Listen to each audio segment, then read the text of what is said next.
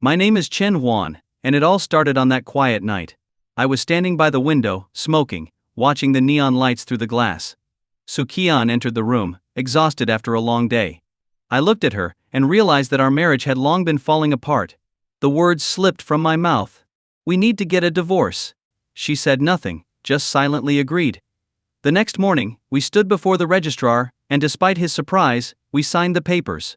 After the divorce, I watched the snow falling on the streets and wondered how things would have turned out if she hadn't chosen her career, if we had stayed the way we used to be. She apologized through tears, and I smiled, saying goodbye, as if she were a stranger. Then suddenly I heard the blare of a truck horn. I turned around and saw a huge truck speeding straight toward her. Without thinking, I ran toward Su Qian, but it was too late. The truck hit both of us. When I opened my eyes, everything around me was different. School classrooms, young faces everywhere. I touched my face. I was young again. I had returned to the year 2011, to my high school days, back when Su Qian and I didn't even know each other yet. The school radio turned on, and I heard her voice, so familiar, though back then we hadn't been close. But then one realization struck me. The quote she read over the radio was from a book that would only be published in the future, in 2013. "Listen up." The chubby, bespectacled math teacher snapped through the room, tapping the board. This type of question is a favorite on the college entrance exam, worth big points. The first part? An easy 6 points. So, how do we begin? First, we need to. But Chen Huan wasn't listening. His mind was elsewhere, consumed by a single, shocking realization. Su Qian had also been reborn. With his chin resting on his hand, Chen Huan had pieced this together after reflecting on her words from earlier. What should he do now? Memories of Su Qian from his previous life flashed through his mind, and finally, a smile spread across his face. Since he already knew how it would end, it was better to stop everything before it even began. The first thing he would do after being reborn? Avoid Su Qian altogether. If life could remain as beautiful as it was when they first met, let everything stay frozen in those memories, in the golden days of high school. "Old Chen, hey old Chen." His deskmate nudged his arm. Chen Huan turned around. It was Ho Jun, the same boy who had called him to lunch earlier. He knew his name, Ho Jun. Glancing around to check if the coast was clear, Ho Jun said, "If the teacher comes, wake me up. I'm gonna take a quick nap." Having spoken the words every student has heard or said at some point, Ho Jun expertly grabbed a few books from under the desk, added them to the already tall stacks, propped himself up, and dozed off. Hearing the familiar phrase, Chen Huan couldn't help but chuckle. He had said the same thing plenty of times in the past. From the front of the classroom, the math teacher glanced at Ho Jun sleeping in the back row, then at Chen Huan, who was clearly daydreaming. With a sigh, the teacher continued the lesson. Both Ho Jun and Chen Huan were at the bottom of the class rankings, first to last and second to last, respectively. They had long been written off by the teachers. The competition between the two was like a slow bicycle race. Whoever tried harder might lose the coveted spot of being the worst. As the class neared its end, the math teacher adjusted his glasses and said, "You're already in your second year now, so I won't say much more. I just hope you won't regret wasting your time when you should be working hard." With that, he cast a meaningful glance at Chen Huan and Ho Jun in the back row before leaving the room. Chen Huan caught the look, knowing full well it was aimed at him and Ho Jun. In high school, his grades were poor, making him a struggling student in the teacher's eyes. Still, he didn't disrupt classes and got along fairly well with his teachers. Perhaps that's why the math teacher had chosen to speak those words. After a moment of thought, Chen Huan pulled out his math textbook and began studying from the very beginning. Though he hadn't touched high school material in a long time, going over it again triggered memories, and bit by bit, the forgotten knowledge returned. "Wow, old Chen, you're actually studying while I'm asleep?" Ho Jun groggily woke up, amazed. "I can't let you beat me on the next exam. You've got to stay behind me in the rankings," Ho Jun said, determined. "Behind you?" Chen Huan paused, confused. With a smirk, Ho Jun explained, "Last time I was second to last, and my mom bought me a new phone. If I come in last though, it's gonna be bad. No time to talk, I gotta hit the books." Chen Huan clicked his tongue in disbelief. Even this was a competition? The rest of the afternoon was filled with self-study periods. Chen Huan stayed focused on his math textbook, not even taking a break between classes. Seeing this, Ho Jun hesitated at first, but then gritted his teeth and kept his eyes on the math textbook that felt like a foreign language to him. In the teacher's office for the second-year students. "Hey Zhang, those two from your class, Chen Huan and Ho Jun, they're always sleeping during lessons. A few teachers gathered for a chat, and the math teacher mentioned their behavior. Zhang Wenzhong, the homeroom teacher and Chinese teacher for class 3, sighed at the mention of their names. He had spoken to both of them before. They knew what was wrong, but they didn't change. As Hu Jun had put it, sleep during class, use the bathroom after, eat when it's time to eat, and at home, I'm clueless. Zhang Wenzhong felt a twinge of pity for students with such poor grades. He had tried numerous strategies, but none seemed to work. Knock knock knock. A knock came at the door. Zhang Wenzhong snapped out of his thoughts and looked up. It was Su Qian, the top student from class 1. The female teacher with round black glasses smiled. Su Qian, do you need something? Su Qian's expression was firm. Miss Yang, I'd like to transfer classes. What? Miss Yang jumped up in surprise. The other teachers also looked at Su Qian, astonished that such a stellar student would want to transfer. Why? Is someone bullying you? Miss Yang walked over, calming herself before speaking. Su Qian shook her head. No. I've just been feeling a lot of pressure lately, and I've been getting headaches. I thought a change of environment might help. Miss Yang frowned and touched Su Qian's forehead. Headaches are no small matter. Let me take you to the nurse's office. Su Qian quickly waved her hands. No need. It's just the pressure from being in class 1. I think I need a breather. Inside, Su Qian was nervous. Her head wasn't hurting at all. She wanted to transfer for one reason only to find the Chen Wan who no longer knew her. When she realized she hadn't died and had, in fact, been reborn into her high school years, the first thing she knew she had to do was win Chen Wan back. She regretted it all. When she had held that divorce certificate and watched Chen Wan walk away, it had felt like her heart was being torn from her chest. To hell with work, to hell with contracts. She just wanted him back. Miss Yang, seeing the serious look on Su Qian's face, hesitated. Go on back to class for now. I'll think about it. Su Qian nodded and left the office. After Su Qian left, Miss Yang picked up the phone and called her father. Hello, Mr. Su? This is Ms. Yang, Su Qian's homeroom teacher. Just now. The 3 self-study periods had gradually awakened the dormant parts of Chen Huan's brain, while Hao Jun had surrendered after 2 periods, becoming the lazy sleeper once again. Chen Huan, a day student, packed his bag when the final bell rang, ready to head home. Chen Huan. The voice behind him made him freeze on the spot. He hesitated for a moment before turning around. Sure enough, it was Su Qian. She stood there in her blue and white school uniform, a few loose strands of hair falling over her smooth forehead. She looked at Chen Huan with a gentle smile, the sunlight illuminating her face. Her smile reached her eyes, curving them into crescents. Can I pursue you? Su Qian's soft voice was like the gentle purring of a kitten. Chen Huan's heart began to race uncontrollably. Chen Huan looked at Su Qian in front of him. For a moment, the shy, blushing girl from their college days overlapped with the person standing before him, leaving him disoriented. He paused and said, I don't know you. It's okay, you will soon. Su Qian giggled lightly. Remember my name, Su Qian. Su like in tassel, Qian as in light and shallow. She said her name with a serious face, though still smiling. Oh. Chen Huan nodded, turned around, and walked away. His racing heart finally began to calm. I'm trying to avoid her, but why is she coming to me? Chen Huan left the school building and sighed. His home wasn't far from school, and he usually rode his bike to get there. Relying on his hazy memories, he found the bike rack. But now he was faced with a new problem: an endless row of bicycles. Which one is mine? Why do so many of these bikes look the same? After rummaging through his bag, Chen Huan found the key to his bike lock and started searching. Not this one. Mine's black if I remember right. Nope, mine doesn't have a basket in front. This one looks similar. As he carefully inspected the bikes, his eye unintentionally caught a glimpse of Su Qian nearby, looking equally troubled, seemingly searching for something. Without thinking, Chen Huan quickly turned and headed for the school gate. Chen Huan. Chen Huan. Su Qian called after him, making him pick up his pace.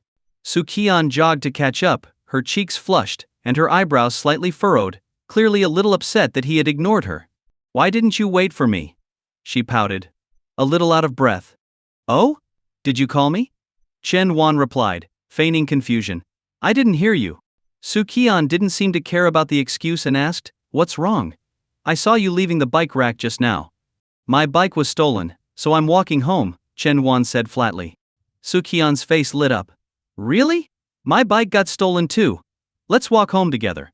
Chen Huan gave her a silent glance, inwardly thinking your bike wasn't stolen. No thanks. I prefer walking alone, he said, about to leave again. Su Qian grinned playfully. Walking alone? You mean alone with me? Even after 8 years together, Chen Huan had never seen this side of her. Back when he was pursuing her, she had always been so cold and distant. Without responding, Chen Huan left the school gate and continued walking towards his home. Su Qian, seeing that he wasn't talking to her, pouted but still happily trailed behind him. Wait, is this even the way to your house? Chen Huan finally stopped and turned to face her. Su Qian nodded eagerly. Yeah, what a coincidence, right? Haha? Chen Huan gave a dry laugh and continued walking. He knew exactly where her house was, and it was in the opposite direction. As they neared his house, Su Qian finally stopped, watching quietly as Chen Huan entered.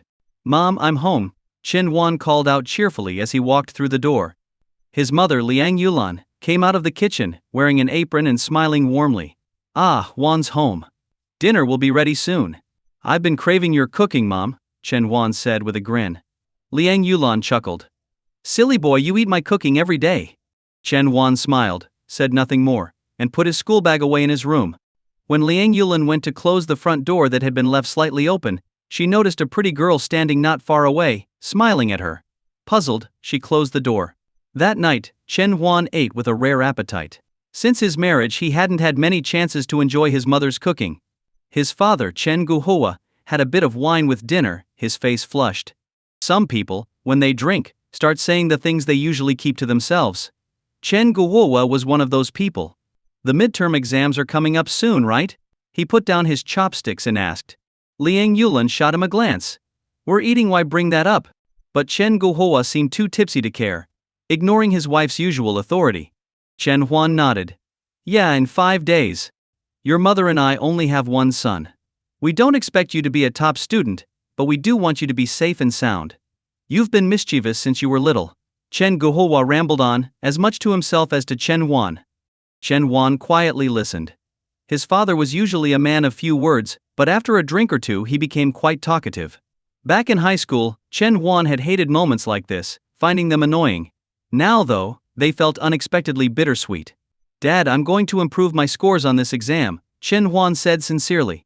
Chen Guohua fell silent, his cloudy eyes suddenly showing a spark of hope. Even Liang Yulan seemed surprised by her son's words. Good. I believe you, Chen Guohua said, smiling, as he took another sip of his wine. Dad, let me toast to you.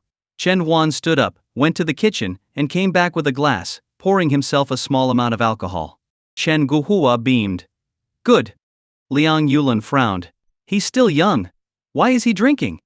Chen Guohua closed his eyes, swaying slightly as he smiled contentedly. Not that young anymore. He's almost grown. Early the next morning, Chen Huan headed straight to the bike rack by the school gate. He easily spotted his bicycle among the scattered bikes this time. Back in class, only a few of the top-performing students were already seated, quietly studying. Chen Huan sat down at his desk and began reviewing his math book. No way, Chen Huan, you've gone mad. Hao Jun exclaimed when he arrived at the classroom, surprised to see Chen Huan studying so early.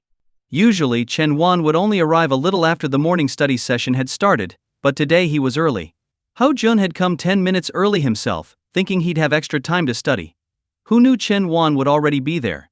As the morning study bell rang, Hao Jun unusually didn't fall asleep or chat with Chen Huan. Instead, he seriously flipped through his physics book. But this burst of dedication lasted only about 10 minutes. Hey old Chen, did you hear? Su Qian from class 1 is going to transfer classes, Hao Jun whispered conspiratorially. What? Chen Huan was dumbfounded. Don't listen to him. Another student chimed in from the back. I heard she has depression. It's really serious.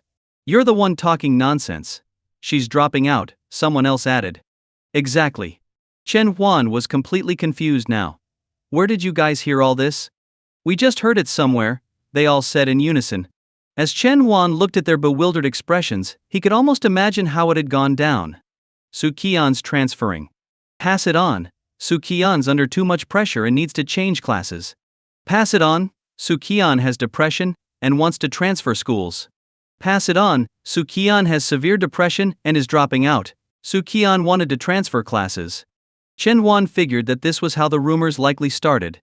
As for the real reason behind her desire to transfer, he knew it all too well. She's doing this because of me. But transferring wouldn't be easy for her. Class 1 was the top performing class, and Su Qian had always been an excellent student. Her homeroom teacher would have no reason to let her go. With that thought, Chen Wan relaxed a bit. He ignored Hao Jun and the others gossiping nearby and continued reading his math book. There were 5 classes that morning, but Chen Wan spent all of them buried in his math studies. As more long-forgotten knowledge resurfaced, he found himself reading faster and faster. Meanwhile, Hao Jun, who had given up on studying altogether, decided not to sleep but instead pulled out a martial arts novel and started reading it with great interest. Chen Wan didn't bother persuading Hao Jun to study. He knew that after graduating from university, Hao Jun would inherit his father's company. It was then that the young and naive Chen Wan had first realized how different people's fates could be. In the second-year office. "Mr. Su, I asked you to come today to discuss Su Qian's recent psychological issues," Miss Yang said, her expression serious. "Have you noticed anything unusual about her behavior lately?" Su Qian's father, looked equally grave. He had received a call from Miss Yang the previous day, informing him that his daughter might be experiencing some psychological difficulties. That night, he had come home early to observe her carefully. "Yes. I did notice some changes," so he nodded thoughtfully. "She usually doesn't talk much with me, but last night she talked a lot." "I see." Miss Yang exhaled. Su Qian might indeed be going through something. "She told me yesterday that she's under a lot of pressure and wants to transfer classes. I haven't given her an answer yet." He grew anxious. "Miss Yang, what should I do? Should I find a psychologist for her?" Miss Yang shook her head. "I consulted a psychologist friend of mine yesterday. Her advice was not to put too much pressure on Su Qian. Parents should spend more time with her. It's just a mild issue for now, and involving a psychologist might make things worse." He looked remorseful. "Work has been so busy lately, I haven't had much time to pay attention to her, and with her mother gone. I didn't realize it would affect her like this." Sigh. Miss Yang sighed inwardly. Su Qian was a beautiful girl, bright and hardworking, a student everyone liked. But her mother had passed away in a car accident when Su Qian was very young. "Well, I'll head home now," He said, standing up. "Please keep communicating with her. If anything comes up, feel free to contact me." Miss Yang stood as well. "Thank you, Miss Yang. Please keep an eye on her at school." "Of course." At dusk, the last rays of the setting sun painted the sky red, casting a soft glow across the horizon. A boy and a girl walked one after the other. The evening sunlight stretched their shadows long on the ground. The gentle autumn breeze lifted the strands of the girl's hair, and her skirt fluttered playfully in the wind. Chen Wan was slowly pushing his bicycle uphill. Behind him, Su Qian ran to catch up, her face flushed as she panted for breath. "What are you following me for?" Chen Wan frowned. Su Qian pouted and looked away. "Who said I'm following you? I'm just on my way home." She glanced at his bike. "So, you found your bicycle?" "Yeah," Chen Wan replied as he continued walking. "I forgot to lock it yesterday and someone accidentally took it. By the time they brought it back I had already gone home. I came to school early this morning and found it." "Oh," Su Qian blinked, nodding in agreement. "Stop following me." Chen Wan hopped on his bike and sped off without looking back. Su Qian watched him ride farther and farther away, biting her lip as she turned to head in the opposite direction, towards her own home. "Tomorrow I should come earlier," Su Qian thought to herself. In Class 3, Year 2.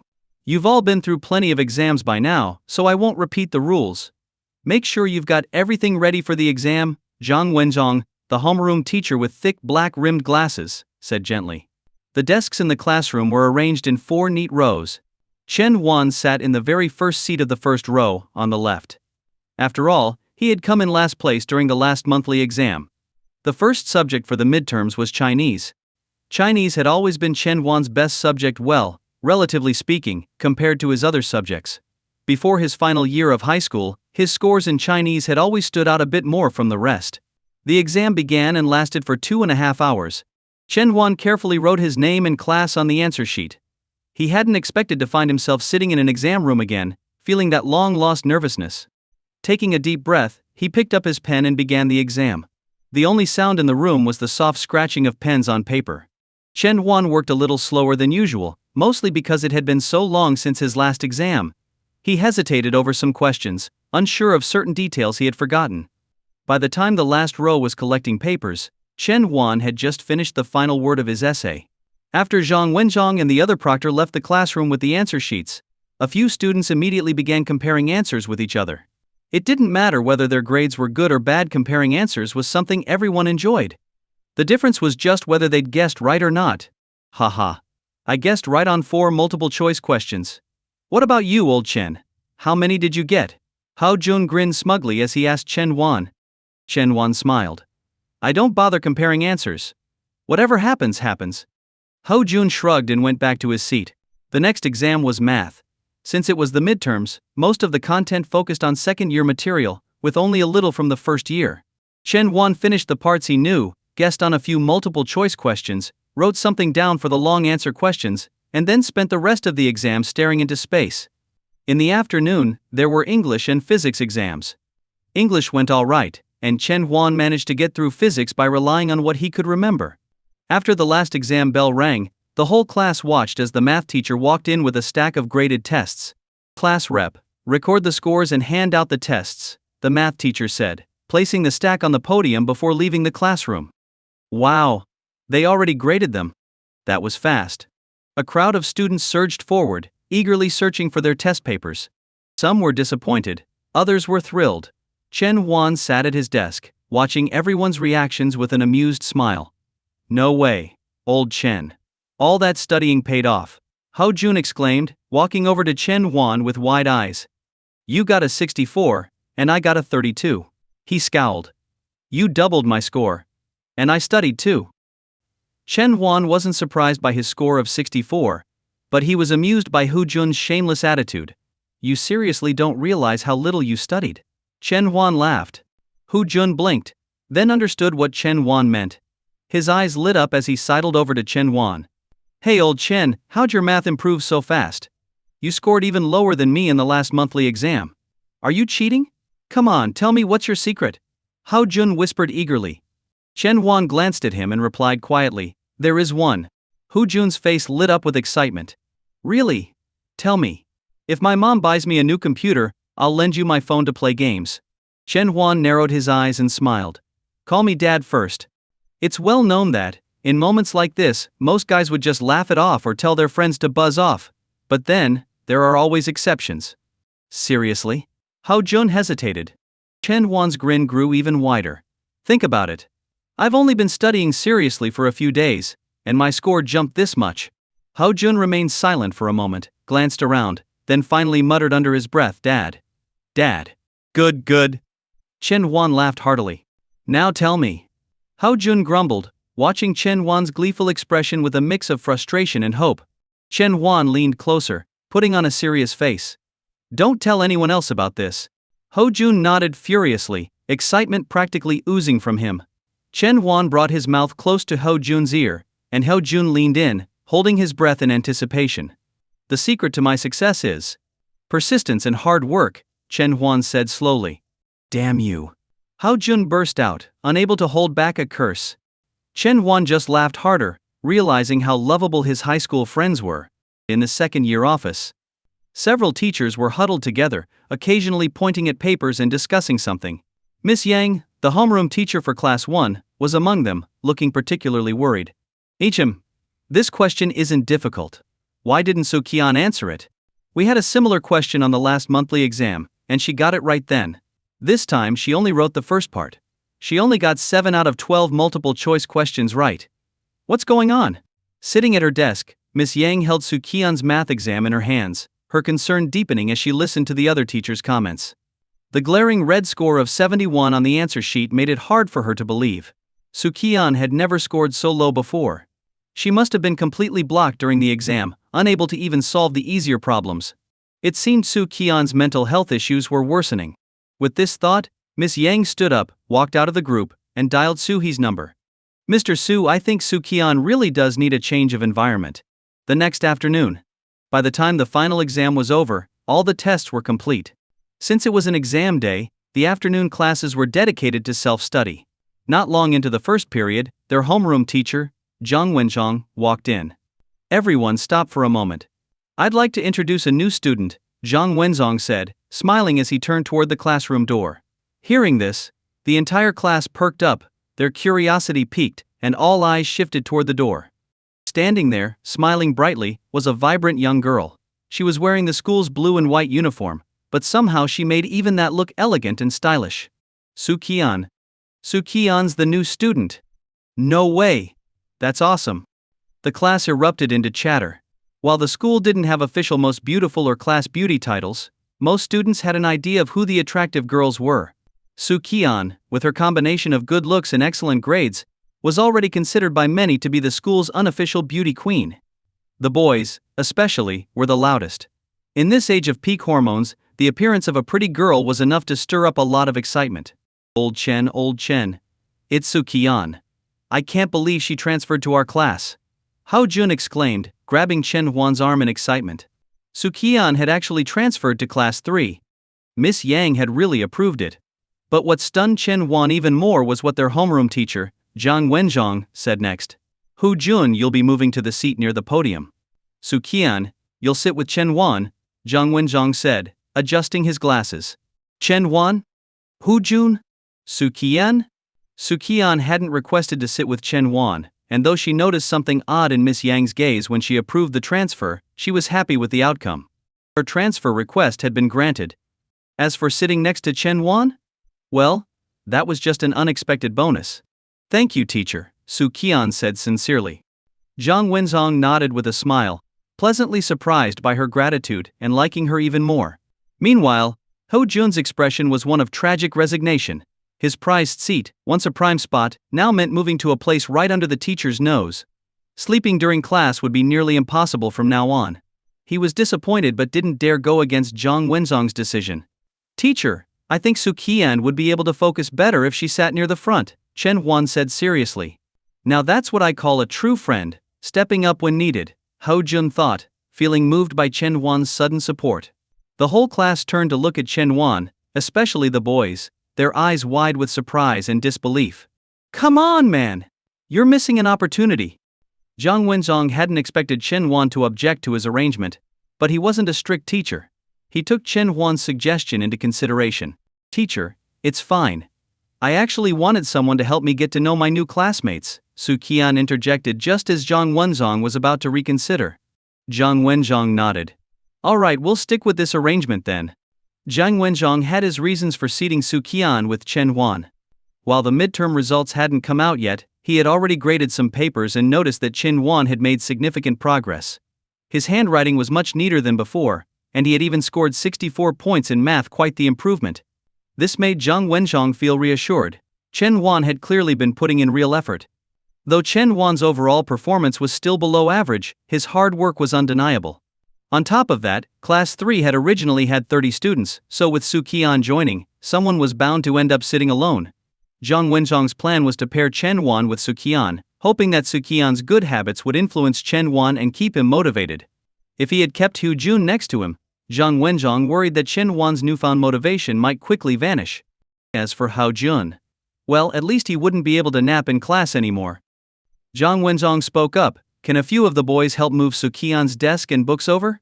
Before he even finished speaking, over half the boys in the class jumped to their feet and rushed out the door, eager to help move things from Class 1 next door. Meanwhile, Su Qian walked over to Hao Jun and smiled. Thank you. Hao Jun, who had initially been reluctant, suddenly sped up his packing, blushing slightly as he waved his hand awkwardly. No need to thank me, really. He quickly grabbed his desk and left, leaving Chen Huan standing there, watching in disbelief. Su Qian's eyes curved into a smile as she said, Hello, Chen Huan. It suddenly doesn't feel so great, Chen Huan muttered. Chen Huan, come with me for a moment, Zhang Wenzhong called from the podium. Chen Huan stood up and followed him out of the classroom. Chen Huan, you made some progress in this midterm compared to the last one, Zhang Wenzhong said, patting him on the shoulder as they reached the staircase. Chen Huan nodded, but he sensed that Zhang Wenzhong had something more to say. Sure enough, Zhang's smile faded slightly. Do you know why Su Qian from the advanced class transferred to our class? Why? Chen Huan asked, puzzled. Su Qian has been struggling with some mental health issues. The pressure has been too much for her, and her grades have been slipping. That's why I need you to keep an eye on her, support her emotionally, and let me know if you notice any changes in her mood. At the same time, I hope you can learn from Su Qian and steadily improve your own grades, Zhang Wenzhong explained. Chen Huan was surprised, but then a small smile crept across his face. Mental health issues causing her grades to drop? More like she's forgotten all her high school knowledge, just like me. Thinking this, Chen Huan nodded along with Zhang Wenzhang's words, playing the part. Alright, you can head back now. Let me know if anything comes up, Zhang said. Got it. Chen Huan nodded and turned back to the classroom. When he returned, the boys had already placed Su Qian's desk and books next to his. As Chen Huan entered, many of the boys quickly shifted their gazes from Su Qian to him, and then glanced over his shoulder, as if expecting something more. Chen Huan sat down, casting a complex look at Su Qian, who seemed slightly uneasy under his gaze. I heard you're depressed? Chen Huan raised an eyebrow. Su Qian froze for a moment. I didn't know that. Chen Huan repeated what Zhang Wenzhang had told him. Only then did Su Qian understand why Miss Yang had so easily agreed to her transfer request. Suddenly, her eyes widened slightly, and she furrowed her brow. You know, now that I think about it, I'm feeling pretty down. Maybe I really am depressed. How about giving me a hug? I wouldn't mind. Chen Huan. Chen Huan Gun. Su Qian glared at him, clearly displeased with his lack of compassion. During the self-study period that afternoon, Su Qian didn't bother chatting with Chen Huan, but instead spent her time watching what he was doing during class. She had thought he might nap or read a novel, but to her surprise, he pulled out a math textbook and started studying. This was unexpected. She vaguely remembered Chen Huan telling her that he barely studied in high school, only improving his grades in his final year. What are you staring at? After being stared at for so long, Chen Huan felt uncomfortable, even if the person staring was his wife or rather, his ex-wife. What was your score on the last exam? Where did you rank? Su Qian passed him a note. Chen Huan glanced at the note and didn't bother writing back. Instead, he whispered, 278. Dead last in the class. As soon as he said it, he remembered that he had once told Su Qian a little about his high school days. After all, they had met because they went to the same high school. Had he told her when he started taking studying seriously? He casually glanced at Su Qian, noticing her slight frown, deep in thought. A bad feeling crept up on him. Thinking quickly, Chen Huan picked up his black pen and started drawing on a diagram in his math book. His hand moved swiftly, and within moments, he had sketched out an anime character that perfectly blended with the original drawing. Drawing was one of Chen Huan's hobbies. Whenever he got bored in class during middle or high school, he would doodle in his textbooks. Su Qian snapped out of her thoughts, scribbled something on a piece of paper and passed it to him. Stop doodling in your textbook. Focus on studying. Chen Huan glanced at the note, then at Su Qian, who was puffing out her cheeks in frustration. Ignoring her, he moved on to his next drawing. Ouch. Chen Huan winced as he rubbed his arm, turning to see Su Qian glaring at him. This time she didn't pass a note but whispered, study, or I'll keep watching over you. Chen Huan raised an eyebrow. What if I don't? Su Qian waved her black pen in front of him. Then, I'll poke you with this. Fine, fine. I'll study, Chen Huan said. Pretending to give in, though feeling quite pleased with himself. He knew Su Qian all too well. Her reaction had gone exactly as he had predicted. This way she wouldn't suspect anything and he could keep up his act of studying diligently. Perfect. Chen Huan resumed his studies from where he left off, when suddenly, the class was filled with excited whispers. It's snowing. It's snowing. Wow, such big snowflakes. Chen Huan looked up, noticing snowflakes softly falling outside the window, landing on the glass before disappearing. It was the first snow of 2011, arriving right on time. Snow always brought joy to people, and the classroom, which had been quiet, grew lively with the excitement of the snowfall. Su Qian stared out at the snow, her expression complicated. That day, it had been snowing just like this. The classroom eventually settled down, though students continued sneaking glances at the swirling snowflakes outside. Ding.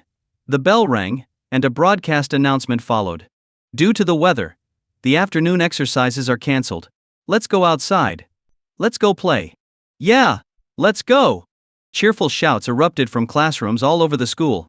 Chen Huan wasn't particularly enthusiastic, but Su Qian's face lit up with excitement. Let's go outside and take a walk, Su Qian suggested happily. Chen Huan knew Su Qian loved snow, but he flatly refused. No. Come on. Let's go, Su Qian nudged his arm, her tone almost pleading. Please? If this had been high school Chen Huan, he might have agreed. But now, knowing Su Qian's personality all too well, he remained firm. No. Old Chen. Let's go out and play. Ho Jun called out, walking over from the front of the classroom. No. Come on, you have to go. Hey, stop pulling me. Chen Huan was dragged out of the school building by Ho Jun, with Su Qian following behind them.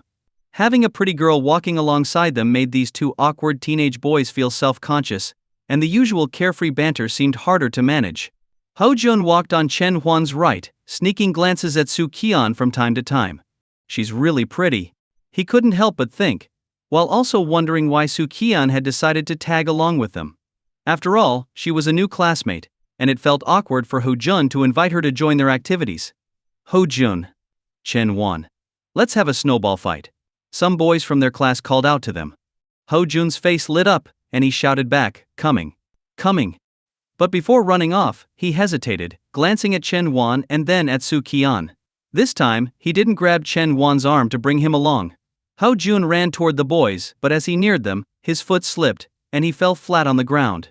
Oh no! A feeling of doom washed over Ho Jun as Chen Huan and Su Qian instinctively turned away, avoiding what was soon to become a human snowman. In snowball fights, the worst thing that could happen was falling on the ground. After one class period of snow accumulating, the plastic track around the field had already been covered with a thick white layer. As they walked, the snow crunched underfoot. The snowfall had lightened, and Chen Huan and Su Qian slowly began walking around the track. Su Qian walked very slowly, her head slightly lowered, letting the snowflakes fall on her head and shoulders. Chen Huan felt a wave of nostalgia. He didn't know when it had happened, but they had stopped having quiet moments like this, walking side by side in silence. He hadn't expected that they would have the chance to walk together again, here and now, in this place. Chen Huan took his hand out of his pocket, intending to brush the snow off Su Qian's head. Don't move, Su Qian said suddenly, her voice unexpectedly laced with a trace of anger, as if she were holding back tears. Chen Huan paused, then lowered his hand. They continued walking, lap after lap, in silence. Chen Huan wasn't sure what Su Qian was thinking. After a moment he stopped. All right, let's head back. Su Qian stopped too, her long hair now dusted with snow. Her voice was gentle as she spoke. Chen Huan. Yeah? He replied. She turned to face him, her eyes glistening with unshed tears, but a sweet smile spread across her face. Do you think right now we could say we're growing old together? Do we still have a chance? Chen Huan fell silent for a long moment before responding. What are you talking about? Su Qian wiped the tears from the corners of her eyes, and, with a playful smile, reached out and brushed the snow off Chen Huan's head. I read this in a novel yesterday. Just thought it sounded funny. Chen Huan glanced at the snow piling up on her head and said, You're quite the actress. Let's go back to class. Okay, Su Qian replied with a smile. Suddenly the loudspeaker blared from the tall pole above them. The two students walking on the north side of the field, report to the office immediately. Chen Huan and Su Qian both recognized that voice instantly. Every student has encountered that one disciplinarian during their school years. The teacher who patrols the halls during classes and stands watch over the corridors during breaks, making students quake in their boots. At Huayang One High School, that person was He Jianguo, the school's head disciplinarian. Students feared him, and his catchphrase was, As long as I'm here, Huayang will always be the most disciplined school in the city. But of course, everyone just called him Director He. The couple on the north side of the field, come to the office now. The loudspeaker blared again. Chen Huan looked around, and it dawned on him that He Jianguo was referring to them. Most students were in the center of the field, but he and Su Qian were the only ones walking laps around the edge. Su Qian also seemed to realize the situation. They exchanged a quick glance before quietly slipping into the crowd of students in the middle of the field. Only an idiot would go to the office right now. Third floor, disciplinary office. He Jianguo adjusted his glasses, squinting as he scanned the sea of students, trying to find the pair he had spotted earlier. He had clearly seen them, a boy and a girl walking laps, with the girl sweetly brushing snow off the boy's head. If that wasn't early romance, what was? Huayang One High School absolutely would not tolerate students dating. This is outrageous. He Jianguo fumed, searching for the couple but finding no one. His face reddened with frustration. A nearby teacher noticed and asked, Director He, what's wrong? I just saw two students getting all lovey-dovey in public, completely inappropriate behavior for school. And now they've run off right under my nose. He Jianguo exclaimed, his round face jiggling slightly as he spoke in his usual authoritative tone, though this time there was something almost comical about it. The teacher bit back a smile, feeling it wasn't appropriate to laugh, and instead nodded politely. The matter, in the end, was left unresolved. Finding two students in identical school uniforms in a crowd on a snowy day, even with surveillance cameras, was no easy task. The next morning, Su Qian's house. Su He, still groggy from sleep, crawled out of bed and began his morning routine, preparing breakfast as usual. To his surprise, he heard an alarm go off from Su Qian's room. Su He glanced at the clock on the wall, confused. Why is she up so early today? I usually have to make breakfast before I wake her. A few minutes later, Su Qian's bedroom door opened, and she stepped out, wearing her bear-patterned pajamas, rubbing her eyes as she made her way to the bathroom. Su He watched his daughter's unusual behavior, wondering if her condition had worsened and was now causing insomnia. During breakfast, Su He casually asked, "Sweetie, have you been sleeping well lately?" Su Qian swallowed her food and replied, "I've been sleeping just fine." Su He nodded, though his mind raced with more thoughts. Ain't him. Hiding your symptoms is a typical sign of psychological issues, isn't it? Su Qian finished her breakfast quickly, said goodbye, and hopped on her bike to leave for school. Su He watched her leave, and to his surprise, she took a different route than usual. Isn't she going the wrong way? Su He, a father burdened with worry, felt the weight on his shoulders grow even heavier. At Chen Wan's house. "Mom, I'm heading out," Chen Wan called as he grabbed his backpack and walked toward the door. "Watch out for traffic," his mom Liang Yulan reminded him. "Got it," he answered, pushing his bike out the door. He hopped on and leisurely rode toward school.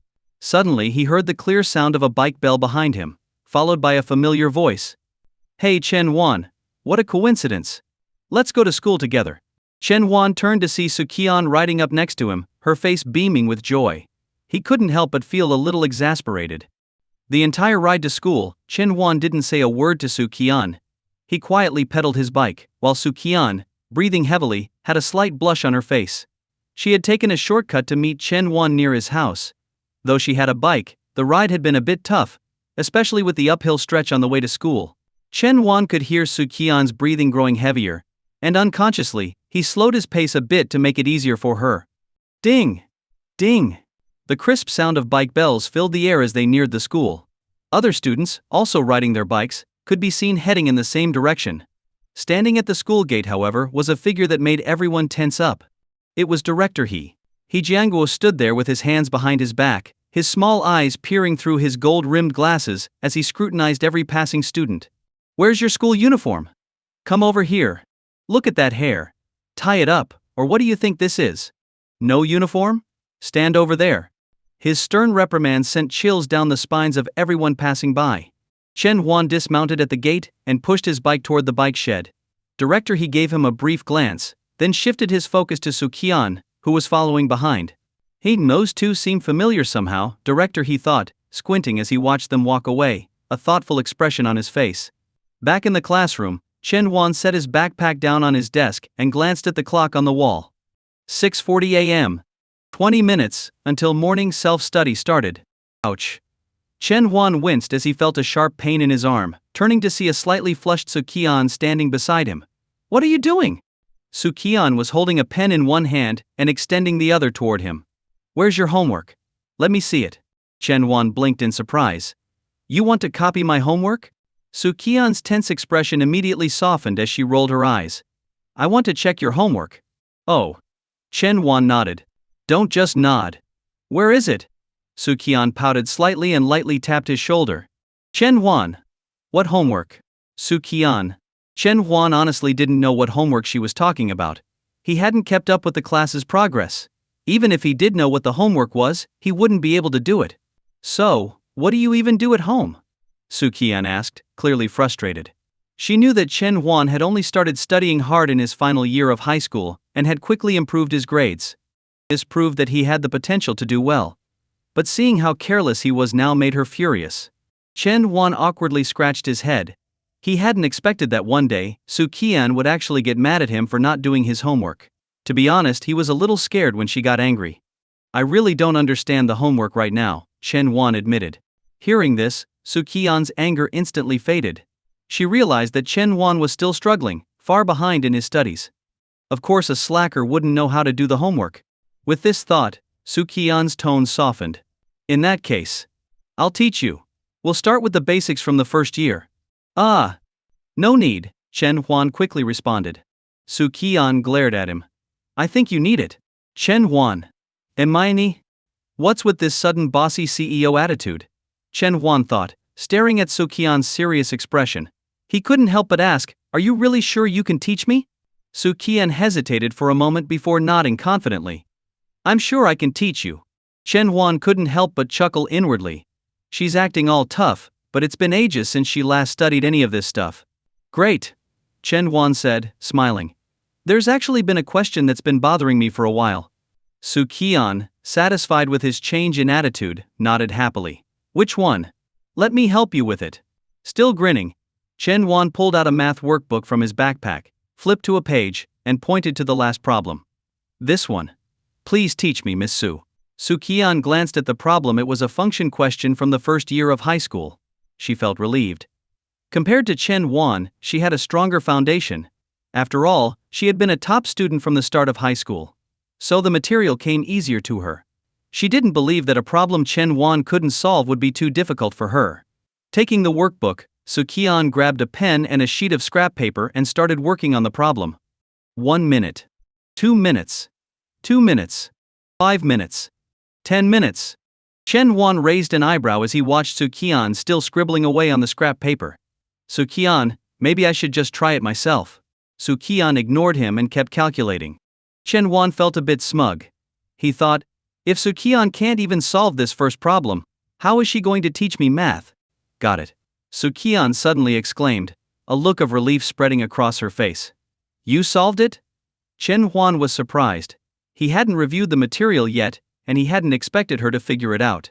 He double-checked her answer, and when he saw that it was correct, a sense of dread washed over him. Wait, wasn't my plan to avoid Su Qian? Why are we interacting even more after being reborn? This is a disaster. Su Qian cleared her throat. Chen Huan, pay attention. Miss Su's math class is about to begin. Oh great, here comes the lecture, Chen Huan thought sarcastically as he watched her prepare to explain the problem. Life, huh? After exams, teachers usually went over the midterm test papers in class. The English teacher stood at the blackboard, reviewing the answers to the multiple choice and fill-in-the-blank questions. As she went through each one, the students' moods shifted like a roller coaster. Chen Huan mentally calculated his score around 70 points, 30 points higher than his last exam. Back in his high school days, he had scored 132 on his English exam for the college entrance test. But since graduating from university, he hadn't needed English much at work, so he had forgotten a lot of vocabulary. If he hadn't remembered some test-taking strategies, his score might have been even lower. Su Qian had already checked her answers too, though her expression was unreadable. Chen Huan couldn't help but ask, how'd you do in English? About 110, Su Qian replied. That's good. Chen Huan nodded. He knew that Su Qian sometimes used English for work. From now on we'll memorize 50 words every day, Su Qian suddenly said. Chen Huan blinked. We? Is there a problem? Su Qian raised an eyebrow, her pen gleaming threateningly in her hand. Chen Huan, oblivious to the warning, continued, I think it's faster if I memorize them alone. Ow. He yanked his arm back, now sporting a small black ink mark on his pale skin. Hey, you're a maniac. Chen Huan couldn't help but complain. Su Qian shot him a sharp look. What did you say? As she spoke, her right hand reached for Chen Huan's waist, where she always knew to poke him. Instinctively, Chen Huan covered his side. Okay, I give up. The teacher's coming soon. Su Qian paused for a moment. His reactions hadn't changed since high school. So, are we going to memorize those words? She asked again. Yes, we will, Chen Huan quickly agreed. Come on, Chen Huan, let's go eat. After the last class of the morning, Ho Jun came over, loudly calling out to him. All right, Chen Huan replied, standing up and heading to the cafeteria with him. On the way there, Ho Jun grinned mischievously and asked, So, how does it feel? How does what feel? Chen Huan asked. You know, sitting next to the prettiest girl in school. Must be exciting, huh? I've even noticed you've started studying more. Chen Huan answered honestly, not much of a feeling really.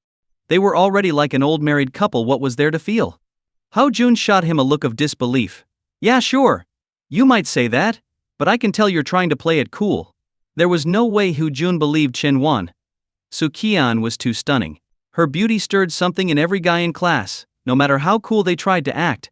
Seeing that Ho Jun wasn't buying his words, Chen Huan didn't bother explaining further. They soon arrived at the cafeteria, swiped their meal cards, got their food, and found an empty table to sit at. They hadn't been eating for long when a sweet voice sounded beside them. "Mind if I sit here?" Ho Jun looked up, his eyes widening in shock. Su Qian. Su Qian wants to sit with us. Ho Jun felt like he was floating on air, his face lighting up with excitement.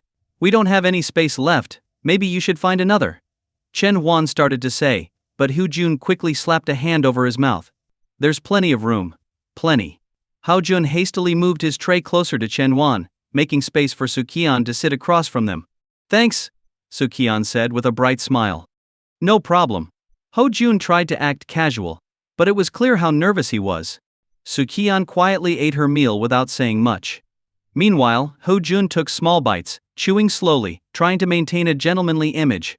That was until he witnessed something that left him utterly dumbfounded. In Su Qian's bowl was a dish of stir-fried pork with green peppers. However, she wasn't eating the green peppers, only the pork. Without a second thought, she casually placed the green peppers into Chen Huan's bowl. Ho Jun blinked hard, then blinked again, making sure he wasn't seeing things. "Wait, what?" Ho Jun was stunned. But what shocked him even more was that Chen Huan didn't even look up. He just ate the peppers without a second thought, as if it was the most natural thing in the world. What's going on here? Ho Jun's jaw practically dropped to the floor. At this point, both Chen Huan and Su Qian seemed to realize what had happened. Su Qian's cheeks flushed red. She had completely forgotten that they were back in high school, which was why she instinctively handed Chen Huan the peppers, just like she used to. "I'm mortified." She wanted to apologize but then realized why didn't Chen Huan react? And he actually ate them? On the other side, Chen Huan was feeling a bit nervous himself. He had also momentarily forgotten they had gone back in time. The scene had been so familiar, just like when they ate together at home, that he had eaten the peppers without thinking. What should I do? Did we just blow our cover?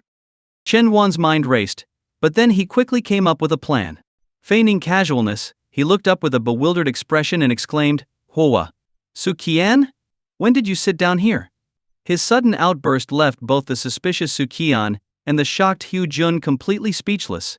Putting his hands together apologetically, Chen Huan quickly said, "Sorry, I thought you were Ho Jun for a second. But, why did you put the green peppers in my bowl?" This quick thinking tactic turned the tables, dispelling Su Qian's suspicions entirely. Her face turned an even deeper shade of red, like a ripe apple. I was going to put the peppers on the table, but I guess I put them in the wrong spot." "Oh." Chen Huan nodded as if he fully understood and continued eating. Su Qian, too embarrassed to say more, also lowered her head and quietly ate her food. Watching them, Ho Jun started wondering if maybe he had overthought things. Perhaps it really had just been a misunderstanding. "Wait, does Chen Huan know I like green peppers?" Ho Jun scratched his head, just about to say something, when Chen Huan suddenly stood up and placed a firm hand on his shoulder. "I'm done eating. Are you finished yet?" Chen Huan asked. Ho Jun looked down at his half-eaten meal and was about to shake his head when Chen Huan added, "If you're not done, I'll just leave you here to eat with Su Qian." "Finished. I'm finished." Ho Jun immediately stood up. He was the kind of guy who had bold ideas but no courage. Imagining eating alone with Su Qian was one thing, but actually doing it, his heart wouldn't be able to take it. Chen Huan nodded in satisfaction. "All right, let's go then." "Okay," Ho Jun agreed, nodding eagerly. Before leaving, he managed to say a quick goodbye to Su Qian. Once the two of them left, Su Qian finally looked up, still flushed with embarrassment. She let out a deep breath, gently patting her chest as it rose and fell. "Oh my god, that was so embarrassing. If it had just been Chen Huan, it wouldn't have been so bad. But with Ho Jun sitting there too, the whole situation felt even more awkward." At lunchtime, the classroom was quiet, with most students resting their heads on their desks, taking naps. It wasn't a comfortable position, and when they woke up, their arms and legs would feel numb, but it was a habit they had all grown used to. Chen Huan, however, couldn't fall asleep, even as he lay on his desk. The seat next to him was empty. He wasn't sure if Su Qian was at the campus broadcast station or off doing something else, but she hadn't returned for a long time. "Maybe I'll sleep for a bit, and wake up when she gets back." With that thought, Chen Huan pushed two chairs together, laid down, and stretched out. "That's better, much more comfortable." Before long, sleep overtook him, and he dozed off. In the haze of sleep, Chen Huan vaguely felt someone gently stroke his hair. Frowning slightly, he shifted his head and fell back into a deeper slumber. By now, most of the class was asleep, while the few who remained were either quietly studying or reading. Su Qian stood by the window, sunlight streaming in, casting a warm glow on her. She happened to block the sunlight that had been falling on Chen Huan's face. She gazed at him tenderly, watching him sleep on the chairs. Unable to resist, she crouched down and gently touched his hair again. Chen Huan. I can win you back, right? Chen Huan mumbled something in his sleep. A soft sound that resembled an hm. Su Qian smiled, her face lighting up with joy. Standing up, she once again blocked the harsh sunlight, leaning against the marble windowsill. She gazed out at the bright blue sky, the gentle wind, and the snow that had yet to melt. What does abandon mean? To give up. And ability? Ability. As they rode their bikes along the narrow path leading to Huayang High School, Chen Huan answered Su Qian's vocabulary questions while pedaling beside her. Not bad. Keep it up, Su Qian smiled, ready to ask the next word when suddenly her bike gave a jolt, and she felt something give way. She braked, got off the bike, and discovered the chain had snapped. What happened? Chen Huan asked, noticing she had stopped. Su Qian frowned and replied, the bike chain broke. Let me take a look. Chen Huan parked his bike, crouched down, and inspected Su Qian's bicycle. At first glance, Chen Huan knew he couldn't fix it. If the chain had just slipped off, he could have put it back, but it had completely snapped. He stood up and said, I can't fix it. You'll need a repairman. I remember there's a bike repair shop not too far from here. Pushing their bikes along the road, they soon reached the repair shop. Inside was a middle-aged man working on another bicycle. His face was weathered and darkened by grease stains. Uncle, my friend's bike chain broke. Can you help us replace it? Chen Huan asked. The repairman looked up, smiling when he saw the two young students. Heading to school, huh? Yeah, the chain broke on the way, Su Qian said, pushing her bike forward. The repairman nodded, set down his tools, and walked over to Su Qian's bike. Squatting down, he began examining the chain. The chain's pretty worn out. It's best to replace it, or it'll keep breaking, the man advised. All right, let's get it replaced. How much will that be? Chen Huan asked. The repairman looked up at their school uniforms and asked, Are you two from Huayang High School? Chen Huan and Su Qian both nodded. The man smiled warmly. My own kid just started there this year too. No charge for you this time. Su Qian quickly expressed her gratitude. Thank you so much, uncle. The repairman removed the broken chain from Su Qian's bike and turned to the rack behind him to search for a replacement. Strange. I could have sworn I had one in stock, he muttered to himself as he continued rummaging through the parts. After a while, the repairman sighed and turned to them. Sorry about this. I'm out of that particular chain. I should have more in tomorrow though. If you're not in a rush, you can pick up the bike then. With no other option, Chen Huan and Su Qian nodded and left the shop. As they walked away, Su Qian's lips curved into a small, almost mischievous smile. She cleared her throat and said, Well, you can go on ahead. I'll just walk the rest of the way to school. Unless, of course, you don't mind leaving me behind. If she hadn't added that last part, Chen Huan might have believed her. But seeing the hopeful look on her face, he sighed and relented. Hop on. We'll be late if we keep walking. Hey, I knew you were the best. Su Qian beamed as she quickly sat side saddle on the back of Chen Huan's bike, wrapping her arms tightly around his waist. You're holding on too tight. I'm afraid I'll fall off. I haven't even started riding yet. The sky was so blue, the breeze so gentle, and Chen Huan's abs felt so. Wait, what? No, scratch that. Breathing in the fresh, sweet air, Su Qian thought everything seemed wonderful.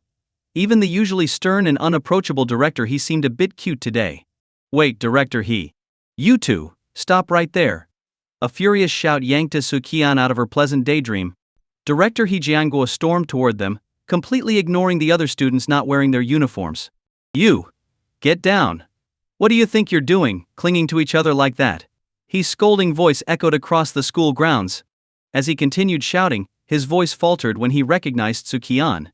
She was one of the star students, and now that she had transferred to class 3, he certainly knew who she was. Disappointment flashed in his eyes. Turning his gaze to Chen Huan, however, He Jianguo drew a blank. He didn't recognize him at all. Director He, you've got it wrong, Chen Huan explained calmly. Su Qian's bike broke on the way here, so I gave her a ride. Su Qian nodded to show that was the truth. She hadn't meant to cause any trouble. Director He adjusted his glasses, clearly feeling insulted by their explanation. They were practically glued together, and they expected him to believe nothing was going on. That was not normal behavior for classmates. He pulled out his phone and expertly dialed a number from his contact list. "Hello, Mr. Zhang, did you know there's a case of early dating in your class? Come to the office immediately." On the other end of the line, Zhang Wenzhong, their homeroom teacher, was on his way to school. He paused for a moment before replying, "Oh, okay, I'll be right there." Hanging up the phone, Zhang Wenzhong tried to think of which two students could possibly be dating. With the situation escalating, it seemed morning study sessions were out of the question. Chen Wan shot a sharp look at Su Qian. His intense gaze made her shrink back a little. She hadn't meant for things to get so out of hand, but riding on his bike had felt really nice. As director, he led them to the office. Chen Wan didn't seem too bothered. After all, it was just a misunderstanding. "I've done nothing wrong. I have nothing to fear," he said confidently.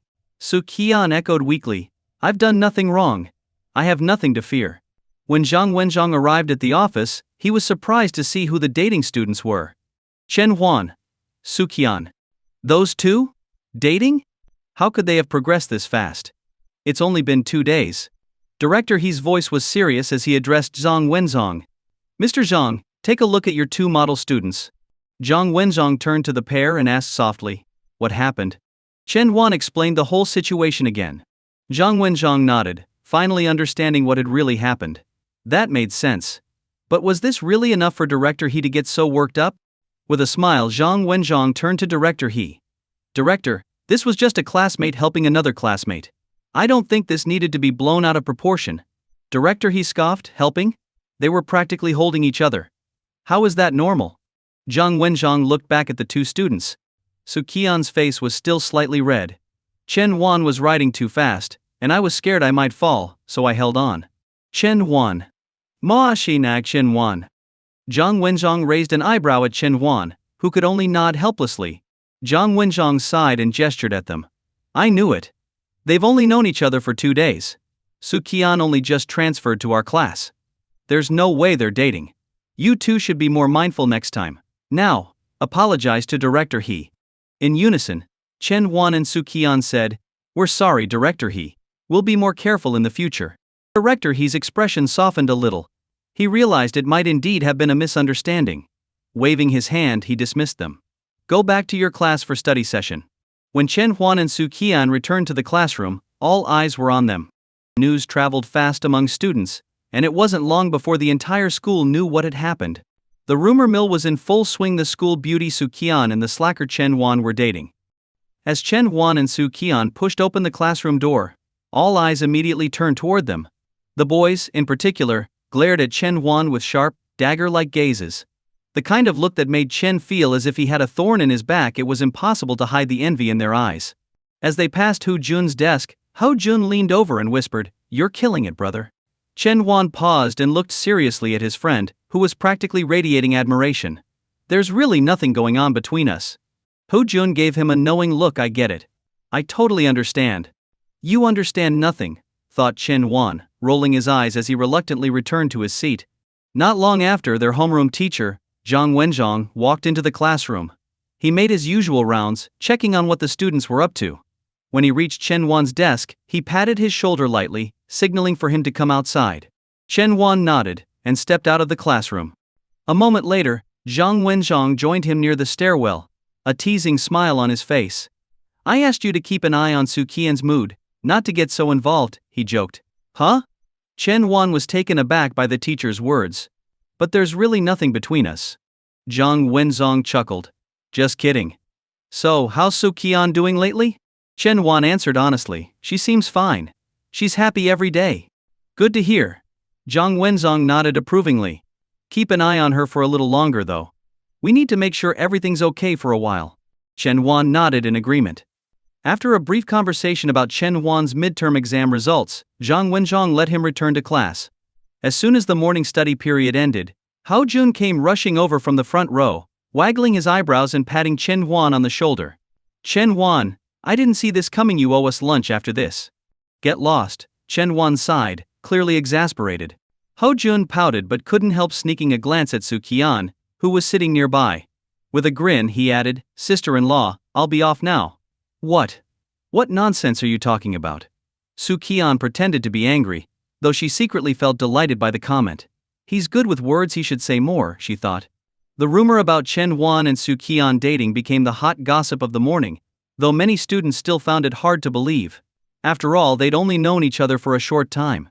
Still, being linked to the school's most beautiful girl in any way left the other boys green with envy. The first class of the day was Chinese. It had been 2 days since the midterms ended, and most subjects' results had already been announced except for Chinese, the slowest to grade. So, when their Chinese teacher, Ms. Yi Zilan, walked in carrying a stack of graded papers, excitement filled the room. The Chinese test results are in. The highest score was 121. The class rep can hand out the papers after class, she said. MSE was a short woman with a pair of black-rimmed glasses. As usual, let's go over some of the standout essays from the exam, she continued. This time, the essay topic was one I personally chose, a semi-open prompt. A love letter to. When I was grading, I came across several well-written essays. Let's take some time to analyze why these essays stood out so everyone can learn from them. The first one is by Zhang Mingyu, titled A Love Letter to the World. Zhang Mingyu, would you mind sharing it with us? Zilan asked, looking toward a student in the middle rows. Sure, teacher. Zhang Mingyu replied. Would you like to read it yourself, or should I? I'll leave it to you, teacher. Ms. Yishi nodded. She always asked for the writer's permission before sharing their work, knowing that some students were shy about having their writing read aloud. A love letter to the world. Even the most ordinary world holds extraordinary poetry. This is my love letter to the world. Her voice was clear and articulate, each word pronounced with precision. Many students enjoyed hearing her read aloud, finding it soothing, almost like listening to a story. It was why, when given the choice, most students preferred to have M.S.C. read their essays. This is the most beautiful love letter I've ever written to the world. When M.S.C. finished, the class burst into applause. The beauty of this essay lies in its simplicity and perspective, she explained, leaning on the podium. Mingyu did a great job of approaching the topic from a unique angle. It was insightful and emotional. After offering some further analysis, M.S.C. moved on to the next essay. The next one is by Zhuang Rui, titled A Love Letter to Myself. Zhuang Rui, would you like to share it? Chen Huan listened to M.S. Gigi read and analyzed the essays, feeling a wave of nostalgia. In high school, Chinese had always been his favorite subject, largely because of how enjoyable M.S. G's classes were. Especially the essay review classes, he never got bored during those. And now we have a rather special one. In fact, this is the only one in the entire grade that was written as a love letter to a future partner, M.S. he said, pulling out another paper from the stack. This essay isn't particularly flowery in its language, but there's a raw sincerity in the words. Even though it's addressed to someone who doesn't exist yet, the emotions shine through. Before continuing, M.S. G paused to look out at the class. I want to remind everyone that what makes an essay great isn't fancy language, but the core of the writing, the feelings it conveys. She smiled as she glanced down at the paper. This essay is titled A Love Letter to Mr. Chen. As she spoke, her gaze swept across the classroom and landed on the back row. Su Qian, would you like to share your essay with us? Whoa! The entire class erupted in whispers and gasps. All eyes shifted to Chen Huan and Su Qian. After the rumors about their relationship that morning, the homeroom teacher had brushed it off as a misunderstanding. But now, during the very first class, this essay confirmed everything. Mr. Chen wasn't that Chen Huan? Suddenly, Chen Huan could feel the sharp stares of his male classmates once again. It seemed that the urge to stab him with their eyes wasn't something that would easily go away. Feeling the intensity of the cold glares, Chen Huan raised an eyebrow and glanced at Su Qian. What's going on? M.S. Z, oblivious to the classroom's reaction, didn't dwell on it. She simply smiled as Su Qian stood up and said, Teacher, I'd like to read it myself. Of course, M.S. Z replied with a nod. Su Qian walked to the front of the class, taking her essay in hand. Under the curious gaze of her classmates, she took a deep breath and began to read. A love letter to Mr. Chen. Mr. Chen isn't a real person, Su Qian explained. Chen Huan what? He's someone from my dreams, she continued. Mr. Chen will appear in my life one day, and become a significant part of it. Su Qian's voice was clear and melodic, making it easy for everyone in the class to understand every word. Chen Huan slightly tilted his head, staring blankly at Su Qian standing on the podium. I once asked Mr. Chen, when did you start liking me? He replied. That day you stood beneath the willow tree, your dress fluttering in the breeze, the air filled with the scent of flowers. You took my breath away. I laughed, and he laughed too. But he didn't know that the moment I first saw him, I thought to myself, wow, this guy is handsome. I've got to make him mine. The whole class burst into laughter. No one expected that the girl, who seemed as ethereal as a fairy, could have such thoughts just like the rest of them. A small smile tugged at the corner of Chen Huan's mouth, his eyes filled with nostalgia. I've always loved this one particular quote. I hope to meet someone like you, like a refreshing breeze in the mountains, like the warm light of an ancient city. From morning to night, from wilderness to study room, all the answers to life's questions become simple. I hope to meet someone like you, who will accompany me through the future and walk with me along the road of life. I read this quote to Mr. Chen, and he said, that person will definitely be me. But in the end, I lost him. Though Su Qian's voice remained steady and clear, everyone could hear the slight tremble, as if she were holding back tears. I want to say, I will win you back. We'll cry together, laugh together, and if we ever fight, and I get really angry, just give me a few minutes to calm down, and I'll come and make things right. Sunlight streamed through the gaps in the leaves outside, falling softly on Su Qian's face. Her gentle, serene expression made everyone feel a pang of tenderness toward her. And now, a short love letter to Mr. Chen. To my dearest Mr. Chen. As I write this, I'm thinking of you. Mr. Chen, I will win you back with love, your Su Qian. Miss Yi Shilan smiled warmly and began to clap, setting off applause throughout the room. The innocent affections of a girl, the quiet feelings of a boy, this is the essence of youth in full bloom. Su Qian returned to her seat, while Chen Huan stared straight ahead, not daring to glance at her. He feared that if he looked her way, he wouldn't be able to resist comforting her, pulling them even deeper into their tangled feelings. Missy's passionate voice faded into a low hum in Chen Huan's ears. He could feel Su Qian's quiet presence beside him, her eyes red and slightly swollen, with tiny glimmers of tears still clinging to her lashes. But she seemed relieved, as if the weight on her chest had finally lifted with the reading of the essay. Even though he doesn't know I was reading it for him. From today onward, she thought, I will be a happy person, study, read, and chase after Chen Huan. After lunch, as students began to trickle back from the cafeteria, a group of boys gathered around Chen Huan, eager to know more about what had happened that morning. It wasn't just the boys, some girls had also perked up their ears, curious to hear the details of the morning drama. Nothing fuels idle chatter more than a bit of gossip. Chen Huan, tell us, why did Mr. He take you and Su Qian to the office this morning? Yeah, we heard rumors that you guys got caught for dating. What's the real story?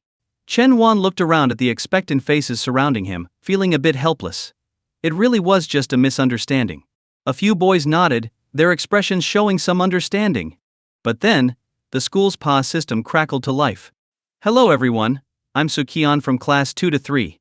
Today I'm going to sing a song for someone I like. The attention of the boys around Chen Huan instantly shifted toward the window, their eyes wide with surprise. Wait, was that Su Qian's voice? What did she just say? Su Qian likes someone.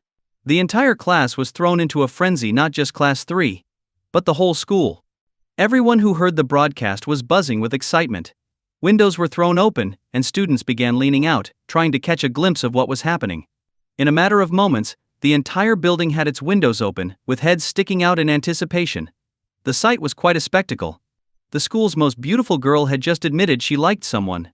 This was big news. They were all desperate to know who the lucky person was. And on top of that, there was something else they'd never heard Su Qian sing before.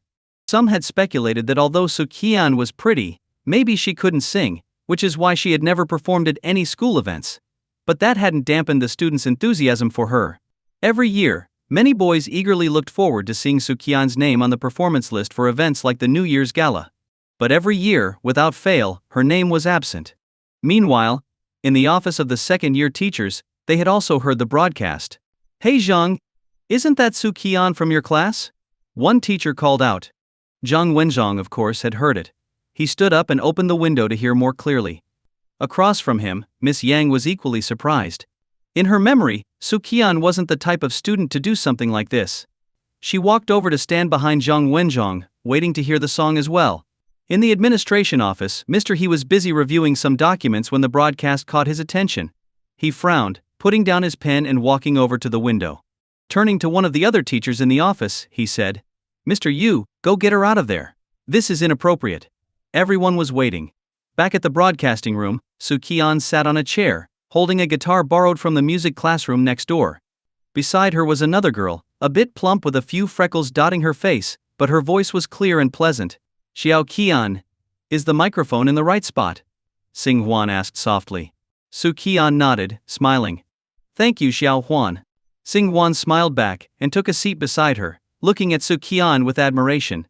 Su Qian's slender, pale fingers gently strummed the guitar, and a familiar melody flowed through the loudspeakers, filling the entire campus. Many recognized the song Courage by Liang Jingru, a love song that had swept across the country. The students in Class 3 couldn't help but glance at Chen Huan. Chen Huan hadn't expected Su Qian to pull off something like this. He shrugged helplessly, indicating that it really had nothing to do with him. As the short guitar intro faded, Su Qian's voice rang out.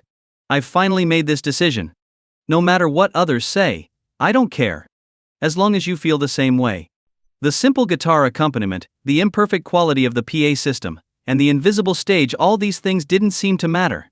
What came through was stunning. Whoa! This is amazing. Is this really Su Qian? She's almost as good as the original singer. After a brief moment of silence, the crowd erupted into cheers. Su Qian's singing was incredible. The boys at the windows started shouting excitedly, with some even whistling, as Su Qian's voice continued to flow through the speakers. I'm willing to follow you to the ends of the earth. I know it won't be easy. But my heart keeps reminding me. The hardest part would be if you suddenly said you wanted to give up. The noon sun was warm, casting a soft glow on Su Qian's serene face, making even the fine hairs on her skin visible. With her eyes closed, she gently swayed her head, her fingers skillfully dancing across the guitar strings. Her voice was tender, a mix of delicate femininity and a unique kind of warmth. Sing Huan, resting her chin on her hands, couldn't help but think, she's so beautiful, so beautiful. Love really does take courage to face the rumors and whispers. As long as you give me that one look of affirmation, my love will have meaning. Chen Huan sat in the classroom, unlike the other boys who were crowded by the window. Hearing the song, he had a sinking feeling Su Qian might be in trouble, and so might he. The entire school seemed to be in a frenzy. One boy started singing along, and soon, nearly every boy leaning out of the windows was joining in. Their voices were rough, unpolished, but filled with raw emotion.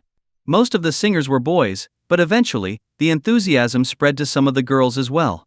They too leaned out of the windows and began humming along. Meanwhile, some students who had just finished lunch, those wandering aimlessly around the courtyard, and even those playing basketball on the courts all stopped in their tracks to listen to the spontaneous sing-along. What are you doing? Stop that immediately. Cut it out. Suddenly, the loudspeaker blared with two harsh shouts, and the singing abruptly stopped. Next came the unmistakable voice of Mr. He Jian, the disciplinarian. Who gave you permission to sing in the middle of the day? And a love song, no less? Who are you singing it for? Your students. Is this how you should behave? With He Jian's arrival, the impromptu performance came to an end. The boys and some girls leaning out of the windows immediately started grumbling. Man, why did they stop? I wasn't done listening yet. Seriously, the broadcast system is meant for playing and singing music. Why can't we sing? Yeah, what's the problem with singing?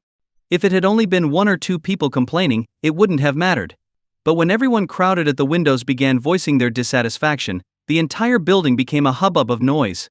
He Jian emerged from the broadcast room and shouted at the crowd gathered at the windows, "Get back inside. Lunchtime is over." His voice carried authority and weight. Given his usual strict demeanor, most students quickly pulled their heads back inside, knowing that he could identify which class they belonged to. But of course, in every group of students, there are always a few who aren't afraid of consequences. Just as He Jian turned around, someone yelled out, "Got it, darling." He whipped around in fury, only to see a sea of heads ducking back inside. All that was left was the faint sound of giggles drifting from the windows. In the administration office. Bang! A palm slammed down hard on a desk, and He Jian, fuming with anger, declared, "This behavior is completely unacceptable. This is a school, not a place for romance." Even someone as composed as Su Qian couldn't help but flinch at He Jian's outburst. Zhang Wenzhong and Yang Man exchanged glances. Zhang Wenzhong was the first to speak up. "Director He, I think it was just a song." "A song?" He Jian interrupted. "Do you know what song it was?" "It was a love song." Yang Man quickly jumped in to defend her student. "Maybe Su Qian just thought it was a nice song to sing." He Jian shot her a glance. "Did you hear what she said before she started singing?"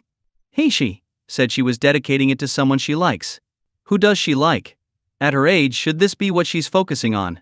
He Jian tapped his fingers on the desk. And on top of that, she used the school's broadcast system to spread this. The nature of this behavior is serious, and she needs to write a public apology.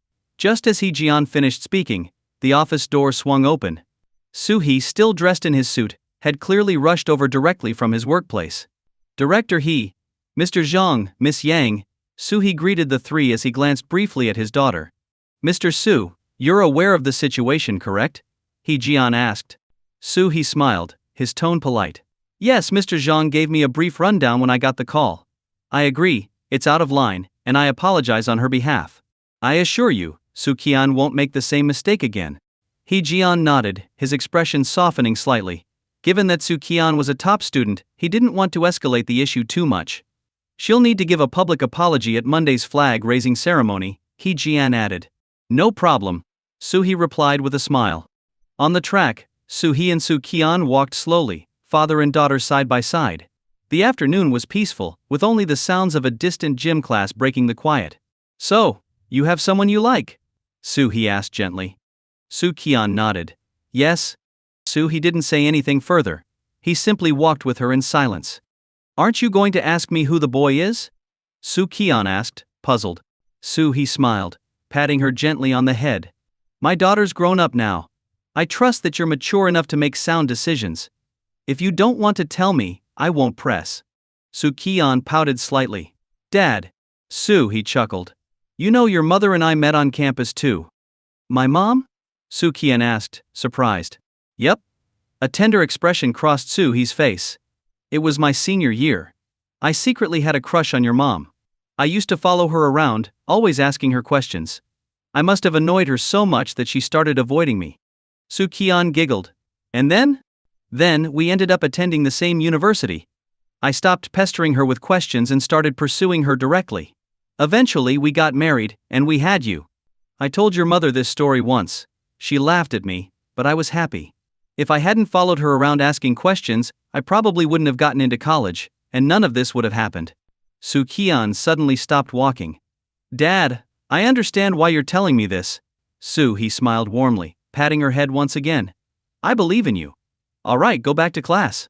Su Qian nodded and turned to head back to her classroom. Oh, and don't forget, you need to apologize in front of the whole school on Monday. Don't let me down, Su He called after her. Got it. Su Qian quickened her pace, smiling as she hurried away. When Su Qian returned to the classroom, the first afternoon physics class had just ended. Under the gaze of all her classmates, she made her way back to her seat. Chen Huan was busy putting away his books. Did you like my singing? Su Qian asked him. It was okay, I didn't really pay attention, Chen Huan pretended to yawn. Su Qian crossed her arms, resting her head on them, turning to the side so that only her clear, bright eyes were visible. Do you want to know who I like? Chen Huan felt a bit uneasy and immediately stretched his back. Not interested, and I don't care. He then laid down on his desk, saying, I'm tired. I'm going to sleep. Don't talk to me. True to her word, Su Qian didn't say anything more. She kept watching Chen Huan's profile with her head still resting on her arms. Chen Huan, pretending to sleep, felt his heart racing a bit. Time passed slowly, and since Su Qian didn't seem to be speaking, he let out a quiet sigh of relief.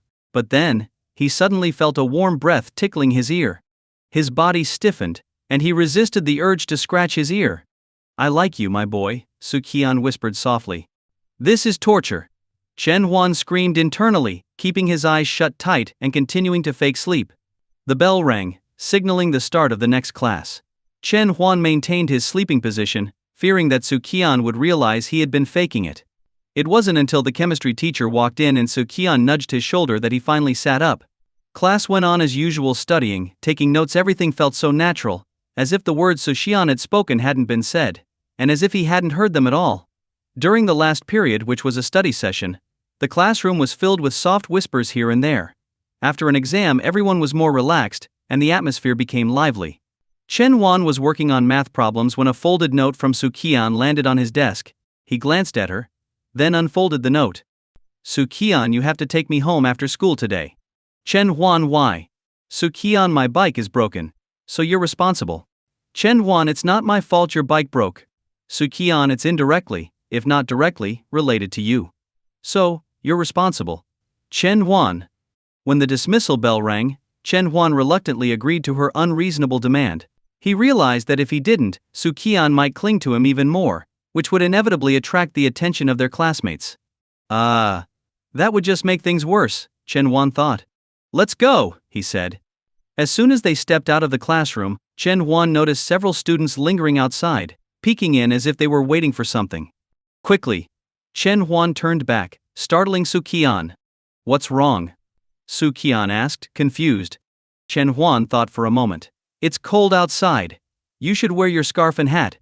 Su Qian blushed a little but obediently put on her knitted hat and scarf. Chen Huan examined her closely, then adjusted the scarf to cover more of her face and pulled the hat down further over her head. There, now you're all set, he said, satisfied, looking at Su Qian, whose face was almost completely hidden, except for her eyes. Su Qian, feeling a bit shy, mumbled, "Why are you suddenly being so nice to me?" Chen Huan paused for a second.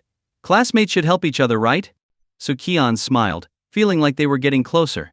But as she walked out of the classroom and saw the crowd of students waiting, she frowned. Ouch. Don't kick me. Chen Huan yelped, clutching his side. Su Qian looked both hurt and frustrated. Is it really that bad to be seen walking with me? She thought to herself. The students in the hallway watched as Su Qian chased after Chen Huan. To them it just looked like a couple playing around. They probably continued waiting outside the classroom, thinking Su Qian would reappear. Chen Huan kept running until he was safely outside the school building, where he finally stopped to catch his breath. Su Qian followed behind, her beautiful eyes full of silent reproach. Now that they were alone, Chen Huan relaxed a bit and said casually, "Come on, let's go." Su Qian snorted, still a bit annoyed, but followed him nonetheless. Chen Huan fetched his bike from the parking lot and patted the back seat, signaling for her to hop on. But Su Qian didn't move. Chen Huan frowned. Are you getting on or not? If not, I'm going home. Su Qian hesitated before saying, I don't want to go home today.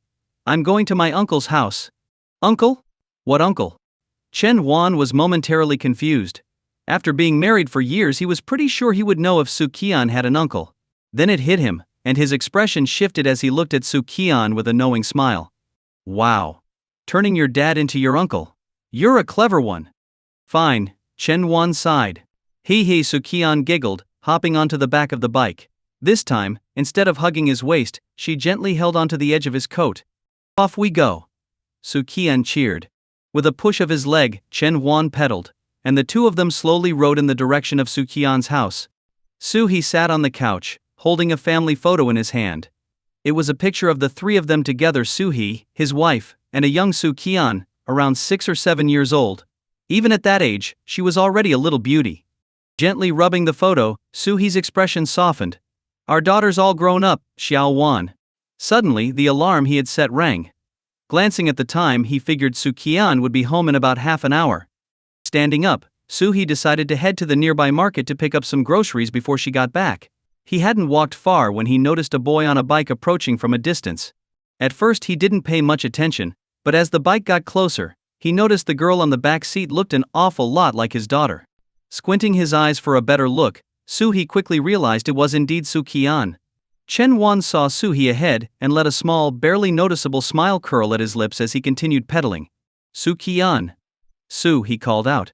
Chen Huan immediately stopped the bike and tapped Su Qian, who was trying to hide behind him. Su Qian, someone's calling you, he teased. Oh. Su Qian shot Chen Huan a glare, then awkwardly smiled at her dad. What a coincidence. Chen Huan chuckled. You must be Su Qian's uncle, right? Su Qian's bike broke down, and since my house is on the same street, I thought I'd give her a ride home. I didn't realize she was heading to her uncle's house today. Haha. What a coincidence. He stared at his daughter, who was keeping her head down, at a loss for words. After a long pause, he finally spoke. Yes, I am Su Qian's uncle. The word uncle came out with extra emphasis. Well then, I'll be on my way, Chen Huan said, cheerfully riding off. He glanced at Su Qian. Let's go, my dear niece. Su Qian forced a smile. Dad, what are you talking about? I don't understand. As dawn broke, the faint light of morning filled the sky. Chen Huan sat at the dining table, having breakfast. Casually he asked Mom, what's today's date? The 2nd, Friday, his mother, Liang Yulan, replied. Chen nodded. chewing the last of his food before saying, "Mom, do we have a thermos at home? Could you fill it with some hot water? I think I'm coming down with a cold." Liang Yulin walked over and placed her hand on Chen's forehead. "I've been telling you to dress warmer. Now you're feeling the consequences." With that, she retrieved a thermos from the living room, rinsed it out, and filled it with hot water. "Drinking more hot water will do you good. I've always told you to take some with you, but you never listened." Chen finished his soy milk and took the thermos she had prepared. "Got it. I'm heading out. Wait a minute. Let me get you some medicine," Liang Yulan called after him. "No need, Mom? The hot water will do the trick," Chen waved off her concern. As he left, his mother sighed in relief and said to his father, who was reading the newspaper, "Finally, he's being obedient for once. He never used to take hot water with him before." As Chen Wan pedaled his bike out of the house, Su Qian followed close behind on her bicycle. "Oh, did your uncle finally get your bike fixed?" Chen glanced at her, raising an eyebrow. "Yeah," Su Qian responded with a mix of frustration and resignation, giving him a half-hearted nod. When they arrived at the school gate, Principal He Jian stood as usual, monitoring the students entering the campus. He gave Chen Wan and Su Qian a couple of extra glances, but didn't say anything as they walked in. Inside the classroom, only about half the students had arrived. As soon as Su Qian sat down, she knocked lightly on Chen Wan's desk. Without a word, Chen Wan took out a math workbook from his bag and handed it to her. Su Qian flipped it open to the section she had assigned as homework and began checking it. They operated in perfect sync. Su Qian had already gone over the problems the night before, so she didn't need to refer to the answers to know whether Chen Wan had gotten them right. To her surprise, all of Chen's answers were correct. His work was neat, and his problem-solving steps were clear. "Did you look up the answers online?" Su Qian asked suspiciously, knowing that she had taken away the answer key. Chen sighed. "Do I look like an idiot?" Su Qian shook her head. "Then why would you think I copied the answers? These problems aren't even that hard." She stared into his eyes for a few moments before ultimately believing him. Su Qian knew Chen Wan was smart, but she was still amazed by how quickly he grasped things and by his excellent memory. When she first started quizzing him on English vocabulary, Chen had been completely clueless. But over the last 2 days, with 50 new words each day, he could now spell and write about 95% of them correctly. Su Qian handed his workbook back, giving a soft cough. "Not bad. Keep it up." Chen murmured, putting the workbook away. He glanced at the clock. There were still 10 minutes left before morning study time. He shifted in his seat and laid his head on the desk. "Don't fall asleep. Keep studying." Su Qian nudged his shoulder lightly. "I think I'm getting a cold. I just need a nap," Chen mumbled. Su Qian frowned, concerned. "Are you feeling bad? Do you have any medicine?" "It's fine. I brought hot water," Chen reassured her. "It's not serious. I'll feel better after resting a bit." "Oh," Su Qian responded, still somewhat skeptical, but she nodded. When the bell for morning study rang, Chen immediately lifted his head from the desk. Su Qian glanced at his face and saw that he looked much better, which reassured her. During the morning study period, Chen pulled out a small booklet of 3,500 English words and began memorizing vocabulary. He was almost done with the A words, and soon he could start on the B words. Meanwhile, Su Qian was reviewing a physics textbook for first-year students. Every so often she would glance over to check on Chen. As soon as study time ended, Ho Jun crept over from the front row. "Hey Chen, check out the school forum," Ho Jun whispered, looking around cautiously before pulling a phone from his pocket. Chen recognized it immediately: an iPhone 4. The hottest smartphone of 2011, part of one of the biggest trends of that year. Back in 2011, school forums were still very active, and students who secretly brought phones to school often posted there. "Look, someone recorded yesterday's group singing and uploaded it to the forum." Hu Jun handed the phone to Chen. Holding the small iPhone 4 felt awkward in Chen's hand since he was used to larger screens now. On the screen, the forum was displayed, and the top post with the most comments was a video. Chen didn't bother watching the video. Instead, he skimmed through the comments. Most were compliments and expressions of surprise, with very few negative remarks. Chen lost interest quickly and nudged Hu Jun, who was still glancing around nervously for any teachers, and handed the phone back. "You're done already?" Hao Jun asked, surprised. Chen nodded. "Yeah, I'm done. It was fine." Hao Jun, still excited, slipped the phone back into his pocket. "A lot of people outside of our school are watching the video too. Our school's kind of famous now." "Too bad. There's only audio," Ho Jun said, sneaking a glance at Su Qian, who was quietly reading her book, then gave Chen a knowing look. Chen's eyes darkened, and he waved Ho Jun away. Go back to your seat. The teacher's going to come in any minute. Ho Jun, looking a bit jittery, glanced at the back door's glass panel before scurrying off, but not without promising, I'll catch up with you at lunch. The 4 morning classes went by quickly, and the 5th period was everyone's favorite P. As soon as the 4th class ended, several boys in the class grabbed their basketballs and ran outside. Chen Huan stood up and, as he walked out, glanced at Su Qian, who remained seated. Attention. Stand at ease. The PE teacher, dressed in a blue tracksuit, commanded the class. Class representative, lead everyone in the warm-up exercises, then it's free time. Yes, sir. The class rep responded loudly. After running laps and completing the warm-up exercises, the students were dismissed with a cheer and scattered across the field.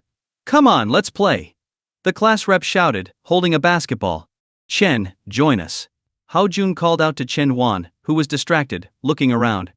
Coming, Chen responded. The boys split into 3 teams and started playing. Chen's team was up first, but after a short while, they were already subbed out. Chen, what's up with you today? You seem distracted. Hao Jun plopped down next to Chen, out of breath. I need to grab something from the classroom. I'll be right back, Chen said, standing up. Don't take too long. It'll be our turn soon, Hu Jun reminded him. Chen nodded and hurried back toward the classroom. He couldn't see Su Qian among the girls, so she must have gone back to the classroom as well. He quickened his pace. As Chen Huan approached the classroom, he slowed his steps, taking a deep breath to compose himself and not appear too hurried. Through the glass of the back window, he noticed Su Qian in the last row of seats, hunched over her desk, clutching her stomach in pain. Chen frowned and pushed the door open. Feigning surprise, he asked, Hey, why are you back in the classroom? What's wrong? Su Qian lifted her head, her forehead dotted with beads of sweat, and her face pale and unhealthy, ashen white. She frowned but quickly forced a smile, trying to maintain her composure in front of Chen. It's nothing serious. Just a stomachache. She even tried to joke, her voice trembling slightly. You know, back in the day when my stomach hurt, someone would hold me, and I'd feel much better. How about you give me a hug too? With a pleading tone, she added softly, please. Chen's expression darkened, and he strode over to his seat, pulling a thermos from his bag. He unscrewed the lid and handed it to her. You need this more. After a moment, he added, if I weren't feeling under the weather myself today, you wouldn't have even had this. As he spoke, he pulled out a brand new electric heating pad from his bag. You're lucky today. My mom insisted on putting both of these in my bag, and it turns out, you're the one who needs them. You're old enough now, how can you still not know what to prepare when you have a stomachache? Chen grumbled as he walked to the corner of the classroom and plugged in the heating pad to charge. Su Qian took the thermos and sipped the hot water, her large eyes watching Chen fuss over her. Her nose tingled with emotion, and she smiled. You're acting just like my dad. Chen froze for a moment, then turned to face her, his expression stern. If this happens again, you won't be so lucky. Next time, I won't take care of you. Su Qian paused, her hand holding the thermos. Her lips quivered, and tears welled up in her eyes. But you promised to take care of me forever. Caught off guard, Chen turned back to the heating pad, pretending to check its temperature. When did I ever say that? Silence fell between them. A moment later, Su Qian's voice came softly, I was just joking, haha. Chen responded with a simple as he unplugged the heating pad and brought it over to her. Here, put this on your stomach. Okay, she whispered, taking the heating pad and obediently following his instructions. Seeing that everything was settled, Chen announced, all right, I'm heading back. With that, he left without lingering. In the first couple of days of her cycle, Su Qian often experienced severe cramps. In their previous life, if she was at work, her assistant would prepare everything she needed.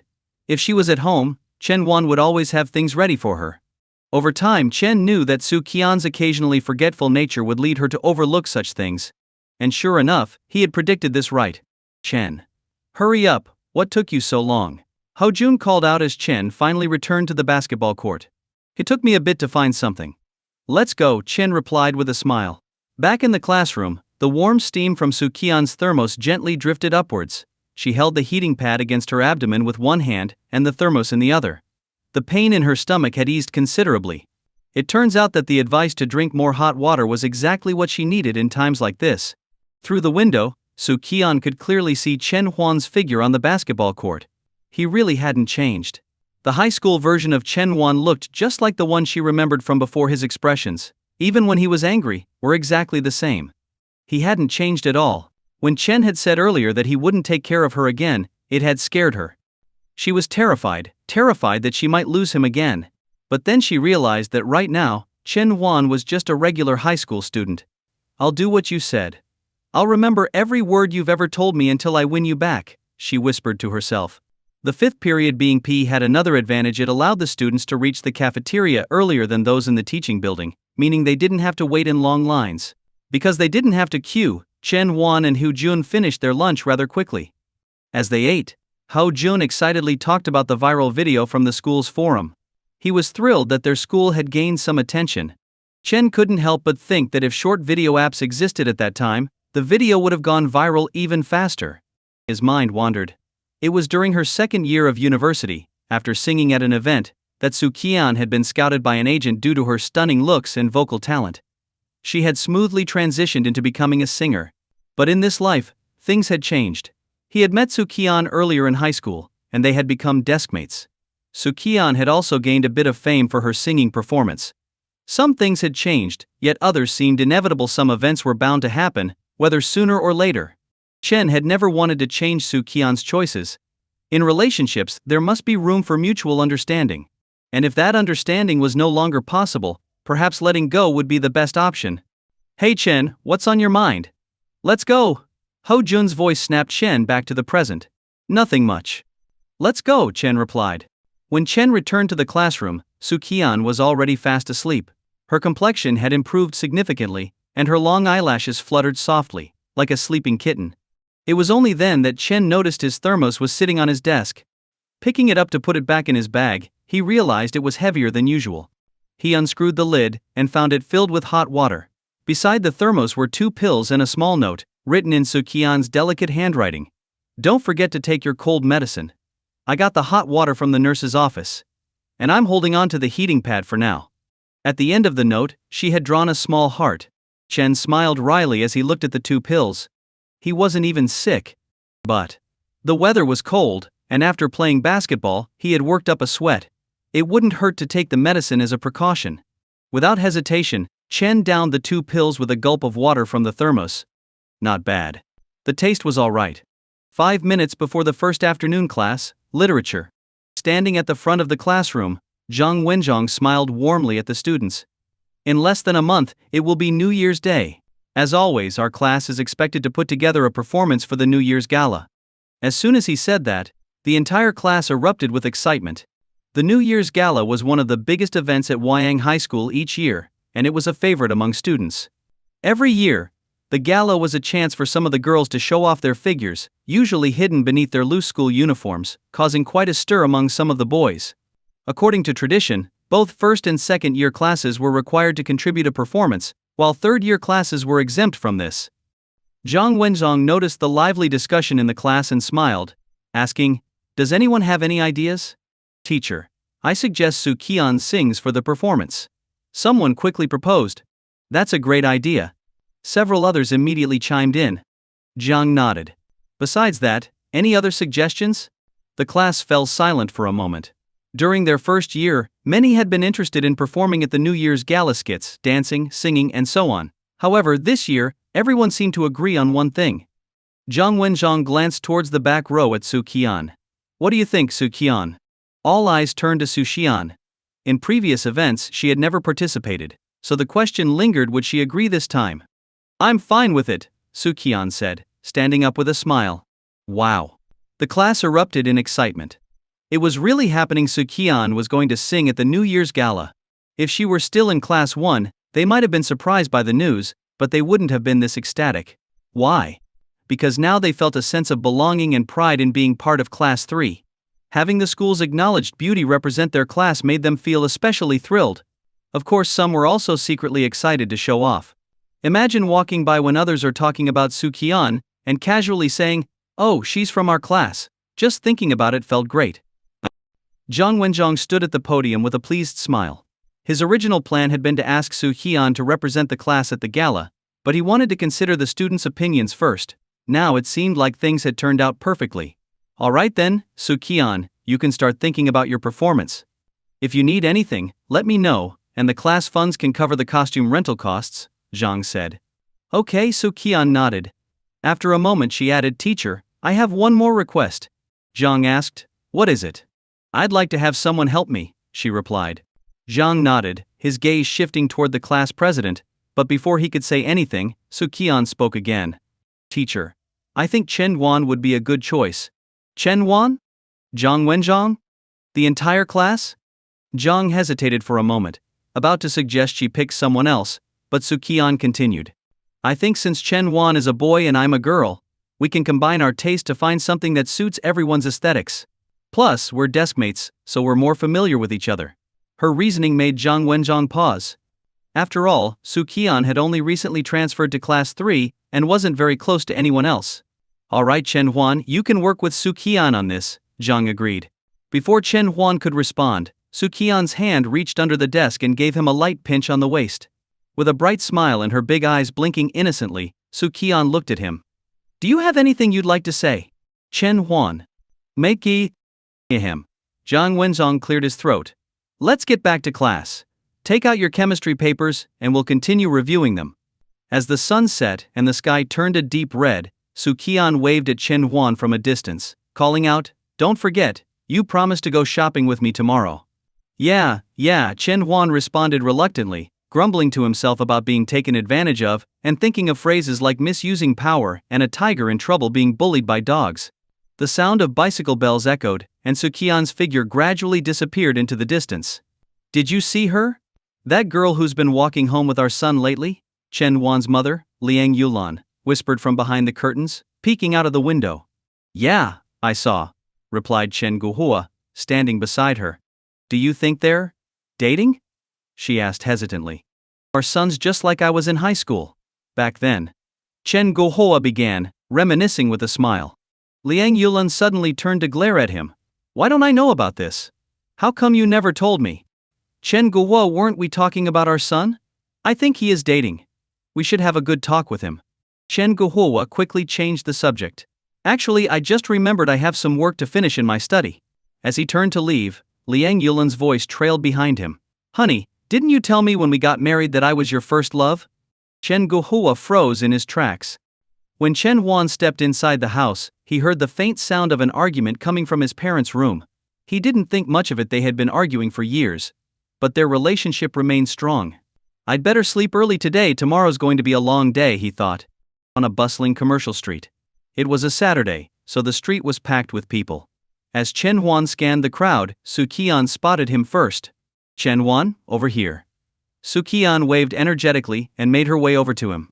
When she reached him, she instinctively tried to link arms with him, but Chen Yuan subtly dodged. Let's go, Chen said, stuffing his hands into his pockets and walking ahead. Su Qian pouted, huffing a bit before following behind him. The weather was nice, sunny and bright. Su Qian walked with Chen for quite some time without entering any stores. Shouldn't we be looking for a place to rent costumes? Chen Yuan finally asked, stopping and turning to look at her. Su Qian lowered her head slightly and muttered, I just wanted to spend more time walking with you. It's been a while since we went shopping together. Chen Yuan continued walking ahead, mumbling, You say the weirdest things. Come on, keep up. Su Qian quickly caught up to him, walking side by side again. They wandered around for a while longer, still not entering any stores, looking more like a couple leisurely strolling than people out to shop for clothes. Suddenly, Su Qian stopped in her tracks. Chen Yuan paused and turned to her. What's wrong? Come with me, Su Qian said, grabbing his hand and pulling him in a specific direction. She led Chen Yuan to the front of a store. He looked up to see the name of the shop. Bridal Boutique. Su Qian's eyes sparkled as she gazed up at the elegant wedding dresses displayed in the window. Her fingers lightly traced the glass, brushing over each dress inside. Chen Yuan, can we go in and take a look? She asked, her face full of anticipation. This has nothing to do with our task, he wanted to say, but instead, only one word came out of his mouth. Sure. Perhaps it was the regret Chen Yuan felt from his previous life, where he and Su Qian never had a wedding, or maybe it was his disappointment at never seeing her in a wedding dress. Whatever the reason, he somehow found himself agreeing to Su Qian's request. From school uniforms to wedding dresses, something they had both longed for, but never had the chance to experience. Would you two like to try on some of our wedding dresses? A female shop assistant approached them with a smile. Su Qian nodded, glancing around at the dresses. Are these all available for trying on? The assistant smiled. Yes, and we also offer a photography service. Since our prices are reasonable, almost every couple who comes here takes a few photos as a keepsake. The assistant naturally assumed Chen Wan and Su Qian were a couple, which wasn't surprising. Most of their customers were young couples in their 20s. Su Qian smiled brightly at the comment, while Chen Wan pretended not to hear it, remaining silent. Let's take a look around first, Su Qian said. Of course. Let me know if you need anything, the assistant replied, stepping back to give them some space. There were many wedding dresses to choose from, ranging from simple to intricate, leaving Su Qian dazzled. She lingered in front of each one, seemingly imagining how she would look in it. Chen Huan stood quietly beside her, not rushing her, just watching as Su Qian drifted from one dress to the next. Chen Huan, what do you think of this one? Su Qian finally asked, pointing to a particular dress and turning to him. Chen Huan looked at the dress. It was predominantly white, with gold embroidery on the edges and a golden belt around the waist, giving it an air of elegance. It's nice, he nodded. Su Qian smiled and called over the shop assistant. Can I try this one on? Of course, the assistant said, then turned to Chen Huan. Sir, would you like to pick out something as well? Su Qian's eyes lit up, looking at Chen Huan with anticipation. He hesitated before shaking his head. No, I'll pass. All right, the assistant replied with a smile, though she found it a bit odd.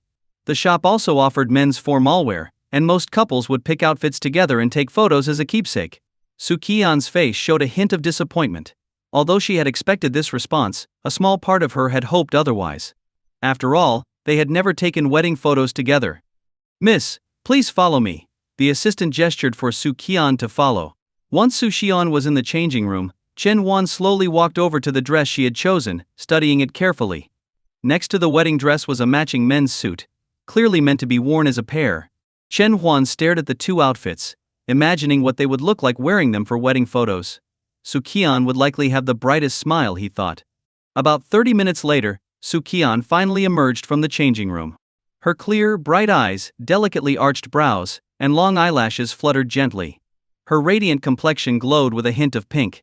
In the elegant white wedding dress, her graceful beauty captured the attention of everyone in the shop.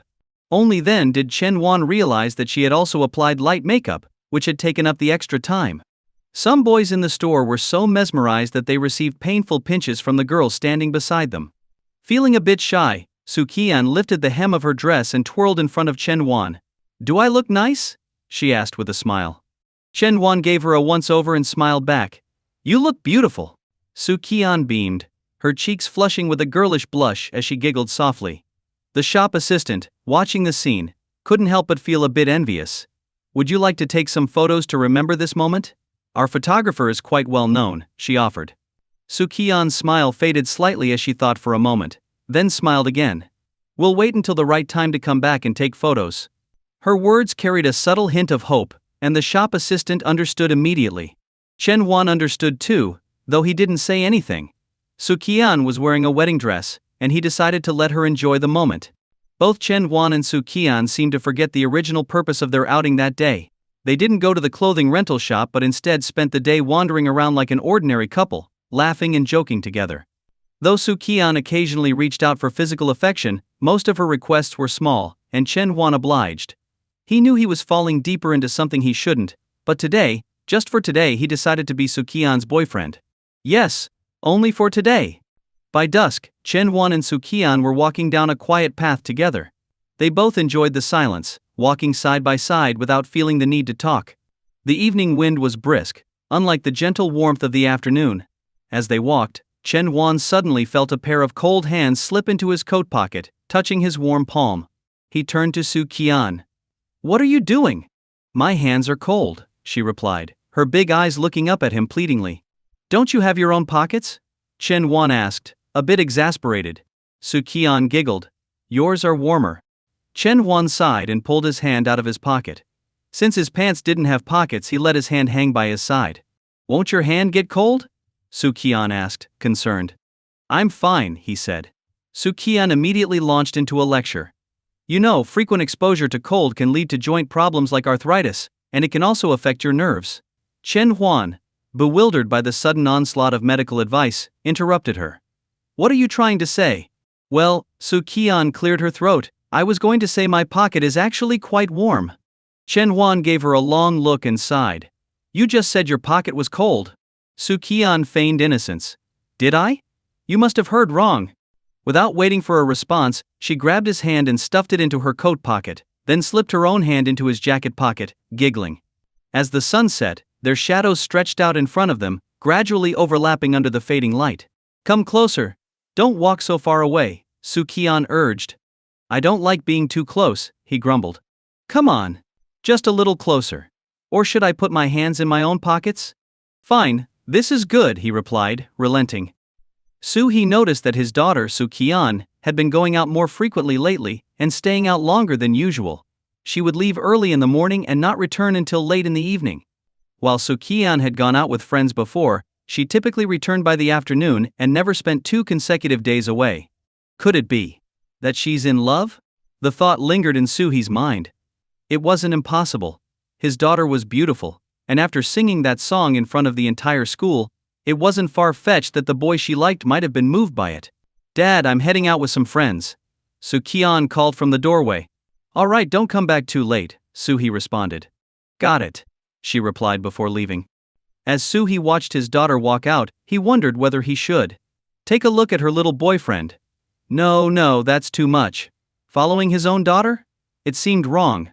But what if she got involved with the wrong kind of boy or, worse, got deceived? As a concerned father, Suhi found himself caught in a whirlwind of worry. In the end, he decided against following her. It would have to wait. Meanwhile, Su Qian and Chen Huan were waiting for the bus to take them to the city center. Yesterday, although they hadn't made much progress, they had walked most of the commercial street. However, they hadn't found any shops that rented performance costumes, so they decided to check out another shopping area today. Before long, the bus arrived. As they boarded, Su Qian suddenly grabbed Chen Huan's hand, locking her fingers tightly with his. With a serious expression, she said, "Don't lose me." Chen Huan looked down at their intertwined hands and felt a little speechless. Is she afraid I'll run away? He thought. Come on, let's go, Su Qian said, pulling him onto the bus. Since it was the weekend, the bus was crowded. After some effort, they managed to find a spot with a little more space. As the bus moved along, more people got on, further reducing the available space. The driver repeatedly called for passengers to move further back, and soon Chen Huan and Su Qian found themselves standing closer than ever. With one hand gripping the overhead handle and the other still held by Su Qian, Chen Huan braced himself against the crowd. When the bus came to a sudden stop, Su Qian lost her balance, swaying backward.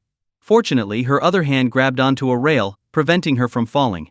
You know, if you don't let go of my hand and you fall, it'll be pretty embarrassing, Chen Huan teased, raising their joined hands. Su Qian only tightened her grip, determined not to let him pull away.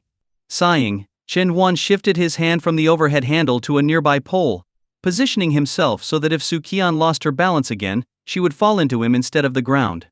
Su Qian turned her head to gaze out the window, but a small smile crept onto her face. At the next stop, Su Qian stumbled again, this time falling into Chen Huan's arms. At first he thought it was just an accident, but after the bus started moving and she leaned into him again, he realized what was happening. Is she doing this on purpose? As the bus continued to stop and go, Su Qian seemed to be having fun, repeatedly leaning into Chen Huan. She was clearly enjoying herself, and Chen Huan could only shake his head in resignation. By the time they arrived at the city center, Chen Huan quickly withdrew his hand from Su Qian's grasp as they stepped off the bus, stuffing it into his pocket. All right, let's try to get something done today, Chen Huan said. Su Qian, still a little miffed that he let go of her hand so quickly, gave a soft reply before following him toward the shopping district. There was still plenty of time before the New Year's performance, so there wasn't any real rush. However, Chen Huan knew that if they spent too much time together, Su Qian might start noticing things he didn't want her to figure out. That was a risk he wasn't willing to take. Initially, Chen Huan had planned to take Su Qian to a photography studio to look for suitable outfits, figuring that the clothes there would be better than those at a rental store. But Su Qian insisted that she wanted to buy a costume instead. Chen Huan agreed, though their search turned up nothing after hours of shopping. This time, it wasn't because Su Qian was dragging things out. Both of them just found it hard to settle on anything, as the clothes they saw didn't meet their expectations. Although Su Qian didn't find an outfit, she did buy some makeup, saying it would be useful for the New Year's performance. On the way back, Su Qian chatted softly with Chen Wan, her warm breath tickling the side of his face. "What do you think I should sing for the performance?" she asked. "Doesn't matter. I don't really listen to much music," Chen Wan replied nonchalantly. His casual response irritated Su Qian. "No, you have to suggest something." "Fine. How about the hero's song? That's a pretty powerful one," Chen Wan said with a grin. Su Qian just stared at him, speechless. By the time they reached Su Qian's father's house, she still hadn't decided on what song to sing. "Here's your stuff," Chen Wan said, handing her the shopping bags. Su Qian took them but then suddenly turned back toward him. She leaned in close and whispered, "You did well today. As a reward, I'll give you some candy." Chen Wan blinked in surprise, instinctively glancing at her lips. Then, she placed 2 pieces of candy into his hand. "Enjoy them on your way home," she said with a smile before running into the house, leaving Chen Wan standing there, bewildered. Did she just tease me? When Su Qian cheerfully opened the door and stepped inside, Su He heard the noise and came out of the kitchen. He immediately noticed the bags in her hands. "What did you buy?" he asked casually. "Just some makeup," Su Qian replied, heading toward her room. "Makeup?" Su He was taken aback. His daughter had never used makeup before. Could it really be happening? December 5, 2011 Monday. At Wyang No. 1 High School, Su Qian stood gracefully in front of the entire school, holding a piece of paper, ready to deliver her public apology.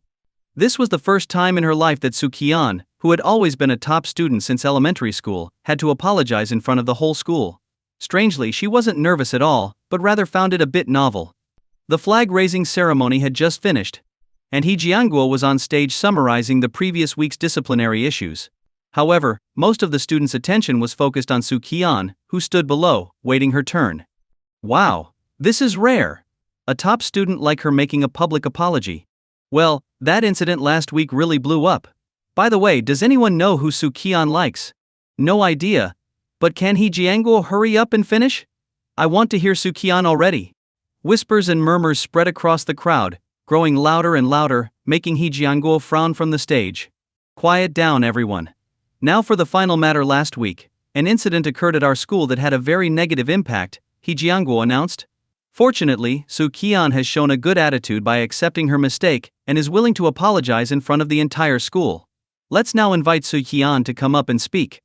As He Jianguo stepped down, Su Qian walked onto the stage, and the crowd erupted into cheers. The apology she held in her hand was written earlier that morning during self-study. There was nothing fancy about it, it was a straightforward, formal apology. Respected teachers and fellow students, good morning. I'm Su Qian from Class 3, Year 2. Last week? Even though it was just routine formalities, Su Qian's voice sounded so pleasant. It was a relief compared to He Jianguo's rough tone. On stage, Su Qian quickly wrapped up her speech. I promise I won't make the same mistake again, and I ask all teachers and students to supervise me. After bowing, she was about to leave the stage when someone from the crowd shouted, Su Qian, are you going to sing at the New Year's Eve gala? Over the past few days, rumors had spread across the school that Su Qian might perform at the gala. Ever since she showcased her voice to the entire school, everyone was excited about this possibility. Su Qian smiled and teased, guess. Whoa! The crowd burst into noise. She hadn't denied it, meaning there was a real chance she would perform at the gala. Even during the start of the 4th period, many students were still buzzing about whether or not Su Qian would be on the performance list. However, Su Qian herself found herself in an awkward situation.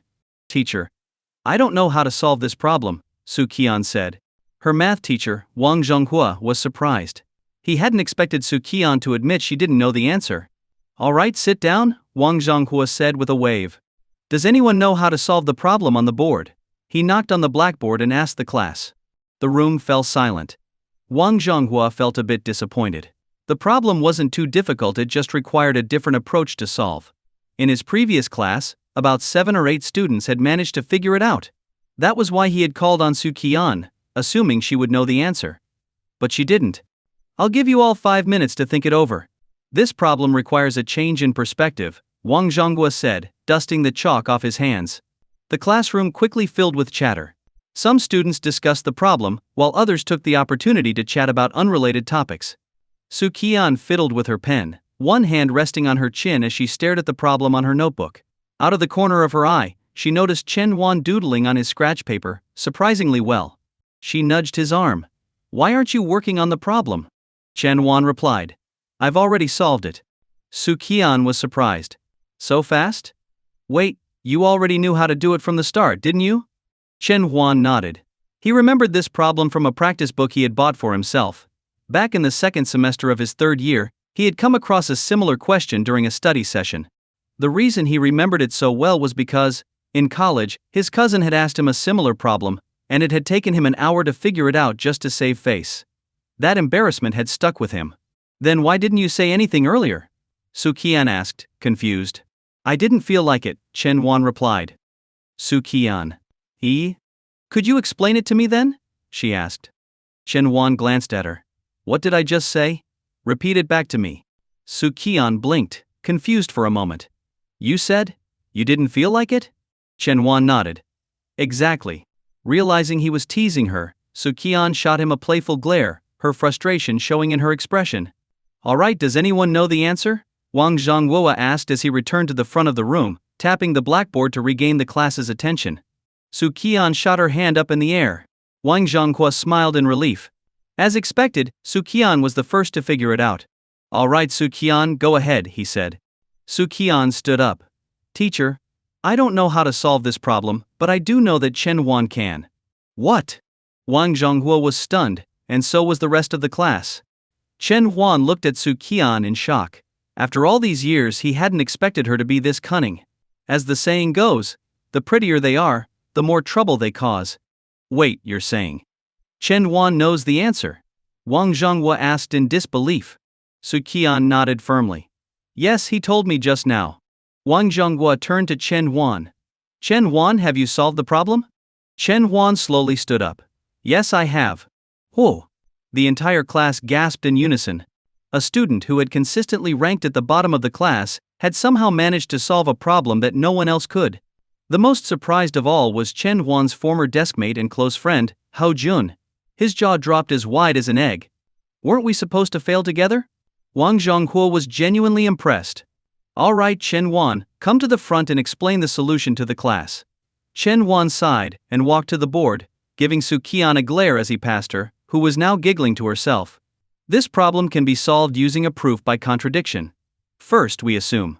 Chen Huan began explaining the problem step by step, snapping a piece of chalk in half as he did so. He explained it clearly, from the perspective of a fellow student, which made it easier for the class to understand than Wang Zhongguo's previous explanation. Watching from the back of the classroom, Wang Zhongguo's eyes lit up. This kid has potential.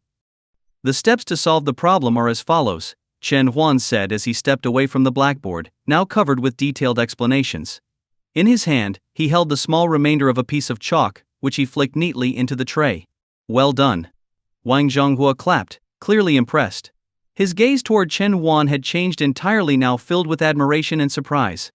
The entire class, following their teacher's lead, began clapping as well. No one had expected that one day Chen Huan would be the one standing at the front of the class, explaining a math problem to them. As Chen Huan returned to his seat, the bell signaling the end of class rang. Wang Zhongguo dismissed the class and walked out with his teaching materials. "Chen Huan, I didn't quite get it. Can you explain it to me again?" Su Qian lightly tapped his hand.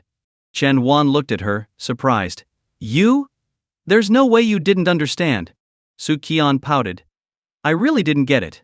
"Alright, I'll explain it again," Chen Huan sighed, grabbing a few pieces of scratch paper. He started writing out the steps again, explaining as he went.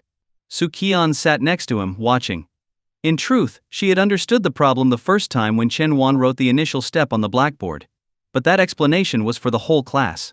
What she really wanted was for him to explain it just to her. At first, Su Qian focused on the steps Chen Huan was writing, but slowly her gaze drifted upward, from the tip of the pen to his long, slender fingers, past the uniform sleeve, to his sharp, handsome profile. As Chen Huan spoke, sunlight streamed in from the window, illuminating the side of his face with a golden glow. Suddenly Su Qian realized, he looks really good. Hey. Chen Huan waved his hand in front of her face, snapping her out of her daze. Su Qian quickly wiped her mouth, even though there was no drool, and straightened up. "Of course I'm watching you explain the problem. I don't believe you."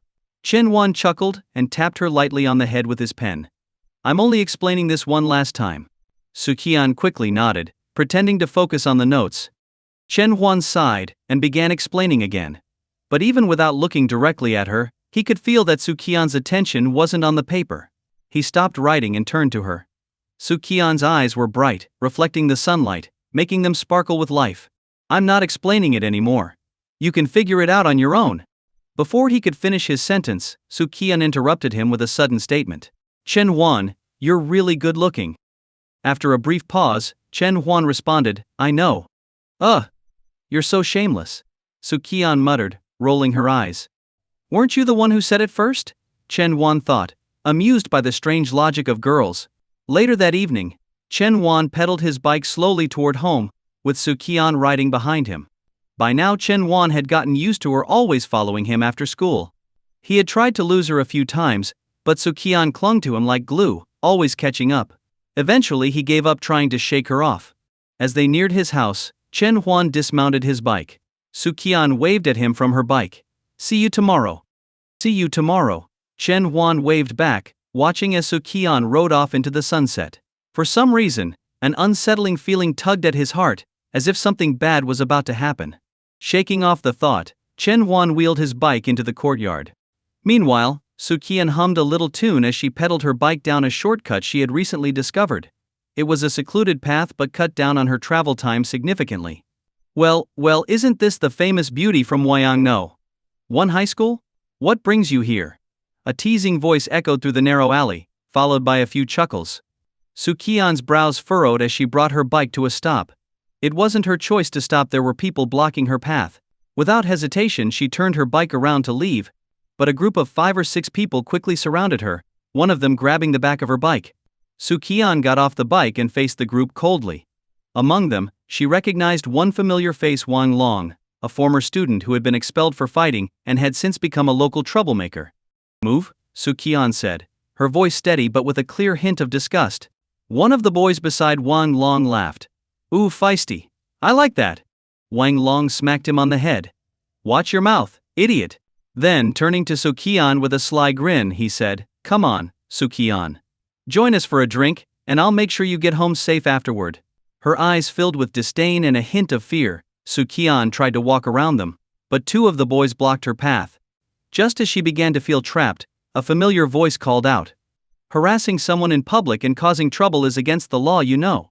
Everyone turned to see Chen Huan standing at the entrance of the alley, panting slightly, leaning against the wall with a grin on his face. Seeing that it was just another high school student, Wang Long and his group relaxed. Get lost, kid, or you'll regret it, Wang Long sneered. Chen Huan pulled a phone from his pocket and waved it in the air before putting it back. Too late, I already called the police. The mention of the police made the group hesitate. Most of them had dropped out of school and were wary of getting into trouble with the law. Let's go, Wang Long said, signaling his crew to leave. But as they passed by Chen Huan, one of the boys lunged at him. Chen Huan had been expecting it. He pressed his back against the wall and dodged the first kick, delivering a punch to the attacker's face.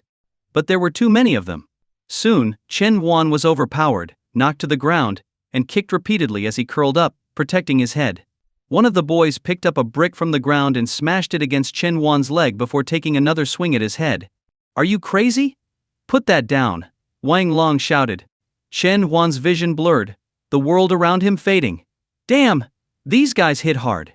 Just before losing consciousness, he glanced at a nearby shop that had security cameras.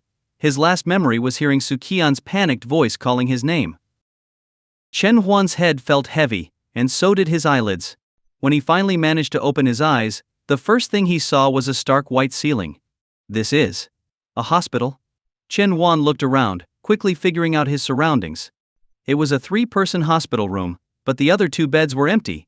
On one of the vacant beds sat his mother, Liang Yulan, and Su Qian, engaged in a conversation. Curious about what they were talking about, Chen Huan closed his eyes again and pretended to still be unconscious. On the bed, Su Qian glanced at the sleeping Chen Huan, worry clouding her face. Auntie, why hasn't he woken up yet? The doctor said it's just a concussion and that it wasn't serious. Liang Yulan looked over at her son as well. The CT scan showed everything was fine. He's probably just sleeping. Su Qian nodded but remained anxious. Seeing how much Su Qian cared about Chen Wan, Liang Yulan felt satisfied and gently asked, Su Qian, who's in your family? Su Qian's face darkened with sadness. It's just me and my dad. My mom passed away 5 years ago. Liang Yulan sighed softly, feeling a pang of regret for bringing up a sensitive topic. She immediately reached over and hugged Su Qian gently. I'm so sorry, I didn't know. It's okay, Su Qian said quickly, shaking her head. After being held by Liang Yulan for a while, Su Qian managed to pull herself out of her sad thoughts. By the way, do you have someone you like at school? Liang Yulan casually asked, hoping to steer the conversation in a lighter direction. Su Qian smiled sweetly. No, not yet. Liang Yulan smiled. But as she remembered that Su Qian was Chen Huan's desk partner, her smile faded slightly. Still, there was hope. That's good.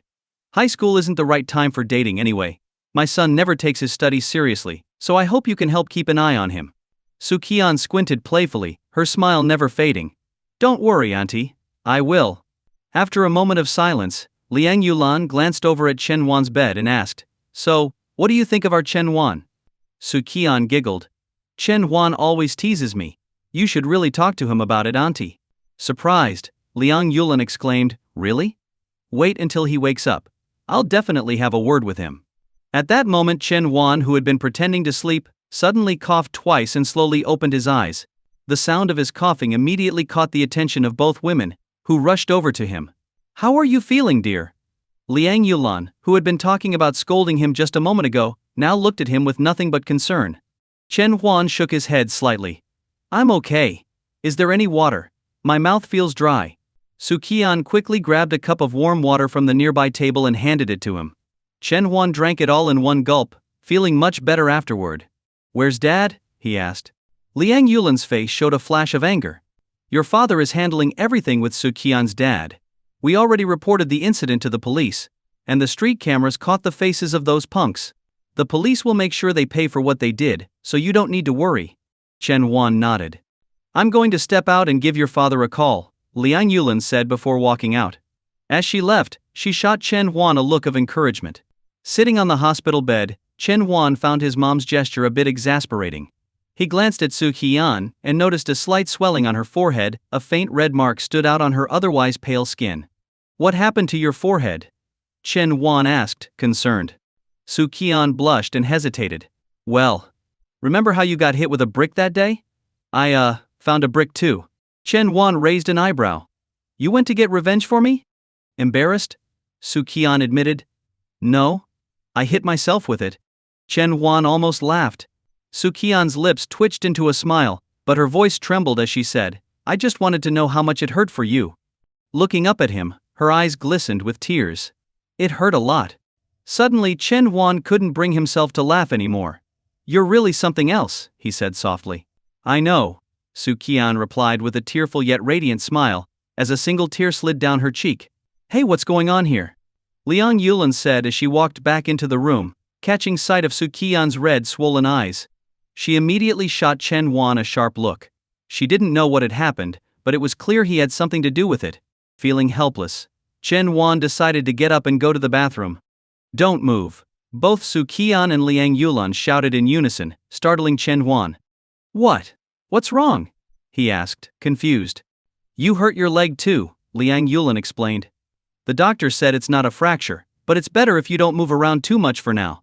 You'll need to apply ointment to it every day. Chen Huan lifted the blanket and saw that his left knee and part of his lower leg were swollen and red. When he tried to move, pain shot through his leg. Hiss. Chen Huan winced. Su Qian scolded him lightly. I told you not to move. But what if I need to go to the bathroom? Chen Huan asked. Just use the bedpan? Liang Yulan suggested. Chen Huan was horrified. No thanks. My leg doesn't feel so bad now. In the end, with the help of Liang Yulan and Su Qian, Chen Huan hobbled his way to the bathroom. Thanks to his relatively strong legs from cycling to school every day, he managed to avoid the embarrassment of falling midstream. Returning to bed was an exhausting ordeal, and Chen Huan sighed with relief as he lay back down. I've already spoken to the school and arranged for you to take a week off. As for the lessons you'll miss, Su Qian, would you mind lending Chen Huan your class notes? Su Qian nodded eagerly. Of course. I can even come by after school each day and help him catch up. Liang Yulin's face lit up with joy. Really? That's so kind of you. Isn't that too much trouble? Su Qian shook her head. It's no trouble at all. Chen Huan got hurt because of me. Well, in that case, I'll leave his studies in your capable hands, Liang Yulin said with a broad smile. Su Qian responded confidently, don't worry. I've got this. In the diagram, a region is divided into 5 administrative areas. The task is to color the map, ensuring that. Inside Chen Huan's room, he sat resolutely in a rented wheelchair while Su Qian, holding a textbook, explained the new material they had learned today. It was Chen Huan's first day home after being discharged from the hospital. The day before, after regaining consciousness, he spent another night under observation before finally returning home at noon. And right after school, Su Qian came straight to his house to help him catch up on the lessons he had missed. In the kitchen, Liang Yulan and Chen Guohua were busy making dumplings. What do you think of Su Qian? Liang Yulan asked softly as she filled the dumpling wrappers. Chen Guohua thought for a moment before replying, she's great. Grateful, kind-hearted. Wait, why are you asking? Chen Guohua shot his wife a curious glance. Don't tell me. Liang Yulan rolled her eyes. What are you thinking? Of course I don't support them dating now, I'm just saying they could start developing feelings for each other. Have you noticed how much more studious our son has become lately? The other day I passed by his room and found him actually doing homework. When's the last time you saw that happen? Chen Guohua thought about it, and realized she was right.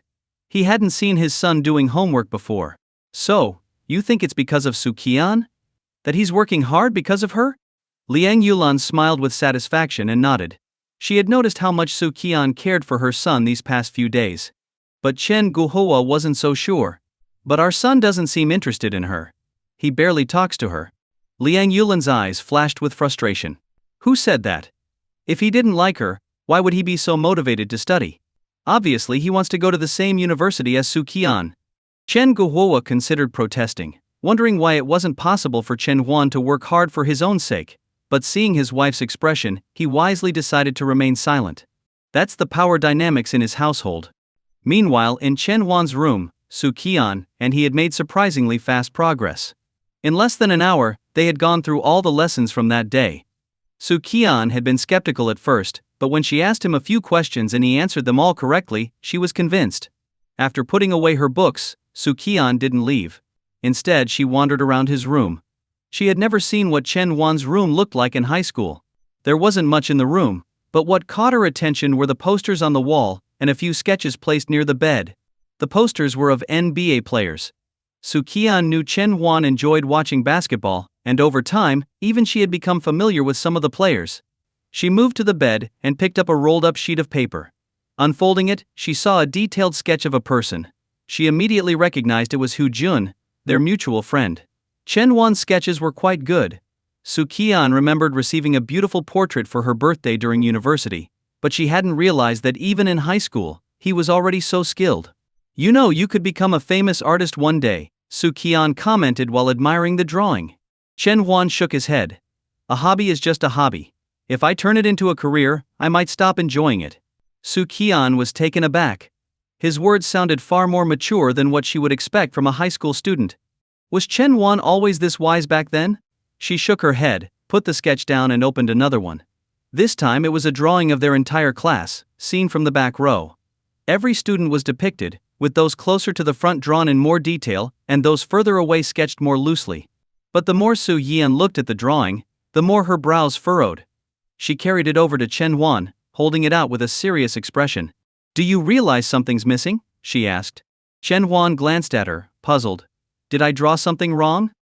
Su Qian nodded gravely and pointed to the drawing and then to herself. You forgot someone important me. Chen Huan couldn't help but laugh. I drew this before you transferred to our class. Well, I'm here now, Su Qian said, walking around the room with her hands behind her back. You should add me in. But there's no space left, Chen Huan pointed out, gesturing to the limited blank areas in the drawing. Su Qian nodded thoughtfully. Then, how about you draw a portrait of just me? Chen Huan realized her true intention. She had been aiming for this all along. I'll do it when I have time, he mumbled. Su Qian pouted, about to protest when Liang Yulan knocked on the door. Dinner's ready, kids. Coming. Chen Huan called back. Su Qian walked over and pushed Chen Huan's wheelchair out of the room, but not before reminding him, Don't forget about my portrait. I won't, he replied with a smile. As they entered the dining room, Liang Yulan, who was setting the table, couldn't hide her happiness seeing Su Qian push Chen Wan in his wheelchair. During dinner, Liang Yulan was especially attentive to Su Qian.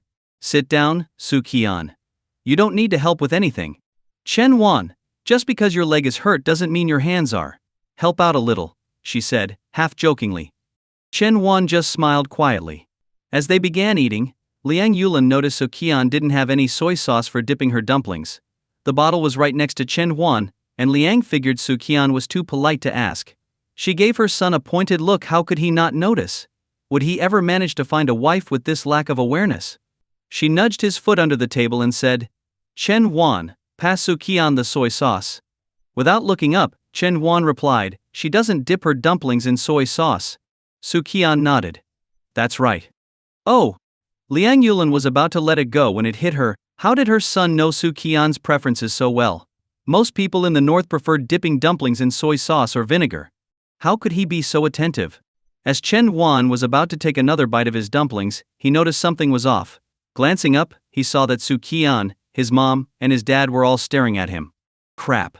He cursed himself inwardly for speaking too much. Quickly, he tried to cover it up. I overheard some girls in class talking about it. They said Su Qian doesn't like strong flavors, so I guess she wouldn't use soy sauce. Oh hey! Everyone nodded, accepting the explanation, and returned to their meal. Even though Liang Yulan had requested a week off for Chen Wan, he returned to school on the third day after being discharged from the hospital. When Chen Guohua drove his son to school that morning, he felt a deep sense of pride. He hadn't expected his son to suddenly become so diligent and motivated. It reminded him of his own high school days. Chen Wan sat in the passenger seat, holding a pair of crutches. His left leg could now bear a little weight, but walking was still painful, so he needed the crutches for support. In reality, Chen Wan wasn't suddenly enthusiastic about studying. Though he had mostly caught up with his math lessons, he was still struggling in other subjects. The main reason he wanted to return to school was that he was simply bored at home.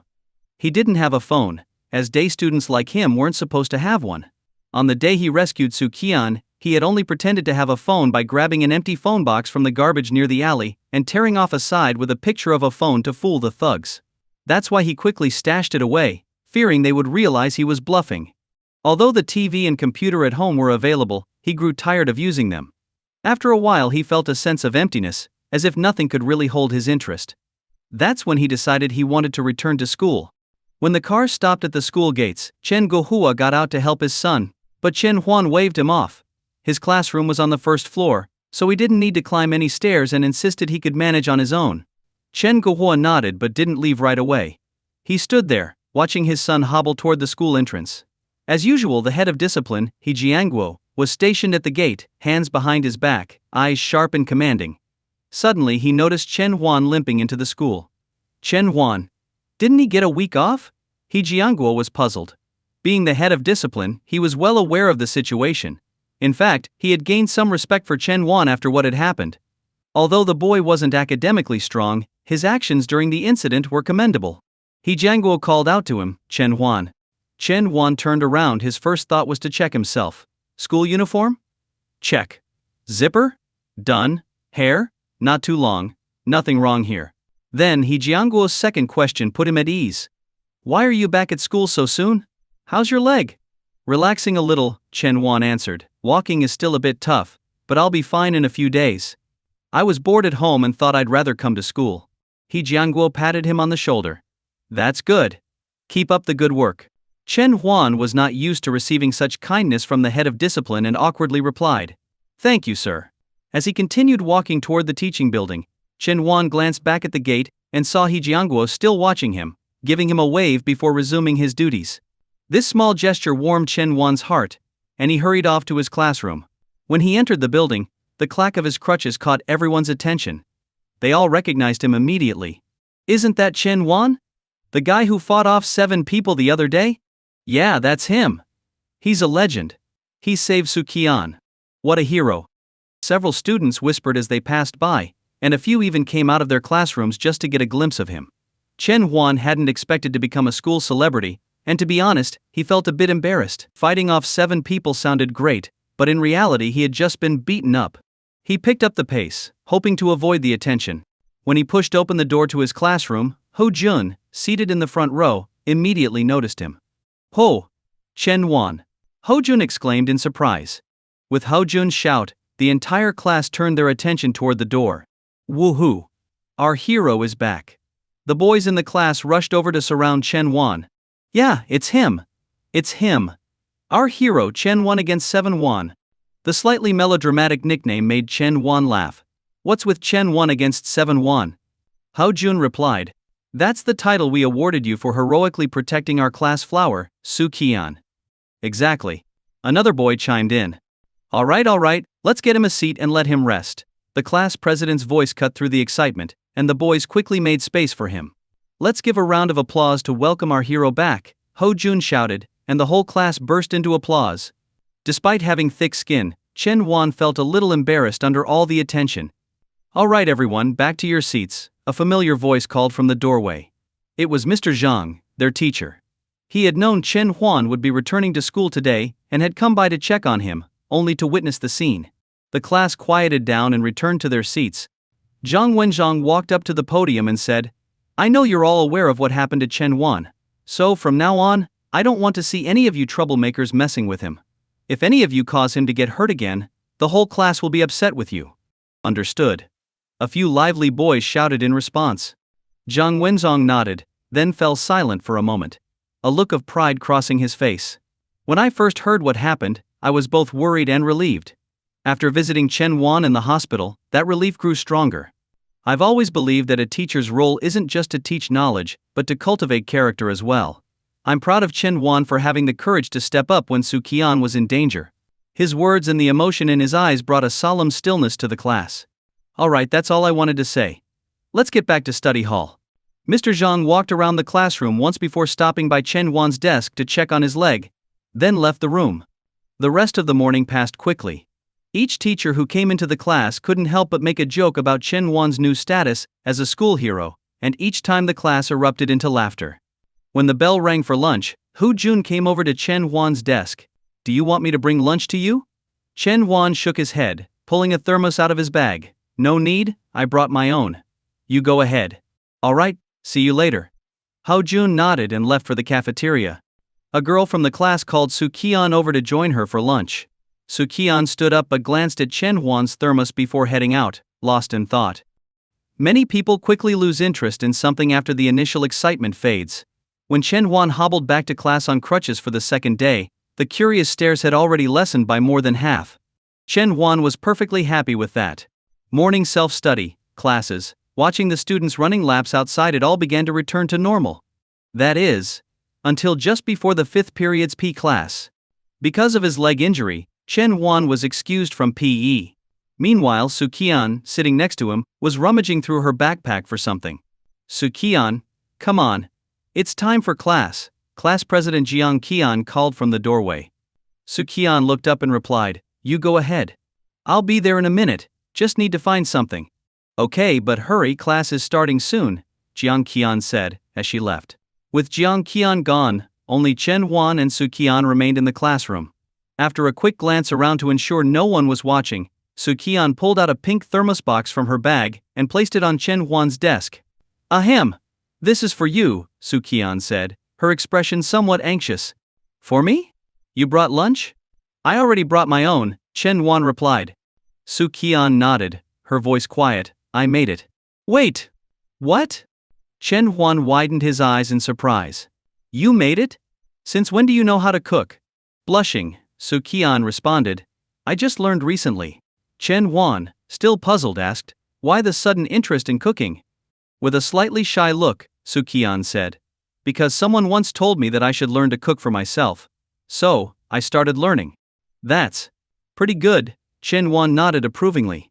Alright then, I'm heading to class, Su Qian said as she left the room.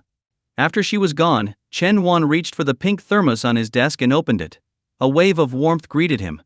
Inside were cola chicken wings, one of the favorite dishes shared by both Su Qian and Chen Huan. The wings looked decent and smelled appetizing. Chen Huan hadn't expected Su Qian's first attempt at cooking to turn out so well. Beneath the container of chicken wings were 2 plastic disposable gloves. Chen Huan thought for a moment and decided to also take out the food he had brought from home, combining it with the wings for his meal. The chicken wings were a little dry, cooked just a bit too long, but still within an acceptable range. The thermos was small, and there weren't many wings, so he finished them quickly with his rice. After washing the thermos and utensils, Chen Huan stood by the window, looking out toward the basketball court. It was the time of day when the boys would be playing basketball, while the girls would usually sit around the court, chatting and watching. What surprised Chen Huan, however, was seeing the entire class gathered in a circle, with Su Qian and Jiang Qian at the center, seemingly leading some kind of discussion or activity.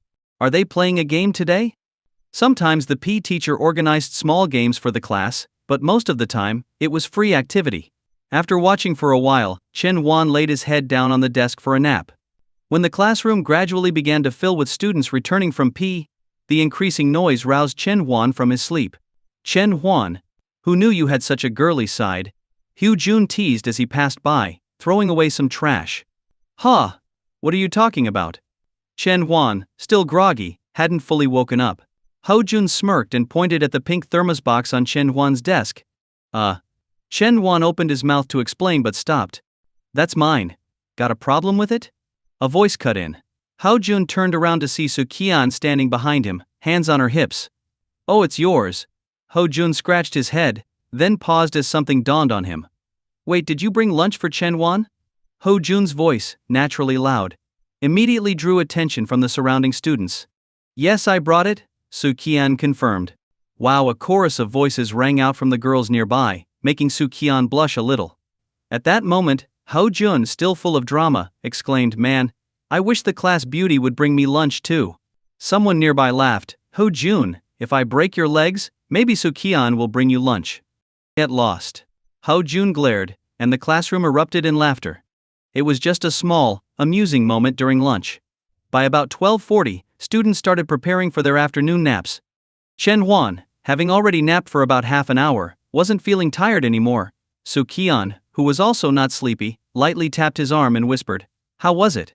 Chen Huan knew she was asking about the cola chicken wings. I'm genuinely surprised at how good you are at cooking. Su Qian beamed, squinting happily as she packed away the thermos box. Then, with a smile on her face, she laid her head on the desk and drifted off to sleep. Looks like she'll have sweet dreams tonight. In the evening, since Chen Guohua was temporarily driving Chen Huan to and from school, Su Qian didn't have to take the long way home.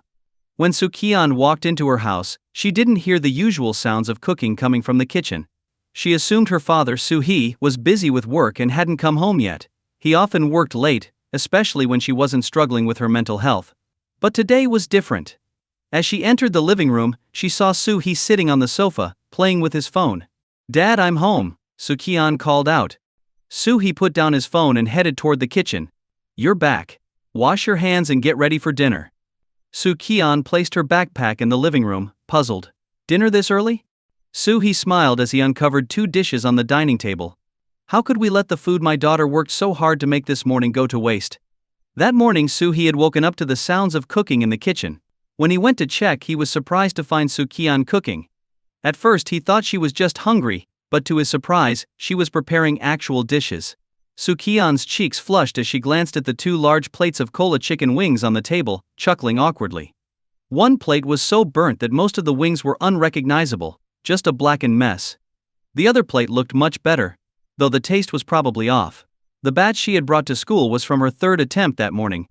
Su He brought over a pot of freshly steamed rice from the kitchen and teased, Sweetheart, if you want to cook for Chen Huan, just tell me. I'll supervise next time so we don't waste any more ingredients.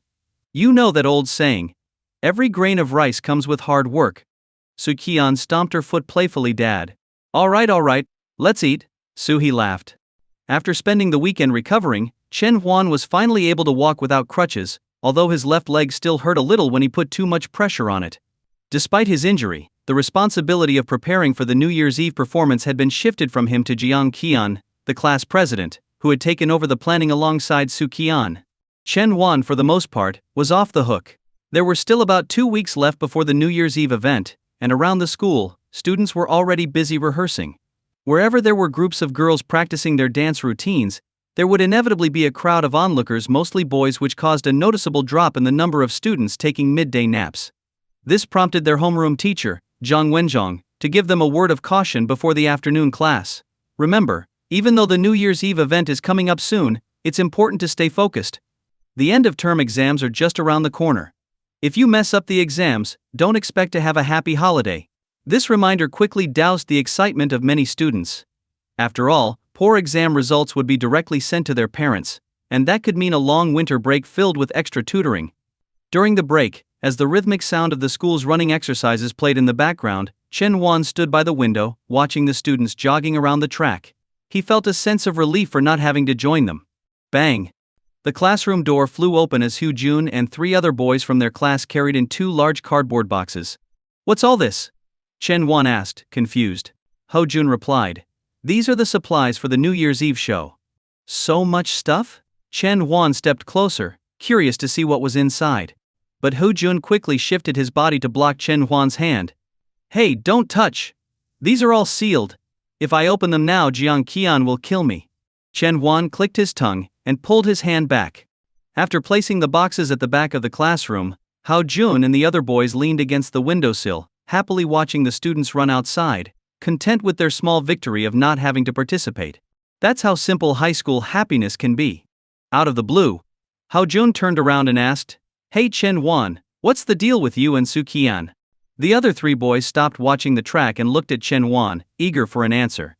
Puzzled, Chen Huan asked, "Why are you asking all of a sudden?" Ho Jun coughed awkwardly. "You know, just curious." Chen Huan shook his head. "There's really nothing going on."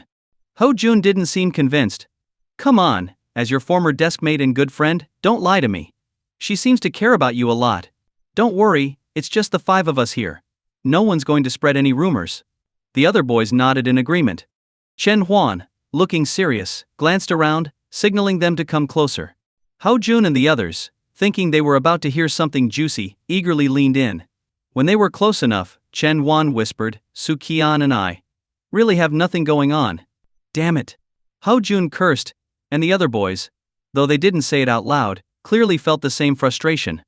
Chen Huan might not be a bad guy, but he could definitely be annoying. With that topic dead, Hao Jun turned to talk about the upcoming New Year's Eve show instead. There were a total of 20 classes between the first and second years of high school, so there would be at least 20 performances. The final number hadn't been confirmed yet, but based on previous years, there would probably be around 26 performances. Did you guys see Class 6's program? So many girls dancing together. Yeah, arts classes are the best, so many girls. In science classes like ours, it's mostly guys. Don't kid yourself. Even if you transferred to an arts class, you still wouldn't get a girlfriend. Ouch. That hurt. Chen Huan listened to their conversation with mild interest, and then suddenly asked, "By the way, do you guys know what song Su Qian's going to sing for the show?" The 4 boys looked at each other and shook their heads. Hao Jun responded, "No idea. I don't think she's decided yet." "Hasn't decided yet?" Chen Huan was a bit surprised. Ho Jun chuckled, "She's probably still debating. Don't worry, we'll know once the final program list comes out." "Oh. Okay," Chen Huan nodded. The running exercises were over, and the students began returning to their classrooms. Hao Jun and the others went back to their seats as well. Su Qian, fresh from the exercise, returned with flushed cheeks and was breathing heavily. She removed her white woolen hat, sat down, and reached for her water bottle to take a sip. "Drinking water right after running isn't good for your lungs," Chen Huan commented, his head still buried in a book. Su Qian quickly retracted her hand. "I forgot." After resting for a few minutes, and letting her breathing return to normal, Su Qian finally took a sip of water.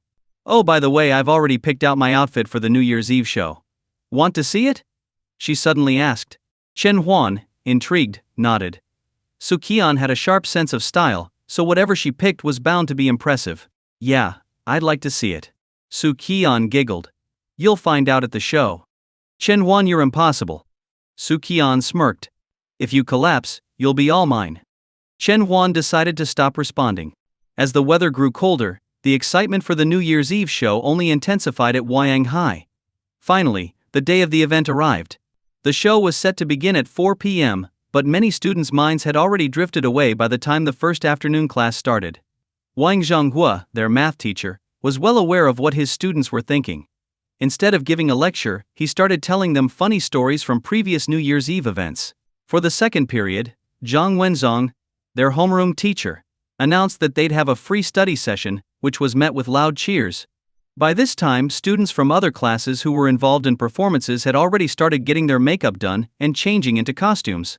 Since only Su Qian was performing from class 3, there wasn't much of a rush. Su Qian's performance was the second to last, making it one of the highlights of the evening. This gave her plenty of time to prepare, especially since it was cold outside. As students in makeup and costumes strolled down the hallways, the boys in the class became even more excited. Ring. The bell signaling the end of class rang out, and cheers erupted from all the classrooms. At 3 p.m., the students were allowed to head to the gymnasium.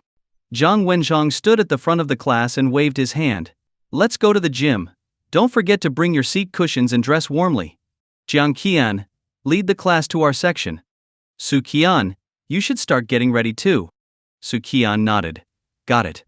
She reached under her desk, pulled out 2 black plastic bags, and placed them on Chen Huan's desk. With a slightly pleading look, she said, "Come with me and help me out, okay?" Everywhere he looked, there were crowds of people, endless streams of students all heading toward the gym, laughing and chatting along the way. Chen Huan, carrying 2 black plastic bags in his hands, walked at the back of the class lineup. Beside him, Su Qian was brimming with excitement. "What's in this other bag?" Chen Huan asked curiously. One bag clearly held clothes, but the contents of the other were a mystery to him. "Makeup," Su Qian replied. "It's the stuff we bought over the weekend." "Oh," Chen Huan nodded, finally understanding.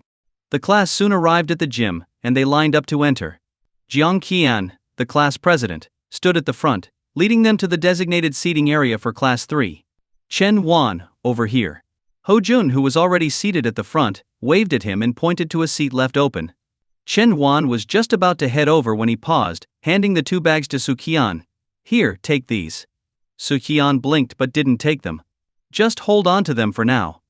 "All right," Chen Huan sighed and took the bags with him as he walked over to sit next to Ho Jun. Ho Jun, barely able to contain his excitement, started speaking quickly. "Chen Huan, there are 27 performances in total this year. I looked at the program carefully, and 12 of them are dances. Plus," he was clearly thrilled. Even Chen Huan, who hadn't been all that interested, began to feel a bit more intrigued by Ho Jun's enthusiasm. Skits, stand-up comedy, singing, and dancing, it all sounded like fun. After waiting for about half an hour, almost all the students were seated, and the stage setup was complete. To cheers and applause from the crowd, the New Year's Eve event officially began. As expected, it started with speeches from various school leaders. The principal gave a brief speech, followed by nearly an hour of formalities, after which the hosts returned to the stage and announced the first performance. Up next we have Xiao Luo from Class 2, Grade 1, performing a song Nunchucks. The host stepped down, and from the side of the stage, a boy dressed in Bruce Lee's iconic yellow jumpsuit appeared. His mature features and the creases at the corners of his eyes when he smiled made him seem older than most, but he still received loud applause as the first performer. Chen Huan, sitting in the stands, found it amusing to watch Xiao Luo singing and dancing on stage. Although Xiao Luo accidentally kicked over a prop with the label "Sick Man of East Asia," the audience cheered anyway, as the sign was clearly a reference to a certain island nation doing well these days. Nunchucks was a rap-rock fusion, and as the first performance, it ignited the crowd's excitement right away. When Xiao Luo finished, the gym was filled with applause. And now we welcome Lai Jingxing from Class 5, Grade 2, to perform "I Dedicate My Oil to the Motherland." With 27 performances in total, the show had gone through 12 by the time they reached the midway point. Chen Huan enjoyed the songs and skits, but the dances left much to be desired. He finally understood why teachers often had that particular look when watching students' attempts at what they thought were stylish dance routines. As the 13th act was about to begin, Chen Huan felt a tap on his shoulder. He turned and saw Su Qian standing there. Thinking she had come to collect the 2 bags, he bent down to retrieve them and handed them to her. But Su Qian didn't take them. Instead, she grabbed his wrist and pulled him out of the Class 3 seating area. "What's up?" Chen Huan asked, confused. "There are too many people backstage.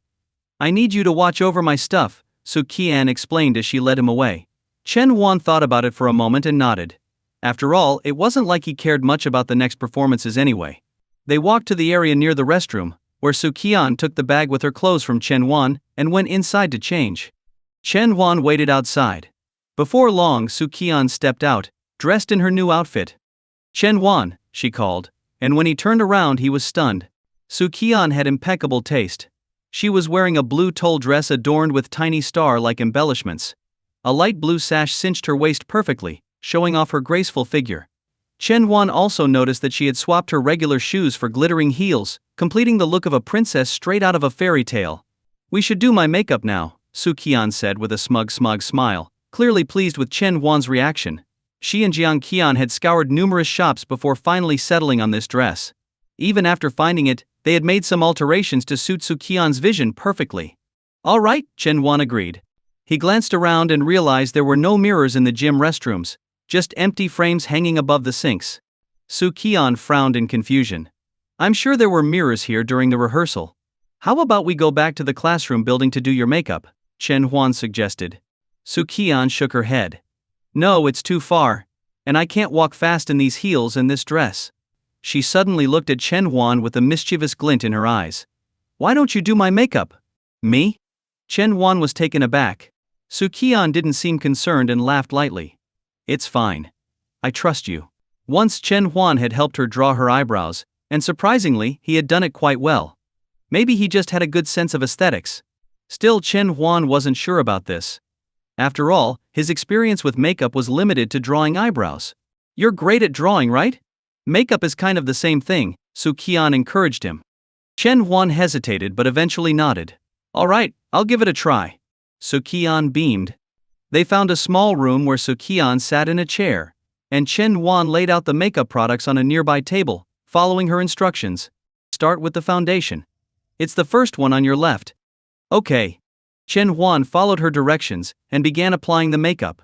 Su Qian kept her eyes open, watching as Chen Huan, a little nervous but incredibly focused, carefully worked on her face.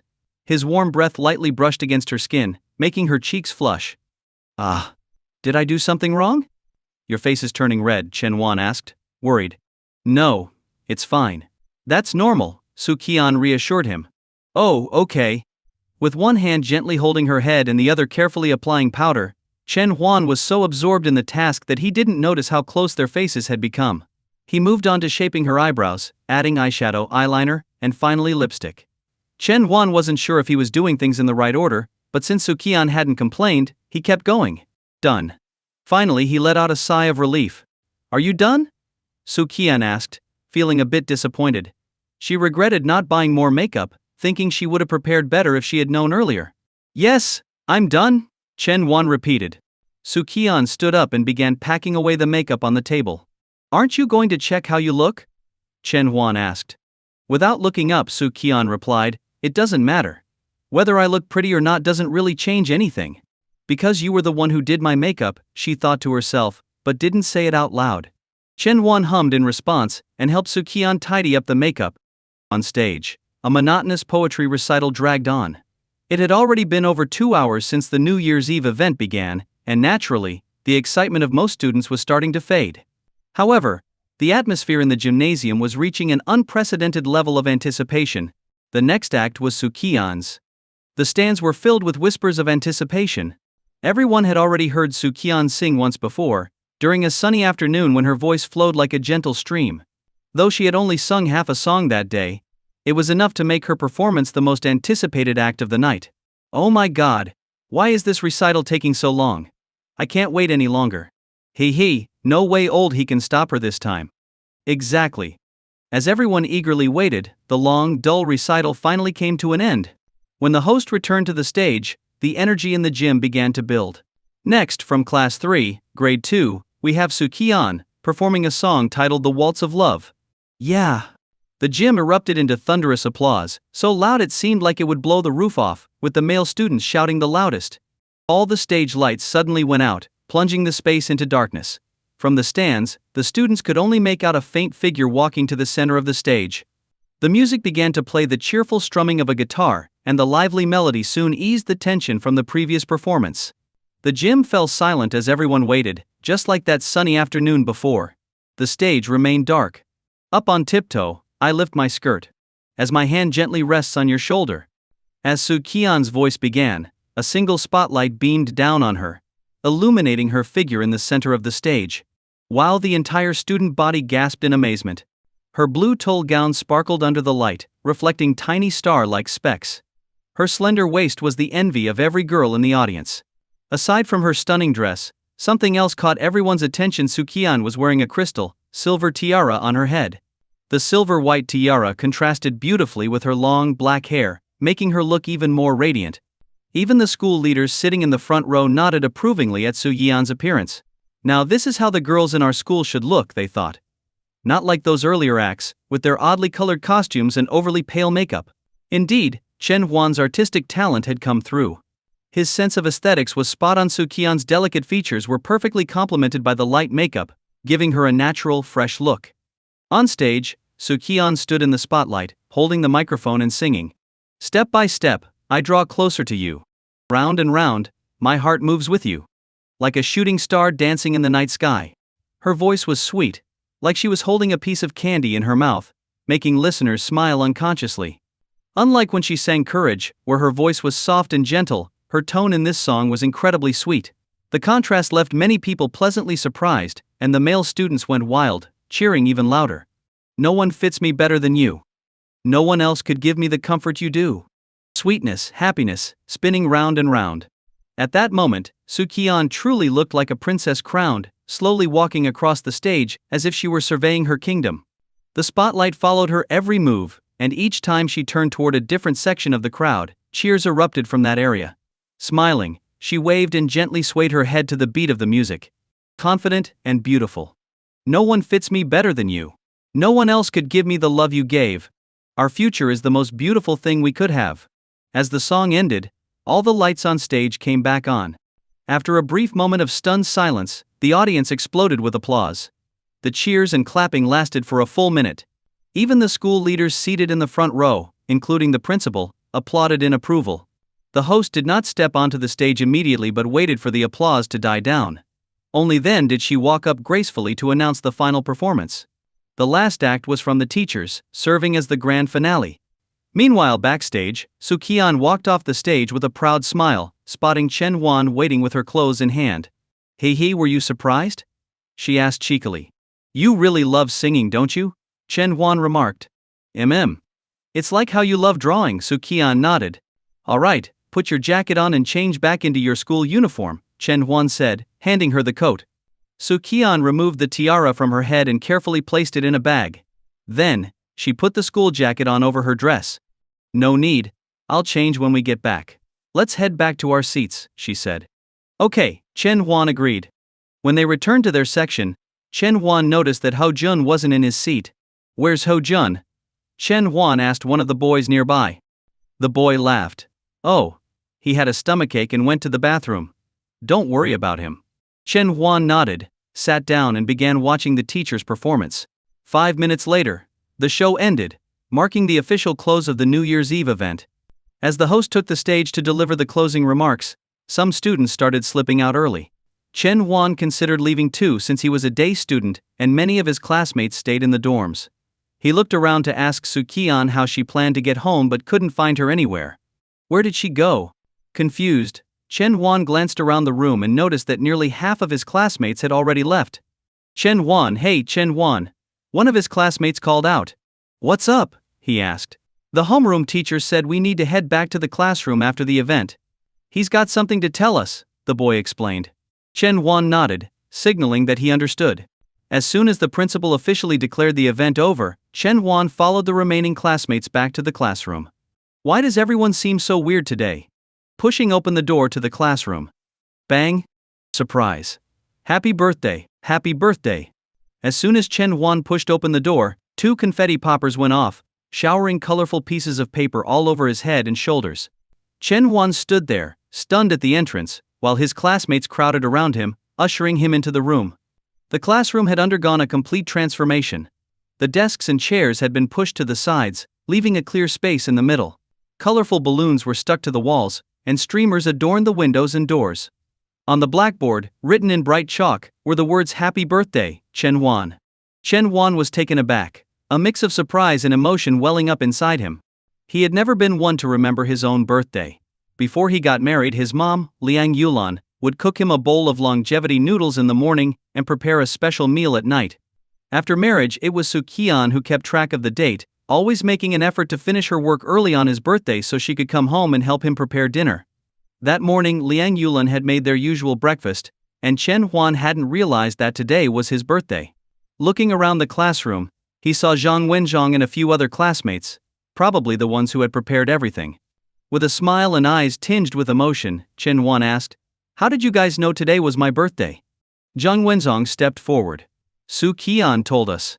When you were in the hospital, she saw your ID card and noticed your birthday was today. She suggested we celebrate it for you." Hao Jun chimed in from the side, "Yeah, we planned it during gym class on Friday."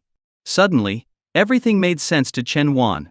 It turned out that they weren't just playing games during gym class, and those boxes they wouldn't let him touch had been filled with balloons and decorations. Looking around again, Chen Huan asked, "But where's Su Qian?" Zhang Wenzhong grinned and pointed behind him. Chen Huan turned around, and the crowd of students parted down the middle, revealing Su Qian at the end of the path, holding a birthday cake covered in lit candles. She was wearing the same blue tulle dress, and the silver crystal tiara once again adorned her head. With a soft smile that revealed her dimples, she looked just like a princess from a fairy tale. Su Qian walked slowly down the path toward Chen Huan, carefully balancing the cake, and placed it on a nearby table. Facing each other now, Su Qian tilted her head slightly to look up at him. Chen Huan was a bit taller. Her eyes sparkled like stars as they met his. Then she reached up, gently removed the tiara from her head, and placed it on Chen Huan's.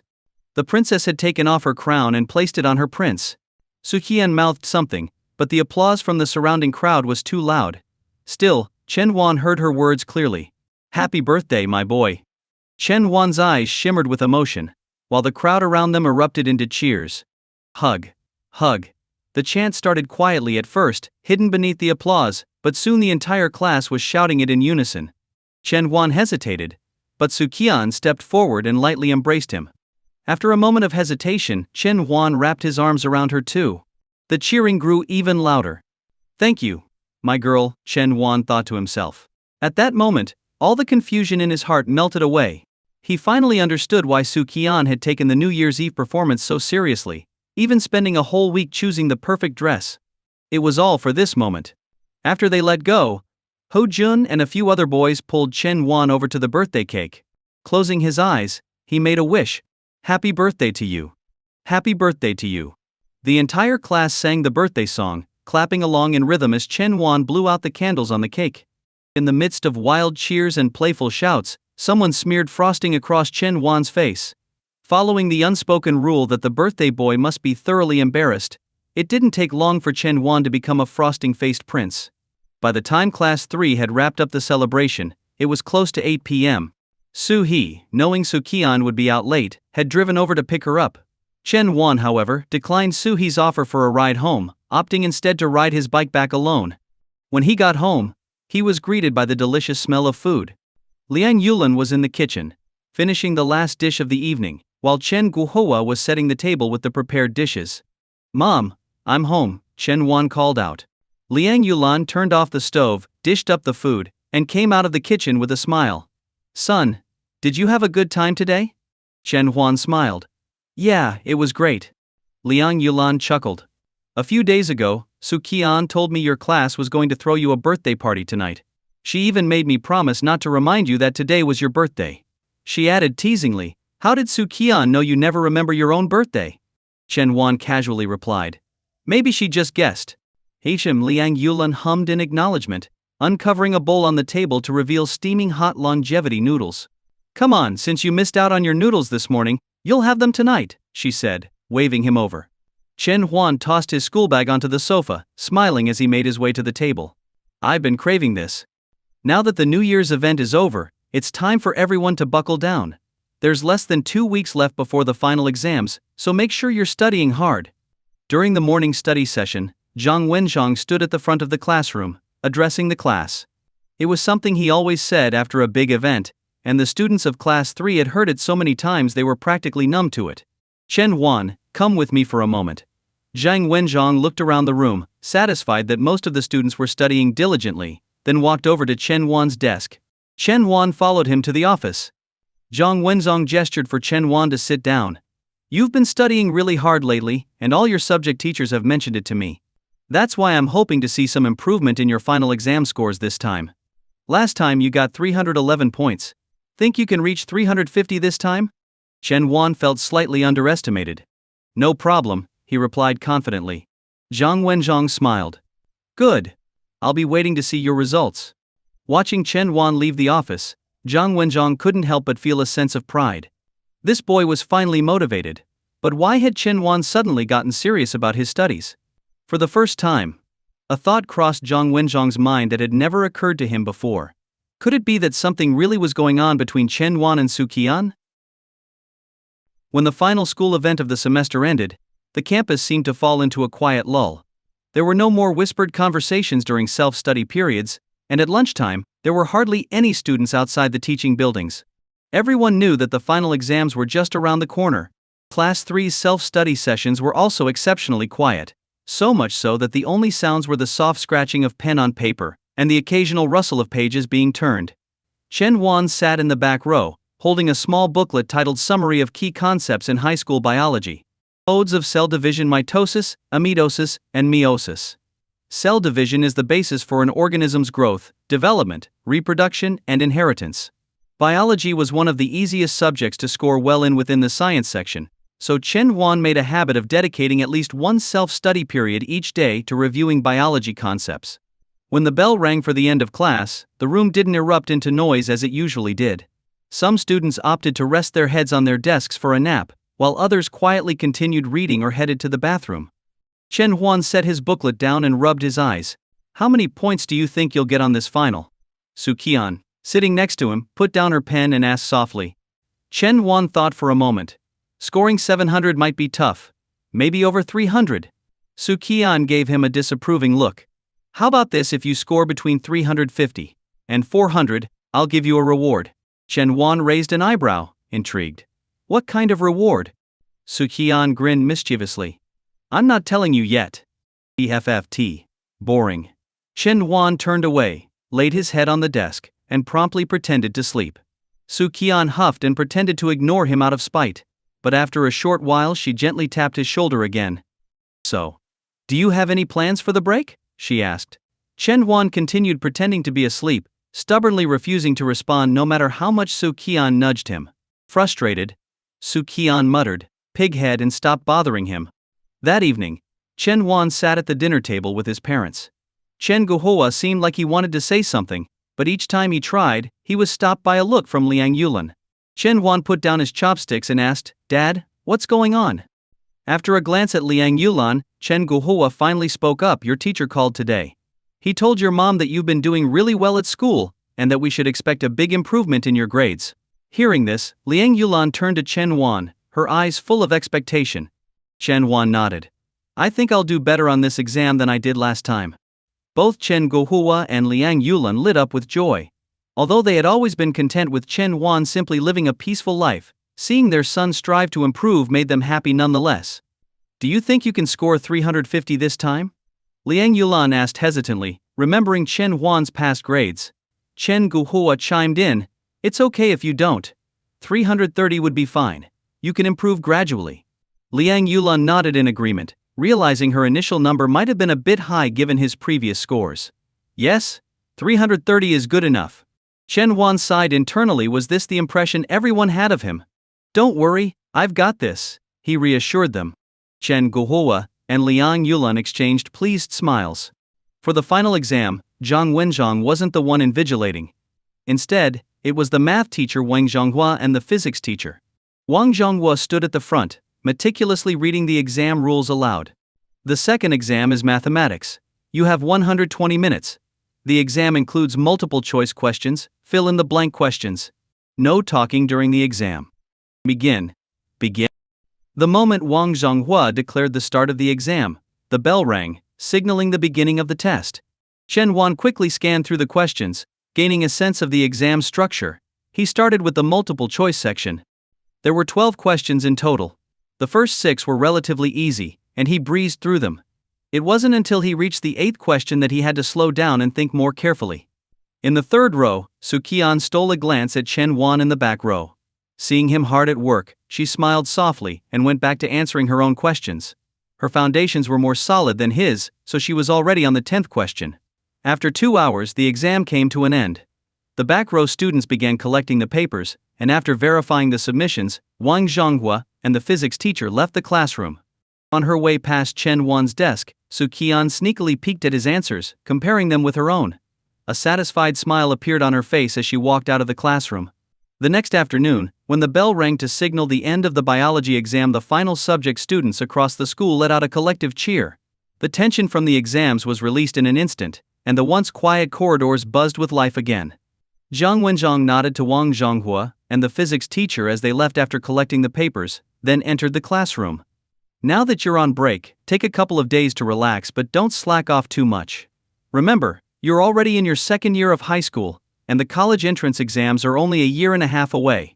Zhang Wenzhong launched into his usual post-exam speech, and although the students were buzzing with excitement, they still responded enthusiastically. Don't worry, teacher. We know. No problem. Zhang Wenzhong knew they didn't want to hear this speech, but as their teacher, it was his duty to say it. Alright, off you go. Make sure to close the windows and lock the doors if you're the last one out, he added with a wave of his hand. Several students got up, thanking him as they left, eager to get out of the classroom. Chen Wan packed his bag and said goodbye to Zhang Wenzhong before heading out. Su Qian quickly caught up to him. So, how'd the exams go? She asked energetically. Walking side by side, Chen Wan shrugged. I did what I could. I answered the questions I knew. Su Qian nodded, and then changed the subject. Hey, how about we hang out during the break? I know some fun places we could go. Chen Wan shook his head. I'm not interested. Su Qian grabbed his arm and pleaded playfully, come on, it's rare to get a break. Let's relax and have some fun, please. But Chen Wan remained unfazed by her pleading. No, he said firmly. With that, he hopped on his bike and rode off toward home. Watching him disappear into the distance, Su Qian stomped her foot in frustration before a mischievous glint appeared in her eyes. Hey, you might not want to go, but I've got my ways. Chen Wan, are you sleeping in just because it's the start of break? Get up quickly before Su Qian thinks less of you. In his bedroom, Chen Huan lay in bed, half awake when he heard a knock on the door. He was just about to get up when he froze, his eyes wide with surprise. Su Qian. What's she doing here? With a sudden burst of energy, Chen Huan jumped out of bed, quickly threw on his clothes, and opened the door. In the living room, Su Qian was chatting happily with Liang Yulan. Chen Huan walked out, his hair a messy tangle, his clothes slightly askew, and he rubbed his eyes with the look of someone who had just woken up. Seeing her son in such a disheveled state, Liang Yulan felt a wave of frustration rise up. It was one thing to look like that at home, but Su Qian was there too. Couldn't he at least make a decent impression? Glaring at him in disappointment, Liang Yulan's eyes bore into Chen Huan, leaving him completely bewildered. What did I do wrong? Go wash up. Look at the state you're in, Liang Yulan scolded, her brow furrowed. All right, Chen Huan muttered, a bit intimidated by his mother's tone. Su Qian, meanwhile, was stifling her laughter as she watched Chen Huan's clumsy, sleepy demeanor. It had been a while since she'd seen him like this. Liang Yulan, hoping to salvage her son's image, turned back to Su Qian with a smile. Little Huan isn't usually like this, you know. Su Qian, still suppressing her giggles, nodded. I figured. He's probably just tired. Exactly, Liang Yulan agreed. Meanwhile, in the bathroom, as Chen Huan brushed his teeth, he mulled over why Su Qian had shown up at his house. Mid-brush, he froze. Wait, could she be here to drag me out for that outing I refused yesterday? The more he thought about it, the more convinced he became. Knowing Su Qian's persistent personality, she probably came today determined to get her way. And to make matters worse, his mom was most likely siding with her. From the living room, Liang Yulan's voice suddenly called out, Chen Huan, what's taking you so long in there? Su Qian's waiting to take you out. I knew it. Resigned to his fate, Chen Huan hurried up his routine. When he finally emerged from the bathroom, toweling his hair dry, another 5 minutes had passed. Mom, I was thinking. I want to stay home and study. There's still so much material I haven't mastered yet, he said earnestly. Liang Yulan shot up from the couch. You need balance. You just started your break. Why are you talking about studying? Go out and have fun. Hearing this, most students would be moved to tears with joy. But Chen Huan was anything but happy.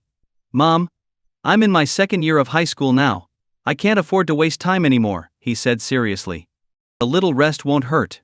Besides, Liang Yulan paused. If you're really that eager to study, I can enroll you in a tutoring class. There's no need. I can manage on my own, Chen Huan quickly countered. Enough. Go out and enjoy yourself. We'll talk about it later, Liang Yulan waved him off. But mom, I haven't even had breakfast yet, Chen Huan protested. Liang Yulan gave him a stern look. You're a grown man, skipping a meal won't kill you. You and Su Qian can just eat out. She fished some money out of her wallet and handed it to Chen Huan. Have fun. As Chen Huan glanced at the cash in his hand, more than his dad's monthly allowance, his resistance to going out mysteriously waned. Well then, godmother, we're heading out, Su Qian cheerfully called out as she addressed Liang Yulan. Godmother? Chen Huan raised an eyebrow in surprise. What's going on? Su Qian grinned mischievously. Oh, I just made it official today. Of course, taking advantage of the situation. Meanwhile, Liang Yulan was smiling fondly as she watched the two of them leave. Go on, and don't come back before evening, she called out after them. With no other choice, Chen Huan was pulled out the door by Su Qian. Since there weren't many exciting places nearby, Su Qian decided they'd head to the city center for some fun. The thought of amusement parks and cinemas made Su Qian smile in anticipation. It wasn't that the places were particularly special, but being there with Chen Huan made all the difference.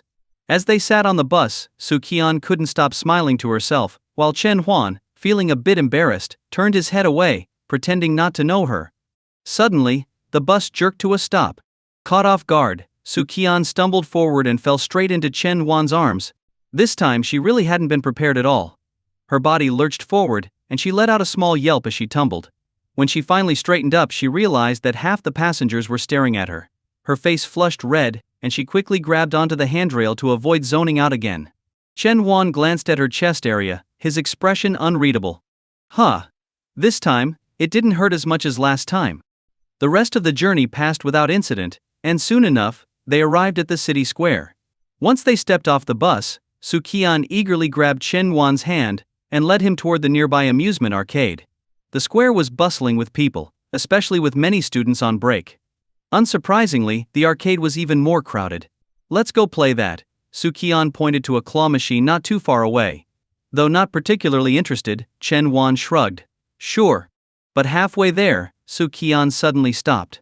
Chen Huan turned around to see her staring at one of the shared children's ride-on cars displayed in a glass case.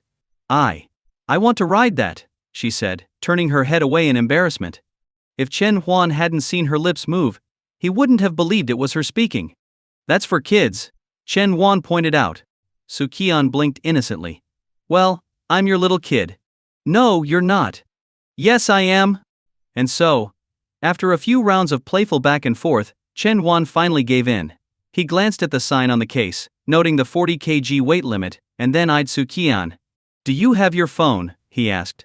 Su Qian handed it over. Here. Chen Huan dialed the number listed on the case. Hi, I've got a big kid here who wants to ride your children's electric car.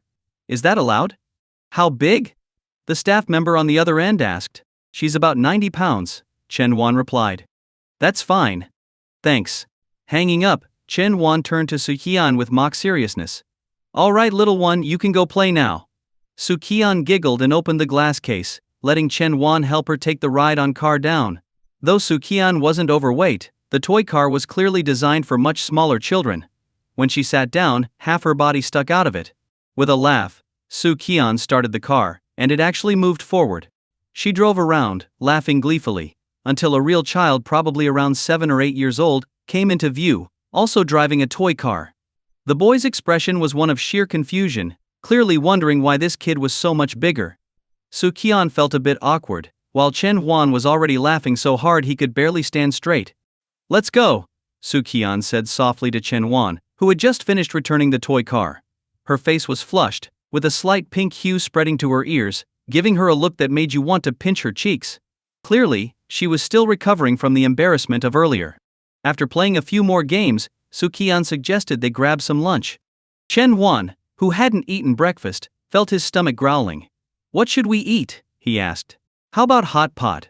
Su Qian suggested. Hot pot on a winter day sounded perfect, though it would have been even better with some snow. Sure, Chen Huan agreed. As they headed out, Chen Huan suddenly remembered their first date. It was also in winter, and they had eaten hot pot too. Hurry up. Su Qian's voice snapped him out of his thoughts. I'm coming, he replied, quickening his pace.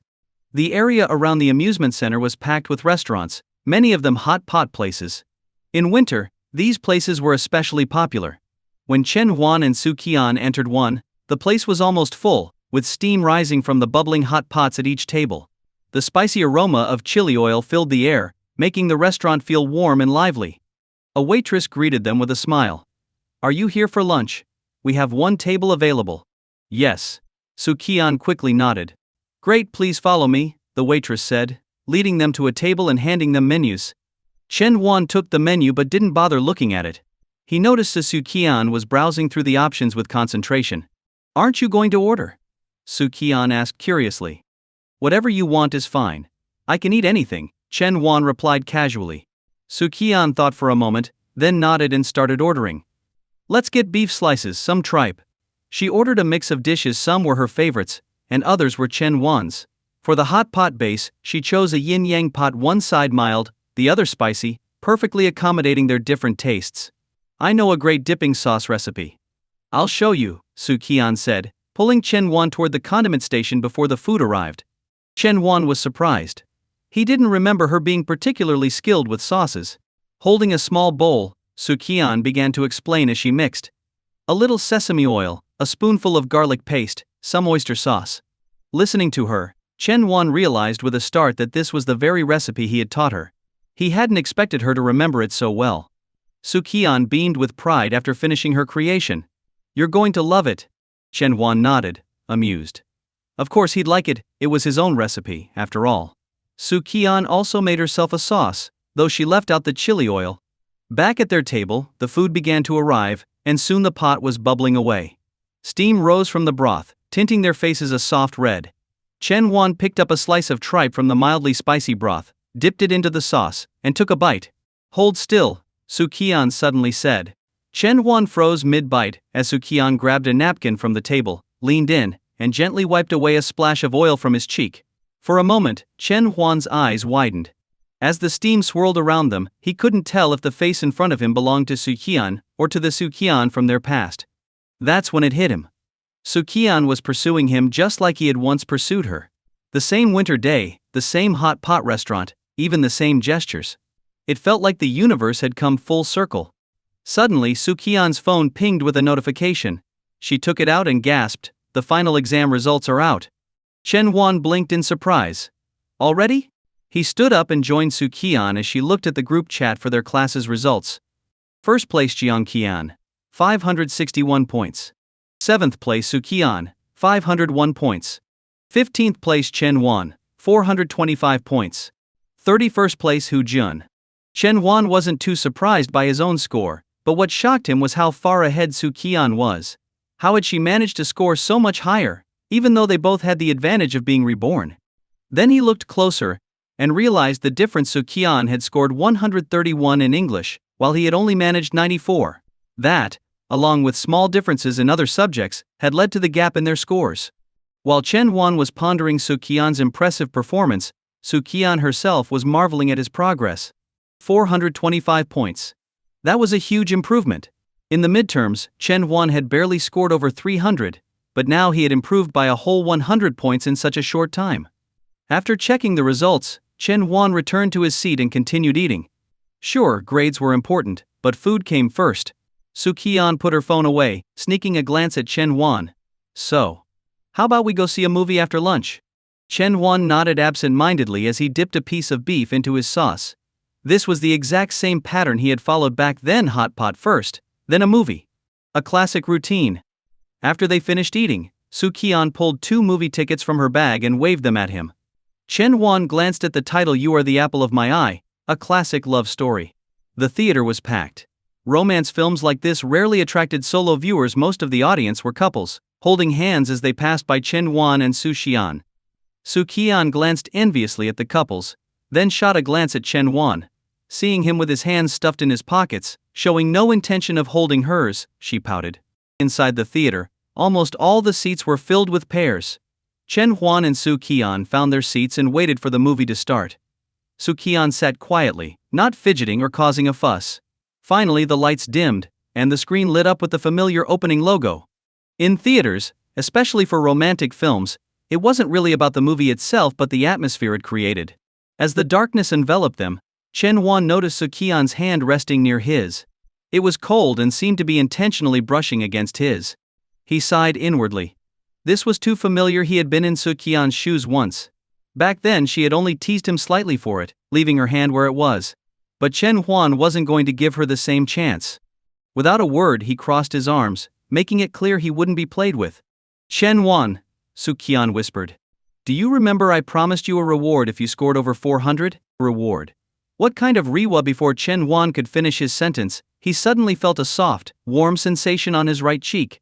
Stunned, he turned his head to see Su Qian sitting next to him, her eyes sparkling in the darkness. Although Su Qian seemed calm on the outside, Chen Huan could clearly hear her slightly shaky breathing, as if she were trying to maintain her composure. You know this is considered being a rogue, right? He teased. What? Su Qian's eyes widened in disbelief, her nervousness momentarily replaced by surprise. This was my reward to you, she retorted. Well, did you know you were taking advantage of me? Chen Huan shot back, amused. Ugh, you're impossible. Su Qian pouted and turned her head away, staring at the movie screen with determined focus. Chen Huan chuckled to himself, relieved. The tension from earlier had dissipated, and he congratulated himself on his quick thinking. He hadn't let Su Qian take advantage of the situation. Their first date ended when the movie did. Su Qian seemed to be upset, not speaking a word to Chen Huan on the way home. When Chen Huan arrived home, his father Chen Guohua hadn't returned from work yet. His mother Liang Yulan was busy cleaning the living room. Hearing the door, she set the mop aside and came to greet him. Why are you back so early? She asked. It's not that early. It's already 4, Chen Huan replied. To avoid being questioned further about his afternoon with Su Qian, he quickly added, by the way, my exam results came out. As expected, Liang Yulan's attention immediately shifted to his grades. How did you do? She asked eagerly. The results had been sent to the class group chat on QQ. But since some students didn't have phones, parents were also notified via text message. In this case, Chen Huan's father's number had been used, so his mother hadn't seen the results yet. Guess? Chen Huan said with a grin. 330? His mother ventured. He shook his head. 350? She asked, now a bit more surprised. Again he shook his head. 370? She hesitated, her earlier excitement fading slightly. Chen Huan still shook his head. Thinking that he hadn't done well, Liang Yulan put on a brave face. It's okay, son. As long as you tried your best, that's what matters. Just as Chen Huan was about to explain, the door flew open, and his father Chen Guohua rushed in. Without greeting he asked, is it true? Your exam results? Startled by her husband's abruptness, Liang Yulan quickly intervened, stepping in front of Chen Huan. So what if he didn't do well? He'll improve next time. Confused, Chen Guohua looked at his wife. Didn't do well? Who told you that? Realizing something was off, Liang Yulan turned to her son and asked, how many points did you get? Chen Huan smiled. 425. What? Liang Yulan's face lit up with joy. 425 points. Chen Guohua finally understood what was going on. His wife hadn't known about the results yet. At work he'd received a text with Chen Huan's score and had been just as surprised. He'd even thought there had been a mistake, or that the teacher had sent the wrong result. It wasn't until he called Zhang Wenzhong, the teacher, that he was sure of the score. Let's go, Chen Guohua declared with excitement. We're eating out tonight, let's celebrate. Liang Yulan, equally thrilled, chimed in. Yes, let's go eat something special tonight. The family quickly got ready and headed out. As they made their way to the restaurant, Liang Yulan began making phone calls. Hi Mrs. Lei, it's Yulan. Well, he did well this time, but who knows about the next time. No matter how the conversation started, she always found a way to steer it toward the exam results, proudly announcing Chen Huan's 425 points with a not-so-subtle mix of humility and joy.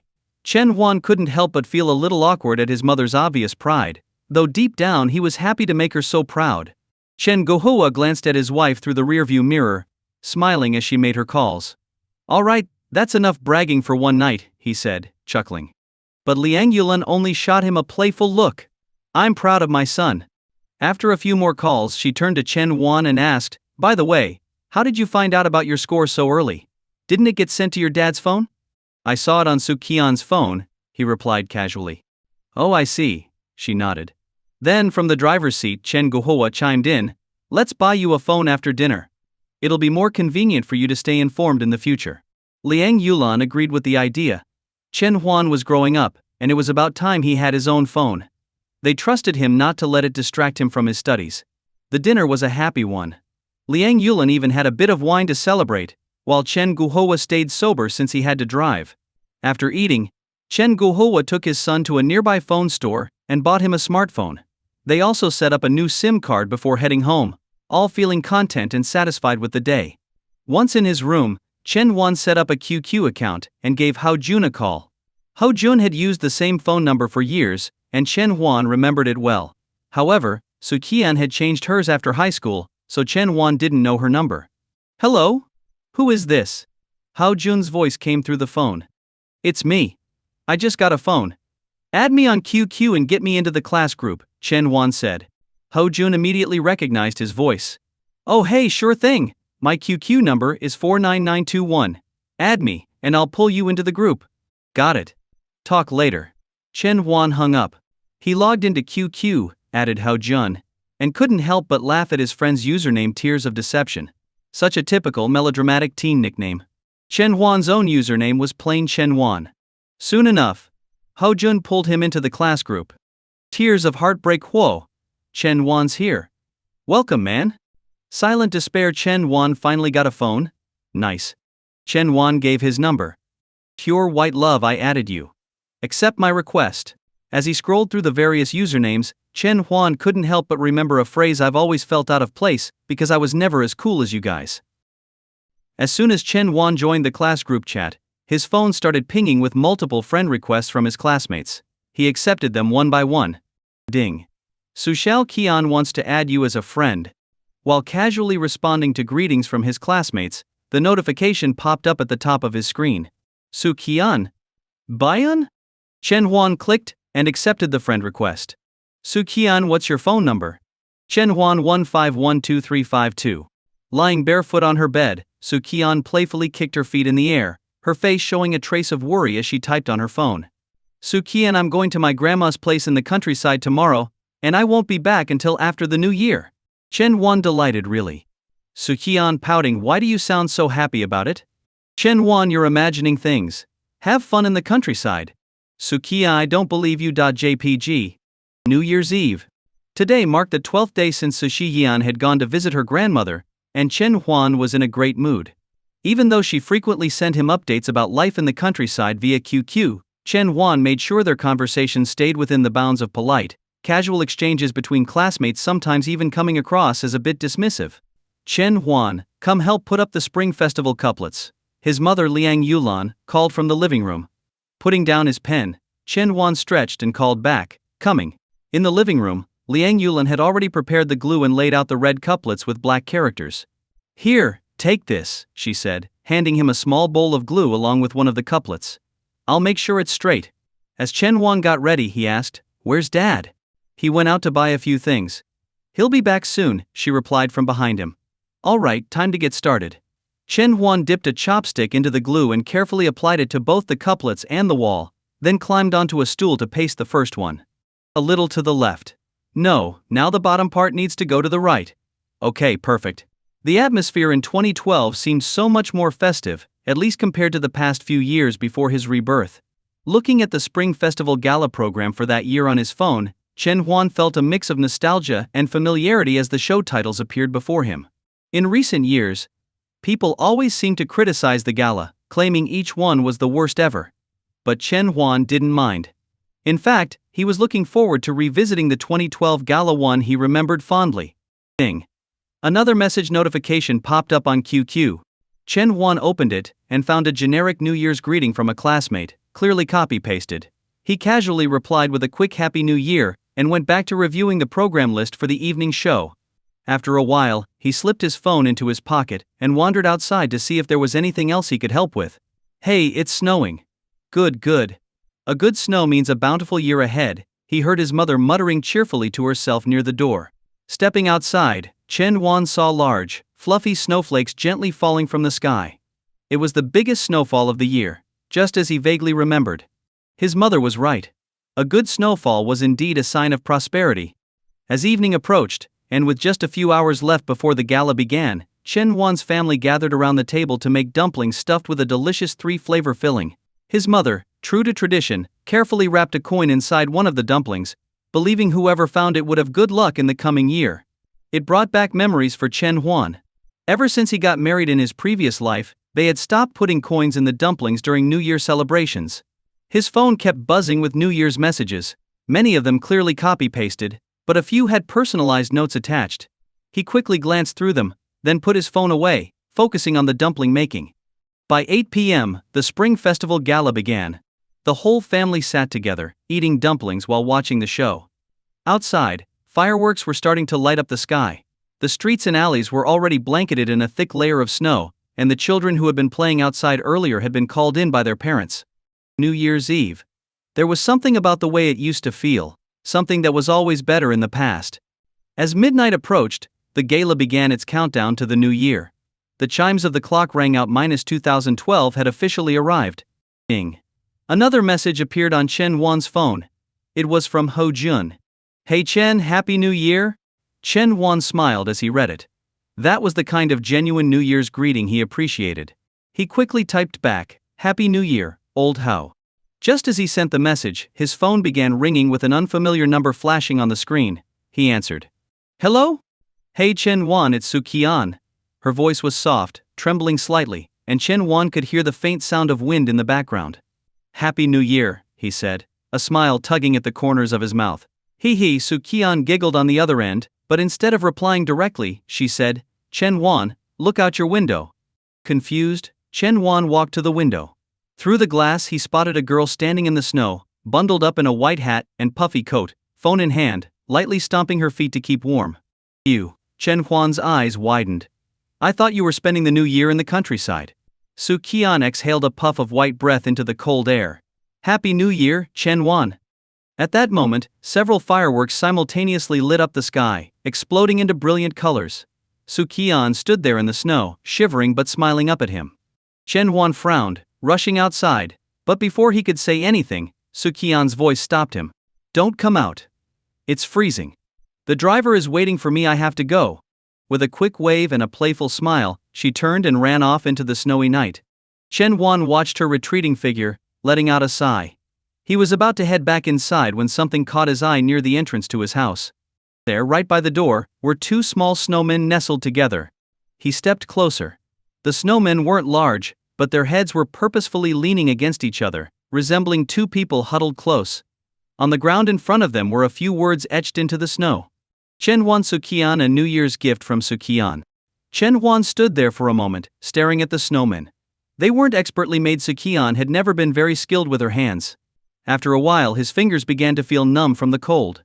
He imagined Su Qian carefully building the snowmen, working on them with all the concentration she could muster. He reached out and adjusted the eyes and mouths of the snowmen, making them look more balanced. Then he found two small twigs and placed them on either side his arms. "Happy New Year," he whispered. January 30th, 2012, clear skies. Chen Huan and his parents had just returned from his grandmother's house. Since the first day of the new year, the three of them had gone to Chen Huan's grandmother's place in the countryside, stayed for 3 days, and then went to his maternal grandmother's house. They didn't return home until today. "All right, I'll head straight to work," Chen Guohua said hurriedly as he dropped off Chen Huan and Liang Yulan at the front door and checked his watch. "Go on," Liang Yulan waved him off. The car started, and left a trail of exhaust behind. The house had been empty for several days, and a thin layer of dust had settled on many surfaces. Frowning, Liang Yulan grabbed a rag from the kitchen and turned to Chen Huan. "Go buy some breakfast while I clean up the house." Chen Huan nodded and left. There were several breakfast spots nearby, but the best one was a small street-side bun shop. Chen Huan used to stop by that shop for a couple of buns whenever he was running late for school, eating them on the go. The buns were sold by an old lady who always wore a warm smile, which made her customers leave in good spirits. "Morning, Grandma Wang. Happy New Year. I'd like 5 meat buns and 2 bowls of soy milk, please," Chen Huan said, handing over the money. Chen Huan was a regular customer, and Grandma Wang knew him well. "Happy New Year, Xiao Huan," she greeted him with a smile. "Hold on a minute, the fresh buns are almost ready. These ones have gone a bit cold." "All right, I'll wait," Chen Huan responded. While waiting for his buns, his phone buzzed with a notification. Chen Huan opened QQ to find a message from Su Qian. Su Qian, do you miss me? Chen Huan, nope. Su Qian, come on, say Chinese people don't lie to each other. Chen Huan, Chinese people don't lie to each other. Su Qian, fine, then I'll miss you enough for the both of us. Chen Huan, please watch your language, Su Qian. Su Qian, hey, look behind you. Chen Huan blinked and turned around, only to see Su Qian standing a short distance away. When she caught his gaze, she made a heart shape over her head with her hands and started running toward him, arms open wide as if to hug him. Chen Huan smiled, raised his hand, and placed it on her forehead, keeping her from moving closer. Su Qian reached out, but her fingers barely grazed the hem of his shirt. Grandma Wang watched the scene with a chuckle, thinking to herself, ah, youth. Soon, the fresh buns were ready. Grandma Wang packed 6 meat buns and 2 cups of soy milk. Grandma, you packed too many, Chen Huan said. Grandma Wang just smiled, the wrinkles on her face deepening. Take them, it's my treat. Thank you, Grandma, Chen Huan said gratefully. Su Qian chimed in, thank you, Grandma. Grandma Wang gave Chen Huan a playful look. Don't bully her too much, young man. Be good to her. Su Qian grinned. Exactly. We're just classmates. Chen Huan muttered, glaring at Su Qian before grabbing her by the arm and walking away. Carrying the buns, Chen Huan strode quickly toward home while Su Qian chattered on beside him. Do you have time tomorrow? Let's go hang out. I need to study tomorrow. Then what about the day after? I'll be studying then too. When do you take a break? Studying is my passion now. I'm committed to it for life. Just as they neared his house, Chen Huan managed to talk Su Qian out of the idea of coming inside for a visit. Mom, I'm back, Chen Huan called as he stepped inside. Liang Yulan put down what she was doing and said, eat first, then help me tidy up. Okay, Chen Huan nodded. The two of them sat at the already clean table to eat breakfast. Halfway through, Chen Huan's phone rang. It was a call from Hu Jun. He walked aside and answered, hello? Hu Jun? Hey Chen Huan, wanna hang out? My uncle just opened a new ice rink, and he told me to bring some friends over. It's free, so come on. Hu Jun sounded excited. I've already invited a bunch of people. You've got to come. Chen Huan thought for a moment. Is Su Qian going? Hu Jun pretended to be offended. I can't believe you're asking about her first. What happened to bros before? Well, you know. Don't worry, I've only invited guys, no girls. Alright, I'll be there, Chen Huan agreed without hesitation. Hu Jun was delighted. Great. I'll let you know the details later. Sure. Chen Huan nodded and hung up. Studying was important, but a little break didn't hurt. And most importantly, Su Qian wouldn't be there. Who was that? I thought I heard Su Qian's name, Liang Yulan asked as Chen Huan returned to the table. It's nothing. Hu Jun invited me to his uncle's new ice rink, Chen Huan replied. Liang Yulan nodded approvingly. That's good. You need to balance work and play. Studying all the time isn't good either. During the days they had spent in the countryside, she had often seen Chen Huan with a small English notebook, memorizing vocabulary. While she was proud, she also wanted him to take a break once in a while. Hu Jun's call came at just the right time. 3 days later, Chen Huan arrived at the meeting spot as arranged by Hu Jun. Several other classmates soon showed up, both boys and girls. Chen Huan was surprised. He had been under the impression that it would mostly be guys. But it didn't matter as long as Su Qian wasn't there. Right now he wanted to avoid her as much as possible. After graduation, they could go their separate ways. After a while, Hu Jun showed up too. He did a quick head count and said, there's still one more person we're waiting for. Let's go in together when they arrive. Chen Huan casually asked, who is it? Su Qian. What? I seem to be trying to escape. But there's no escaping. When Chen Huan saw Su Qian approaching with a bright, flower-like smile, he was completely stunned. Didn't you say Su Qian wasn't coming? Chen Huan asked, a forced smile on his face as he patted Hu Jun on the shoulder. Hu Jun, feeling a bit guilty for some reason, stammered slightly. She said she wanted to come after I called you. Chen Huan's face was all smiles, but inside he was full of exasperation. This must be how Chen Huan truly felt at that moment, smiling on the outside, grumbling on the inside. It wasn't his teammates' fault, it was his opponent who was too clever. Out of the 31 classmates, about 10 had gathered at the ice rink today. The main reason for such a turnout? Su Qian. After all, they were all energetic teenagers, and who wouldn't want to spend time with the prettiest girl in school? Everyone except Chen Huan, of course. Alright, now that everyone's here, let's head inside, Ho Jun suggested. With that, the group of 10 made their way to the entrance of the ice rink. Among them, only Su Qian and one other boy had brought their own skating gear. The rest didn't have any. Someone pointed this out. Ho Jun shrugged nonchalantly. No worries, my uncle told me we can borrow whatever we need inside.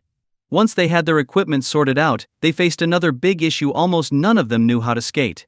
As true northerners, they were more familiar with sliding on ice than skating on it. But it didn't really matter. As long as they were having fun, right? They reached the ice rink lobby, where a middle-aged man approached with a smile. Hey Xiao Jun, are these all your classmates? Welcome. Ho Jun grinned.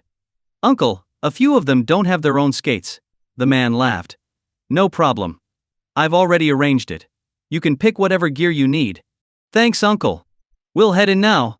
Ho Jun replied. Go ahead, have fun, the man said, waving them off. Ho Jun led the group to a room by the rink, where they picked out their gear. Since many of them were first-timers, they made sure to pad themselves up for safety. Chen Huan geared up as well, and joined Ho Jun and a few others by the ice. Once on the rink, Chen Huan, along with the other boys, cautiously shuffled forward. Su Qian and the other boy, who could skate, zipped around with ease, gliding effortlessly. Ho Jun, though not as skilled, managed to skate better than Chen Huan and the others.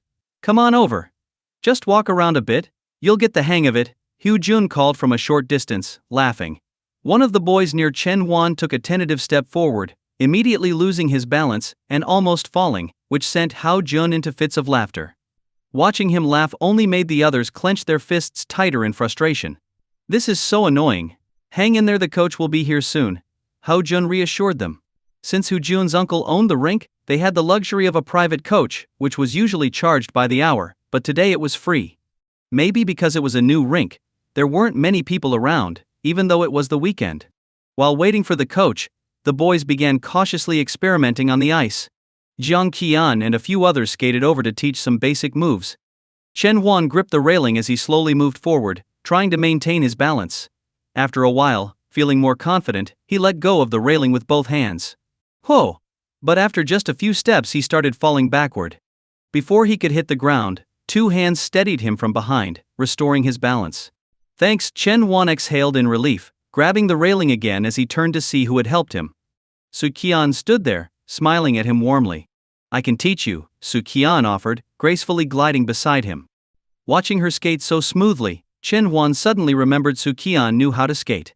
She hadn't skated in high school or college, but after becoming an entertainer, she had learned figure skating for a variety show. Because Su Qian hadn't brought her skating gear today, and since she had only skated once before, Chen Huan had almost forgotten. No thanks. I'll learn from the coach, Chen Huan said, noticing the coach who had just arrived. One-on-one teaching is different from group lessons, Su Qian teased, continuing to try and persuade him. Chen Huan thought for a moment. I believe in the power of teamwork. Su Qian chuckled. Your grades have improved, and now your mindset is on another level too. Always improving with learning, Chen Huan quipped. Chen Huan, we're heading over there to practice balance. Want to join? One of the boys called out from beside the coach. No need, I'll teach him myself. Su Qian quickly covered Chen Huan's mouth and called back. Okay. The boy responded, leaving without a second thought. Chen Huan, now stuck with Su Qian's hand over his mouth, clung to the railing for balance, helplessly watching as his chance to escape her grasp faded away. Hey, looks like your team abandoned you, Su Qian said innocently. I really have to thank you for that, Chen Huan replied dryly. No need to thank me. Helping others is something I've known since I was a child. Keep your feet shoulder-width apart. Your legs are too stiff. Bend them slightly, lean forward, and lower your center of gravity. On the rink, Su Qian was teaching Chen Huan how to skate, and Chen Huan was taking it very seriously. Okay, I'm almost getting it. Soon I'll skate right over to Ho Jun. Chen Huan thought excitedly to himself. Su Qian's voice continued by his side. You don't need to hold onto the railing anymore. You can try taking a small step forward. I'm right here. Don't worry. Cautiously, Chen Huan took a step forward. Not bad. Another step. Still steady. You're pretty good at keeping your balance, Su Qian praised. Chen Huan beamed. I think I'm ready to start skating now. Su Qian pouted slightly. You can try, but I think it might be harder than you think. Chen Huan nodded and gently pushed off with his right foot, smoothly returning to a standing position. I did it. Chen Huan's eyes lit up with excitement. Su Qian, too, seemed impressed with how quickly he was learning. I'll practice on my own for a bit, Chen Huan said, giving Su Qian a glance. Su Qian nodded and followed him closely. But after a while, Su Qian noticed something strange. Although Chen Huan's speed was slow, he seemed to be gliding in one specific direction. Looking ahead, she saw that he was heading straight for Hou Jun and the others. Glancing back at Chen Huan, she saw him huffing and puffing, steadily skating while checking his position from time to time. Need a break? Su Qian asked with a smile, looking at Chen Huan like an emotionless assassin.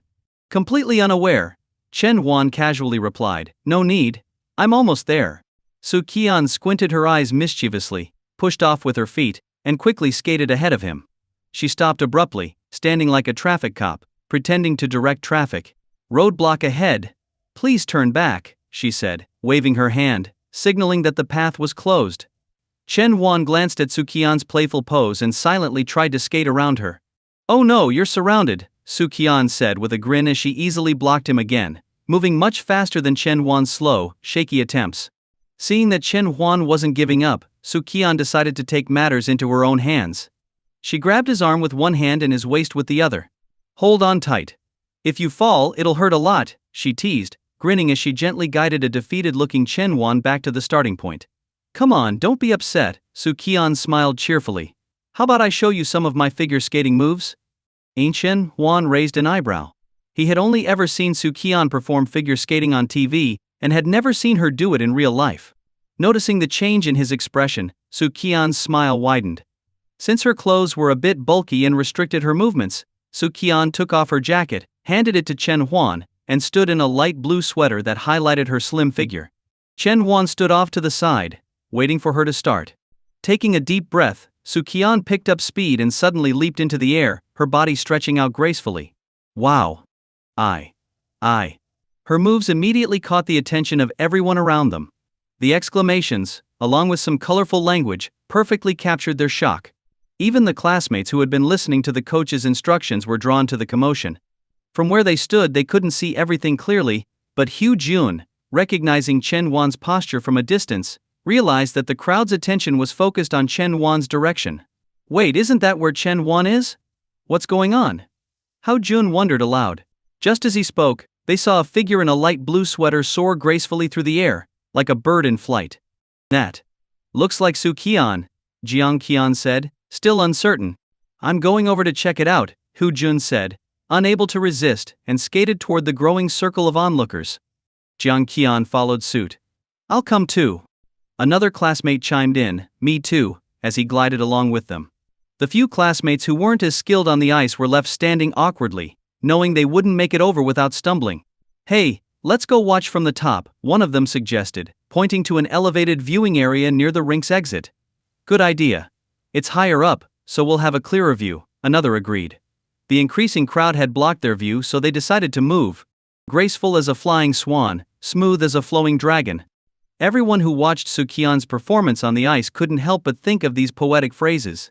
Though Su Qian's moves weren't extremely difficult, her flexibility and perfect proportions created an undeniable visual elegance. She skated in a steady, circular pattern around Chen Huan, performing figure skating moves like a blue fairy dancing on the ice. Chen Huan stood still, quietly watching. He could feel the envious gazes of those around him. He wanted to leave, but honestly, he couldn't manage it. It's better to be an unmoving bystander than risk embarrassing himself. Finally, Su Qian stopped, breathing heavily, her face flushed with a mixture of exertion and pride. Great job! That was beautiful. The crowd erupted in applause, and many people cast jealous glances at Chen Huan, wishing they could trade places with him as he handed Su Qian her jacket. Wow! Su Qian, you're amazing at skating! Hou Jun exclaimed as he skated over. Beside him, Jiang Qian and the others also looked impressed. Su Qian laughed. I had some lessons in figure skating from a teacher for a while. They nodded in agreement.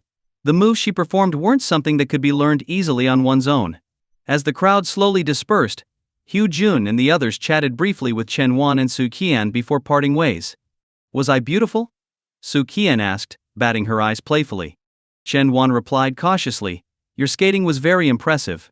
TSK. Su Qian pouted, unsatisfied with his answer. All right, I'll keep teaching you how to skate. Your form earlier wasn't quite right. Su Qian's instructions were thorough, and soon Chen Wan was able to skate a bit on his own, though he still fell occasionally. You need to focus on your hands while skating, Su Qian said, walking over to correct him again as he took a break. Watch out. I can't stop. Suddenly, an urgent voice came from behind.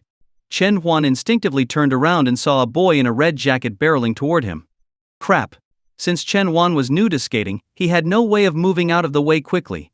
All he could do was watch as the boy came hurtling toward him. Thud. The collision never came. Instead, at the last second, Su Qian pulled Chen Huan out of the way, and they both tumbled to the ice together. Chen Huan, still stunned, realized that in the last moment, Su Qian had wrapped her arms around him, shielding him from the impact, and taking the brunt of the fall herself. Quickly, Chen Huan got up, kneeling down to stabilize himself. Are you okay? He asked, concern in his voice as he looked at Su Qian. Su Qian winced, her brows furrowing in pain. I think I twisted my ankle. Chen Huan looked at her ankle. It was already a bit swollen. His frown deepened. Just then, the boy in the red jacket approached, his face filled with guilt. I'm so sorry. I'm still learning. There's a medical room at the rink. You should get it checked out. Chen Huan nodded, removing Su Qian's skates. Try standing. Does it hurt? With Chen Huan's support, Su Qian stood up slowly. It hurts a little, but it's not too bad. Can you walk? Chen Huan asked. Su Qian took a step, immediately wincing in pain. Without a word, Chen Huan sat down on the ice, took off his own skates, and knelt in front of her. Get on! I'll carry you to the medical room. His voice was firm, leaving no room for argument. Su Qian's small feet touched the cold ice, and even through her socks, she could feel the piercing chill seeping into her skin. She hesitated as she watched Chen Huan, who had also removed his skates, standing in front of her with a concerned expression. Hurry up, Chen Huan urged with a frown. If the injury reaches the bone, it'll be troublesome. Oh! Su Qian nodded, then leaned forward and climbed onto Chen Huan's back. With a grunt, Chen Huan stood up, carrying her toward the exit.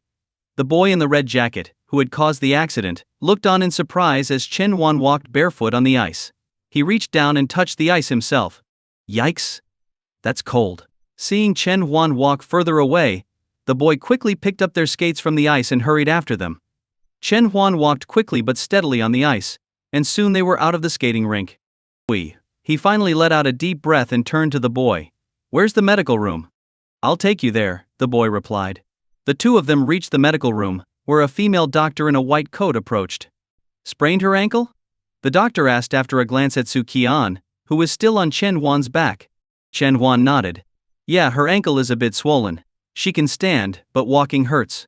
Lay her down on the bed over there, the doctor instructed, pointing to a small room inside. Chen Huan carefully placed Su Qian on the bed. The doctor examined Su Qian's left ankle, gently pressing on the swollen area as she asked Su Qian how it felt. After a moment, the doctor said, It's not a bone injury, just a ligament sprain. You're lucky, it could have been worse. Hearing that, both Chen Huan and Su Qian sighed in relief. The doctor then handed an ice pack to Chen Huan. Apply this to her ankle for now. After 24 hours, switch to a warm compress. I'll also get you some medication. She just needs to rest. Thank you, doctor, Chen Huan said gratefully. The boy in the red jacket, feeling relieved, apologized again and even paid for the medical expenses before leaving the room. You two can rest here for a while, the doctor suggested. The pain should subside soon, and then you can leave. With that, she left them alone. As soon as the doctor left, Chen Huan's expression turned stern. Su Qian, noticing his serious look, tried to smile at him to ease the tension, but it had no effect. Are you an idiot?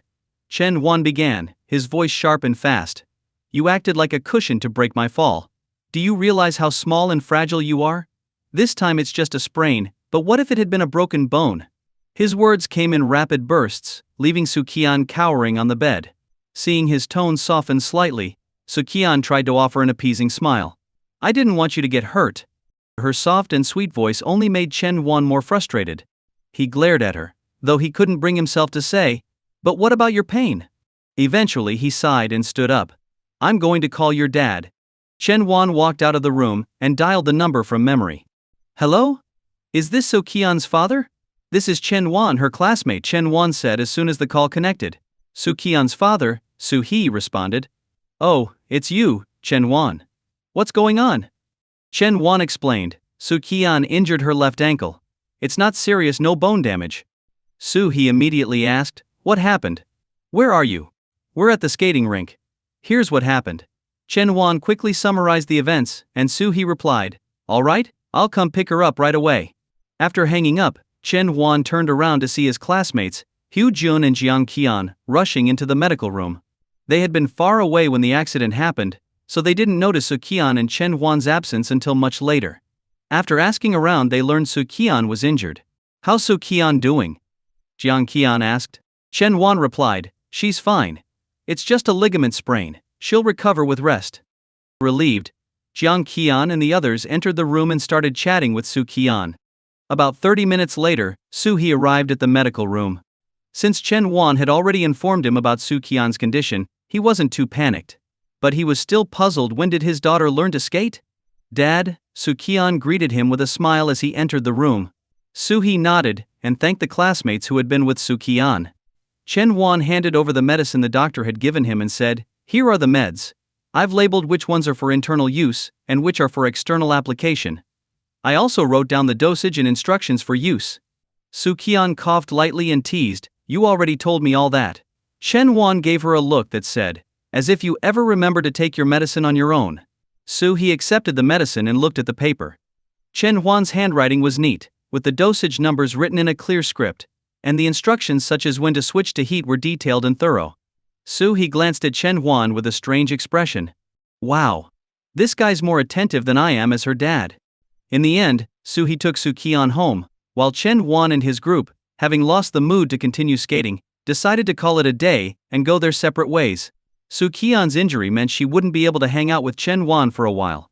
When Chen Huan's mother, Liang Yulan, heard about Su Qian's injury, she looked at her son with a mix of pity and disappointment. You really needed a girl to protect you, huh? She sighed. Chen Huan could only respond helplessly, I didn't plan for it to happen. The winter break for high school students isn't usually very long. By the time February's cold winds had yet to subside, and the blossoms of March were still far off, the new semester at Wyang High School had already begun. On the morning of the first day back, as Chen Huan stepped outside into the crisp air, the first thing he saw was Su Qian riding her bike toward him, waving with a bright smile. Chen Huan rang the bell on his bike, and the clear sound added a bit of warmth to the chilly morning street. He hopped on his bike and, with Su Qian by his side, pedaled toward the school, riding together into the rising sunlight. It's good to be back. At the first homeroom meeting of the semester, their teacher Zhang Wenchong stood in front of the lively, energetic students and smiled. Alright, the new term has begun. I know you don't like hearing the same things every year, but before I start, there's something I need to say. Many of the students had already guessed what he was going to talk about. Chen Wan's rapid improvement had been a hot topic ever since the final exam results came out. Even Zhang Wenchong had praised him in the class group chat, though Chen Wan didn't know it at the time since he didn't have a phone. Sure enough, Zhang Wenchong's first topic was about Chen Wan. Half of your high school years are already behind you. Now is the time to focus more on your studies. His speech was familiar but comforting in its predictability. Many people go through life repeating the same tasks every day, experiencing the same things over and over again. Every morning, when Chen Wan pushed his bike out the door, there would always be the familiar sound of a bicycle bell, followed by the sight of Su Qian appearing at the corner of the street. When such routines become part of your life, they eventually turn into habits. Mom, I'm heading to school, Chen Wan said, repeating his usual morning line. And Liang Yulan's response was always the same, take care and watch for cars. Repeating her words in his mind, Chen Wan smiled slightly and pushed his bike out the door. Chen Wan turned to look at the corner of the street. The familiar bell didn't ring, and the girl with the radiant smile was nowhere to be seen.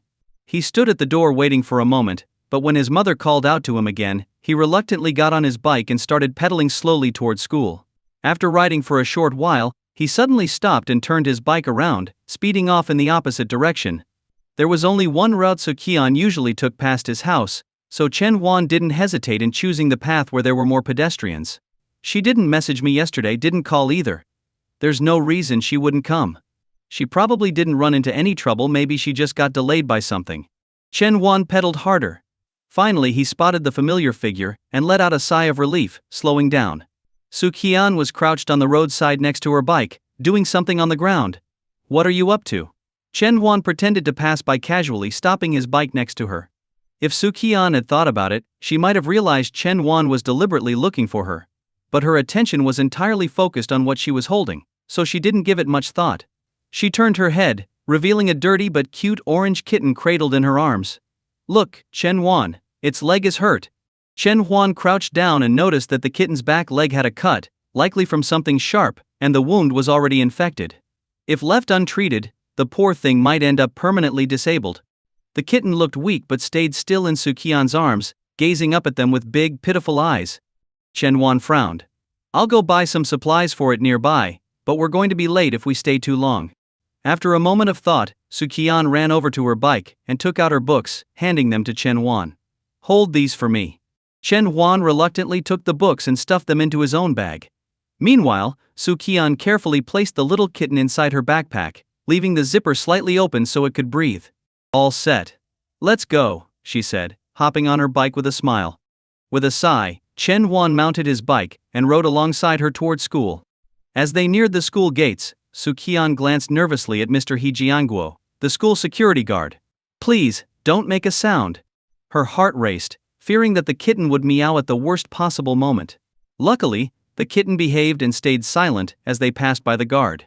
When they reached their classroom, the bell for the morning study session rang. Both of them hurried to their seats, and for the time being, it wasn't a good idea to take the kitten out of the bag. Su Qian carefully placed her bag on her lap and whispered, "Shh, stay quiet. I'll get you something to eat after class." She then tucked the bag under her desk and pulled out her English vocabulary book, trying to focus on her studies while keeping an eye on the bag. Once the morning study session ended, Su Qian asked Chen Huan to watch the kitten while she ran downstairs to the campus store. She came back with some sausage and other snacks for the kitten. Back in the classroom, Su Qian broke the sausage into small pieces and fed them to the kitten. The little cat obediently ate each bite without making a sound. "What's your plan?" Chen Huan asked. "I'll try to clean the wound at the school nurse's office during lunch," Su Qian replied. She paused for a moment before adding, "And then, I'll take it home tonight." "You're going to keep it?" Chen Huan asked, surprised. Su Qian pouted. "Why not?" Chen Huan, recalling how all the plants Su Qian had tried to care for in the past met tragic ends, couldn't help but feel sorry for the kitten. "Hey, what's that look for?" Su Qian shot him a glare. Chen Huan chuckled. "I'm just happy it found a nice home." Though Su Qian wasn't the most reliable when it came to this sort of thing, her father, Su He, was more responsible. Chen Huan didn't see any reason to stop her. Time flew by, and the first 2 periods passed quickly. Su Qian's biggest worry hadn't come true yet. During the 10-minute break, she bragged to Chen Huan about how well-behaved the kitten was. But her satisfaction didn't last long. An object weighs 10 kg and is resting on a flat surface. The coefficient of kinetic friction between A and the surface is 0.4. If a horizontal force of 50 N is applied. During the 3rd period, physics teacher Mr. Tang Yu was reading out a multiple-choice question when, meow. The soft meow made Mr. Tang pause. His eyes scanned the classroom, thinking it might be a prank, but he continued teaching. ... and the force acts on A for 4 seconds. Meow. Another meow, loud and clear. This time Mr. Tang knew it wasn't a prank. It was a real cat. Frowning, he stepped off the podium and started walking toward the back of the classroom, where the sound had come from. Step by step. By step. Su Qian sat frozen in her seat, her heart pounding as Mr. Tang's footsteps grew closer. "Please, don't make a sound." It seemed as if the kitten heard her thoughts, as it stayed quiet this time. After looking around and finding nothing unusual, Mr. Tang returned to the front of the room to resume his lesson. When the bell finally rang to end the class, and Mr. Tang left the room, the girls who loved animals couldn't contain their excitement. "Who brought a cat? Let's see it now that the teacher's gone." Jiang Qian joined in. "Where's the kitten? I want to see too." "Shh, keep it down," Su Qian said, motioning for everyone to be quiet. "The kitten's with me." In an instant, several girls gathered around Su Qian. She gently pulled the kitten out of her bag, and the sight of it immediately elicited gasps of admiration. "Aw, it's so cute." "Yeah, but it's a little dirty." "What happened to its leg?" The little kitten was a bit dirty, which made some of the girls hesitant to hold it. However, that didn't stop them from being completely charmed by the adorable creature. "Its wound needs to be treated soon, or it'll get worse." "Yeah. It's best to trim the fur around the injury. You don't want the hair getting into the wound and making it worse." The girls offered suggestions one after another. Su Qian spoke up. I plan to take it to the school clinic during lunch and see if they can help treat its injury. The girls nodded in agreement. We've got to get ready for the morning exercise drill. Any classes that haven't come down yet, hurry up. Mr. Hejianguo's voice echoed from the loudspeakers outside. Immediately, the gathered girls dispersed, throwing on their jackets as they prepared to head downstairs for the run. Su Qian gently placed the kitten back into her bag, patting its little head. Stay still, okay? She zipped up the bag, leaving a small opening, and then started putting on her jacket. Chen Huan was already getting ready to leave his seat when Su Qian suddenly grabbed his arm. You're coming with me to the clinic at lunch. Chen Huan was surprised. I have to go too? Of course. You found the kitten with me, so you're responsible for it as well, Su Qian said seriously. Chen Huan sighed. All right. We need everyone out of the building for the drill now. Mr. He's voice came from outside again, urging them to hurry. Fine, Chen Huan nodded. To be honest, he wasn't entirely comfortable with the idea of Su Qian handling the kitten's injury alone anyway. Su Qian smiled, content, and they both left the classroom together. After making it through the last 2 morning classes, the bell for lunch break finally rang. Without wasting any time, Chen Huan and Su Qian grabbed the kitten and headed to the school clinic. The school clinic was usually a quiet place. By the time they arrived, the school nurse had just returned from lunch. What's wrong? Are either of you feeling unwell? The nurse asked, noticing the 2 students. Su Qian smiled and unzipped her bag, revealing the kitten. It's not us, it's the little guy. The nurse stood up and walked over, frowning as she asked, Where did you find it? What happened? Su Qian replied, I found it by the roadside. Its back leg is injured. The nurse nodded. Although the school prohibited bringing animals onto campus, she wasn't particularly strict about enforcing such rules as a nurse. She carefully cleaned the kitten's wound with saline solution, trimmed the fur around the injury with small scissors, and then disinfected it with iodine. Afterward, she wrapped it with a bandage. When the iodine touched the wound, the kitten let out a small cry of pain but didn't struggle much. This kitten is really well behaved, the nurse said, gently stroking its head. She looked at Su Qian and Chen Huan and asked, What's your plan? Su Qian answered, I'm planning to take it home. The nurse nodded approvingly. You should still take it to a proper pet clinic to have it checked out. Su Qian thanked the nurse, paid for the supplies, and left. Since the kitten's wound couldn't get wet, they used wet wipes to clean the rest of its body. After going through several packs of wipes, the kitten finally looked clean. Su Qian lifted the orange kitten up in her hands, holding it high in the air as sunlight bathed its golden fur. Smiling, she said, From now on your name will be Orange. The kitten meowed softly, as if accepting the name. Su Qian cradled Orange in her arms, glanced at Chen Huan, and said playfully, I'm Orange's mommy now. And you? Well, you'll just have to be its daddy. Her smile brightened, carrying a mix of warmth and amusement, whether it was from naming the kitten or the playful remark she had just made. Chen Huan didn't say anything, but Su Qian took his silence as agreement. Overjoyed, she gently placed Orange back into her bag and pulled Chen Huan along to buy some food for their son. At the grocery store, Su Qian fed Orange while expressing her concern. There's going to be a classroom inspection during the afternoon break. What if the teachers find Orange in the classroom? Chen Huan thought about it. Now that Orange was feeling much better, it was quite possible the kitten could get discovered before the break even began. Though the teachers likely wouldn't be too strict about it, it still wasn't a great idea. Maybe we should leave it somewhere safe for now, Chen Huan suggested. Su Qian considered it. How about the small grove behind the school? Hardly anyone goes there during the day. Chen Huan nodded. It seemed like a good spot.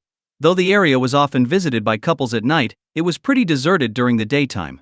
All right, he agreed. They made their way to the grove behind the school building. The grove was nestled between the teaching block and the dormitory, and since the dormitory was closed during the day, few people wandered there. Wanting to make sure Orange wouldn't be found, Su Qian led them to a spot far from the main path, placing the bag with Orange beneath a tree. Be good. I'll come back for you after school. Don't run off, Su Qian whispered, giving the kitten a gentle pat on the head. She still felt uneasy, so she covered the bag with a layer of dry leaves and grass to camouflage it. Just as they were about to leave, a sharp voice called out from behind them. Hey, what are you two doing? A woman with black-rimmed glasses was staring at them from the path to the dormitory, her gaze stern. It was clear what she was thinking. In her mind, there was no doubt that this spot at this time meant one thing: they were up to something romantic. Chen Huan turned his head slightly and recognized the woman as the school's new disciplinary teacher, Miss Chen Mei. Don't look back, Chen Huan quickly whispered to Su Qian.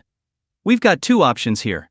One is to stay put and explain everything to Chen Mei, but Orange will probably get taken away. And the second? Su Qian asked without hesitation. Chen Huan grabbed her hand. Put your head down, pull your cap low and run. Run. Su Qian didn't think twice. With their heads down and hats pulled low, they darted toward Chen Mei's direction, quickly veering off to another exit. Chen Mei wanted to chase after them, but her high heels made it impossible to run fast enough. Frustrated, she could only watch as the two of them disappeared, not even getting a good look at their faces. Once they were out of the grove, Su Qian couldn't stop laughing like a carefree child.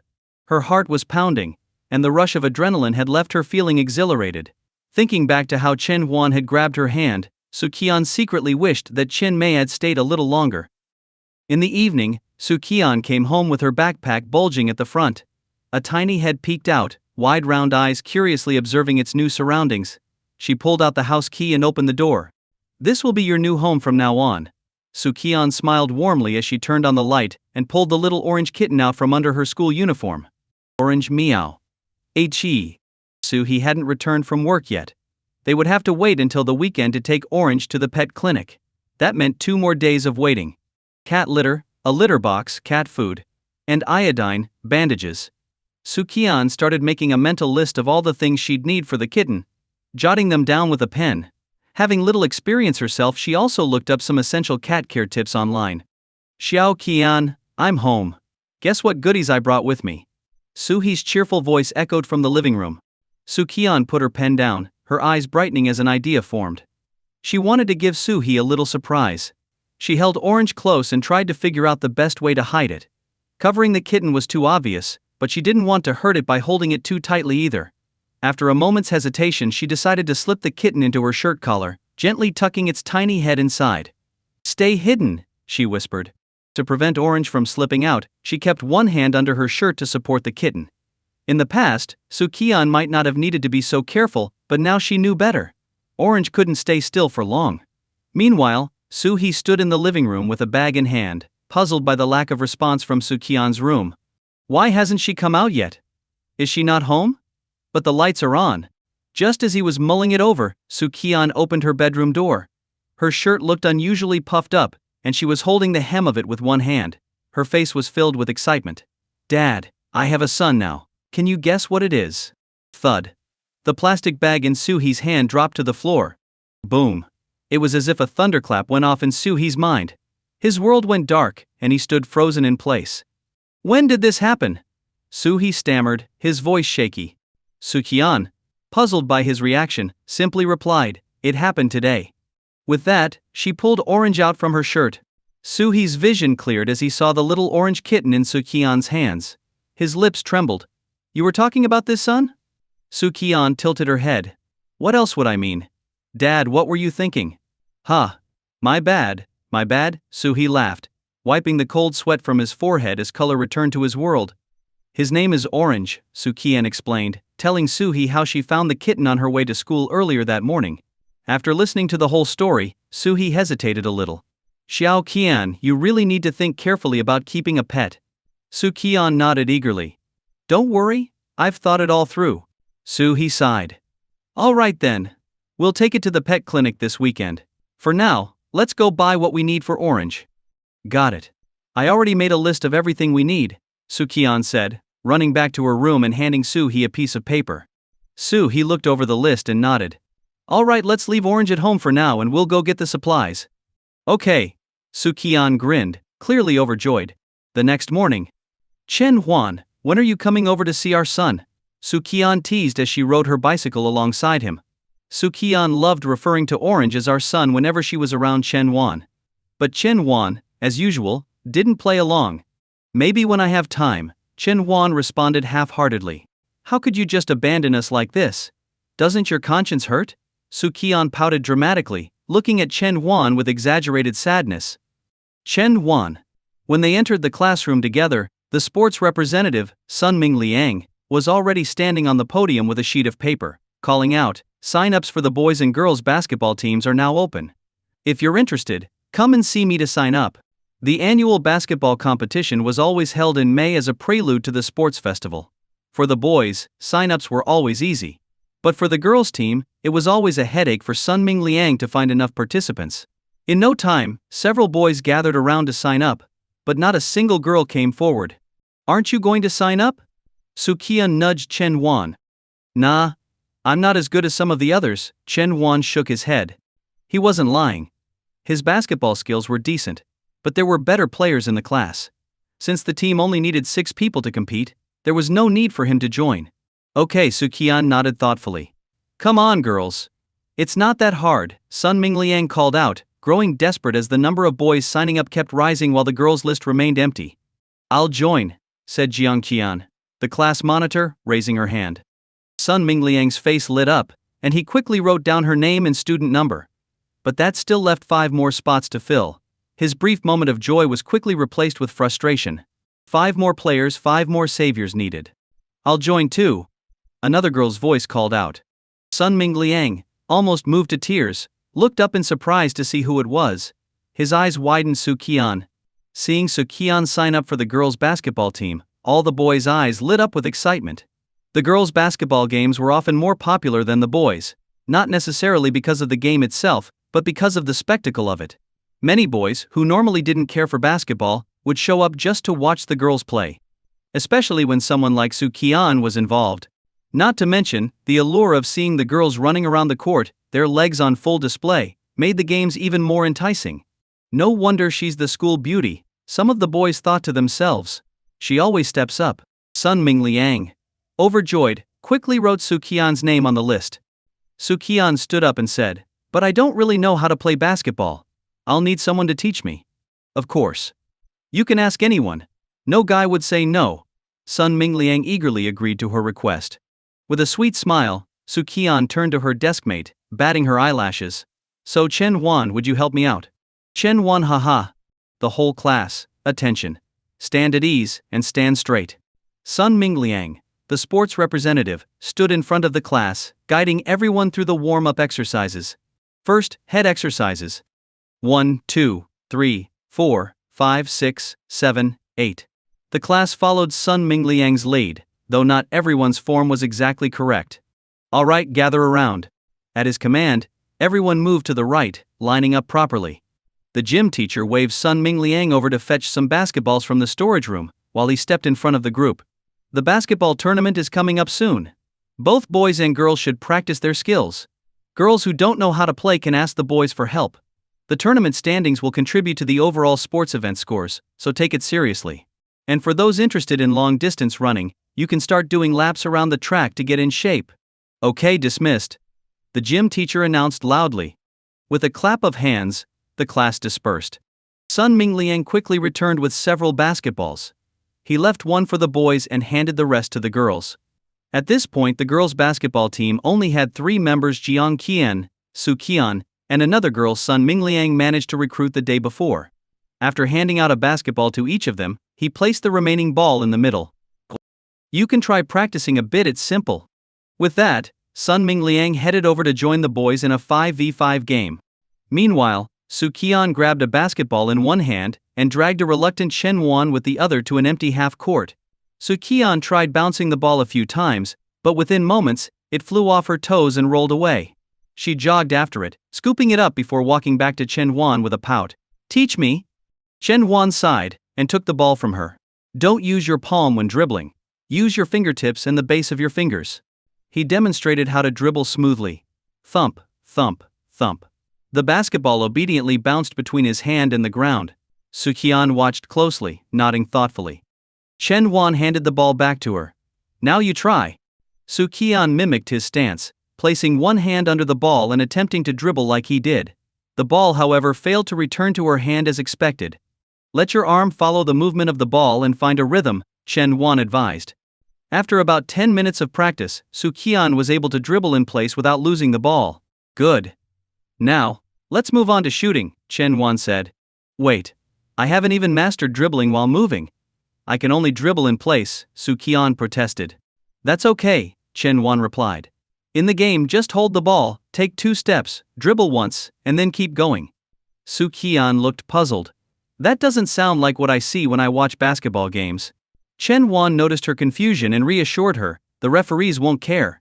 In fact, you can even run with the ball a bit, just don't overdo it. Oh. Su Qian nodded, half convinced. So the key is making accurate shots. If you can shoot well, you'll win the game, Chen Wan said, taking a shot from where he stood. Swish, the ball went through the hoop cleanly. Without the satisfying sound of the ball going through the net, the shot felt incomplete to Chen Wan. Clap, clap, clap.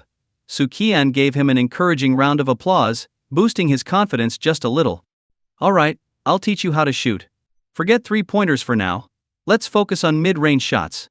Chen Wan positioned himself at the free throw line and called Su Qian over. Su Qian had a vague idea of what three-pointers were, but she wasn't sure about mid-range shots. She didn't ask, though it didn't matter as long as she got to play with Chen Wan.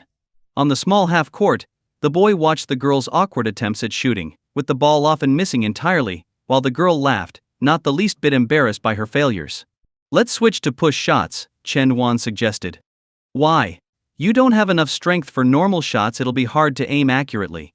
Oh, okay, I'll follow your lead. Ring, ring, ring. The school bell rang.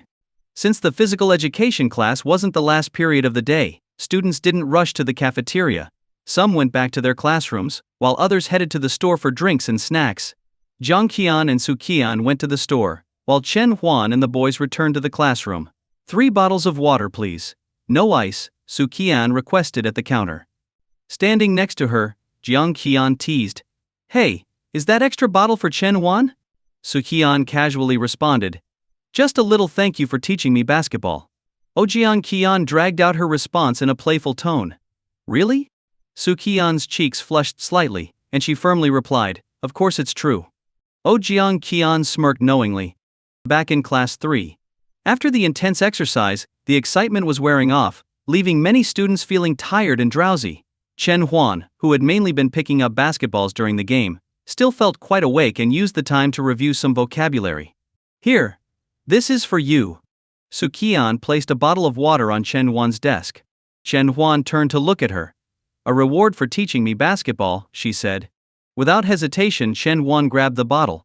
He was about to take a sip when he realized the cap was already unscrewed. He glanced at Su Qian in surprise. Seeing his reaction, Su Qian smiled proudly. I opened it myself. Impressive, right?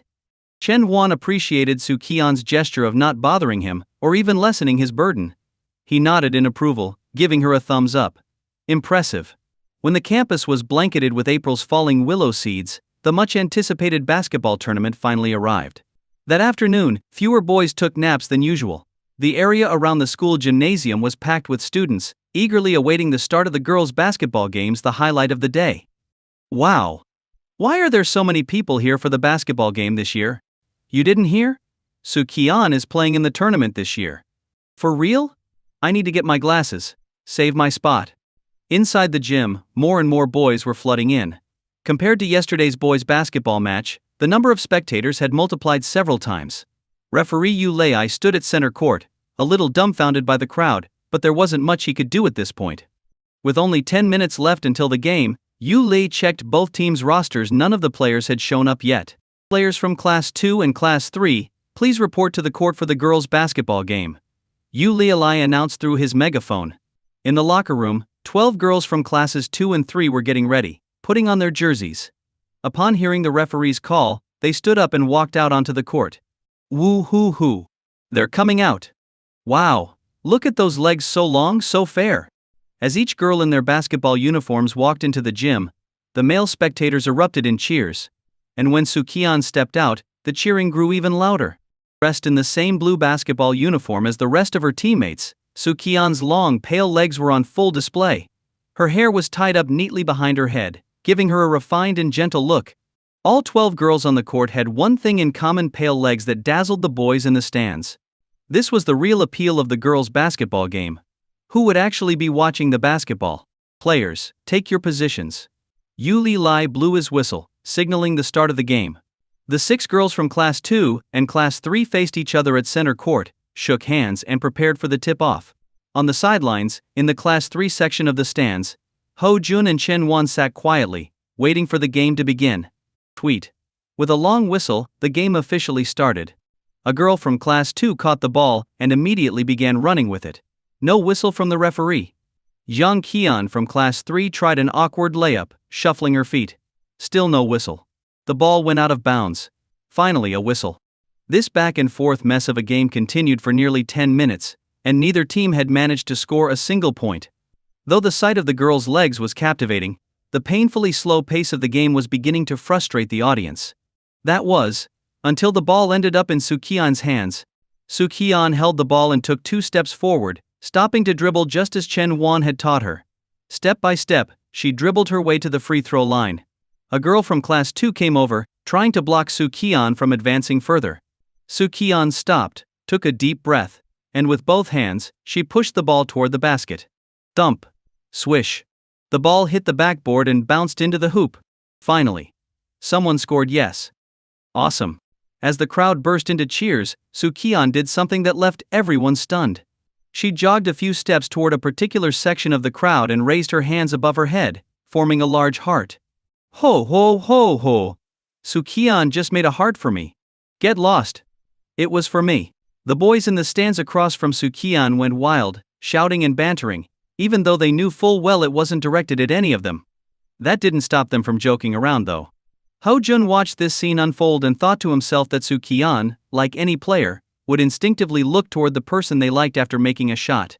Her actions were almost obvious. He glanced over at the calm and composed Chen Wan sitting beside him, admiring him quietly. Ho Jun suspected, as did many in their class, that Su Qian had a thing for Chen Wan, though Chen Wan seemed blissfully unaware of it. Lucky guy, Ho Jun thought, shaking his head. He's got no idea how fortunate he is. The game continued, boring and slow. Su Qian managed to score 2 more baskets, and each time she did, she would make the same heart gesture, sending the crowd of boys into a frenzy. In the end, Class 2 won the game 2-0-1-4, and the match finally came to a close. By the time everyone returned to the classroom, there was still some time left before lunch break officially ended. Seeing that no one was interested in taking a nap, Sun Mingliang decided to step up to the podium. Everyone, listen up. The basketball tournament is over, and in about a month, we'll have the sports festival. It's the same events as last year. If you're interested, come and sign up with me. You can sign up for a maximum of 2 events. If you're good at something, be quick and get your name down first. There were plenty of events to choose from, and with the 2 event limit, most students would participate, leading to a bit of a scramble as people rushed to sign up for the easier events. I'll sign up for the 100-meter sprint. I'll do long jump. Once the crowd had thinned, Chen Huan got up and walked over to Sun Mingliang. What events are still open? He asked. For the boys, we still need participants for high jump, the 800 meters, 1000 meters, and the 5000 meters, Sun Mingliang replied. Chen Huan thought for a moment. I'll do the 5000 meters. Sun Mingliang beamed. The 5,000-meter race took the longest and was the least popular event. Seeing Chen Huan volunteer, he quickly jotted down his name. Sign me up for the 3,000 meters, Su Qian's voice chimed in from behind. Sun Mingliang's grin widened as he added her name to the list. In no time, the least popular events were filling up. Chen Huan turned to Su Qian. Are you sure you can finish the 3,000 meters? Su Qian smiled brightly. I'll train for it. All right, Chen Huan nodded. Su Qian glanced at him playfully. Wanna train together? Chen Huan shrugged. Sure, but I'm not sure if you'll keep up. Su Qian pouted slightly. If you can run it, so can I. What is it like to go running with someone you like? Su Qian was about to find out today, and she couldn't help but feel a little excited as she packed her books into her bag. Ready yet? Chen Huan asked, slinging his backpack over his shoulder. All set. Su Qian quickly zipped up her bag. Instead of heading to the bike rack as usual, they walked straight out of the school gates. Today they wouldn't be riding their bikes home, they were going to jog. Chen Huan's house wasn't far from the school, about a 15-minute bike ride, roughly 4 kilometers away. Su Qian lived even closer, only about 3 kilometers. Standing at the crossroads outside the school, Chen Huan thought for a moment before turning to Su Qian. Let's head toward your place. Su Yan nodded. Sure. Ever since Chen Huan's injury, and the subsequent revelation of Su Qian's uncle's identity, her family's address had been no secret. But despite that, Su Qian still showed up at Chen Huan's door every day, right on time. Now, seeing her nod, Chen Huan tightened the straps of his backpack, getting ready to run. Wait. Su Qian called out, pulling 2 small packs of chocolate from her pocket. She opened one and held it up to Chen Huan's mouth. Eat this first. Chen Huan reached out, taking the chocolate from her hand and popping it into his mouth. Su Qian didn't mind his refusal to let her feed him. She opened the other pack and ate it herself. Let's go, Su Qian declared after finishing her chocolate, and with a playful wave of her hand, she took off running. Chen Huan shook his head and jogged after her. In the gentle evening breeze, with the last rays of the setting sun casting a soft glow, the two of them ran in sync. Su Qian glanced sideways and smiled at the 2 shadows trailing behind them. One was hers, and the other, well, it would be hers soon enough. Chen Huan's breathing was steady and rhythmic, but beads of sweat had started to form on his forehead. They had been jogging for nearly 15 minutes. Chen Huan, wait up, Su Qian suddenly said, her voice sounding strained. Chen Huan stopped, noticing the pained expression on her face as she clutched her stomach. Did you get a stitch? Su Qian nodded, her face relaxing a bit now that they had stopped. Yeah, I think it's been too long since I ran like this. Let's rest for a bit, Chen Huan suggested. Okay. They walked over to a bench on the side of the road and sat down. Su Qian pulled a packet of tissues from her backpack, handing a few to Chen Huan. Here, wipe off your sweat. Chen Huan took the tissues, a bit surprised. You really came prepared, huh? Su Qian beamed with pride. I bought all this stuff at lunchtime. After resting for a while, Su Qian felt better, but just as they were about to get up, a young couple nearby caught their attention. The boy was holding up a gift box, teasing the girl by lifting it higher as she tried to grab it. The girl laughed, reaching up but failing to catch it. Eventually, she pouted, looking up at the boy with a mock-angry expression before playfully nudging him with her head. After some more teasing, the boy finally handed over the gift, and the girl's face lit up with joy. Su Qian watched the couple, her eyes filled with a hint of envy. She then turned to look at Chen Huan, who sat there calmly, indifferent to the scene. She pouted, let's go. Chen Huan unfolded his arms and stood up. Okay. As Chen Huan began jogging again, Su Qian didn't follow immediately. He glanced back to see her sprinting a few steps before jumping onto his back. Su Qian's arms wrapped around his neck, and her long legs latched onto his waist like an octopus. She let out a playful, bell-like laugh. Caught off guard by the sudden attack, Chen Huan instinctively reached down to support her legs. When he turned his head slightly, their faces were just centimeters apart. He could smell the faint scent of her shampoo and her light, natural fragrance. What are you doing? He asked, half amused, half exasperated. I'm so tired, Su Qian feigned exhaustion, even her voice playful. Carry me for a bit, okay? Chen Huan sighed. If you're tired, just rest. Su Qian pouted, just a little while, until we reached that street lamp up ahead. Chen Huan tried to lower her, but Su Qian tightened her grip with surprising strength, refusing to let go. Alright, fine, just for a bit, Chen Huan relented. Yay! Su Qian cheered. Although Su Qian wasn't particularly heavy, Chen Huan didn't feel burdened carrying her. Chen Huan, walk slower, Su Qian murmured, resting her head against his back and closing her eyes with a contented smile. She savored the closeness, a feeling she hadn't experienced in a long time. Chen Huan didn't respond, but his steps naturally slowed down. After a while, Su Qian suddenly asked, Hey Chen Huan, don't you think this looks a bit like Pigsy carrying his wife? Chen Huan sighed. Can you pick a better metaphor? Su Qian giggled. I think it's perfect. Fine, whatever you say. By the time they reached Su Qian's house, it had been nearly 30 minutes. Do you want to come in and rest for a bit? Su Qian asked. Chen Huan waved her off. No, it's getting late. I should head home. Su Qian nodded. But then suddenly added, wait here. She dashed into the house and returned moments later, cradling a small orange cat in her arms. Here, say hi to Orange, Su Qian said, handing the cat to Chen Huan. Chen Huan gently held the cat. Orange sniffed at his hand, seeming to recognize him. The cat nudged its head against his palm. Chen Huan stroked Orange's soft, smooth fur. It was a far cry from the scruffy, injured kitten they had found. Clearly the cat had been well cared for. Orange seems to be doing well, Chen Huan remarked. Of course. I've been taking care of him myself, Su Qian said proudly, though Chen Huan barely reacted. He raised an eyebrow. Your uncle didn't help? Su Qian huffed. My dad has to work, and I'm at school. Chen Huan paused, genuinely surprised.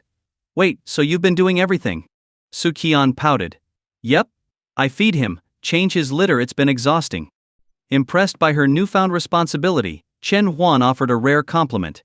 "You've done a great job." Su Qian beamed. "Well, of course. He's our son, after all." Chen Huan could immediately tell that Su Qian was using the topic of Orange the cat as an excuse to mess with him. He chose to ignore her, gently playing with the kitten instead. "Chen Huan, you're here. Why don't you come inside?" Sui called out from a distance as he stepped out of his car, noticing Chen Huan. Shaking his head, Chen Huan handed Orange back to Su Qian. "It's getting late. I should head home."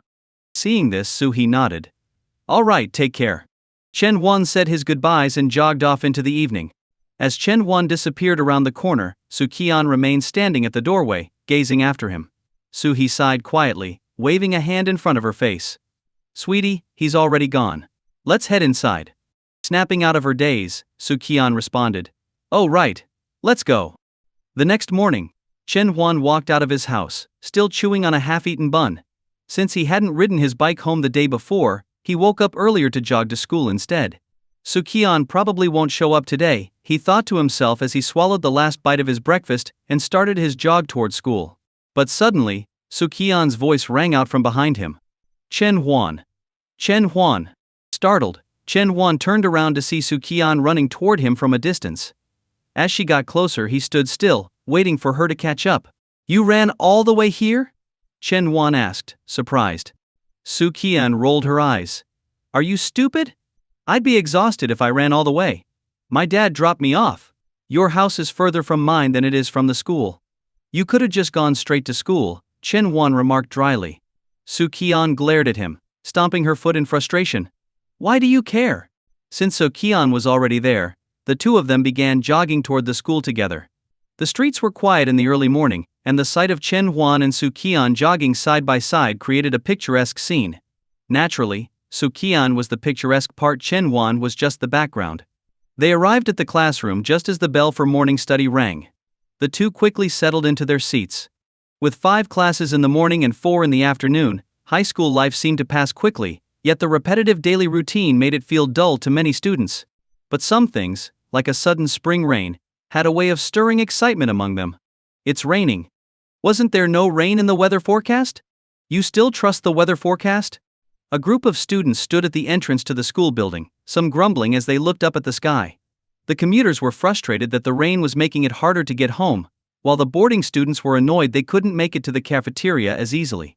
Among them, Su Qian was the only one who seemed excited. "Chen Huan, did you bring an umbrella?" she asked, tapping him on the shoulder. "Nope," he replied, shaking his head. Su Qian grinned. "Neither did I." "Then why are you so happy about it?" Chen Huan asked, puzzled. "I'm not. I'm annoyed too," Su Qian replied with a smile that said otherwise. "We should go before the rain gets heavier." "Isn't your dad coming to pick you up?" Chen Huan asked. Su Qian waved dismissively. "No, he said he's busy at work and will be back late today." "Oh," Chen Huan nodded. "All right, let's go." The rain wasn't too heavy yet, but he was worried it might get worse later, and navigating the flooded streets would be even more troublesome. Chen Huan pulled a jacket from his backpack, something his mom had packed for him to wear after his morning run. He hadn't expected it to come in handy now. Noticing Su Qian only had a long-sleeved shirt and a school jacket on, he tossed his outer jacket to her. "Put it on." "What about you?" Su Qian asked. "I'll be fine," Chen Huan replied. "A little rain won't hurt me. But if my mom finds out you caught a cold because of this, she'll definitely scold me." After a moment of thought, Su Qian lifted the jacket above their heads and held it up with her arms. "We can share it like this." Su Qian was much shorter than Chen Huan, so she had to stretch her arms to keep the jacket over both of their heads. Seeing this, Chen Huan took the jacket from her, holding it up himself. He placed it over Su Qian's head, leaving part of his own head exposed to the rain. "Get closer. If you catch a cold, my aunt will blame me too," Su Qian said, pulling Chen Huan's hands toward her as they shuffled closer under the jacket. "All right, I'll count to 3. And then we'll run," Chen Huan said, their heads now pressed close together under the makeshift umbrella. 1, 2, 3. The moment the words left his mouth, they dashed out from under the school building, sprinting toward the bike shelter. Others were also running, holding their jackets or school bags over their heads to shield themselves from the rain. But only Chen Huan and Su Qian shared one jacket between two people. The rain drummed loudly on the tin roof of the bike shelter. It was getting heavier. Chen Huan frowned, realizing that if they didn't leave now, the roads would be flooded, making it harder to get home. But if they went, Su Qian might catch a cold. How about this, Su Qian suggested, you ride me home first, and I'll grab a raincoat for you. Then you can head home without getting soaked. Chen Huan thought for a moment, then handed the jacket to her. Alright, let's go. Su Qian took the jacket and waited as Chen Huan fetched his bike. She hopped onto the back seat, and with a quick call of hold on tight, Chen Huan pedaled out of the shelter, swiftly cutting through the downpour. The rain poured down heavily, drenching Chen Huan's hair as it stuck to his forehead. But suddenly he felt the rain stop hitting his head. Glancing up, he saw that Su Qian was holding the jacket over him, trying to shield him from the rain while keeping her head pressed against his back to minimize getting wet.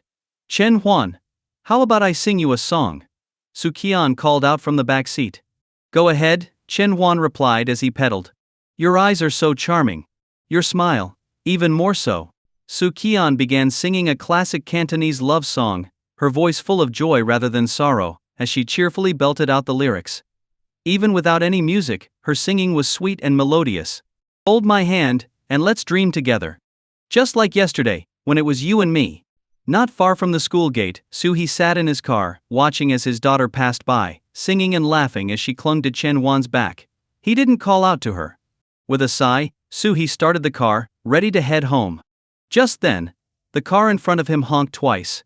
Su-hee glanced up, recognizing the vehicle. It was Chen Huan's father, Chen Guhua. Early in the morning, as soon as Chen Huan stepped out of his house, he let out a loud sneeze. Did you catch a cold? Su Qian, who had just jogged up, asked in surprise. Yeah, probably because of getting caught in the rain yesterday. Chen Huan rubbed his nose, feeling slightly defeated as he glanced at Su Qian, who had also been in the rain, but showed no signs of catching a cold.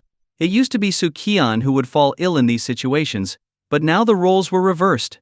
Just then, the door to his house opened, and his mother, Liang Yulan, appeared.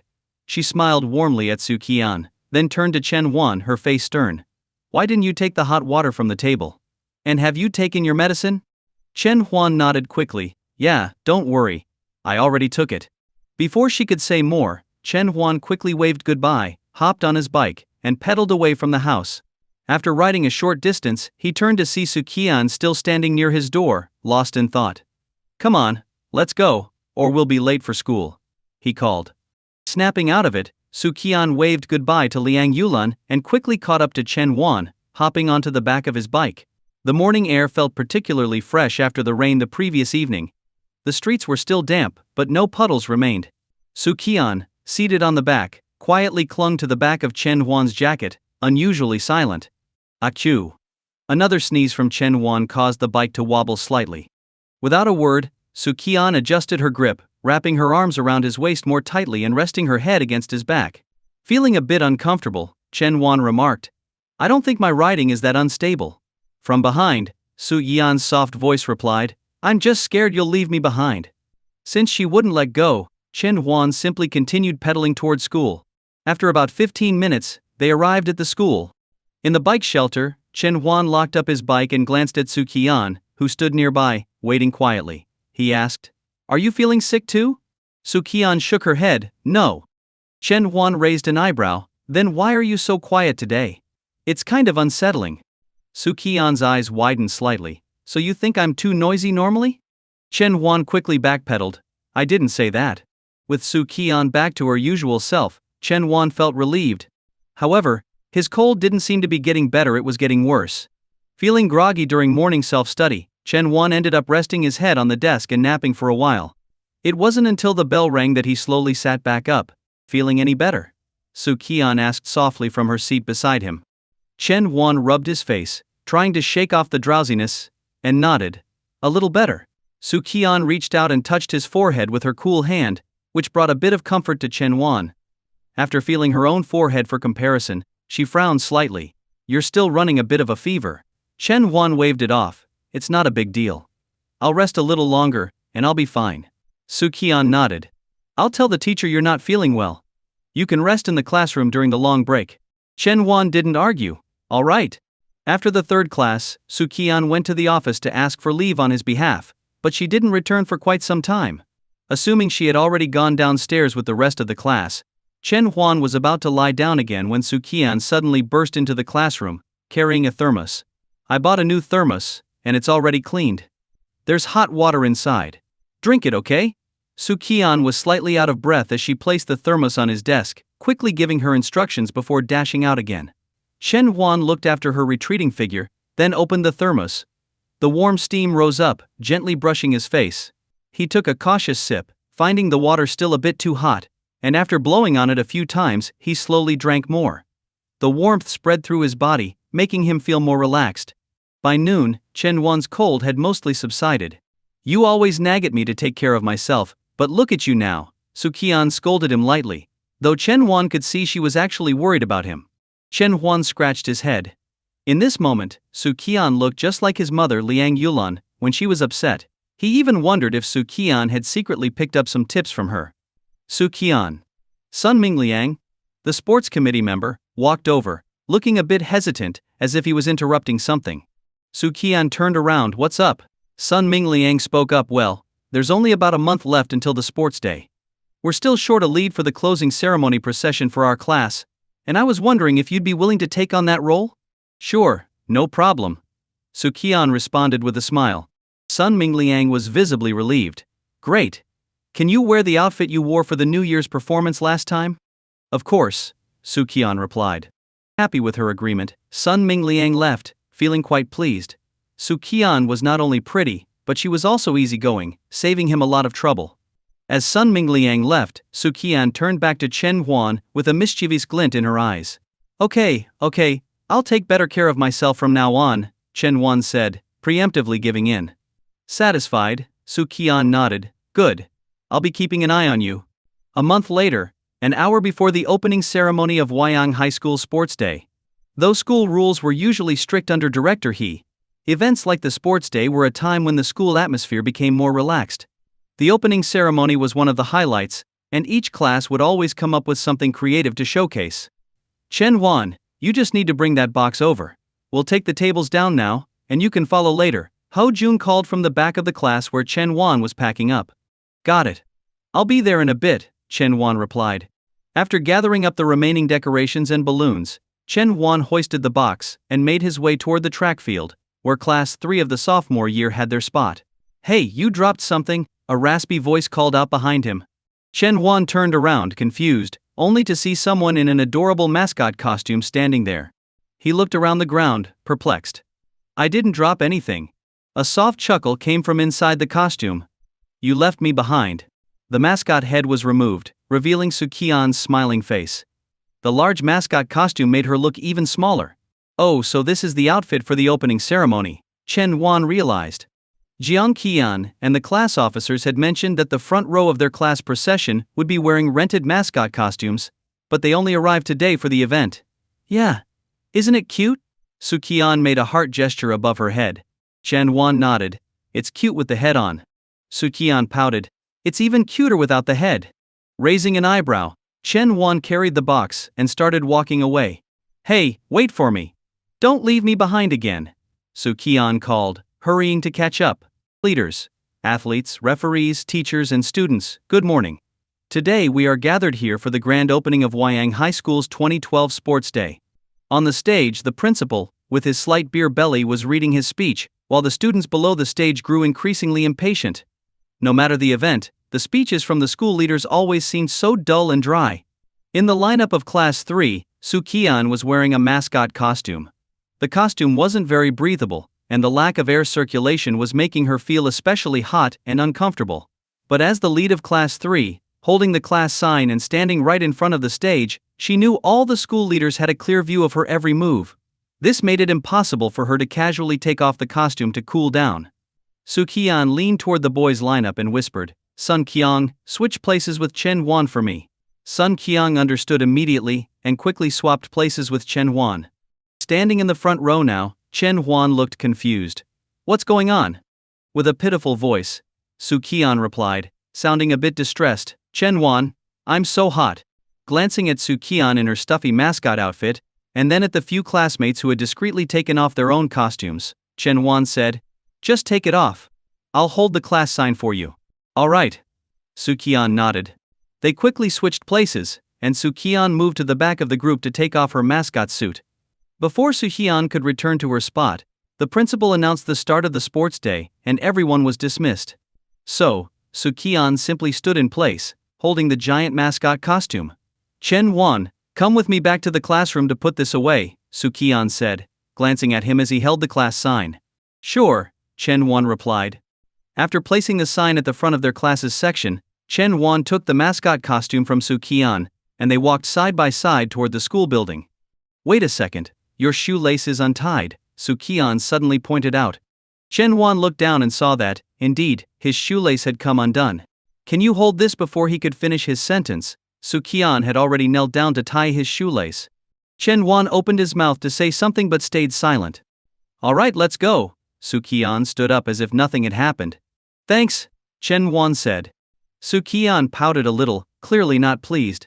You don't need to thank me for something like this. Just as Chen Huan was about to respond, they suddenly heard a loud bang, a starting gun. The first heat of the boys' 100-meter race had begun. Both Chen Huan and Su Qian turned their attention to the track, watching as the 8 runners sprinted toward the finish line. Soon, all the athletes had crossed the finish line.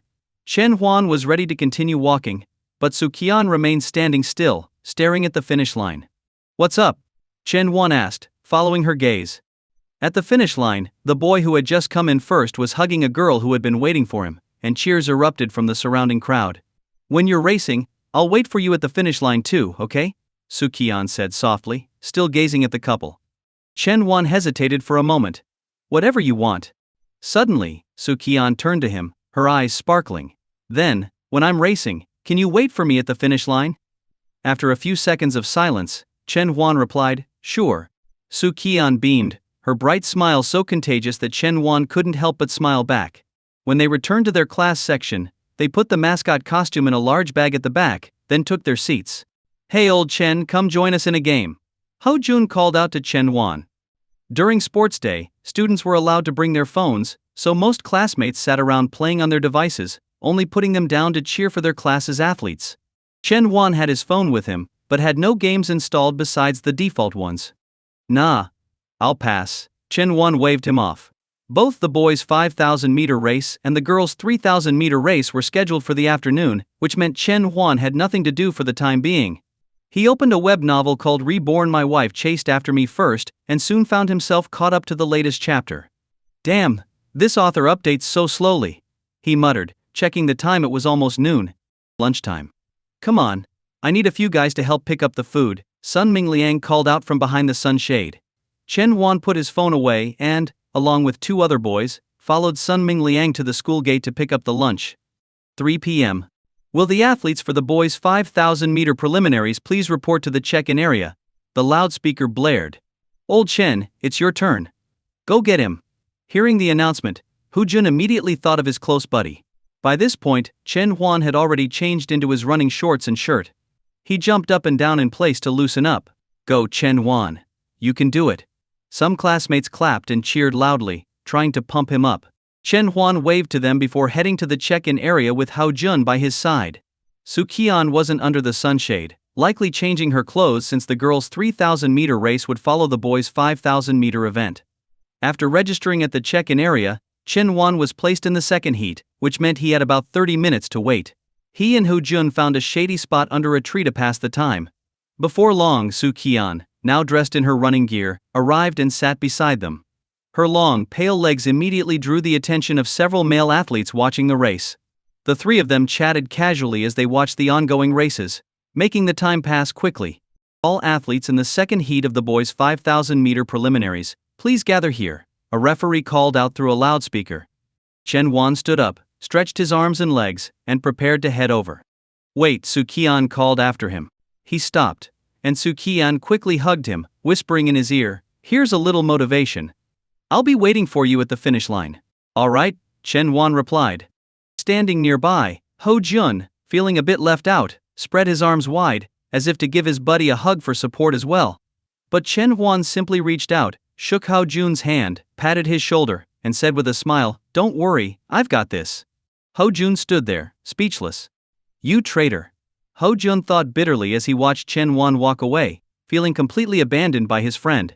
Chen Huan, keep it up. Standing on the track, Chen Huan could still hear Hao Jun's booming voice cheering him on from the sidelines. I'll say it one more time when you're on your last lap, the referee will ring the bell.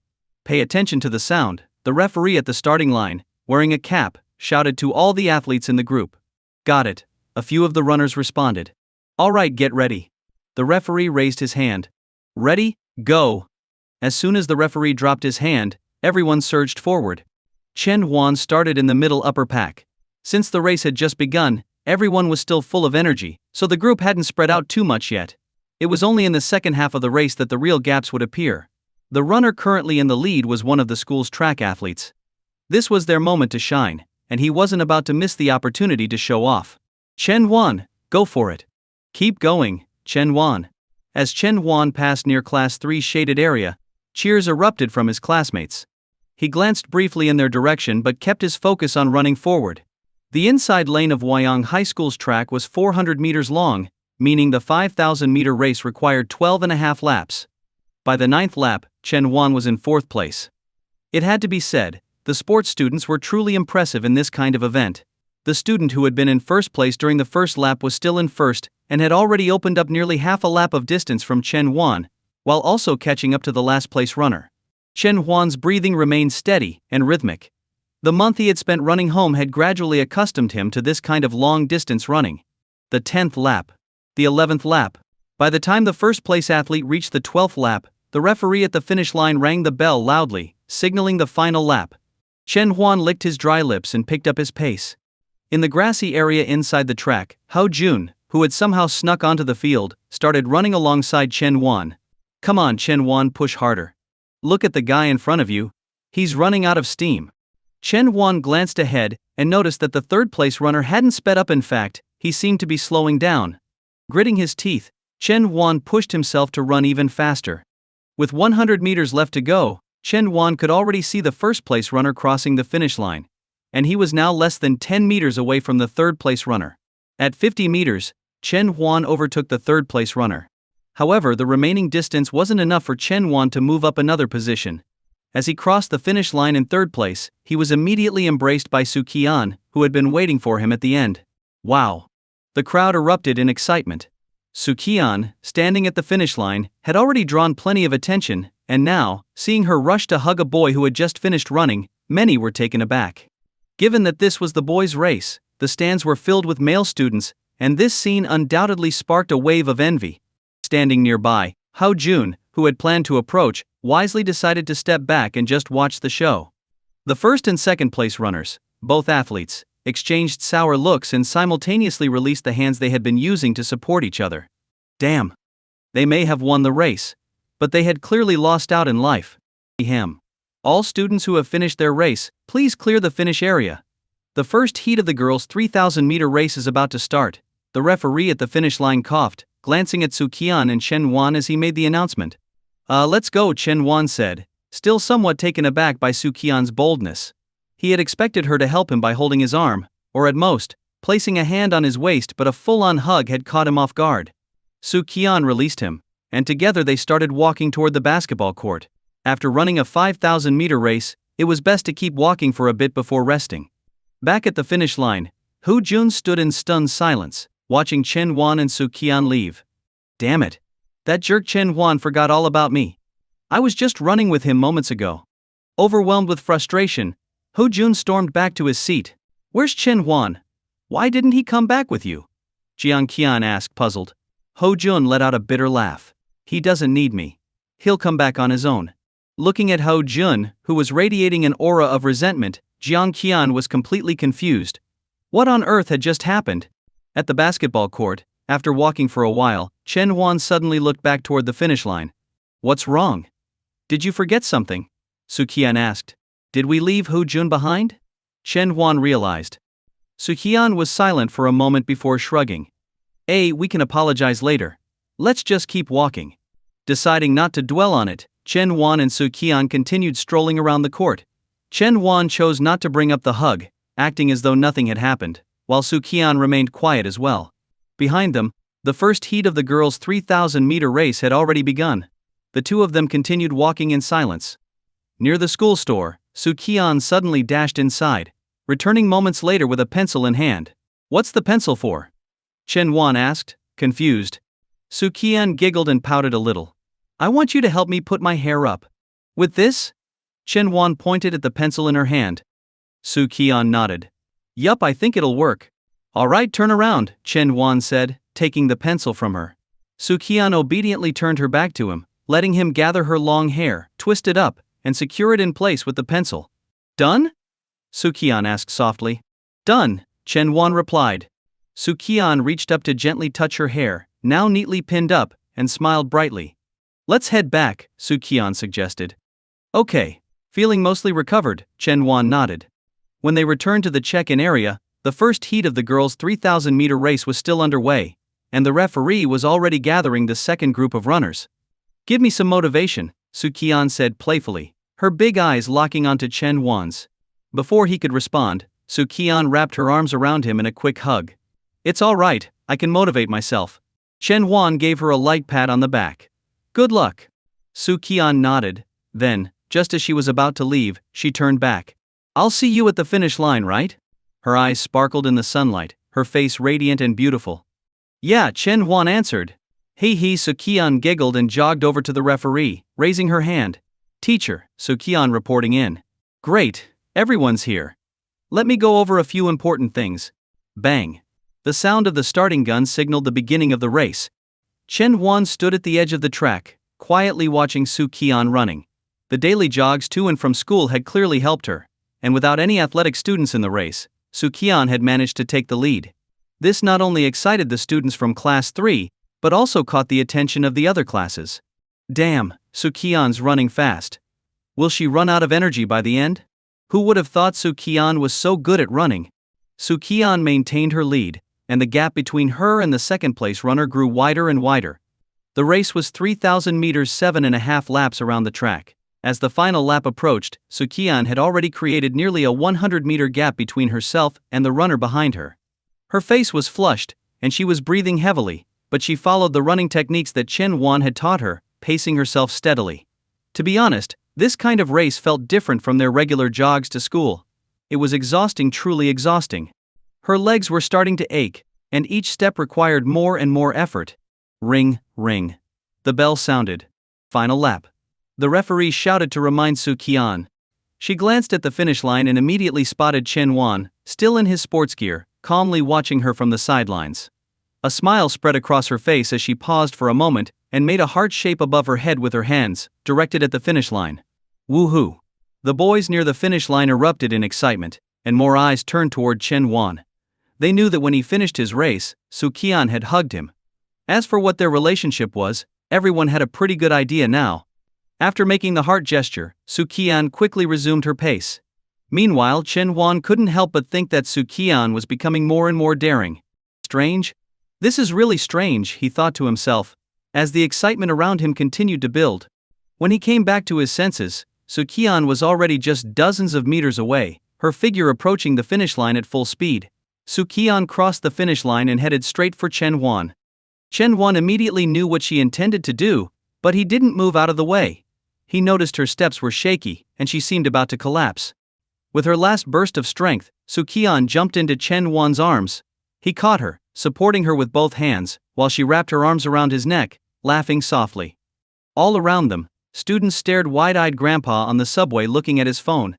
Even the referee Grandpa on the subway looking at his phone. Jiang Qian, who had rushed over late, also stood frozen Grandpa on the subway looking at his phone. Yang Qian finally understood why Ho Jun had looked so defeated earlier. She had planned to help Su Qian at the finish line, but now she felt completely unnecessary. Can you get down now? Chen Wan, noticing everyone staring at them, was starting to feel a little embarrassed. Su Qian shook her head. No way, I'm too tired. I can't even stand up. Just then, a loud voice roared from the back of the crowd. The race is over. What are you all standing around for? Get back to your classrooms. It was He Jianguo. As soon as the voice rang out, everyone knew exactly who it was. The crowd quickly scattered, leaving the finish area in a rush. At the sound of He Jianguo's voice, Su Qian suddenly found her strength and jumped out of Chen Wan's arms in a flash. He Jianguo spotted Chen Huan and Su Qian trying to sneak away and called after them. You two, Come see me after the sports day is over. Both Chen Huan and Su Qian froze in place. Oh no, this is bad. On the first day of the sports meet, a new story began circulating around the school, one about Director He breaking up a pair of lovebirds. This wasn't the first time such a story had made the rounds at Wyang High School. But when the story involved Su Qian, the school's it girl, it carried a different weight. The Director He was notoriously strict about relationships between students. Based on past incidents, it was likely that one of the two would be transferred to another school, or, at the very least, to another class. Many were already speculating about how things would unfold. Either Chen Huan would transfer schools, or Su Qian would switch classes. The next day, the sports events continued as planned. He Jianguo didn't bring up the incident again, and teacher Zhang Wenzong hadn't called in Chen Huan or Su Qian for a talk. Perhaps they were giving the two time to reflect, or maybe they didn't want to stir things up during the sports meet. Either way, Chen Huan and Su Qian had 2 more days to figure things out. Chen Huan, what are you going to do about you and Su Qian? Hao Jun asked. You might not believe this, but... Chen Huan started, then stopped, shaking his head. Forget it, I can't explain it. Honestly, I think the most likely outcome is that Su Qian goes back to class 1. She was transferred from there anyway, and her grades have been improving. Plus, your grades have gotten better too. Maybe Mr. Zhang will convince Director He to let you stay, Hao Jun muttered, clearly worried about Chen Huan. Chen Huan nodded, feeling a bit melancholic. When he first returned to this time, he had resolved to keep his distance from Su Qian. But somehow, the more he tried to stay away, the more entangled they became. Now that there was a real chance they might be separated, he found himself resisting the idea. Somewhere along the way, he realized he didn't want to be apart from her. Let's just see what happens, Chen Huan said with a sigh. Thursday, May 10, 2012, the day after the sports meet ended. The usual calm of Class 3's morning self-study session was replaced by an air of tension.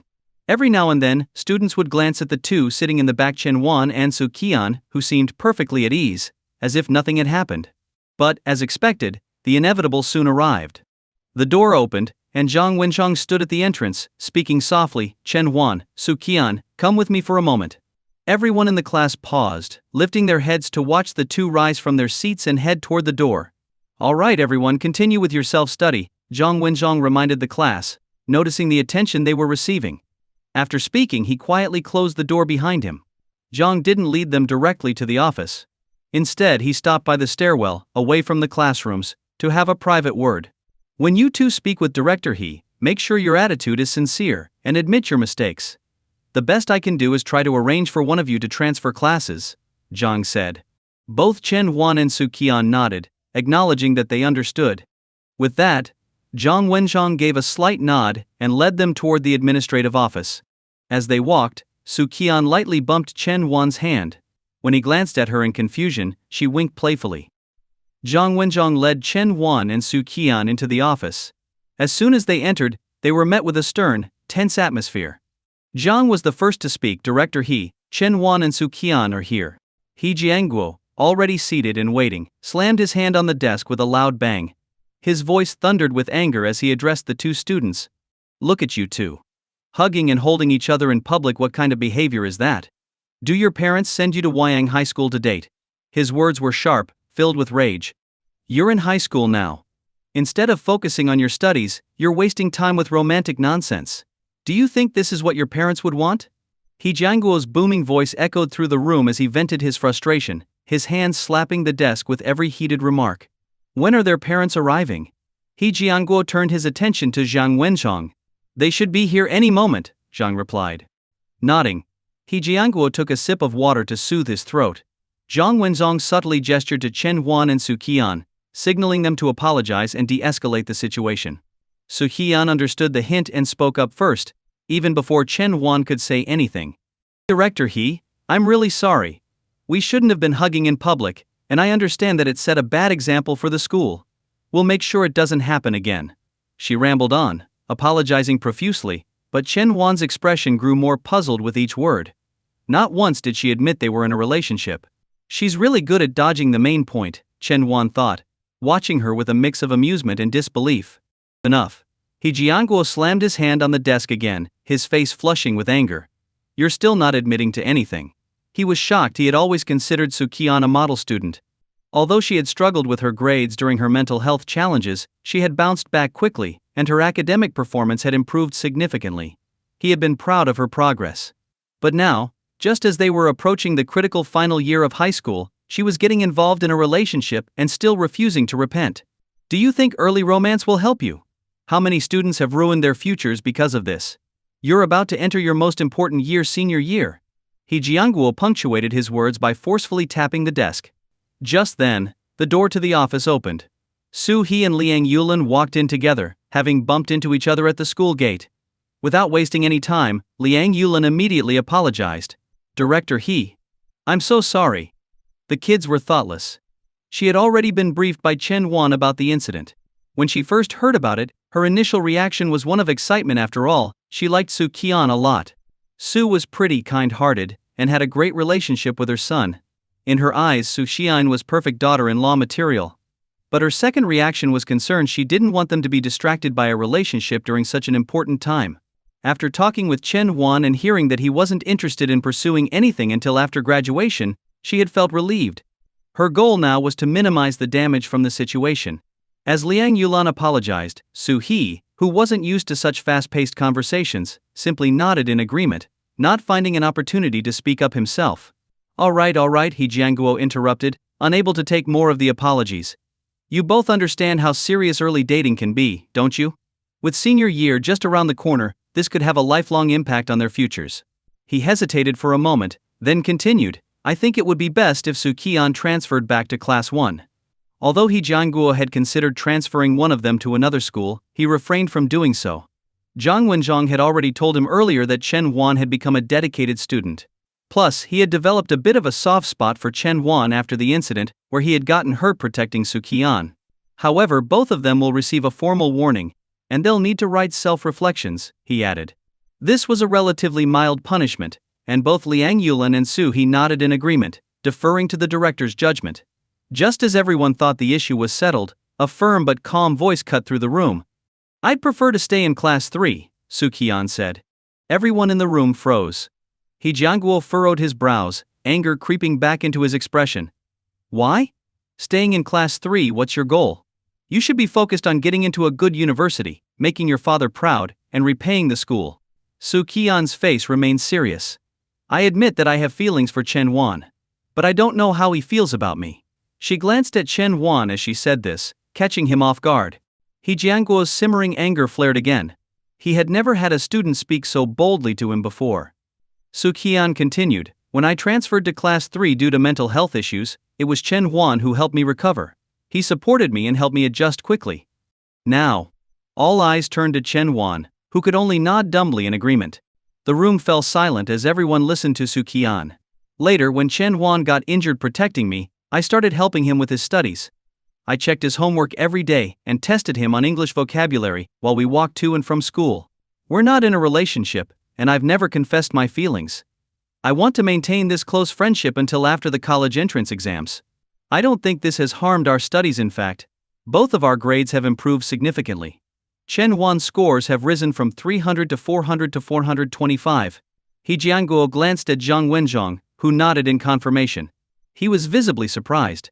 Chen Wan's academic performance had been near the bottom of the class. He remembered checking it after the injury incident. This morning, when Zhang had advocated for Chen Wan, He Jianguo had assumed the improvement was modest, but now, it seemed Chen Wan had made remarkable progress. Su Qian's voice grew more confident. For the midterm exams, I was ranked first in the class, and Chen Wan was second. If we don't maintain our performance, I'll transfer. Su He frowned slightly, wanting to say something, but after seeing his daughter's resolute expression, he chose to remain silent. He Jianguo didn't respond immediately. His gaze shifted between Su Qian and Chen Wan, assessing them. All right, he finally said. After the first class of the morning session ended in Class 3, Year 2, the 10-minute break began. Ho Jun, Su Qian. The two of you switch seats, Zhang Wenzhong. The homeroom teacher said from the podium. Ho Jun glanced back at Su Qian, who was packing her books, and then at Chen Wan, still sitting at his desk. He nodded and started gathering his own books, which were few. Are you really confident I'll get second place in the midterm exams? There are only 3 days left, Chen Wan said, looking over at Su Qian. Pouting, Su Qian replied, I believe you can do it unless, of course, you're deliberately trying to do poorly to make me transfer. She leaned closer to Chen Wan and whispered, so only he could hear, I know you won't let me go. Ahem, hurry up. Class is about to start again. Zhang Wenzhong coughed and glanced at Su Qian, who was still chatting with Chen Wan. Su Qian quickly responded, then picked up her stack of books. Help me move my desk, okay? She said to Chen Huan. Chen Huan stood up, lifted Su Qian's desk, and carried it toward the podium. Together with Hu Jun, they moved the desks to the back of the classroom. The bell signaling the start of the next class rang, and Zhang Wenzhong nodded at the teacher by the door before leaving. Chen Huan, how are things going with Su Qian? Hu Jun asked, concerned that his friend might have to transfer schools. Chen Huan replied in a low voice, if Su Qian comes in first place on the midterms, and I place second, then it'll be fine. What? Hu Jun exclaimed, unable to hide his shock. That's impossible. Su Qian getting first is one thing, but you getting second? Is Mr. He deliberately making things difficult for you? Chen Huan raised an eyebrow. Why can't I come in second? Hu Jun blinked. Realization dawning on him. Oh, I get it. Don't worry, I've already talked to the top students in the class. If they get the chance, they'll slip you the answers. It might be possible for you to get second after all. Just not sure if Mr. He will believe it, Hu Jun added, sounding worried. Forget it. Let's not talk about it anymore, Chen Huan said, turning his attention to the lesson being taught by their math teacher, Wang Zhonghua. Later that evening, as the sun set, casting a reddish glow, Su Qian pedaled her bike behind Chen Huan's as they left the school. Chen Huan, are you confident about Monday's exam? I've staked everything on you. Su Qian joked as she cycled along. You brought this on yourself, Chen Huan retorted. Su Qian chuckled. Well, I only said it because I have faith in you. Just don't regret it later, Chen Huan warned. Su Qian looked up. I've only regretted one decision in my life. When Chen Huan got home, he parked his bike and walked through the door. Mom, I'm home. He called out as he headed toward his room. Wait a second. Liang Yulin hurried out of the kitchen to stop him. Chen Huan paused. What's up? His mother cautiously asked, Son, do you think you can make it to the top 2 in your class? I'm not sure, Chen Huan replied honestly. She coughed lightly and said, Well, Su Qian was a bit impulsive today. Even if you don't place in the top 2, Mr. He might not make her transfer. But, you know, Su Qian. I understand, Chen Huan nodded. All right then, I'll go finish cooking dinner, she said, turning back toward the kitchen. Chen Huan went to his room, turned on the light, and placed his backpack on the desk. He pulled out a workbook and started studying. Time passed unnoticed until there was a knock on his door. Come out for dinner, his mother called. Okay, coming, Chen Huan replied. 3 days later. 5 minutes before the morning session ended, all the students in Class 3 of Year 2 stopped writing and stood up to rearrange their desks for the exam. The desks were organized in rows of 7, 8, 8, and 8, with the spaces between the rows too far apart for anyone to easily see what their neighbor was writing. Don't worry, Chen Huan, Hu Jun said, feeling a bit like an overprotective father. I've already spoken to the top students in the class. They'll help you if they can. Getting second place might not be impossible after all. Chen Huan smiled and patted Hu Jun's shoulder. Don't worry, I've got this. Since he had placed 15th in the previous exams, Chen Huan's seat was in the second row, right next to Zhang Qian, who had been first in the last exam. Zhang Qian glanced over at him and gave him an okay gesture with a smile. Chen Huan looked around another okay from second place, and another from third place. Ah, high school friendships really are the purest. Chen Huan mused. Note to students reading this: don't cheat. The bell rang to signal the beginning of the exam. The sound of footsteps approached the door, and Zhang Wenchong entered, carrying the exam papers. He was one of the invigilators for the day. But then, all of Class 3 froze. He Jianguo had walked in behind him. It wasn't supposed to be He Jianguo, it should have been their math teacher, Wang Zhonghua. Your math teacher fell ill, so Mr. He is substituting, Zhang Wenzhong explained. Since when do math teachers get sick? Isn't it always the PE teachers? Chen Huan thought to himself. He understood exactly why He Jianguo was here, to make sure there was no cheating. Chen Huan wasn't worried, though he had never planned on cheating his way to second place in the first place. But Ho Jun and Zhang Qian's faces showed concern.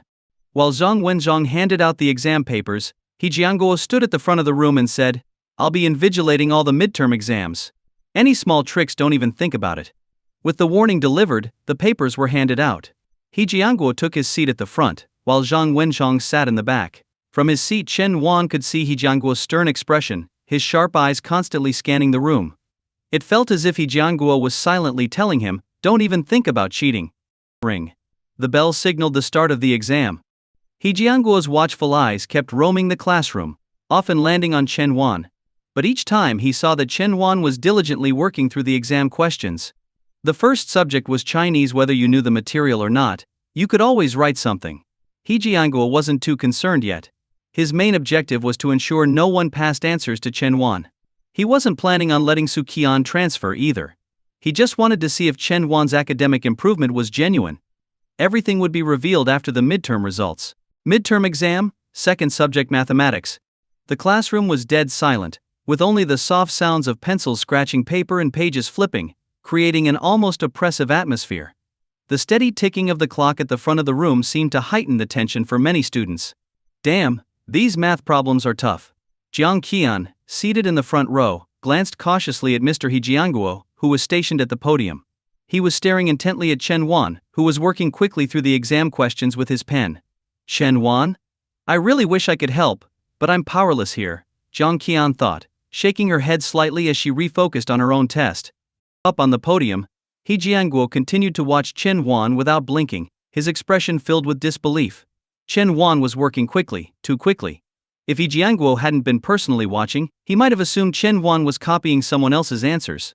He Jianguo exhaled deeply and stood up from his seat. Though he was no longer a classroom teacher, he had been a math teacher before becoming the director of academic affairs. He needed to see for himself whether Chen Wan was just scribbling nonsense or genuinely solving the problems. He stepped lightly to avoid disturbing Chen Wan's concentration and moved behind him, leaning in to check his progress on the test. The first 6 multiple-choice questions were relatively simple, so He Jianguo skipped over them and started reviewing Chen Wan's answers from question 7 onward. 7th question correct. 8th question correct. The next 4 questions were more complex, requiring thorough calculations. He Jianguo glanced over at Jiang Qian's test to compare answers. A, C, B, C. Chen Wan's answers A, C, C, D. 2 errors, but still impressive. He Jianguo's eyes widened in surprise. Could Chen Wan have actually improved this much? He decided to stay put and continue observing as Chen Wan moved on to the short answer section. Chen Wan had already finished the fill-in-the-blank questions and was now tackling the first extended response problem. With the working shown on the paper, He Jianguo could clearly follow the steps and see if Chen Wan's answers were correct. The more he watched, the more astonished He Jianguo became. Chen Wan's problem-solving process was impeccable, with clean, clear steps that showed a deep understanding of the material. Although this was just the first of the easier extended response questions, it was enough to confirm that Chen Wan's academic performance had indeed improved significantly. After finishing the first problem, Chen Wan stretched his back, feeling stiff from sitting in the same position for so long. As he stretched, his hand accidentally bumped into someone. He turned around, startled to see He Jianguo standing behind him. He Jianguo gave him a slight nod. Keep up the good work. With that, He Jianguo walked back to the podium and sat down. For the rest of the day, even during the afternoon exams, He Jianguo acted like a normal invigilator, no longer focused solely on Chen Wan. At the end of the first day of exams, Chen Wan and the other students packed up their things. The subjects for the first day were Chinese, math, English and physics. On the second day, they would be tested on chemistry and biology. As Yang Wenzhong and He Jianguo left the classroom with the graded papers in hand, Hao Jun hurried over to Chen Wan's desk. I can't believe He Jianguo personally came to supervise the exam. Honestly, it's ridiculous. Did you manage to cheat at all, Chen Wan? Hao Jun asked as Chen Wan gathered his things. Hao Jun wasn't entirely sure of his own question. He had witnessed how closely He Jianguo had monitored Chen Wan during the math test, standing right behind him and leaving no room for any tricks. Nearby, Yang Qian and another student, who had ranked second in the last exam, also approached. Jiang Qian frowned and shook her head. There was no chance. Mr. He was watching him the whole time. Chen Wan smiled and shook his head. I wasn't planning on cheating anyway. Hao Jun and the others were stunned. What? Hao Jun exclaimed. Chen Wan? What about you and Su Qian? What's going to happen? Still smiling, Chen Wan replied. Who said I couldn't get second place on my own? He slung his backpack over his shoulder and headed toward the door, where Su Qian was already waiting for him. What did he just say? Hao Jun asked, still confused. Jiang Qian replied. He said he's going to get second place on his own. Is he out of his mind? How is that possible? Hao Jun muttered. Who knows? He did jump up to 15th place last term, another girl pointed out. Yeah, who knows? Hao Jun thought to himself. How did the exam go? Su Qian asked with a grin as they rode their bikes home. Chen Huan shrugged. So. I might have to watch you tearfully transfer to another school. Su Qian giggled. I'm touched. You'd shed tears for me. Your priorities are all wrong, Chen Huan replied, exasperated. Her laughter echoed down the road, now bathed in the golden light of the setting sun. No, they're not. I've always focused on you. Good luck tomorrow. You too. The next morning, the math teacher, Wang Zhonghua, had recovered from his illness. When he walked into the classroom with Zhang Wenzhong, the entire class cheered. Having He Jianguo around was just too intense for them. Every time they lifted their heads, it felt like his eyes were boring into them, constantly watching, making them uncomfortable. All right, settle down and get ready for the exam, Wang Zhonghua said with a smile, feeling refreshed after a day of rest. The two exams for the morning were chemistry and biology. When the bell signaling the end of the final exam rang, the entire class breathed a collective sigh of relief. During the afternoon self-study period, while all the students were quietly reviewing, the office for Year 2 teachers was filled with the sound of sighs. Wang Zhonghua sat at his desk, marking exams, frowning as he placed another student's paper aside. 109 points. This was Jiang Qian's math score. Although the exam questions had been a bit harder than usual, the fact that she hadn't even scored 110 points troubled him deeply. The scores of other students weren't much better. The marked papers lying to his right showed scores of 85, 94, and even as low as 41 points. Each score made Wang Zhonghua sigh again. He picked up another paper and began grading the multiple choice section. A BDCA. BDDAC, CD. He murmured the answers as he checked off each question. Correct. Correct. Wrong. Only one wrong. Wang Zhonghua's mood brightened. This was the best result he had seen so far, even better than Jiang Qian's. Who is this? Wang Zhonghua looked at the name in the top left corner of the exam. His eyes widened in shock. Chen Huan. The exam results are out.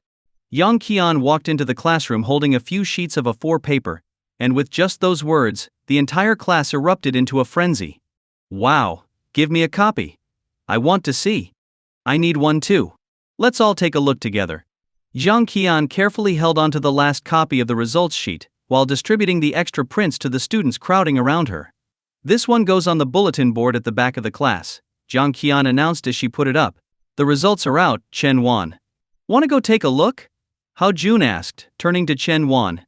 Truthfully, Hao Jun wasn't too concerned about his own score. Ever since Chen Huan left their small group at the bottom of the class, Hao Jun had comfortably occupied the last place all by himself. So, his result didn't really matter. Hao Jun was more curious to see how Chen Huan had performed. If he hadn't done well, He would certainly explode in anger. Sure, let's check it out, Chen Huan nodded. The two of them headed over to the back wall where the results were posted. There were already many students gathered, some of them not only looking for their own results but also those of their deskmates. Hao Jun, being shorter than Chen Huan, couldn't see the scores past the crowd in front of him. Hey, if you've already seen your score, move along. I haven't had a chance yet, Hao Jun called from behind. Almost done, came the reply from someone in the front. Hao Jun glanced over at Chen Huan, whose expression remained calm. So, what's your score? What rank? Hao Jun asked. Chen Huan looked at the list and replied, 582 points. Second place. Hao Jun was silent for a few seconds, then his eyes widened in shock. What? 582 points? He was dumbfounded. This had to be a joke. Just last semester, Chen Huan had been a 300-point student, and now, in just 6 months, he had shot up to 582 points, nearly a 300-point increase. Even riding a rocket wouldn't get you there that fast. Hao Jun's outburst drew the attention of the students who were still comparing their own scores. A few heads turned as they realized what had just been said. Holy crap. Chen Huan, you're amazing. Second place? That's insane. Suddenly, a group of boys erupted into cheers, causing even more students around the classroom to glance over, intrigued by the commotion. Everyone knew that He Jianguo had kept a close watch on Chen Huan throughout the exams, leaving no room for cheating. So, this massive improvement was undeniably real. Chen Huan had transformed from the bottom of the class to second place. As the boys crowded around Chen Huan, through the gaps, he caught a glimpse of Su Qian on the other side of the room, smiling warmly at him. Chen Huan had come in second place, while Su Qian had taken first with 602 points. Alright, it's time for class. Everyone, back to your seats? Zhang Wenzhong said as he walked into the classroom, noticing the gathering in the back. Reluctantly, the students returned to their desks as Zhang Wenzhong prepared to start the lesson. One class period passed quickly, and as Zhang Wenzhong was packing up his materials, he called out, "Chen Huan, Su Qian, come with me for a moment." The two of them followed Zhang Wenzhong to his office. He gestured for them to sit down. Well, it seems that Mr. He has decided not to pursue this any further, so the issue between the two of you is considered resolved. However, I do have a few things I want to say. While it's good that this incident didn't affect your studies, you're both still young and not fully mature yet. I hope you'll put more thought into matters of the heart after your college entrance exams. Zhang Wenzhong said. Chen Huan and Su Qian nodded, agreeing to everything Zhang Wenzhong said, but what they were actually thinking remained a mystery. Later, the two of them were once again riding their bikes together in the soft light of the setting sun. Hey, I knew you couldn't bear to see me leave, Su Qian teased, grinning with satisfaction. Chen Huan, stubborn as ever, retorted, I was just focusing on my studies and answering the questions properly. It was all for myself. Su Qian didn't get upset. In fact, her smile only grew brighter. Under the glow of the sunset, Su Qian playfully nudged Chen Huan's shoulder. Chen Huan turned to look at her. Her delicate face was illuminated by the warm light, and she wore a peaceful, contented smile like someone who had finally found her place after everything had settled. Chen Huan, Su Qian said softly. I'm here, he responded. We'll be in our final year of high school soon, she mused. But I'm really glad I got the chance to meet you early in life. Chen Huan quietly continued to pedal, unsure of what she meant to say. They rode in silence for a while, until they reached Su Qian's house. She stopped her bike and got off. Chen Huan paused briefly, then said, See you tomorrow before heading off. Just as he was leaving, Su Qian's voice called out from behind him. Chen Huan, until the college entrance exams are over, can we stay like this just the way we are now? Chen Huan hesitated for a moment, then continued pedaling. Sure, he called back loudly. When Chen Huan arrived home, he was surprised to find his father, Chen Guohua, already there. As soon as Liang Yulan and Chen Guohua saw him, their faces lit up with excitement. Liang Yulan hurried over to take his backpack, gently asking what he wanted for dinner, while Chen Guohua chimed in, saying they could have whatever he liked, anything his mother could buy for him. Chen Huan couldn't help but smile. This scene was all too familiar. It reminded him of how his parents had reacted the last time he'd shocked everyone with his midterm results in his previous life. I always knew you were smart, Liang Yulan said proudly. You've improved so much in such a short time. Chen Guohua nodded. It's all in the genes, my genes. At that, Liang Yulan shot him a glare, and Chen Guohua instinctively shrank back, choosing not to say anything more. Dad, Mom, don't you think you're overreacting a little? Chen Huan asked. He had thought that after everything they had been through the last time, his parents would be calmer this time around. Apparently he was wrong. This is different, Liang Yulan replied with a huff. And she was right. Scoring 300 points meant going to a vocational college. Scoring in the 400s meant a chance at a decent university. But with 582 points, he could aim for a top-tier university, and with another year of high school ahead, even a prestigious 985 or 211 university wasn't out of the question. Maybe, with enough effort, even a spot at Tsinghua or Peking University wasn't impossible, though that would be a real stretch. Do you have any universities in mind yet? Liang Yulan asked eagerly. Chen Huan was taken aback. Mom, isn't it a bit early for that? I haven't even started my final year yet. Nonsense. It's never too early. Your dad and I were just looking up some options for you earlier, Liang Yulan said excitedly, but then she stopped mid-sentence and asked, Son, do you think you might end up going to the same university as Su Qian? Chen Huan nodded. Well, that would be perfect. Liang Yulan clapped her hands together in delight. Perfect? Chen Huan wasn't so sure. After Su Qian made that comment, their relationship indeed settled into the dynamic she had described, somewhere between friends and something more. Every morning she would still appear at Chen Huan's doorstep right on time, but she no longer deliberately teased him. Instead, the two of them began memorizing English vocabulary and biology concepts together. The atmosphere in the classroom also shifted noticeably. Perhaps it was the constant reminders of the looming college entrance exam from their teachers, or maybe it was a result of Mr. Zhang's speech during the class meeting. Whatever the reason, everyone in the class had started to take the upcoming exam more seriously. Ho Jun stopped napping in class, and Chen Huan even noticed him copying out the 3,500 essential English words onto scrap paper every morning. During self-study sessions, Ho Jun would ask questions about things he didn't understand from the textbooks. Chen Huan felt gratified by this change.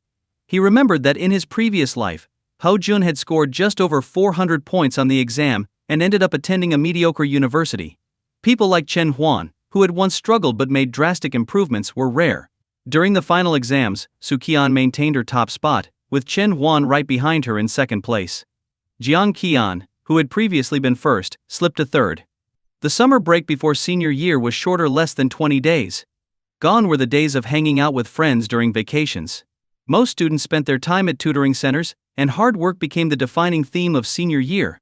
One evening, Liang Yulan gently pushed open the door to Chen Huan's room, carrying a glass of milk. She tiptoed over to him and placed it on the desk beside him. "Son, school starts tomorrow.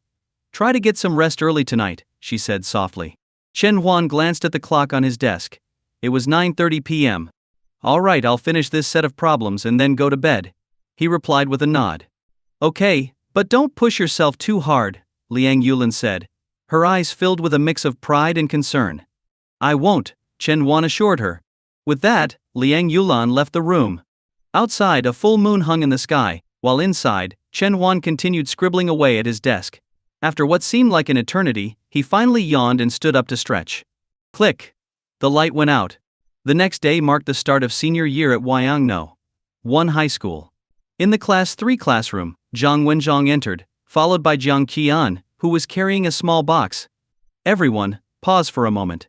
I have something to announce." Zhang Wenzhong clapped his hands to get the class's attention. The students looked up from their desks, eyeing the box on the podium with curiosity. What was he up to? Chen Huan also put down his pen and looked at the box. He quickly remembered what this was all about. It was something he had experienced before. Zhang Wenzhong glanced around to make sure all eyes were on him before he began speaking. "Today is the first day of your final year in high school, a year that will shape your future. By now, I hope you've given some thought to the universities you want to apply to, or at least to the goals you've set for yourself." He opened the box, revealing colorful heart-shaped paper, a large origami crane, and other decorative items. "In a moment, I'll hand out these colored papers and small envelopes to each of you. Write down the school you want to go to, the score you hope to achieve, or even some words of encouragement for your future self, whatever you feel is meaningful. This will be a message to the person you'll be a year from now. Once you've finished writing, put the paper in the envelope. We'll hang them on the classroom wall, and a year from now, just before the college entrance exam, we'll open them," Zhang Wenzhong explained, signaling Jiang Qian to distribute the papers and envelopes. In the back row, Ho Jun nudged Chen Huan's shoulder. "Hey Chen, which school are you aiming for?" "Me?" Chen Huan hesitated. In his original timeline, he had aimed to attend the same university as Su Qian Nanlian University, a fictional 985-tier university. However, his true dream had been to go to Shanghai University, another fictional 985 university, which had a higher ranking and more competitive admission scores than Nanlian. Unfortunately, he hadn't realized that dream in his previous life, falling just short of the score he needed for Shanghai. "Haven't decided yet?" Hao Jun asked, noticing Chen Huan's silence. Snapping out of his thoughts, Chen Huan wrote Shanghai University on his paper. With his current scores, he believed he could make it this time. As for Su Qian, she would probably stick to her original plan and go to Nanlian University. After adding a few words of encouragement to his future self, Chen Huan placed the paper in the envelope. Around the classroom, Zhang Wenzhong, Jiang Qian, and the class monitor were hanging the large origami crane on the wall and decorating it with cloud stickers, creating an image of the crane soaring through the sky. "Once you've finished writing, you can come up and hang your envelope on the strings beneath the crane," Zhang Wenzhong instructed. 31 strings hung from the crane, gently swaying. After Zhang Wenzhong spoke, a few students stood up, carefully tying their envelopes to the strings. "Let's go hang ours too," Hao Jun said, holding his envelope. "All right," Chen Huan agreed.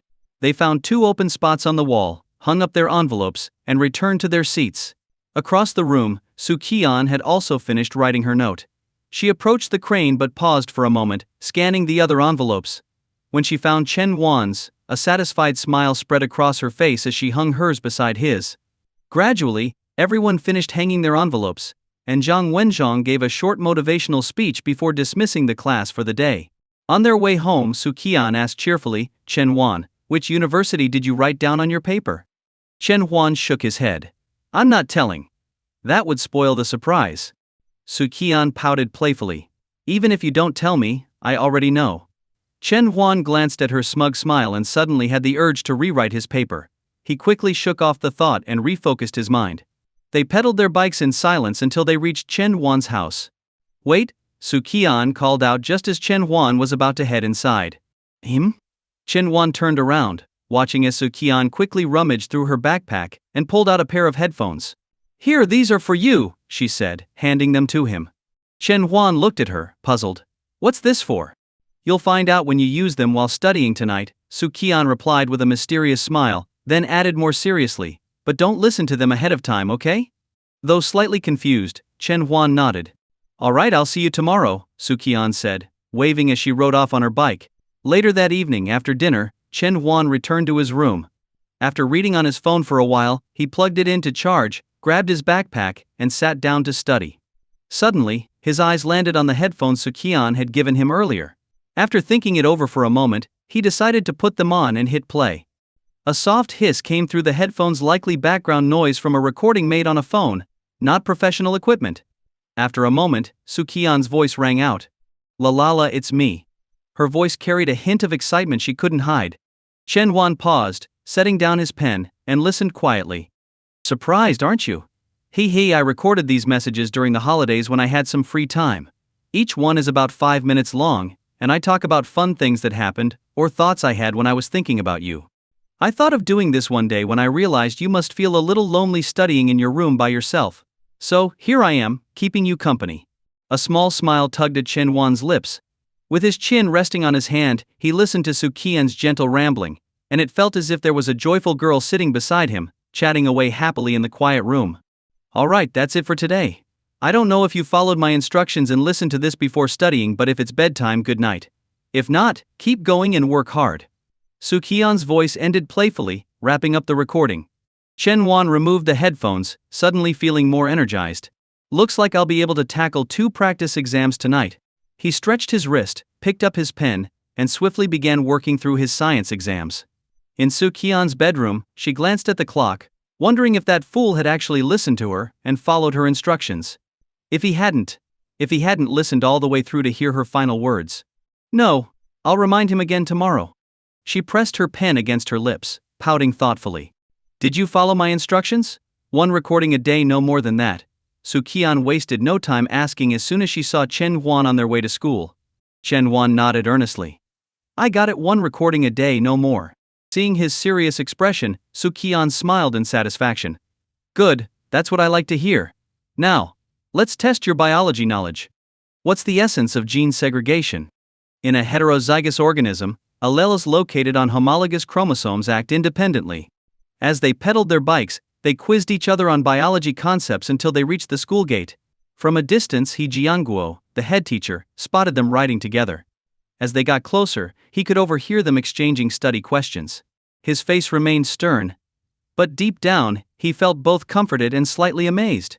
In his decades as an educator, he had seen many cases of high school romance, and they all ended the same way, grades slipping as students got caught up in the emotional whirlwind. They'd forget their responsibilities as students. But Chen Huan and Su Qian were different, their grades kept improving. In the recent exams, one placed first, the other second, with a margin of over 30 points between them and third place. In all his 30 years of teaching, this was the first time he had encountered something like this. Good morning, Director He. Su Qian greeted him sweetly as they passed by. He Jianguo's stern face softened into a brief smile. Good morning.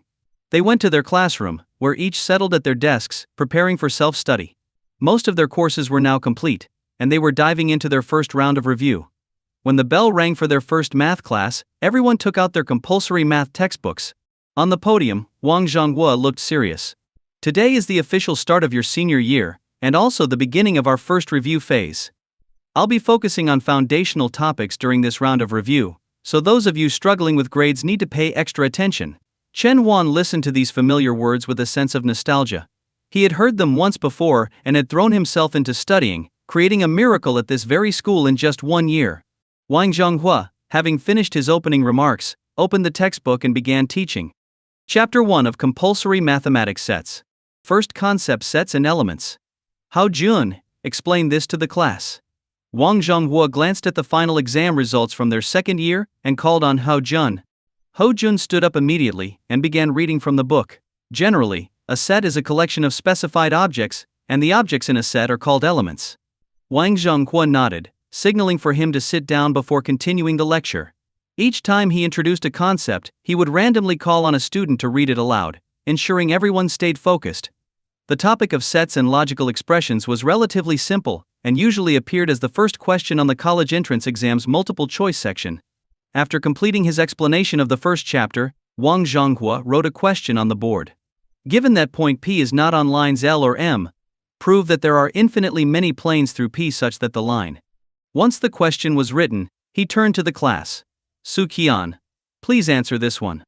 Su Qian, sitting near the podium, stood up and frowned slightly at the board. Conditional logic wasn't her strong suit, and it had been a while since she'd focused on this material. Even after her rebirth, she had refocused after struggling with the subject earlier. She hadn't fully grasped sets and conditions. After hesitating for a moment, she ventured, I think the answer is A. Necessary but insufficient condition. Wang Zhonghua raised an eyebrow in surprise. This question was moderately difficult, so he had chosen Su Qian, thinking she would get it right. To his surprise, she answered incorrectly. Not quite right. Chen Huan, your turn. When Chen Huan stood up, the whole class let out a collective ooh. Chen Huan and Su Qian were already seen as the official couple in everyone's eyes, and the playful teasing from their classmates reflected that. After all, senior year could be suffocating, so any bit of light-hearted fun was welcome. Wang Zhonghua cleared his throat. All right, settle down. Chen Huan, continue. Unaffected by the teasing, Chen Huan confidently answered. The answer is C, sufficient and necessary condition. Wang Zhonghua nodded approvingly. Correct. The answer is C. You both can sit down. As soon as the correct answer was confirmed and both sat down, the class erupted with another playful ooh ooh, though this time, it was quieter. Since point P is not on the two lines, we can conclude that. Maybe I shouldn't call on them one after the other again, Wang Zhonghua thought as he continued explaining the question. December 24th, 2012. Christmas Eve. 165 days left until the college entrance exams. The number 165 was written in bright red chalk, highlighted in the top right corner of the classroom blackboard. Beneath the number was a phrase Merry Christmas, peace and joy. As Chen Huan walked into the classroom, braving the cold morning wind, the first thing he noticed was that message. The handwriting looked familiar, so he turned to glance at Su Qian beside him. Su Qian smiled, her eyes squinting playfully. I wrote that yesterday before I left. I wanted you to see it first thing when you came in.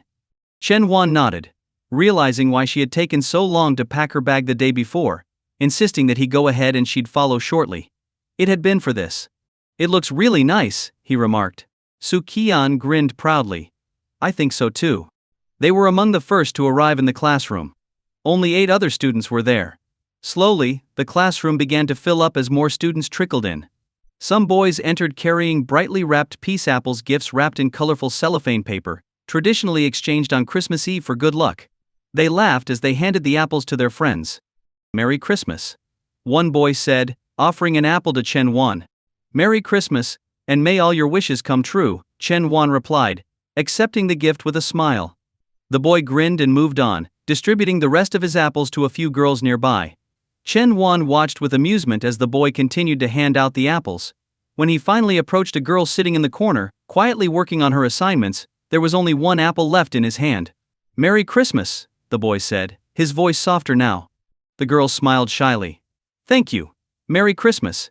Chen Huan smiled to himself, quietly observing. He wondered how many apples the boy had given out, all just to make the moment of handing over that last apple feel less awkward.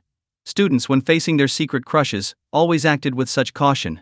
If Chen Huan remembered correctly, that boy would confess his feelings after the college entrance exams. Everyone had been shocked by the news, including him. They were now the only couple from his class that ended up getting married. Before long, Hao Jun entered the classroom and, as soon as he sat down, handed Chen Huan a bright red apple. Hey Chen, have an apple. You're into this stuff now? Chen Huan asked, taking a bite out of the apple, a little surprised. Hao Jun had never cared about such traditions before.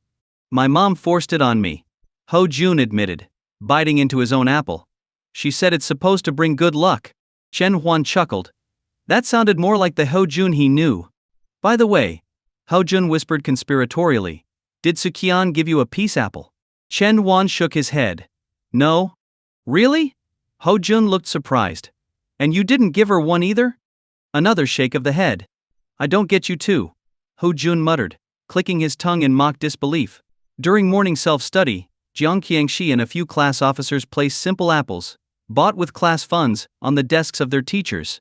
There was no fancy packaging, just a shiny, red apple with a handwritten note of holiday wishes. When the teachers entered the classroom, they were all greeted with smiles, which, in turn, lifted the spirits of the students. It was 3 days past the winter solstice, and the weather was growing colder by the day. Chen Wan rode his bike through the biting wind. Even with a hat and scarf, the chill still crept through. Hot sweet potatoes, fresh from the oven. Candied hawthorns. Ice-cold sugar-coated hawthorns. Freshly boiled corn, come and get your corn. Hot roasted chestnuts, nice and warm. Street vendors lined the road, their carts piled with steaming food. The cold wind didn't stop their loudspeakers from enthusiastically advertising their goods. Chen Wan, let's get some roasted sweet potatoes. Su Qian's breath fogged up in the cold air, her cheeks flushed pink as she called out cheerfully. Chen Wan was cold too, so he nodded. All right. They parked their bikes and walked up to the sweet potato vendor. 2 roasted sweet potatoes, please, Su Qian said to the vendor. The vendor quickly grabbed 2 large ones, freshly roasted, wrapped them in paper bags, and placed them in a plastic bag before handing them over to Su Qian. That'll be 6 yuan. They paid and moved to a sheltered spot, holding the hot sweet potatoes in their hands to warm up. The sweet potatoes were so hot that they had to wait a bit before they could even think about eating them. I was actually planning to give you a scarf today, Su Qian said, cradling the sweet potato, her breath turning into mist as she spoke. But I'm just too clumsy. I've been trying to knit it for so long, and I've only managed to finish half. She rummaged through her bag and pulled out a red scarf. One side was neatly finished with fringes, while the other was only partially done, clearly hastily tied off. Chen Wan examined the scarf. The side that was completed had his name clumsily embroidered on it, the stitches crooked and uneven. This looks like it's long enough, he said, holding the scarf up. No, it's not, Su Qian pouted, looking a bit upset. I only finished your half. I haven't even started mine yet. I wanted us to share it. One day you'd wear the side with my name, and I'd wear the side with yours. Then we could walk together through the snow, sharing one long scarf. Maybe next time, Su Qian sighed, peeling the skin off her sweet potato and taking a big bite. A mixture of frustration and regret in her expression. Chen Huan was quiet for a moment before putting the scarf into his bag. He peeled his sweet potato and began to eat as well. Later that evening, as usual, Chen Huan put on his headphones to listen to the next audio recording from Su Qian. Surprise. By now I hope the scarf I knitted for you is finished. Is it warm? I made it extra long so we could wear it together in the winter. I hope that, in every winter from now on, we can eat roasted sweet potatoes together, hold hands, walk through the snow, and share one long scarf, year after year. Her voice was filled with excitement and happiness. Chen Huan imagined her already picturing that future in her mind when she recorded the message. He took off the headphones and pulled out the unfinished red scarf from his bag, staring at it for a long time. March 1, 2013. Less than 100 days until the college entrance exam. Chen Guohua, stop reading your newspaper and come here. Tell me if this outfit looks good, Liang Yulan shouted from the bedroom. Chen Guohua slowly lifted himself off the couch and walked to the bedroom door, a bit exasperated. I think it's fine already. The 100-day countdown ceremony is about to start soon, he replied. Liang Yulan shot him a look.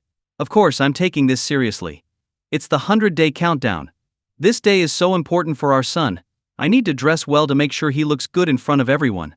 Chen Guohua sighed. You've been trying on clothes for over an hour? It's already 9 a.m., and the ceremony starts at 10. Liang Yulan glanced at the clock. It was 9:05. Oh dear, we better hurry, she said, finally settling on the outfit she'd tried on first. She quickly pushed Chen Guohua out the door. Mumbling to himself, Chen Guohua muttered, all that fuss, and you're wearing the first one you tried on. Stop dawdling, Liang Yulan scolded as they rushed out of the house. Wyong No. 1 High School. The graduating class of over 300 students gathered at the school's track and field, along with their parents and some teachers, bringing the crowd to nearly 1,000 people. The field was buzzing with energy. The school loudspeakers played motivational songs, setting the tone. From the windows, Curious first and second year students leaned out, trying to get a glimpse of the action. Even during classes, they couldn't help but steal glances outside. On the field, many parents gathered to chat. Their conversations were mostly about their children's college ambitions or exchanging information about universities. Damn, how did senior year go by so fast? Less than 100 days until the exam, Hao Jun remarked, sitting next to Chen Huan on one of the benches by the track. Chen Huan nodded, feeling the weight of time. Yeah, it flew by. The last half of their senior year had slipped away almost unnoticed. Now, with the countdown to the final exam in full swing, the reality was setting in. There were only 100 days left of their high school years. Chen Huan. Ho Jun. Come over for a photo, Jiang Qiangxi shouted from across the field. Looking over, they saw that many of their classmates had already gathered, preparing to take a group picture. The two boys stood up and made their way to join their class. Yang Qiangxi had enlisted one of the onlooking parents to take the picture, and the entire senior class of Class 3 was lined up, with their homeroom teacher, Mr. Zhang Wenzhong, standing in the middle, surrounded by smiling faces. 3, 2, 1, cheese. The camera clicked, capturing the moment. Mr. Zhang smiled lightly, while the boys especially seized the moment to strike playful poses, making goofy faces.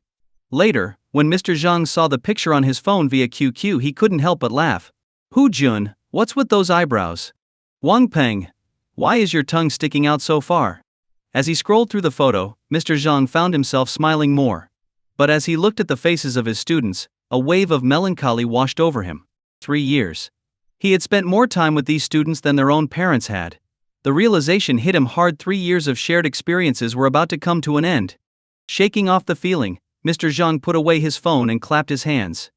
All right, the ceremony starts in half an hour. Take this time to rest or take photos with your friends. Be back here in 30 minutes. Got it. The class responded enthusiastically. Immediately, a few students dragged Mr. Zhang into more photo opportunities, and he was swept away for a series of pictures, laughing as he went. Meanwhile, others began to group together, pulling out their phones to snap pictures with close friends. Hey Chen Huan, come join us for a photo. Ho Jun called over to him. Chen Huan walked over, and one of the students suggested, why don't we get Su Qian over here too?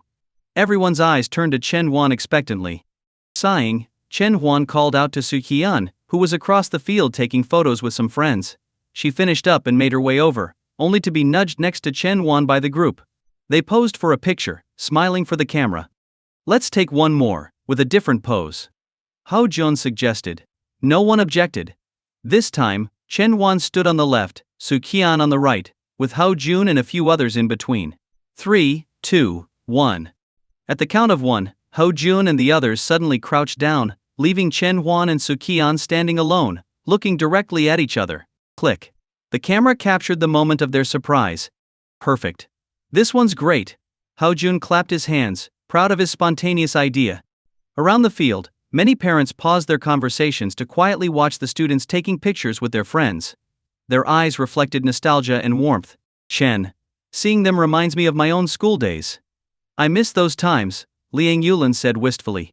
Chen Guhua nodded, a look of distant memory in his eyes. Attention. There are 10 minutes left before the official start of the 100 Days Pledge ceremony. Students and parents, please return to your designated spots as we prepare to begin, came the booming voice of Mr. He Jianguo over the loudspeakers. 10 minutes later, the ceremony began. I swear in these 100 days, I will endure hardship. In these 100 days, I will persevere. On the field, all the senior students raised their right hands, their voices loud and unified as they made their pledge.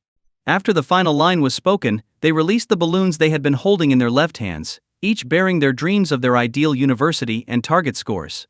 Over 300 balloons floated up into the sky, carrying the hopes of the graduating class higher and higher. June 5, 2013, 2 days before the college entrance exam. Wyong No. One high school is one of the designated exam centers, and starting tomorrow, all students will be given the day off as the school building will be sealed for exam preparations. Today marks the last day for the senior students and their final lesson of high school. The second to last class of the day was taught by Mr. Zhang Wenzhong. Wang Zhonghua, the math teacher, walked into the room with nothing in hand. As the bell rang, he smiled and said, well, there's nothing left to teach. You can go through your books yourselves. I'll just stay here and look at you all one more time. This simple sentence hit hard. The intense pace of senior year had made many forget that the end was near, but Wang Zhonghua's words brought it all crashing back. Keep reading, Wang Zhonghua waved, urging his students to continue studying as they glanced up at him with misty eyes. He slowly walked around the room, taking in each student's face, making 2 full rounds before returning to the teacher's desk. Someone approached him with a question, and he started explaining a problem to them. The bell for the end of class rang. Wang Zhonghua stood up, scanning the room one last time. Good luck on your exams, everyone. Thank you. The class responded in unison. The final class of their high school years was a self-study session. 10 minutes into it, Mr. Zhang Wenzhong walked into the room. Everyone raised their heads, knowing what was about to happen. Some eyes turned toward the wall, where the class's paper crane had been hanging for a year. It was time to take it down. Mr. Zhang led the way, removing the paper crane from the wall, and one by one, students followed, retrieving their individual paper pouches. Chen Huan took his pouch back to his seat, and opened it, pulling out the colorful slip of paper he had written on a year ago. Score 670. School Shanghai University. At the bottom, there was a note: cherish the present. Standing at the podium, Mr. Zhang spoke a few encouraging words, but avoided saying anything about farewells, likely not wanting to stir any emotional waves before the big exam. With only 2 days left, everyone should relax a bit and focus on adjusting your mindset. The college entrance exam is actually easier than our practice exams, so there's no need to worry, he said, his tone light and reassuring. After a few more words, Mr. Zhang took a phone call and left the room briefly with 2 students. When they returned, they carried a large birthday cake. The cake was adorned with chocolate pieces, and written in cream were the names of all 32 students in the class, including Mr. Zhang himself. 32 candles flickered on top of the cake. Standing by the cake, Mr. Zhang held up the student roster from the first day of school. Lin Zi. A girl stood up, walking to the front to cut a slice of cake and take a candle. Jiang Qiangxi. Jiang Qiangxi followed, taking her piece. Tang Ming. One by one, names were called. Su Qian. In King. As Su Qian was a transfer student, she was the last to be called. Mr. Zhang set the list aside and took the final slice for himself. 32 candles flickered softly, illuminating each student's face. I wish all the students of Class 3 good luck on their exams, Mr. Zhang said, hands clasped together in a wish. The entire class did the same, closing their eyes and silently making their own wishes. Whoosh, the candles were blown out. On the school's track, Su Qian and Chen Huan strolled leisurely. After the cake, Mr. Zhang had told everyone to gather their things and set up the classroom for the exam seating arrangements before leaving for the day. Chen Huan had planned to go home, but Su Qian stopped him, suggesting they take a walk around the track first, and he agreed. I asked you at the start of senior year which university you were planning to go to. Can you tell me now? Su Qian asked playfully, a smile on her face. Chen Huan shook his head. I'll tell you after I get my exam results. Su Qian pouted. I already know. But hey, if we end up at the same university, will you give me a gift? A gift? What kind of gift? Chen Huan asked, tilting his head.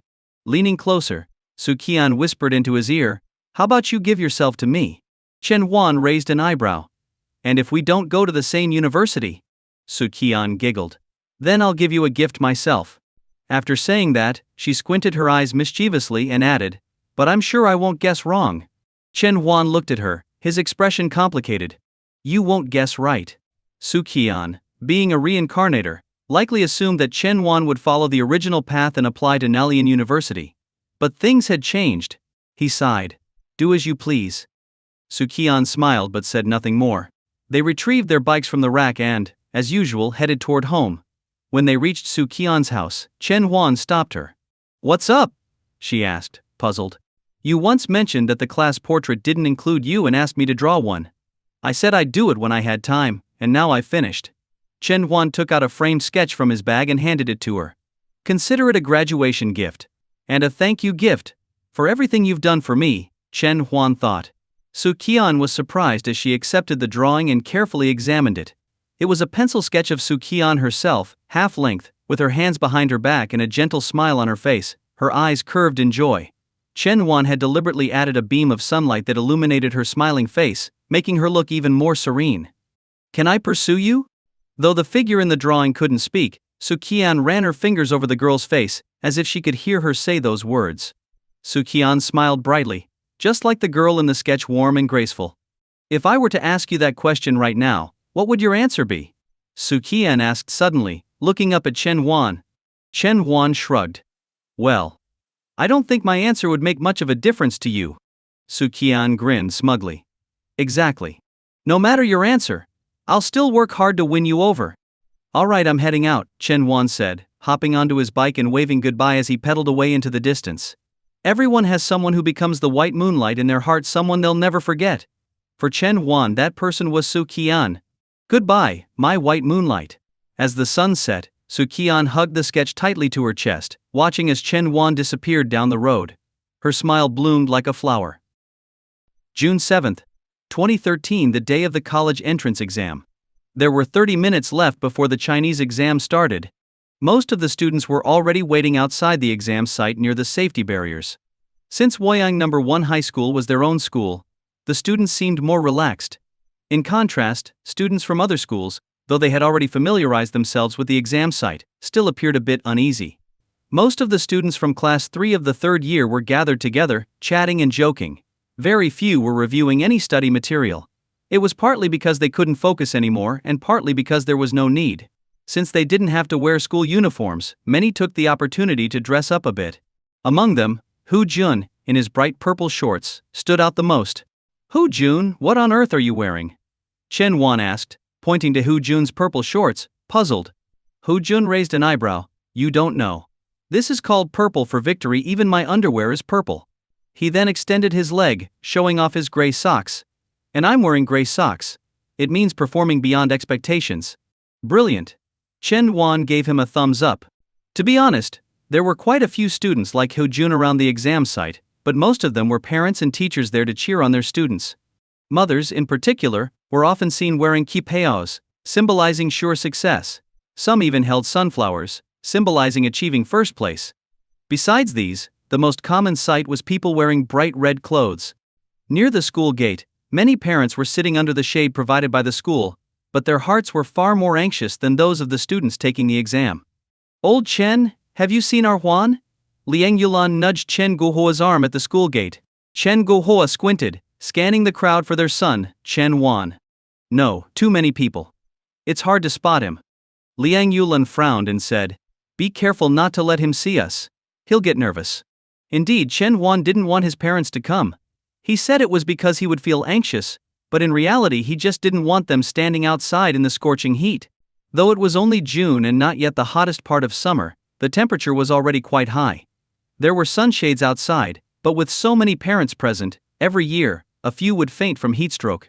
Chen Huan was genuinely worried that his mother, in her nervous state, might succumb to the heat and pass out. Chen Huan's dad, Chen Huan's mom.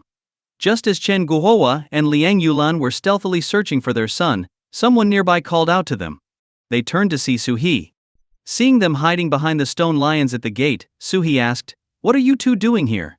Feeling a bit awkward, Chen Guohua eventually replied, Well, you see, Huan didn't want us to come, but we're still worried about him, so. Su He's expression shifted slightly. Liang Yulan spoke up, Wait, don't tell me. Su He nodded. I'm here for the same reason. The three of them sighed in unison, and giving up their search, found a spot to chat. Ring. The bell signaling entry into the exam room rang out. A teacher with a megaphone called to the crowd, You can enter now.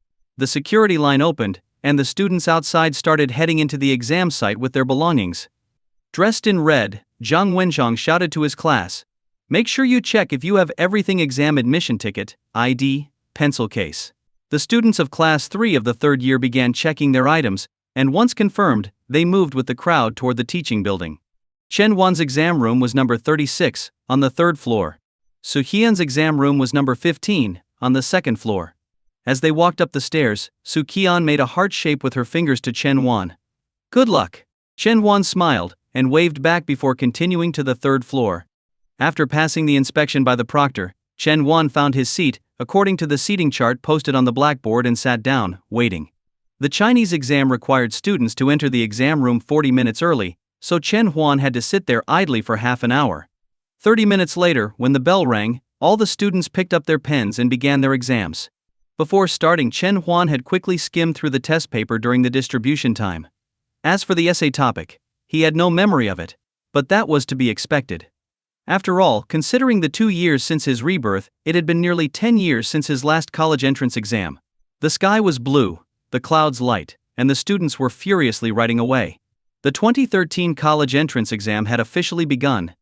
Outside the exam hall, under the shade, as soon as the exam bell rang, Liang Yulin couldn't stop glancing at the teaching building, her face tense with worry. "It's all right. Our son will do just fine." Chen Guohua noticed her expression and gently held her hand. Su He was also a bit nervous, but he comforted them. "Yes, both kids will be fine." Liang Yulan nodded, her expression softening slightly. As time passed, the parents in the waiting area gradually calmed down. Then, a voice suddenly broke the silence. "Hey, someone's coming out." The voice was like a thunderclap, drawing the attention of all the parents. There were reporters outside the exam site, and they immediately rushed toward the student with their cameras. "Excuse me, can you tell us how you found the difficulty of this year's Chinese exam compared to previous years?" a reporter asked. All the parents held their breath, eyes fixed on the student. The student scratched his head, looking a bit bewildered by all the attention. "I'm not really sure. But I found it pretty hard." Yes. Many parents drew in sharp breaths, and the sweltering weather seemed to grow even more oppressive. The reporter then asked, "Could you estimate your score in Chinese?" The student thought for a moment, maybe 50 or 60 points. "Oh." Several parents sighed in relief. Good. That's not really a reliable benchmark." As the first student left, more early finishers trickled out. The reporters asked a few more questions, and the parents began to relax. The difficulty was normal. That was a good sign. Ring. The bell signaling the end of the exam sounded. Soon, a steady stream of students poured toward the school gate. "Mom, Dad, you came after all," Chen Wan said with a sigh as he exited with Su Qian, and spotted his parents waiting at the gate. "Just got here," Chen Guohua grinned. Su Qian also spotted Su He. "Dad, you're here too." Su He replied, "Got here around the same time as Chen Huan's parents." After exchanging a few more words, they decided to go to a nearby restaurant for lunch. After all, they still had the math exam in the afternoon. Ring. When the final bell rang, marking the end of the English exam, the last subject of the college entrance exam, both students and teachers inside the exam hall, as well as the parents outside, breathed a collective sigh of relief. Do your best and leave the rest to fate. By the time the bell rang, there was no point in complaining anymore. Chen Guohua, Liang Yulan, and Su He anxiously watched the exit of the exam hall. Nearly all the parents shared their same eager gaze, waiting for their children to come out. As soon as the students stepped out, the parents immediately rushed to meet them, searching their faces for signs. If their expressions were calm or even smiling, the heavy stone in the parents' hearts would finally be lifted. Chen Huan and Su Qian exited together again. Since Su Qian's exam room was on the second floor, she got out a little earlier than Chen Huan and waited at the entrance of the building. As soon as Chen Guohua and the others saw the two of them, they rushed forward. "Son, let's go eat something nice," Chen Guohua said with a laugh, throwing his arm around Chen Huan's shoulders. Liang Yulan glanced at Chen Huan's face, and after seeing that everything seemed fine, she finally relaxed. She turned and saw Su Qian chatting happily with her father, Su He, and smiled in satisfaction. After exchanging a few words, the two families went their separate ways. Chen Huan's family headed straight to a highly rated restaurant in Huayang City. Since Chen Guohua had to drive, he didn't drink, but the atmosphere was still lively. Normally a man of few words, he chatted away endlessly. It wasn't until evening that the three of them returned home. Just as they arrived, ding. A message notification sounded. Chen Huan took out his phone and saw that it was a message in the class group chat. Someone had sent the answers to that day's exam papers. Seeing Chen Huan standing at the door with his phone, Liang Yulan couldn't help but ask, "What's going on?" "I'm checking today's answers," Chen Huan replied. Liang Yulan exchanged a glance with Chen Guohua before saying, "Well, son, go to your room and check. Let us know when you're done." Chen Huan nodded, went to his room, found a piece of paper and a pen, and began recalling the questions he had answered, noting his scores on the paper. In the living room, Chen Guohua and Liang Yulan sat on the couch with the TV on, though neither of them was really paying attention. "Old Chen, I'm a bit nervous." "Oh. Easy there, I'm nervous too." Chen Guohua winced as he looked down at his leg, where Liang Yulan had pinched him in her anxiety. He managed to mutter through the pain. Liang Yulan loosened her grip a bit. "Do you think our son will score over 630? Chen Guohua thought for a moment. "He's always scored higher than that in the practice exams. I think 650 is about right." Liang Yulan nodded. When he comes out, pay attention to his expression. If he doesn't look too happy, let's lower our expectations a bit to make him feel better. Got it. Chen Guohua nodded. But I think our boy will be just fine. In the bedroom, Chen Huan was going over the math answers. He'd already checked Chinese.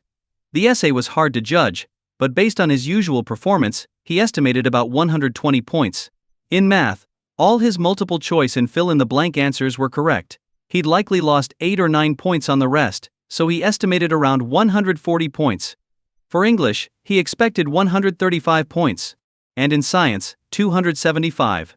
Altogether, it came to around 670 points. The actual score might fluctuate a little, but not by much.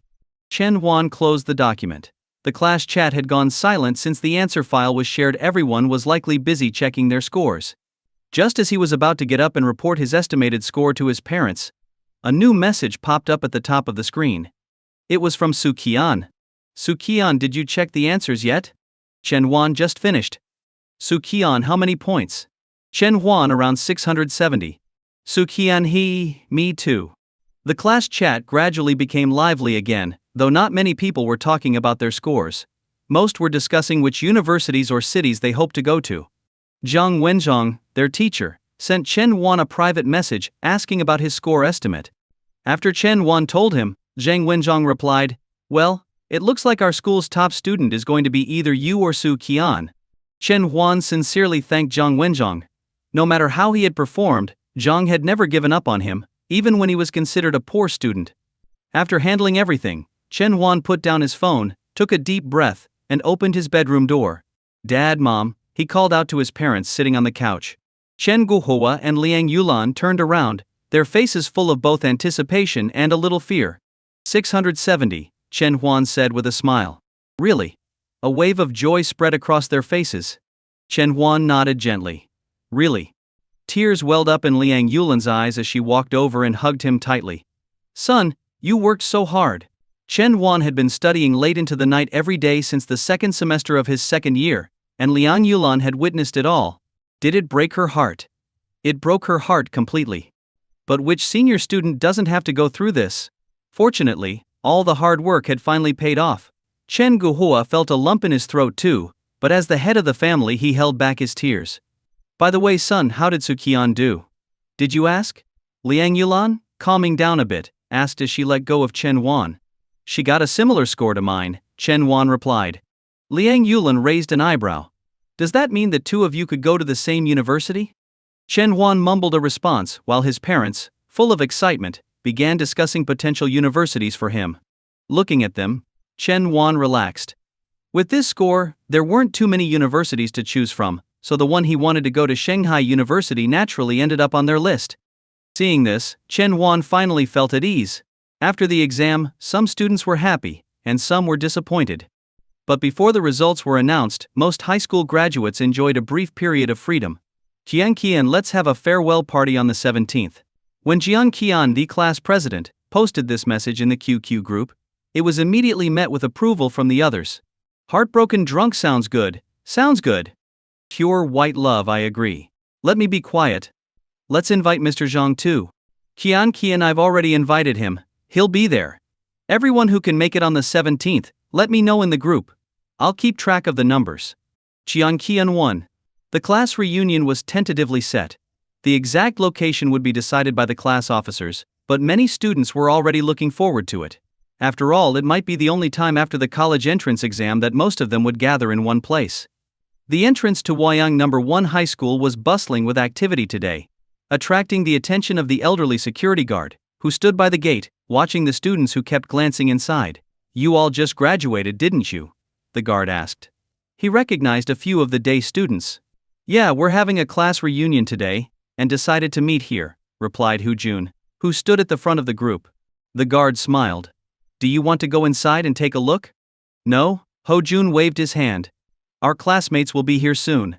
The guard nodded, and, seeing there was nothing else to attend to, went back to his little booth. Class 3 soon gathered, and since this was their farewell dinner, all 31 students showed up without a single person missing. Zhang Wenzhong, their teacher, was one of the last to arrive.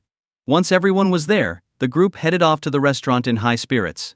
The restaurant wasn't far from the school and was of average quality after all, they were students, and it wouldn't have been appropriate to go to a more expensive place. The food was decent, but more than that, the atmosphere made everyone care less about how the food actually tasted. Being together was what mattered. After a few rounds of drinks and dishes, the mood gradually became more lively. People started reminiscing about their high school days, which brought some to tears. A few of the more emotional girls even started crying. Zhang Wenzong, who had had a little to drink himself, began chatting and joking with the boys. Out of the whole 3 years, you two were the ones I worried about the most. Your grades were decent, but your mindset wasn't quite right. And you, he continued, pointing to another student, always running off to the playground with a basketball right after class. Zhang Wenzong rambled on, no longer acting like the strict teacher they once knew, but more like an old friend recalling their memories together. His stories lightened the mood and kept it from becoming too sentimental. The farewell dinner lasted about 2 hours. After the meal, Zhang Wenzong left, having paid for half of the bill. The rest was split among the remaining students. By then, most of the group had already left, leaving only 10 people behind. Seeing that it was still early, Ho Jun, who loved to have fun, suggested, "How about we go sing karaoke? I heard there's a new KTV nearby." None of the remaining students were in a rush to go home, so they all agreed, including Chen Wan and Su Qian. Ho Jun led the group to the KTV on a nearby street. The KTV was indeed newly opened, and when Ho Jun booked a large room, the owner even threw in a few cans of beer for free. The beer wasn't very strong, and not wanting to waste it, people soon started drinking. Su Qian grabbed 2 cans, handing one to Chen Wan and keeping the other for herself. She finished her beer quickly, downing the whole can in no time. "Take it easy." Chen Wan frowned as he watched Su Qian drink as if it were water. Su Qian seemed to be a little tipsy already, resting her head on Chen Wan's shoulder. The faint scent of alcohol mixed with her light fragrance, creating a surprisingly pleasant smell. In the dim light of the KTV room, Chen Wan couldn't quite see her face. Su Qian whispered, "I can only drink like this because you're here." Chen Wan sighed, putting down his can. He had already had a bit of alcohol during dinner, and he didn't want to drink anymore. If he got drunk too, that would really be a problem. "Su Qian, do you want to sing a song?" Jiang Qian, who had just finished singing, turned around and asked her. The others immediately chimed in, remembering that Su Qian was a great singer. How could they let her off without singing at least one song in a karaoke room? They began clapping. "Sing one. Sing one." Everyone cheered as they clapped. Su Qian stood up and took the microphone Jiang Qian handed her. "All right, I'll sing one." "Great." The group erupted in applause. A student near the song selection machine asked, "What song do you want to sing?" Su Qian thought for a moment. "Let's go with Courage." The student quickly selected the song, and some people in the room suddenly remembered this was the same song Su Qian had sung in the school's broadcasting station during their second year. "I've finally made this decision. I don't care what others say, as long as you're sure too." Despite being a bit tipsy, Su Qian's excellent singing ability allowed her to hit every note perfectly, drawing cheers and applause from the group. Jiang Qian quietly watched Su Qian standing in the center of the room, singing, but something felt different about her tonight. There was a boldness, a confidence that hadn't been there before. Maybe it was the alcohol, Jiang Qian thought. During the instrumental break, Su Qian grabbed another can of beer from the table, popped it open, and chugged it down in one go. No one had ever seen Su Qian so bold and carefree, and the cheers only grew louder. "We both need courage. To believe we can be together. In the crowd I can feel you. Your true feelings in the palm of my hand." As the final lyrics rang out, Su Qian swayed a little, and Chen Huan quickly stood up to steady her. Su Qian was truly drunk now. She rested her head on Chen Huan's shoulder, a soft smile on her lips, peaceful and content. As evening fell, darkness covered the city. "Chen Huan, take care of Su Qian, all right?" Jiang Qian said as they stood outside the KTV. Chen Huan, supporting the unsteady Su Qian, nodded. "I got her." "All right, then we'll head out first." Ho Jun waved goodbye, leading the others toward the street corner, where it was easier to catch a cab. Chen Huan, meanwhile, helped Su Qian in the opposite direction. The KTV wasn't far from Su Qian's home, so Chen Huan decided to walk her back. Her cheeks were flushed, and under the soft glow of the streetlights, she looked particularly cute. She was quiet, having fallen asleep after getting drunk, and had only woken up briefly when they left the KTV. Seeing that she could barely walk, Chen Huan decided to carry her on his back and started heading toward her house. At some point, Su Qian's hair tie had come loose, and her long black hair spilled over Chen Huan's neck, tickling the back of his neck. Su Qian's cheek rested against his, warm to the touch. Though she was drunk, she clung tightly to him with both hands. The streets were quiet, with only a few cars passing by. Chen Huan walked under the streetlights, carrying Su Qian on his back, and the scene had a soft, dreamlike quality to it. Chen Huan, my hair is down. Can you tie it up for me? Su Qian's soft voice came from behind him. Chen Huan assumed she was talking in her sleep and turned his head, only to see that her eyes were open, bright under the streetlights. With no other option, Chen Huan stopped by a small shop, bought a pen, and carefully gathered her hair back up. Chen Huan, do you remember? I was the one who taught you how to do this, Su Qian whispered. Chen Huan's hand froze for a moment. Help me tie it up. The evening breeze had sobered Su Qian a little, but her voice still trembled, even carrying a hint of sobs. Okay. Chen Huan began to tie up Su Qian's hair, gently sliding the pencil into her locks. They stood under the street lamp in silence, neither able to see the other's expression. Finally, Chen Huan broke the quiet. When did you find out? At first, I only had suspicions. But during the sports meet in our second year, I was certain. Su Qian slowly turned around, tears uncontrollably streaming down her flushed cheeks, falling at Chen Huan's feet. Xiao Huan, are you going to leave me? Her voice shook with a deep, heart-wrenching sob. Chen Huan resisted the urge to wipe away her tears and said, Maybe. We're just destined to end up the same way. I regret it, Xiao Huan. Su Qian suddenly stepped forward and hugged Chen Huan tightly, afraid to lose him again. I regret the choice I made in my second year of college. I truly regret it.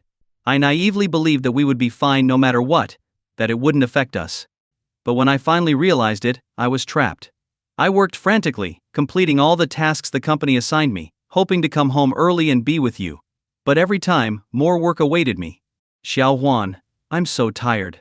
Her tears soaked Chen Huan's shoulder, all her frustrations and fears pouring out. Since her rebirth, Su Qian had never cried like this, never so openly and painfully. I'm terrible with alcohol, but I drank a lot tonight because I was scared. I was a coward. I was terrified of losing you again. I kept thinking, if you rejected me, maybe I'd wake up the next day and forget everything. Wouldn't that be great? Su Qian continued. Xiao Huan. This time I'm determined to be with you. No one, nothing, can ever be an excuse for ending this relationship. Is that okay? Her last 3 words were filled with hesitation. A clear plea for reassurance. Silence followed. A long silence. Su Qian didn't know what Chen Huan was thinking, nor what his answer would be. All she could do was wait, though her eyes had already begun to dim with fading hope. Suddenly she felt a pair of hands gently wrap around her back, and Chen Huan's voice whispered in her ear. Okay. With that one word, everything seemed to fall into place. Chen Huan didn't know if this was the best choice, but as Su Qian had said, no one, nothing, could become an excuse to break them apart. In the cool evening breeze, neither of them knew how long they stood there, holding each other. In the end, they didn't lose each other. Woof, woof, woof. The barks of a stray dog nearby broke their embrace. They looked at the dirty little dog on the street, barking furiously at them, and couldn't help but laugh. A single dog, alone. Oh, by the way, I've been meaning to ask you something, Chen Huan suddenly said. Su Qian tilted her head. What is it? When did you start suspecting who I really was? Chen Huan asked. Su Qian pouted. Well, when we first met, you pretended not to know me. At first I didn't think much of it, but later on, I realized you seemed to know a lot about me. That's when I started having doubts. It wasn't until the second year sports meet that I was sure. Did you think all girls tie their hair the same way? Su Qian smiled smugly. I taught you this way of tying hair in college. Back then, you didn't even know how. Chen Huan suddenly understood. So that's how you figured it out. I thought I'd hidden it well. Su Qian's eyes widened. Speaking of which, how could you keep it from me that you came back to high school too? Chen Huan awkwardly scratched his head. Su Qian reached out and flicked his forehead, her smile bright as a flower. Consider that your punishment for lying to me. You're forgiven. Let's go home. Chen Huan ruffled her hair. Okay, Su Qian nodded. Their hands naturally intertwined, fingers clasped tightly. Oh, I've been meaning to ask, what university are you planning to attend? Su Qian's voice echoed down the street. Chen Huan smiled. Take a guess. Shanghai University? Chen Huan was surprised. Hey, how did you know? You told me back when we were in college, Su Qian replied. Chen Wan shook his head. I don't even remember that. Maybe it was just something I said casually. Su Qian smiled. Well, I remember everything you say. When Su Qian finally returned home, smiling brightly, He was sitting in the living room watching TV. Seeing his daughter, he grinned and asked, Back already? Did you have a good time? Today was the happiest day of my life, Su Qian said as she sat down next to him, hugging his arm with a wide smile. He smiled too. He noticed the faint smell of alcohol on her, which wasn't surprising. What did surprise him, though, was the slight redness around her eyes. Looking closely, he saw a few tear stains on her cheeks. Xiao Qian. Were you crying? He frowned. Su Qian shook her head. No, I just got a boy back. A boy? Chen Huan? He asked. Su Qian nodded softly, resting her head on her father's shoulder. I lost him once, but luckily I got him back. He didn't fully understand what Su Qian meant, but judging by her expression, everything seemed to be fine. In Chen Huan's bedroom. After dinner, Chen Huan returned to his room and lay on his bed, scrolling absent-mindedly through the class group chat. Suddenly he sat up, walked to his wardrobe, and pulled out a cardboard box. Opening it, he took out a few items and placed them on the desk. A thermos, a pair of earphones, and an unfinished red scarf. He had planned to put these things away forever, but now it seemed there was no need. The thermos was a gift from Su Qian when he caught a cold. The earphones had accompanied him throughout his final year of high school. His gaze fell on the red scarf. You'll wear the side with my name, and I'll wear the side with yours. We'll walk in the snow together, wrapped in the same long scarf. Su Qian's voice echoed in his ears once more. Chen Huan thought for a moment, then stood up, found a knitting needle and some red yarn, and returned to his room. He put on his earphones, ready to listen to the old audio files again. But when he pressed play, he was surprised to find that it wasn't the first recording, it was a new one. Huh? I remember Su Qian said the one before the exam was the last one. Chen Huan muttered to himself, puzzled, as he began listening carefully. He didn't expect there to be one more, did you? I'm not sure when you'll listen to this before or after my confession, but it doesn't matter. I just wanted to tell you something. I really like you. How about it? Have you checked your scores yet? In the study, Liang Yulan hurriedly pushed the door open, her expression anxious. Not yet, Chen Huan replied calmly. Liang Yulan let out a sigh of relief, though she still seemed tense. All right then, let's check now. Chen Huan opened the text message app and was about to start typing when his mother quickly stopped him. Wait. Did you wash your hands? Chen Huan chuckled helplessly. Yes, I did, Mom. You don't need to be so nervous. Satisfied, Liang Yulan nodded. All right, go ahead then. Chen Huan was using the new text message service introduced this year to check his college entrance exam results. After sending the message in the required format, it didn't take long for a reply to arrive. Behind him, both Chen Guohua and Liang Yulan leaned in close, their heads practically touching the phone screen. Even Chen Huan started to feel a little anxious as he opened the message. Chinese 121, Math 142, English 133, Science 280, total 676. Just as he expected, his total score was nearly identical to his estimation, with only minor differences across the subjects. Shanghai University was in the bag. Liang Yulan and Chen Guohua were visibly thrilled when they saw the message. As soon as Chen Huan finished reading it, his mother took the phone from him, reading the message over and over. 676 points. It's really 676, she murmured excitedly as she held the phone. Just then, Chen Guohua's phone rang. It was Chen Huan's grandfather calling, probably to ask about his exam results. While Chen Guohua was on the phone, Liang Yulan's phone also started ringing. It was Chen Huan's grandmother this time. With both parents now occupied, Chen Huan retrieved his phone. He checked the class group chat, where Zhang Wenchong, their teacher, was already compiling a list of students who scored over 500. Chen Huan scrolled through but didn't see any messages from Su Qian. Thinking for a moment, he sent her a message on QQ. Chen Huan, what's your score? Su Qian's reply came just as he was about to send his message. Su Qian, what's your score? Amused, Chen Huan laughed and typed out his results. Su Qian, he. I'm 1 point below you, minus 675. You finally beat me in the college entrance exam. Indeed, throughout their entire senior year, Su Qian had consistently outperformed Chen Huan in every exam. But in the end, Chen Huan managed to surpass her in the final test. It wasn't that Su Qian did poorly, it was just that Chen Wan had done exceptionally well.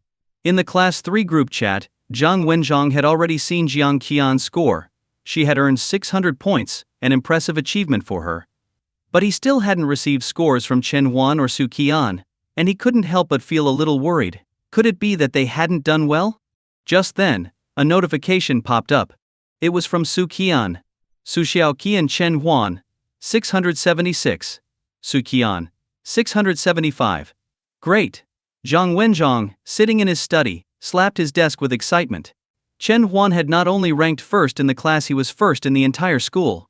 That's right, the top student in Class 1, the school's elite class, had scored 669, meaning Chen Huan's score was higher than any of the honors students. Had Su Qian taken first place, Zhang Wenzhong would have been happy too.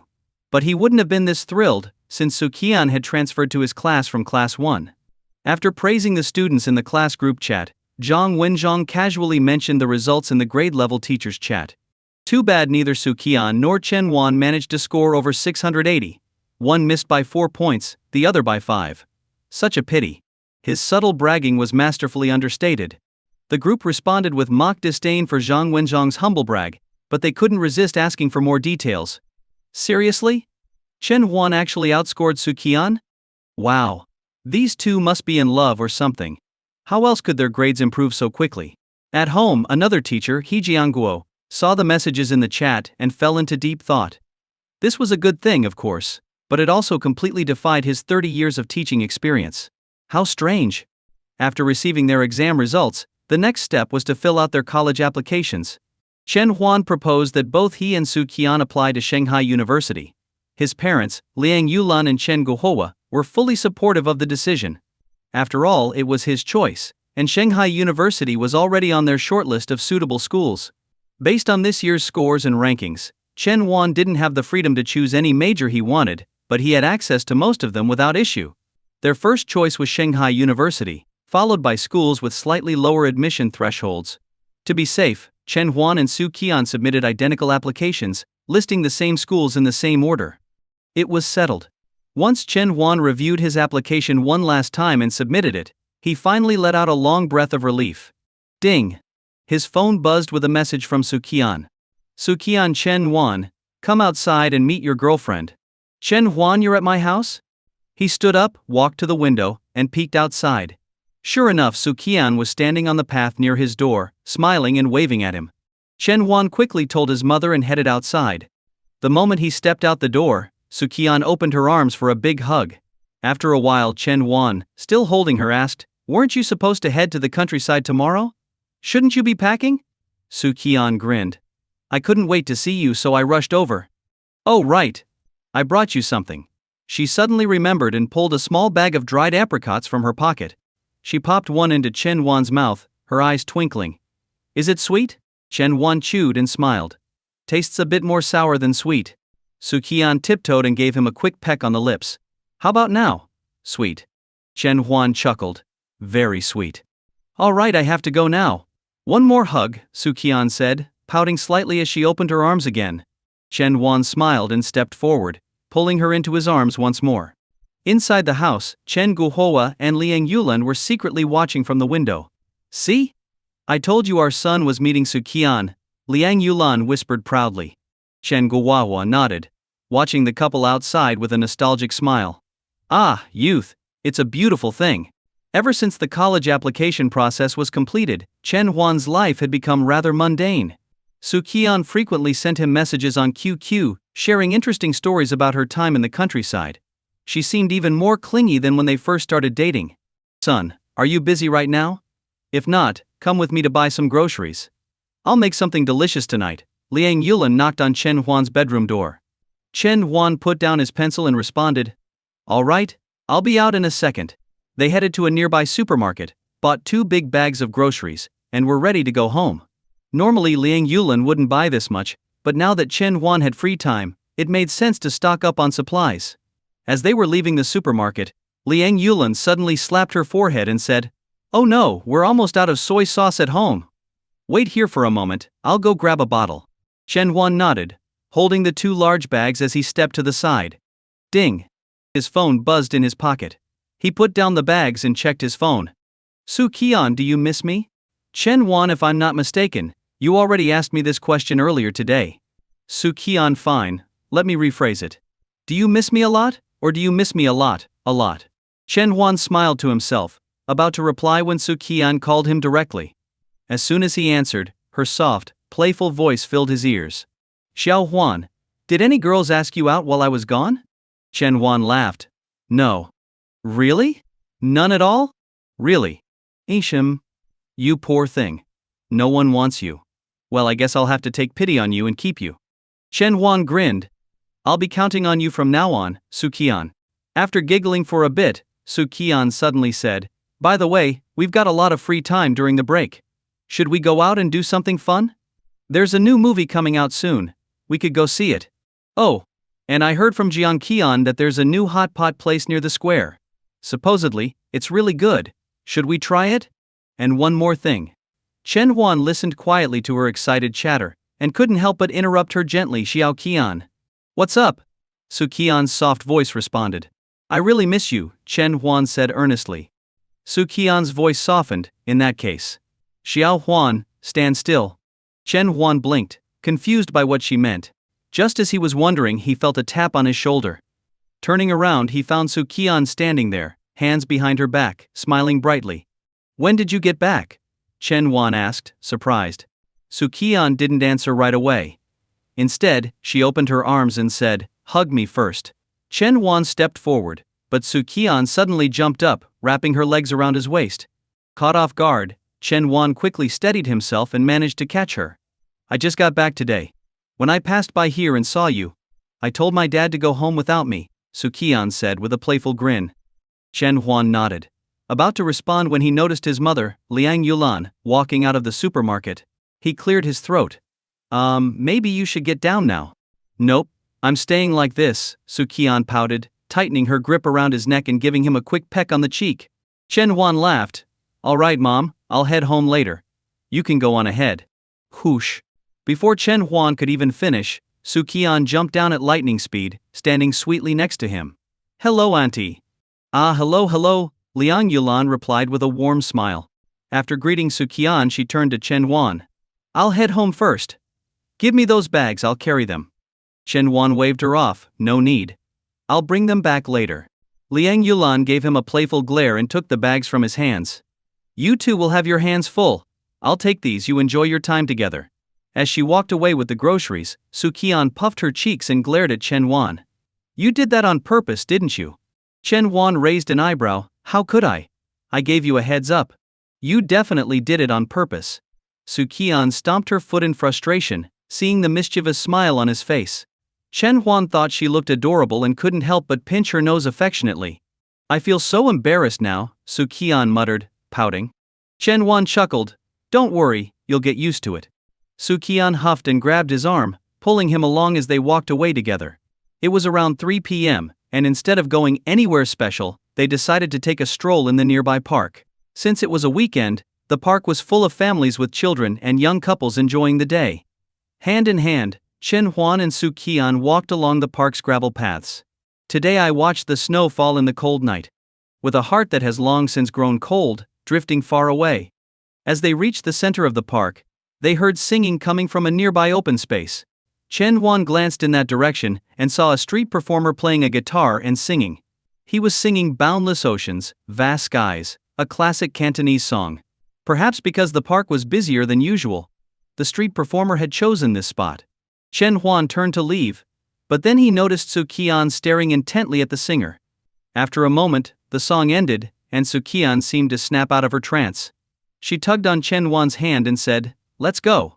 Okay, Chen Huan nodded, and they continued their walk. Later that evening, after dinner, Chen Huan returned to his room and found several new messages from Su Qian on QQ. Su Qian, Xiao Huan, take a look at this. Chen Huan clicked on the video. It was short, only about a minute long. He pressed play. Thump, thump, thump. In the video, Su Qian, wearing a yellow top, was tapping her fingers rhythmically on the table. No need to hold on to old grudges. How could I contain them? The lantern burns blood red, seeking revenge comes too late. There was no background music, just her voice. The a cappella performance made her singing stand out even more. Her voice was delicate, carrying a soft femininity, but there was also a haunting sadness to it. It was beautiful. But Chen Huan was puzzled as to why she had suddenly sent him this short video. Ding. Another message notification. Su Qian Xiao Huan, what do you think? Should I upload this to Bilibili? Chen Huan paused for a moment after seeing Su Qian's message. He thought for a bit, and then started typing on his screen. Chen Huan, it's great. But why did you suddenly think of this? Just after he sent the message, he recalled what had happened earlier that afternoon in the park. Perhaps it was seeing that street performer that had sparked something in Su Qian's mind. Looking down at his phone, he saw that another message had come in from Su Qian. Su Qian Xiao Huan, I saw that street performer in the park today, and that's what gave me the idea. Su Qian, I really love singing, just like you love drawing. Su Qian, music has been a part of my life for almost 6 years now. It's become something really important to me. Su Qian, this time, I just want to sing for fun with you. As Chen Huan read through her messages, his gaze softened, though his thoughts were elsewhere. Su Qian, are you mad at me? Chen Huan felt a lump in his throat. He opened his phone's contact list, and at the very top was Su Qian's number. Ring. Ring. Ring. The phone rang a few times, but Su Qian didn't answer right away. Finally, the call connected. Xiao Huan. Su Qian's voice sounded fragile, as if she were on the verge of tears. How about I don't sing anymore, okay? Chen Huan's heart ached. Reading her earlier messages, he could feel her cautiousness, her underlying fear. He spoke softly. Xiao Qian, you don't need to be so careful with me. And with that, Su Qian broke down into sobs. Crying, she said. I'm scared. I'm scared of losing you again. I'm right here, Chen Huan reassured her. Still crying, Su Qian asked. Xiao Huan, we'll always be together, right? Chen Huan's voice was firm. We will. Slowly. After much comforting from Chen Huan, Su Qian began to calm down. In her room, Su Qian's long lashes were still damp with tears. Earlier, when Chen Huan didn't respond right away, her already anxious heart had gone into overdrive, fearing that he might be upset, fearing that she might lose him again. But thankfully, her boy didn't let her down. After hanging up, Chen Huan sighed deeply. Thinking about what had just happened, he couldn't help but feel heartbroken for Su Qian. She had become so sensitive when it came to their relationship, and he knew part of that was because of him. He resolved to take better care of her fragile heart from now on. Opening QQ again, he replayed the 1-minute video she had sent earlier, a small smile forming on his lips. His wife really did sing beautifully. Oh right. What was the name of that song again? Heavenly Dragon Nemesis or something like that. Chen Huan rarely listened to music, so it took him a moment to remember the title. Ding. Another notification popped up. Su Qian, I've already created a Bilibili account. My username is Su. Seeing her message, Chen Huan realized he didn't even have the Bilibili app installed on his phone. He quickly went to the App Store, downloaded it, and found Su Qian's newly created profile. Username Su. Followers 0. Following 0. He hadn't set up his own profile yet, but as he stared at the guest label on his page, he suddenly remembered that he needed to pass a quiz to become a full member. Ding. Ding. Su Qian, oh, I forgot to mention, I'm working on answering Bilibili's quiz questions right now. I have to finish within an hour, so I'll see you in a bit. Smiling at the message, Chen Huan turned back to his phone. Might as well take the quiz too, he thought. Standing up, he left his room, went to the study, and opened up his computer. Using the browser to search for answers was definitely the way to go. As he started the quiz, Chen Huan quickly realized just how tricky the questions were. The first question, who is the director of Pola Magi Madoka Magica? Chen Huan was completely lost, but thankfully, his quick search helped him save time. The second question, how's the weather in Hyogo? Grumbling to himself, Chen Huan searched for the answer and selected the correct one. Question after question. And finally, after what felt like forever, he finished the 100th question. He submitted the quiz and let out a sigh of relief. There was no way anyone could score more than 60 on this quiz without help. His score appeared on the screen, 74. Satisfied, Chen Huan opened QQ again and saw several messages from Su Qian, which had come in while he was taking the quiz. Su Qian, I finished the quiz. Su Qian, let me invite you. Su Qian, are you taking the quiz too? Okay. Su Qian, I've uploaded the video to my profile. Chen Huan quickly typed his response, I just finished the quiz. Scored 74. Su Qian replied almost immediately, he. I got 74 too. Chen Huan clicked into her profile and saw that the video had indeed been uploaded, though it had no likes or comments yet since it was freshly posted. Without a second thought, he used the coin he had earned from signing in, liked the video, and added it to his favorites. After thinking for a moment, he posted a comment and sent a bullet chat on the video. Both contained just 2 words: my wife. Su Qian's joy practically leapt off the screen in her response. Su Qian, love you hubby. Su Qian heart emoji. Chen Huan smiled as he read her messages, not just because of her words, but because of the happiness that radiated from them. Maybe this really was a good idea after all. Another message came in, and this one made Chen Huan's eyes widen in surprise. Su Qian hubby, how about you post a video too? Let's play together. Su Qian, I'll sing, and you can draw. We can post whenever we want. No pressure. Chen Huan But what would I even draw? Su Qian, hee. How about drawing us? Chen Huan, us? What do you mean? Su Qian, draw our story. Sketch out the fun things that happened between us. Reading her words, Chen Huan actually started to feel a spark of inspiration. Lately he hadn't had much to do. Maybe starting something like this with Su Qian could be fun. Chen Huan, I think that sounds pretty good. I'll think about it tomorrow. Su Qian, okay, tomorrow, I'll come over, and we can work on it together. After chatting a bit more, they both got ready for bed. Good night, my boy. Good night, my girl. The next morning, bright and early. After confirming over the phone that Chen Huan had already finished breakfast, Su Qian knocked on the door of his house. One moment. From inside the house, Liang Yulan called out, followed by Chen Huan's voice. It's Su Qian, I'll get the door. The sound of the door handle turning came next, and the door opened to reveal Chen Huan, smiling warmly at Su Qian. Since his mother was nearby, Su Qian only winked at Chen Huan playfully, then politely greeted Liang Yulan, who was standing behind him. After exchanging pleasantries with Liang Yulan, Su Qian entered the house and followed Chen Huan into his room. So, have you decided what you're going to draw? Su Qian asked as she sat on Chen Huan's bed. Chen Huan nodded thoughtfully. I thought about it carefully last night. Your idea is great, but I'm still not sure how we'll film the video. Su Qian giggled. I can help you with that.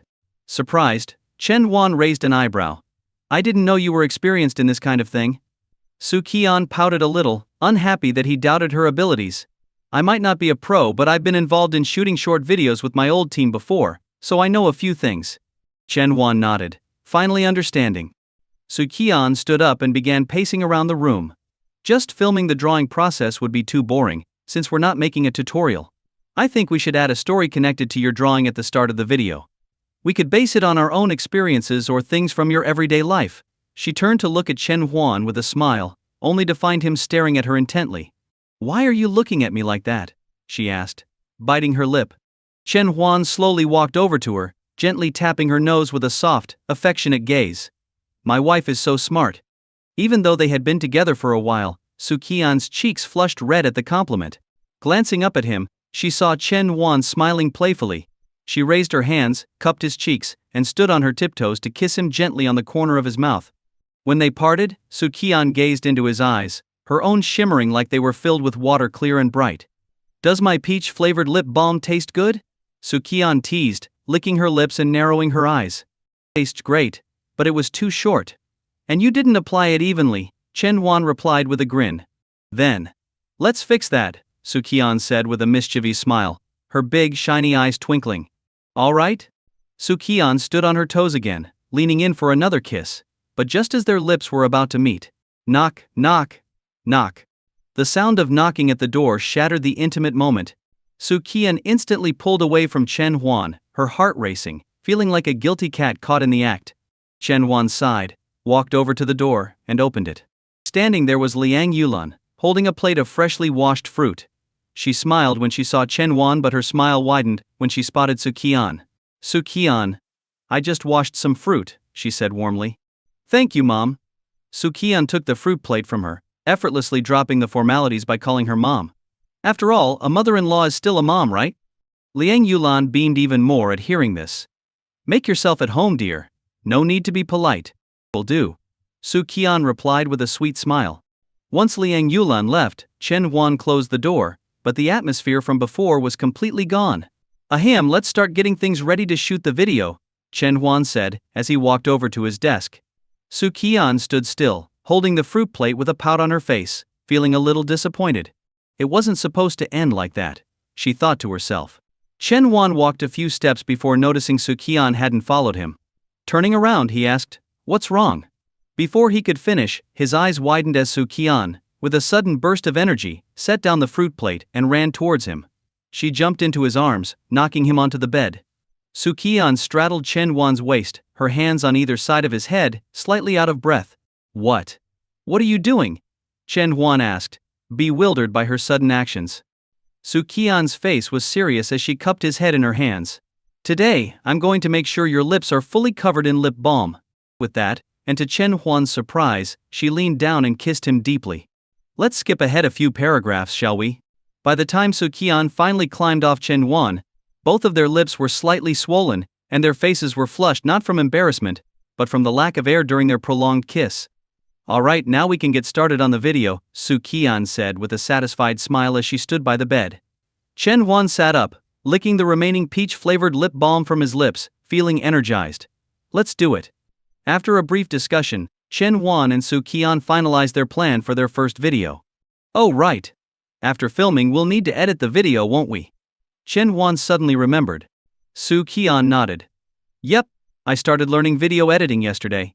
The tricky part isn't using the software, but figuring out how to edit the footage so it flows well." She puffed out her chest confidently. "But don't worry, your wife's got experience with this stuff. Leave it to me." Chen Huan nodded in agreement, and began preparing to film himself drawing. Their camera setup was simple, just Chen Huan's phone, which his mother had bought him after he finished his college entrance exams. Su Qian used his old phone, though it had lower resolution, it would still work fine for filming. They set up the phone, positioning it to capture Chen Huan's hands, and started filming. Chen Huan sat down, carefully taping the paper in place and sharpening his pencil. As Su Qian had suggested, these preliminary steps were worth filming, even if they would only take up a few seconds in the final video. It would give the audience some context. Soon Chen Huan began sketching. The midday sunlight streamed through the window, casting a soft glow over his profile, making him look especially peaceful. Chen Huan liked to draw in silence, so Su Qian just sat quietly nearby, resting her chin in her hands as she smiled at him.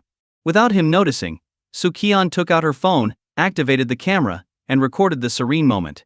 She chuckled softly to herself as she watched him, feeling content.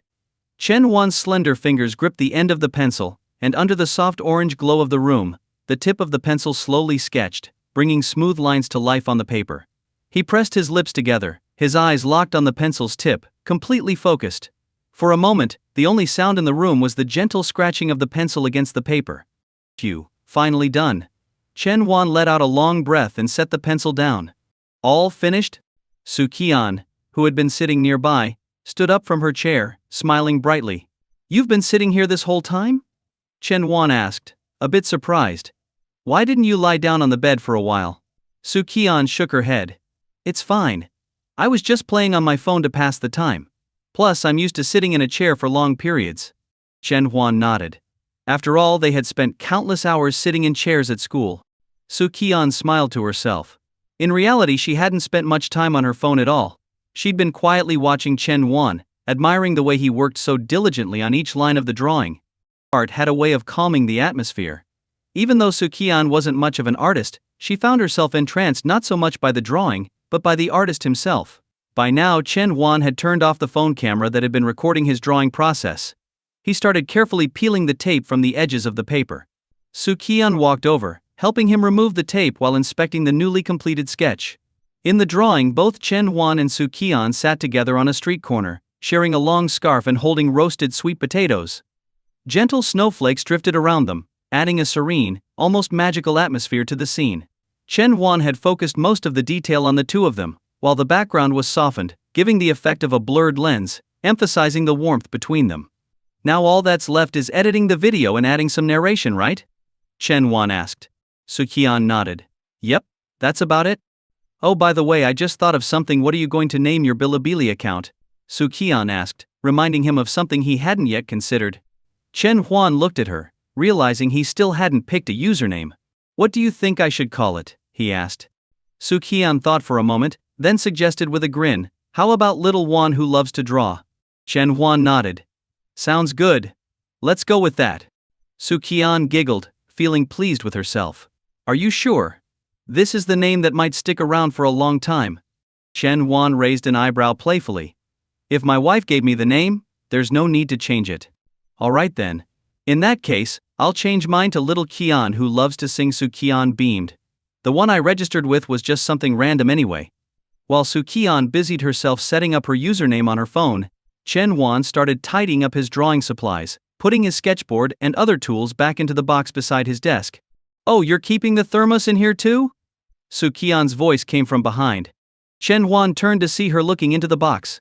It was a small box filled with things related to Su Qian: earphones, the scarf, and the thermos she had given him. Yeah, this box is for everything related to you, Chen Wan responded with a soft smile. Hearing this, Su Qian's expression softened. She crouched down and started looking through the items in the box. When she found the earphones, her face lit up. She put them on, pressed play, and soon, a smile spread across her face. Hee, so you did listen to it, Su Qian laughed, her smile a little goofy. Chen Wan's lips curled up slightly as he watched her. Yeah, they were with me every night during senior year. From now on, I'll be with you, Su Qian said sweetly, looking up at him with a bright smile. Chen Wan nodded gently. Su Qian carefully placed the earphones back in the box. Then her eyes landed on the red scarf, neatly folded inside. As she looked at it, something seemed off. The scarf wasn't supposed to be this thick, was it? Picking it up, she unfolded it, and was surprised to find that the scarf was twice as long as she remembered. She glanced at the section where she had embroidered Chen Wan's name, and confirmed it was indeed the same scarf she had knitted. Turning to the other end, she saw her own name beautifully stitched into the fabric, only the stitching looked much more polished than hers. Did you knit this? Su Qian's face lit up with surprise. Chen Wan smiled, his eyes narrowing in amusement. Well, a certain someone didn't finish the scarf, so I had to help her out. Su Qian pouted, then turned her gaze toward the drawing on Chen Wan's desk. It clicked, he had drawn them both sharing the same scarf. You're so sweet, Su Qian said softly, her voice carrying a slight whine as she hugged him. Let's take a picture wearing the scarf, she suggested. Sure, Chen Wan agreed. They wrapped the long scarf around themselves, Su Qian holding her phone in one hand, while the other formed a heart shape above their heads with Chen Wan's hand. In the photo, despite it clearly being summer, the two of them were wrapped in the same red scarf, their smiles radiant. The next day, as the first rays of morning sunlight streamed into the bedroom, Chen Wan groggily propped himself up in bed. He instinctively reached for his phone to check the time, but instead, several QQ notifications appeared on the screen. Su Qian, I've already finished editing part of your drawing video. I'll send it over. Su Qian video.avi. Su Qian, I wrote the script myself. I haven't added the voiceover or background music yet. Let's do the voiceover and finish shooting the rest this afternoon. Su Qian, alright, I'm heading to bed now. Good night. The messages were from the early hours of the morning. Chen Wan had already been asleep and didn't notice them. Guessing that Su Qian was still asleep, Chen Wan decided not to message her. Instead, he opened the video file and began watching. I hope that every winter from now on, I can eat roasted sweet potatoes with you, walk hand in hand, crunching through the snow, sharing a long scarf, and spending every winter together. The video began with Su Qian's soft voice narrating, while the screen displayed those words in white text against a black background. Chen Wan was a little surprised. He hadn't expected Su Qian to add her own voice to the video. The screen flickered, and then slowly came into focus, showing Chen Wan's elegant hands as they worked on the drawing. The framing perfectly captured his hands and the sketchpad, with the sunlight streaming in, giving the scene a warm, serene atmosphere. I fell in love with a girl. That winter, she knitted me a scarf, but by the time she was supposed to give it to me, it was only halfway done. As the video came to an end, the screen paused on the completed sketch. Chen Wan watched the video again. Su Qian's editing was decent, but the drawing process itself still felt a bit too monotonous and dull. From preparation to completion, the drawing had taken him nearly 5 hours, but Su Qian had condensed it into about 5 minutes. Including the intro and some commentary, the entire video was roughly 7 or 8 minutes long. Even though the video lacked background music, Chen Wan felt that adding it wouldn't make a significant difference. He played the video again, and when the part came where he peeled off a strip of tape, the sound of the tape ripping echoed through the speakers. Actually, he should have used drafting tape, which makes less noise. But drawing was just a hobby for Chen Wan, so he had grabbed some regular clear tape, which made a louder sound. He rewound the video a few seconds to hear it again. Rip. As the sound played once more, Chen Huan's eyes lit up with a sudden idea. ASMR Autonomous Sensory Meridian Response. What if he incorporated ASMR into his drawing process?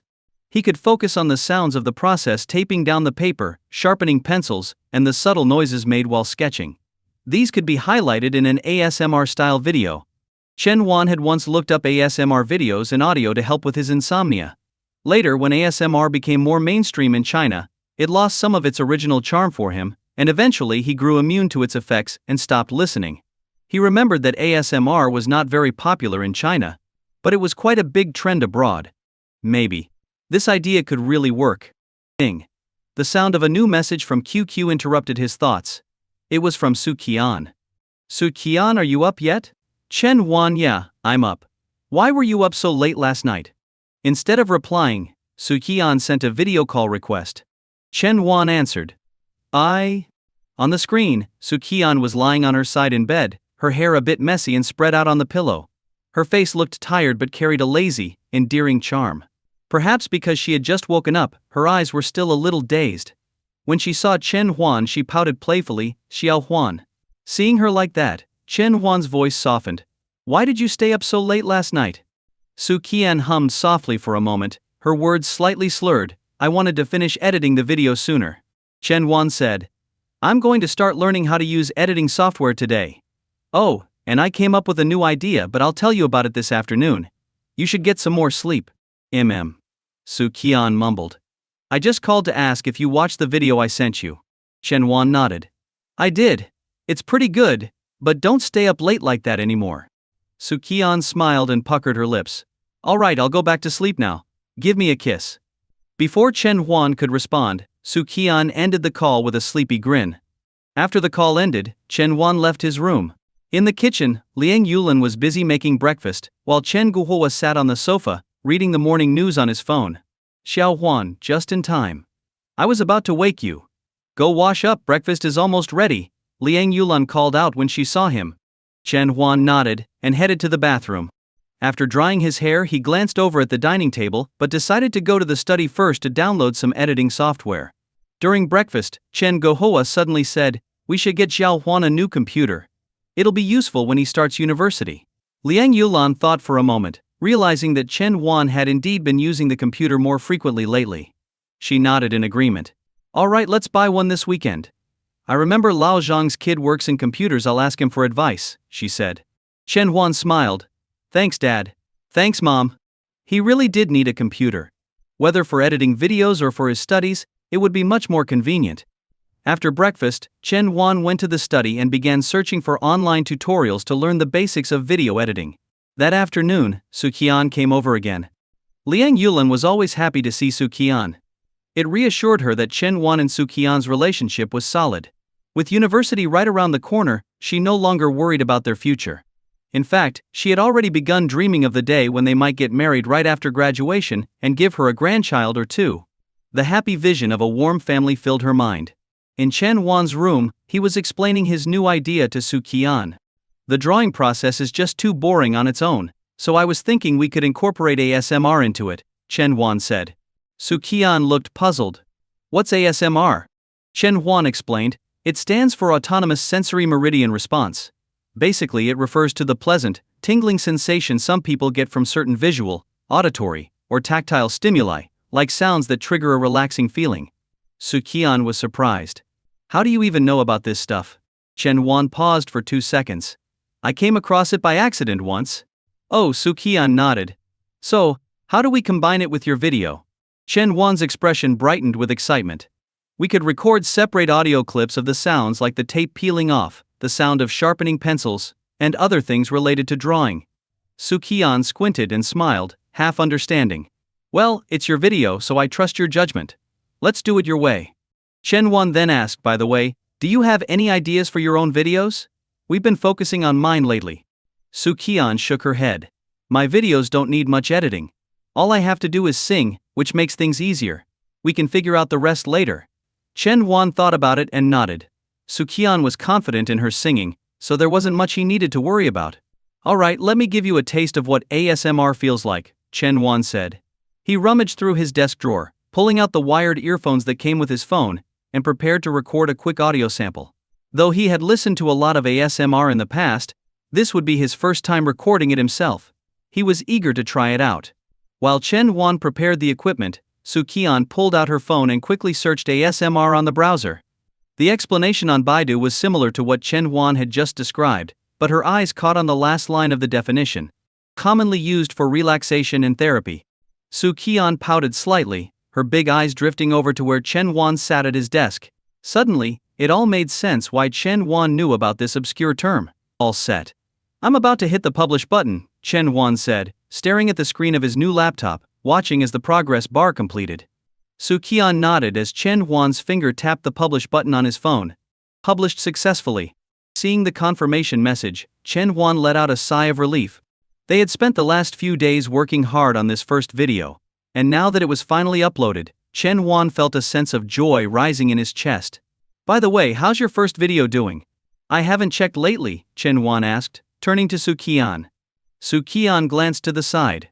I haven't really paid much attention to it. Hearing that, Chen Huan exited his own page and navigated to the only person he was following, Su Qian, whose username was Little Qian Who Loves to Sing. He opened her profile and found her only video. Views 4,362. Likes 571. Comments 19. It was Chen Huan's first time posting a video, so he wasn't quite sure what to expect. Judging by the numbers, the video didn't seem to have gone viral, not even a minor hit. He clicked into the comments section and skimmed through some of the remarks. Ginger loves cuties, your voice is so soothing, miss. Bookworm from Duluo, amazing, amazing, amazing. Lingya, I love this voice. When are you going to show your face, miss? Lilu, we need a full version. The comments were all positive, mostly compliments. As for the like-to-view ratio, Chen Huan wasn't sure what constituted a good proportion, so he didn't overthink it. Su Qian had also glanced at the comments, but there was no sign of disappointment on her face. This was normal for a first video. Chen Huan looked at her and saw that she didn't need any comforting, so he put his phone away and gently patted her head. Xiao Huan, Xiao Huan, Xiao Huan. Came the voice of Liang Yulan from the living room. Your aunt is here. Outside, along with Liang Yulan's voice, Chen Huan could faintly hear a woman and a child talking. Let's go check it out, Chen Huan suggested. Su Qian nodded and followed him out of the room. In the living room, a woman in her 30s stood with a young boy of about 7 or 8, chatting with Liang Yulan. The woman was Chen Huan's aunt, Liang Ying, and the boy was her son, Gao Mingyu.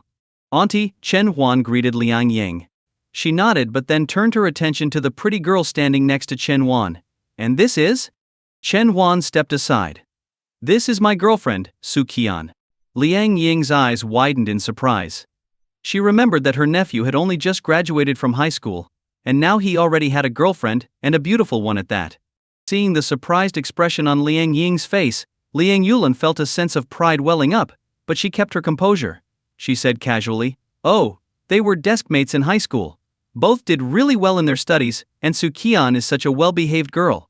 As Liang Yulan went on, Su Qian's face grew redder with embarrassment. Meanwhile, Chen Huan stood there nodding proudly. Yes, his wife was just that amazing. Liang Ying listened to Liang Yulan's praises for about a minute before finally taking a breath to speak. She patted her son's head and said, "Mingyu, look at your older brother and sister. They're both so good at their studies. Didn't you bring some of your homework? Go ask them about the problems you don't understand." Mingyu nodded, obediently carrying his backpack over to Chen Huan and Su Qian. He looked up at them with wide, innocent eyes. "Brother, sister, can you help me with my math homework?" Su Qian knelt down and playfully pinched his cheek, smiling. "Of course we can." She then led both Chen Huan and Mingyu back to Chen Huan's room. As they walked, Chen Huan observed Mingyu closely. His memories of the boy were a little fuzzy, but he vaguely recalled that Mingyu hadn't been this well-behaved as a child. Sure enough, the moment the bedroom door clicked shut, Mingyu yanked his hand free from Su Qian's grip. His short legs kicked as he leapt onto Chen Huan's bed, tossing his backpack aside.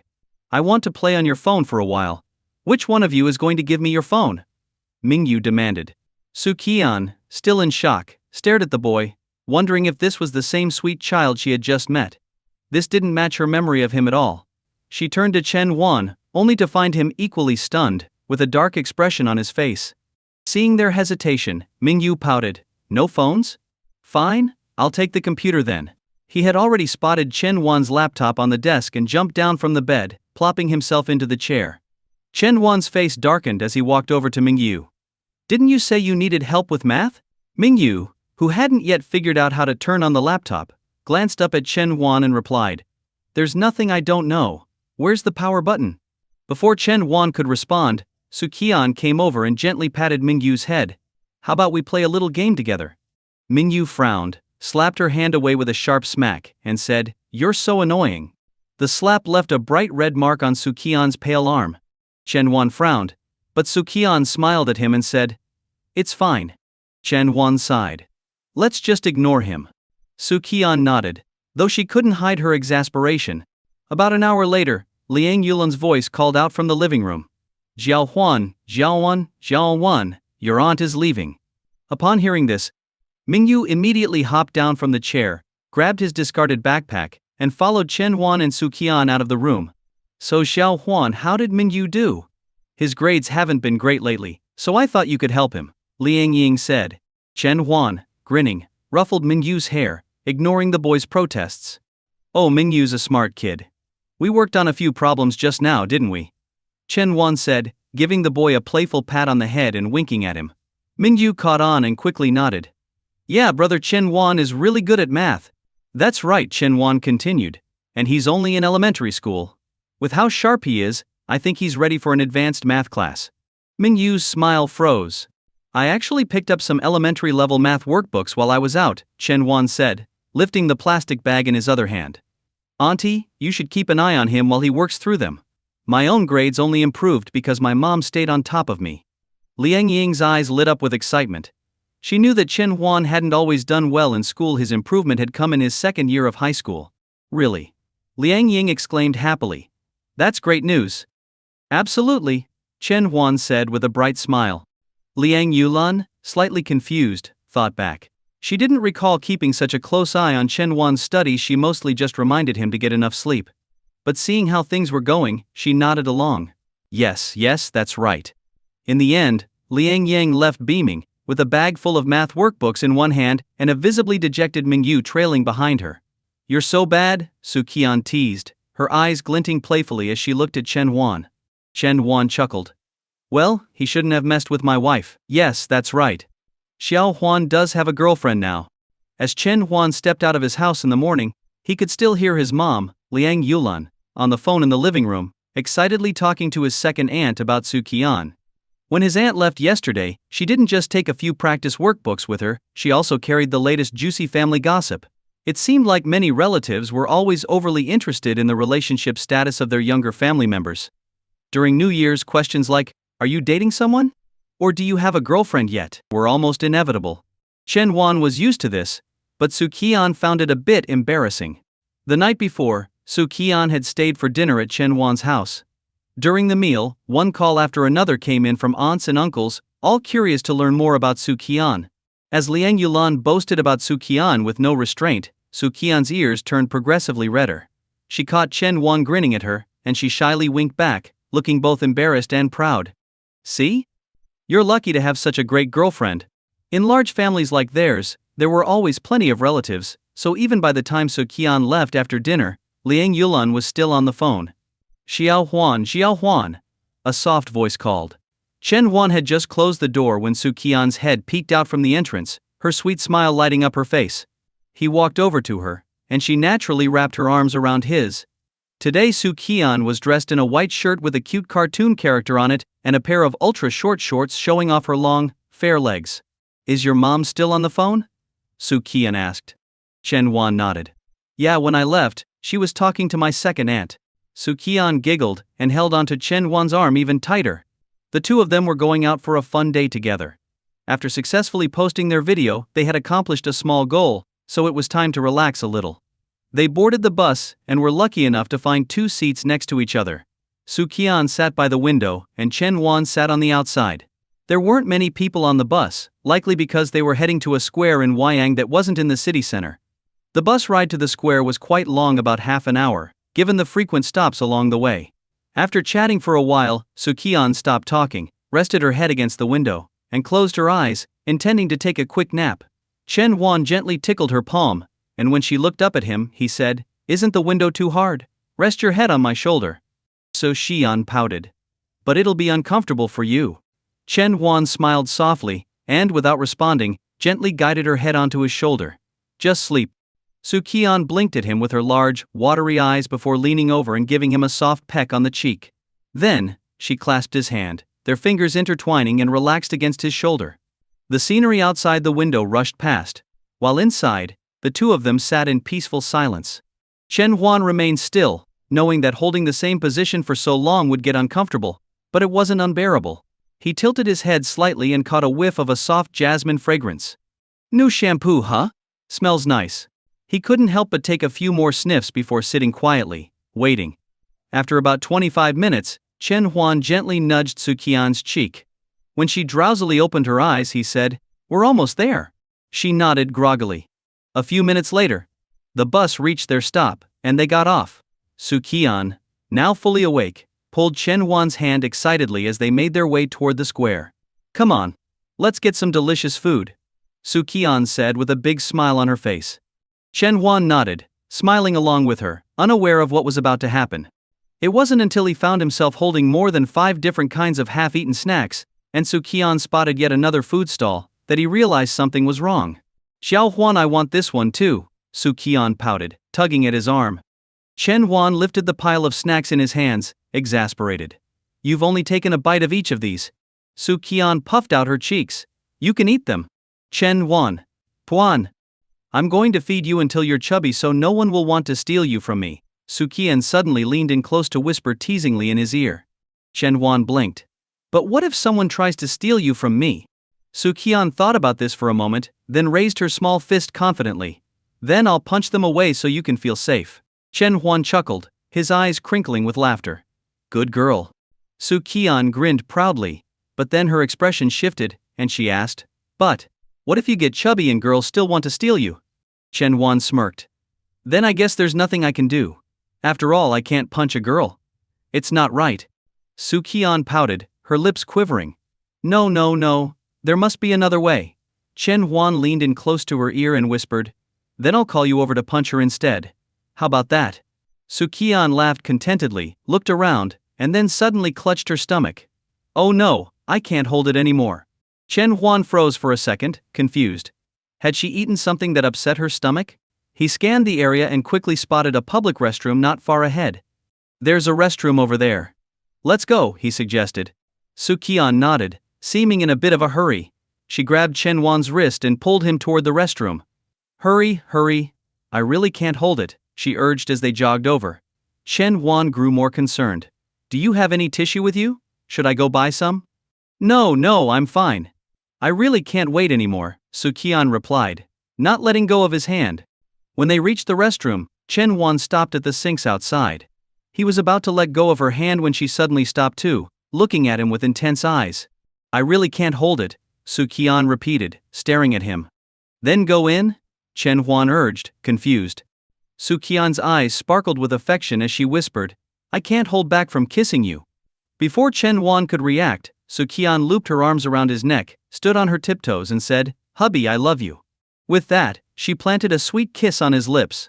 Still peach-flavored. Evening. Tang Xiaoxiu uploaded the video she had just finished editing onto Bilibili.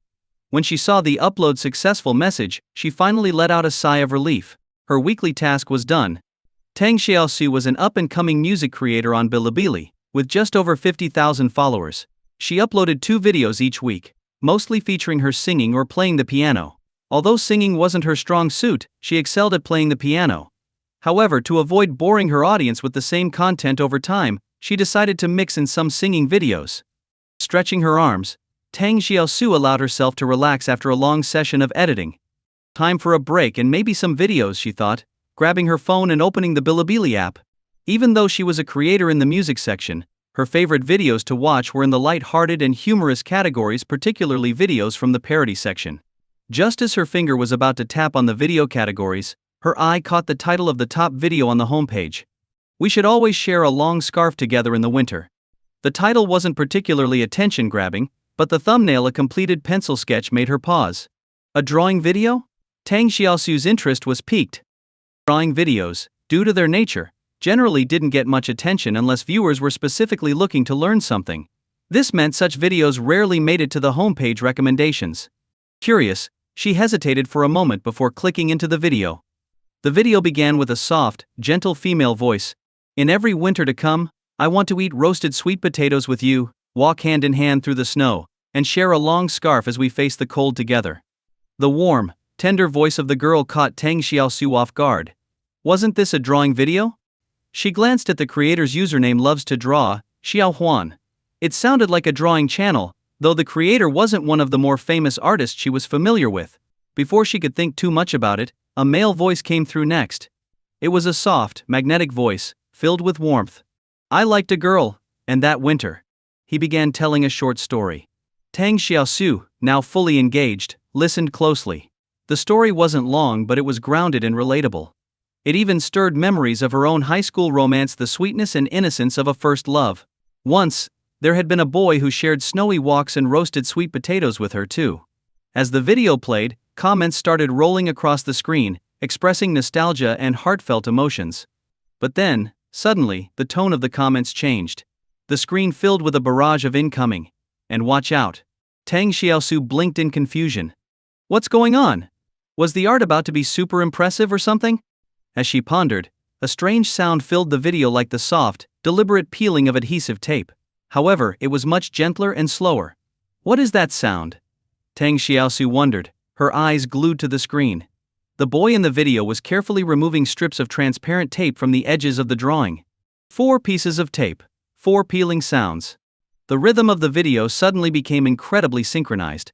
The scraping of pencil sharpeners, the soft clicks of graphite being shaved, the subtle pressing of hands on paper, and the friction of pencil against the page, each action created distinct sounds. The video's creator had amplified each of these sounds, seamlessly blending them into the natural rhythm of the video. The pencil's friction sped up and slowed down, sometimes sketching outlines slowly and other times moving quickly to create shading. A shiver ran down Tang Xiaosu's spine.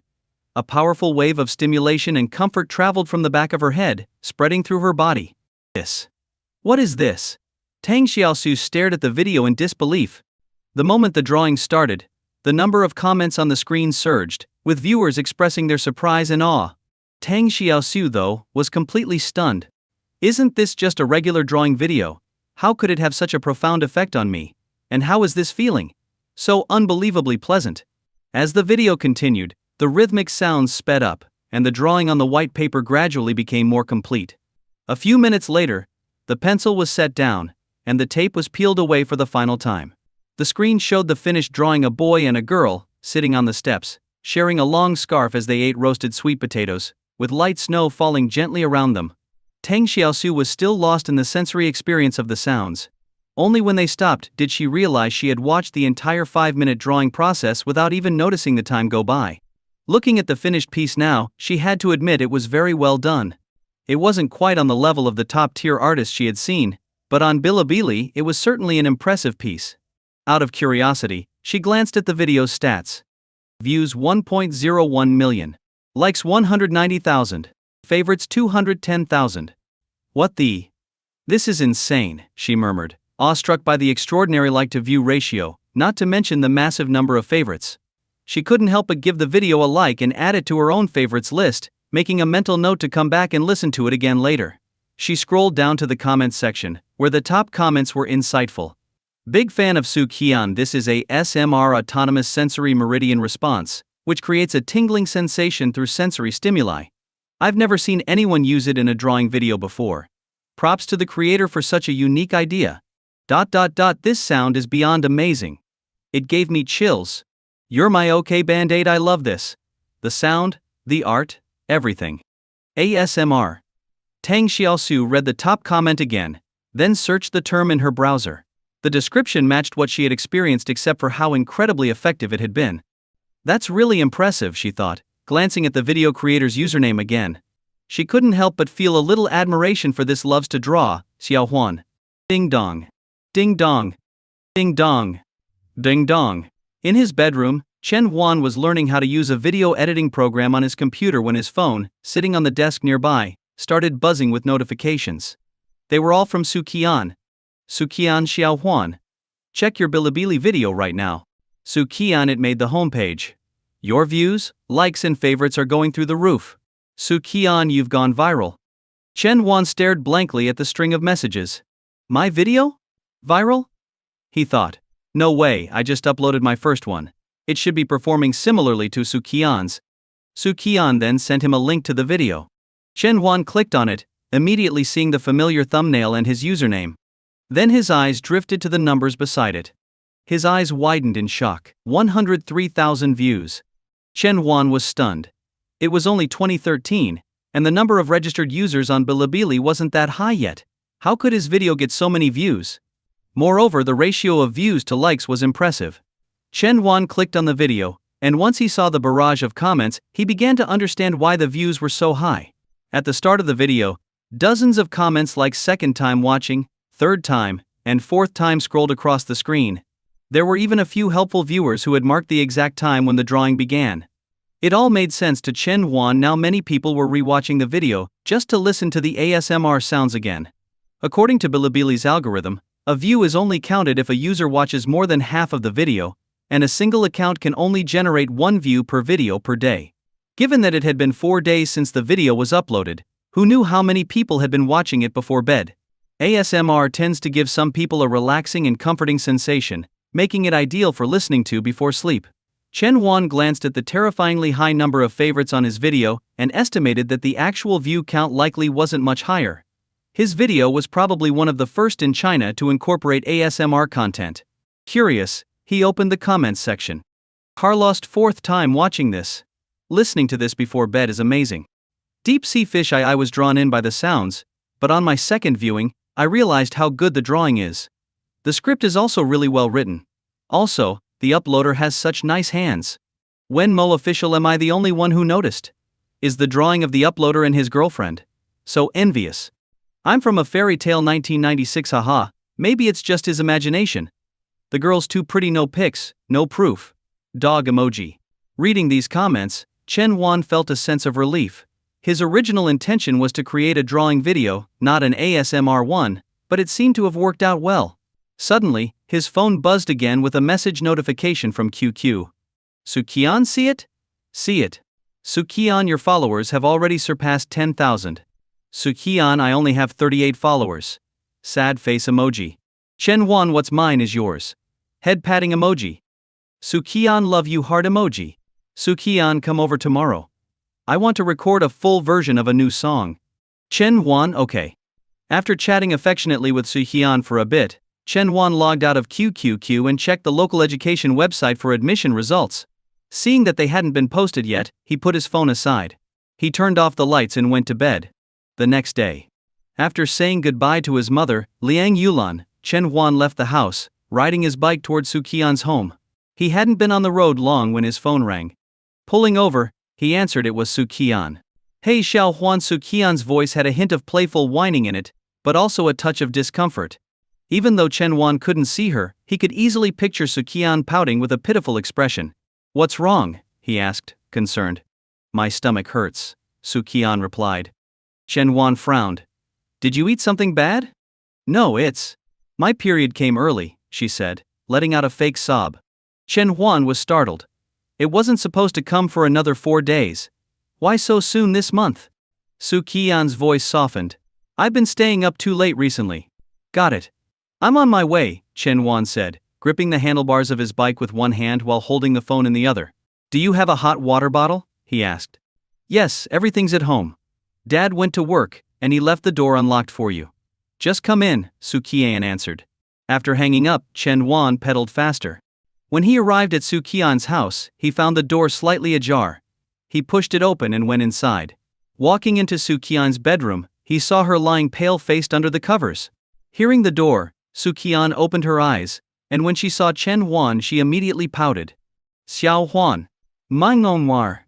Chen Wan walked over to the bed and checked the thermos on the bedside table, only to find it empty. Haven't you had any hot water? He asked, frowning. I just boiled some. It should be ready by now, Su Qian said weakly.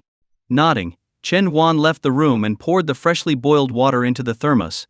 The hot water bottle was charging in the room, but it hadn't warmed up yet. Chen Huan checked it briefly before returning to Su Qian's bedside. She lay there, smiling faintly as she watched him moving around. It felt comforting, like the warmth she had been missing. "Here, sit up and drink some hot water," Chen Huan said, handing her the thermos. Su Qian had always found hot water to be the best remedy for her period cramps, as red sugar water didn't help much. Sitting up, she took the thermos and sipped it slowly, blowing on the hot water between sips. Chen Huan watched quietly from the side. After a few moments, Su Qian set down the thermos and gave him a pitiful look. "Can you rub my stomach? You used to do it for me," she said softly. Chen Huan nodded, warming his hands before slipping them under her pajama top. Her skin was soft and cool to the touch as he gently massaged her abdomen. Su Qian smiled, her eyes filled with warmth as the pain slowly eased. "What have you been doing up late recently?" Chen Huan asked as he continued to massage her stomach. Su Qian blinked, speaking softly. "I got really into a drama and couldn't stop watching." Chen Huan playfully flicked her forehead. "Get to bed earlier from now on." "Okay," she replied sweetly. After a while, Chen Huan guessed the hot water bottle was ready. He unplugged it and brought it over. "Put this on your stomach and take a nap. You'll feel better when you wake up," he said, stroking her hair. Su Qian nodded but looked hesitant. "You won't leave, right? I want you to be the first thing I see when I wake up." "I won't leave," Chen Huan promised with a smile. "Can I have a kiss first?" Su Qian blinked playfully. Chen Huan chuckled. "Doesn't it still hurt?" "It does," Su Qian pouted. "But it'll stop hurting after a kiss." With a smile, Chen Huan leaned down and kissed her forehead gently. "Sleep now." Su Qian smiled contentedly, lying down and hugging the hot water bottle as she closed her eyes. "Good afternoon," she whispered before drifting off to sleep. Su Qian was sleeping peacefully, curled up under the blanket with only her small head peeking out. Chen Huan gently tucked the blanket around her, noticing the slight smile on her lips. Her rosy lips had an irresistible allure, almost begging to be kissed. But he shook his head, deciding not to disturb her. He glanced around the room and saw her laptop on the desk. Since he had some free time, he thought, why not practice video editing? The laptop wasn't password protected, and as soon as he opened it, the screen showed a Bilibili video comment section. At first, Chen Huan thought Su Qian had been watching and commenting on videos, but just as he was about to minimize the window, he noticed her reply. "Z Chen loves novels. Wow, I'm jealous. I wish someone would knit me a scarf. I envy this kind of love." Love zinging little Qian replied, "He, I love it too." Chen Huan paused. That comment was on his video. He scrolled up, and sure enough, it was his video. What had Su Qian been doing? Scrolling through the comments section, he noticed that her familiar username appeared in several threads related to the video. Chenglu Ziha Ko, I opened this video first thing in the morning and got hit with a wave of romance. So unfair. Angry emoji. Love zinging little Qian replied, choke on it. Blay blay blay. Want a cherry? I love the uploader's hands, they're long and strong, and he's such a good artist too. Love zinging little Qian replied, don't get any funny ideas. Angry emoji. Mingshu, the girl in the drawing is so pretty. Love zinging little Qian replied, I think so too. As Chen Huan scrolled through the comments, he could vividly imagine Su Qian sitting at her desk late at night, giggling as she replied to each one. So that's why she stayed up late. A smile unknowingly crept onto Chen Huan's face. He glanced at Su Qian, who was sound asleep, before quietly standing up and moving closer to her bed. Squatting down so that his face was level with hers, he studied her features, her smooth cheeks, a light blush still visible, and her lips, slightly parted in a playful curve. She must be fast asleep by now. It's been almost 10 minutes. Carefully, Chen Huan inched forward, his gaze locked on her lips, making sure to move as quietly as possible. He even held his breath as he closed the gap, his face just millimeters away from hers. Mua? Just as he was about to pull back, Su Qian's lips suddenly moved. She opened her eyes slightly and playfully bit his lip. He caught you. She giggled. Even though they had been together for a while, Chen Huan's face still turned red in moments like this. He cleared his throat, trying to mask his embarrassment. Why aren't you sleeping? Su Qian laughed softly. I was waiting to see if you'd try anything sneaky. I wasn't doing anything bad, Chen Huan defended himself. Su Qian's eyes sparkled mischievously. Then what were you just doing? With a straight face, Chen Huan replied, it's perfectly normal to kiss my wife. Su Qian nodded in agreement. True. All right, go to sleep, Chen Huan said. Are you sure you won't do anything sneaky again? Su Qian teased. Of course not. I'm a respectable man, Chen Wan replied with a wave of his hand. Okay, for real this time.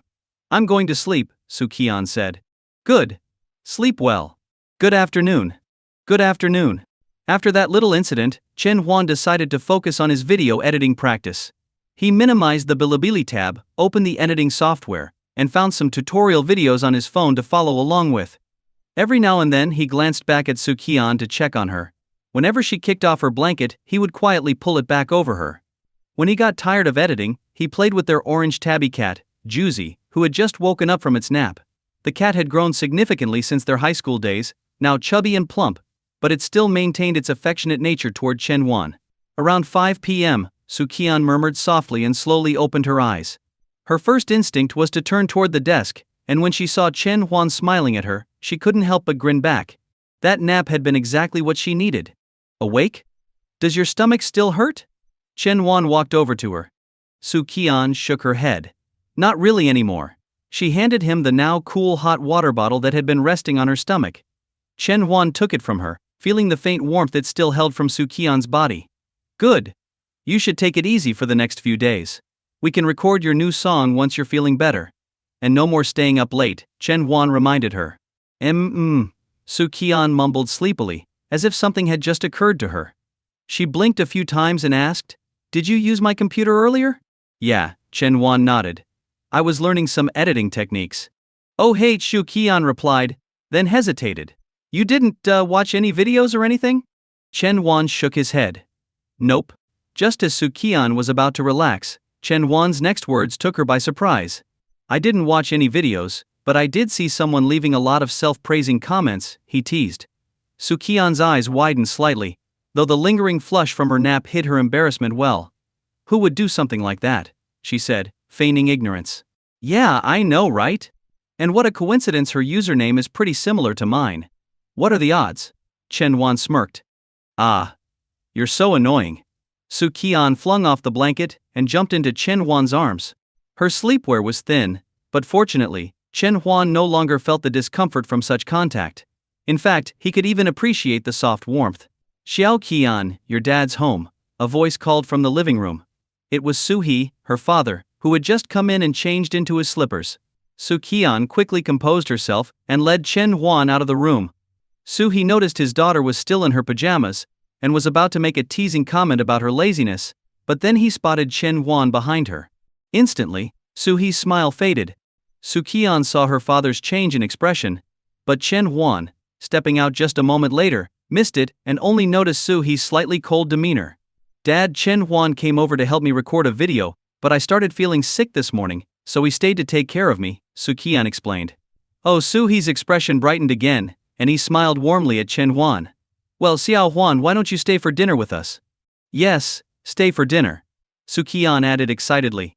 Chen Huan nodded. Thank you, uncle. I'd love to. Chen Huan called home to update his mom, Liang Yulan, on the situation, then offered to help Su He with preparing dinner.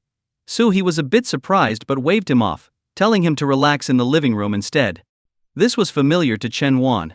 Back in high school, whenever he tried to help his mom in the kitchen, Liang Yulan would always send him back to study, saying his focus should be on schoolwork. Later, after his college entrance exams, when he offered to help again, his mom had shot him a mildly disdainful look and told him to stay out of the kitchen. I'm actually a pretty good cook, he thought, glancing over at Su Qian, hoping she'd vouch for his skills.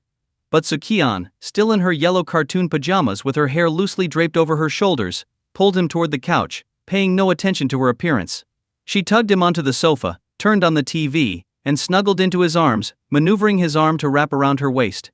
Chen Huan glanced toward the kitchen, but then tightened his embrace, giving in. Many people feel awkward showing affection in front of their parents, but with strangers, it's easier to be bold. Their cat, Juicy, waddled out of the room, saw Su Qian and Chen Huan cuddling on the couch, and tried to leap into Su Qian's lap as usual. Su Qian frowned, lifted Juicy by the scruff of its neck, and placed the cat on the other side of the couch. Juicy, momentarily dazed, stared at Su Qian in confusion before attempting to jump back into her lap. This time, Su Qian was less gentle, grabbing Juicy and tossing it further away. Shoo! Chen Huan noticed the commotion and waved at the disgruntled cat. Juicy meowed, jumped down, and hopped onto Chen Huan's lap, where he scooped it up into his arms.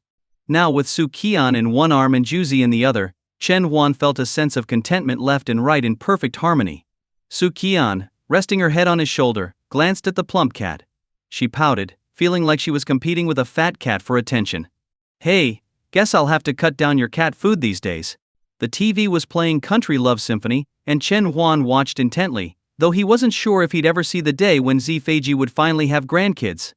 Oh, Chen Huan winced slightly when he felt Su Qian's cold hand slip under his shirt, playfully pinching his stomach.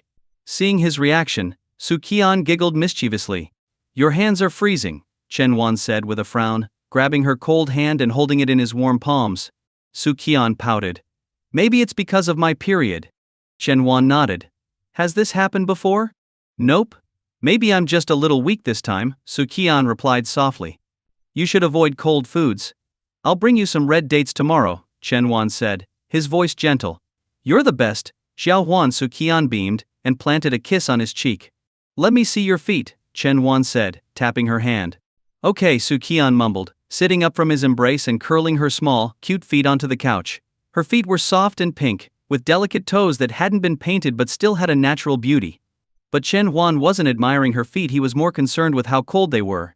He took both of her feet into his hands and, noticing how chilly they were, tucked them under his shirt to warm them up. Juzi, displaced by the movement, jumped down from the couch and meowed in protest. Go away. Su Qian waved the cat off dismissively. Go back to your bed. Juzi responded with a sad-sounding meow, as if it had been abandoned. Meanwhile, Su Qian's feet, now snugly tucked under Chen Huan's shirt, didn't stay still. She playfully wiggled her toes against his stomach, testing his focus on the TV. Chen Huan was amused, but he grabbed her toes gently, saying, Behave. Okay, Su Qian pouted, feeling a bit let down by his seriousness. A few moments later, when she noticed Chen Huan was completely engrossed in the TV, her feet started their mischief again, poking at his stomach. Chen Huan raised an eyebrow, temporarily abandoning the TV, and began tickling the bottom of her feet. Su Qian, who was always sensitive to tickling, immediately squirmed, giggling uncontrollably. I'm sorry, hubby, she pleaded, her face scrunched up in laughter. Chen Huan shook his head, still tickling her. Nope, this is your punishment. Su Qian tried to pull her feet away, but Chen Huan held them firmly. Xiao Qian, Xiao Huan, dinner's almost ready. Wash your hands and come to eat, Su He called from the kitchen.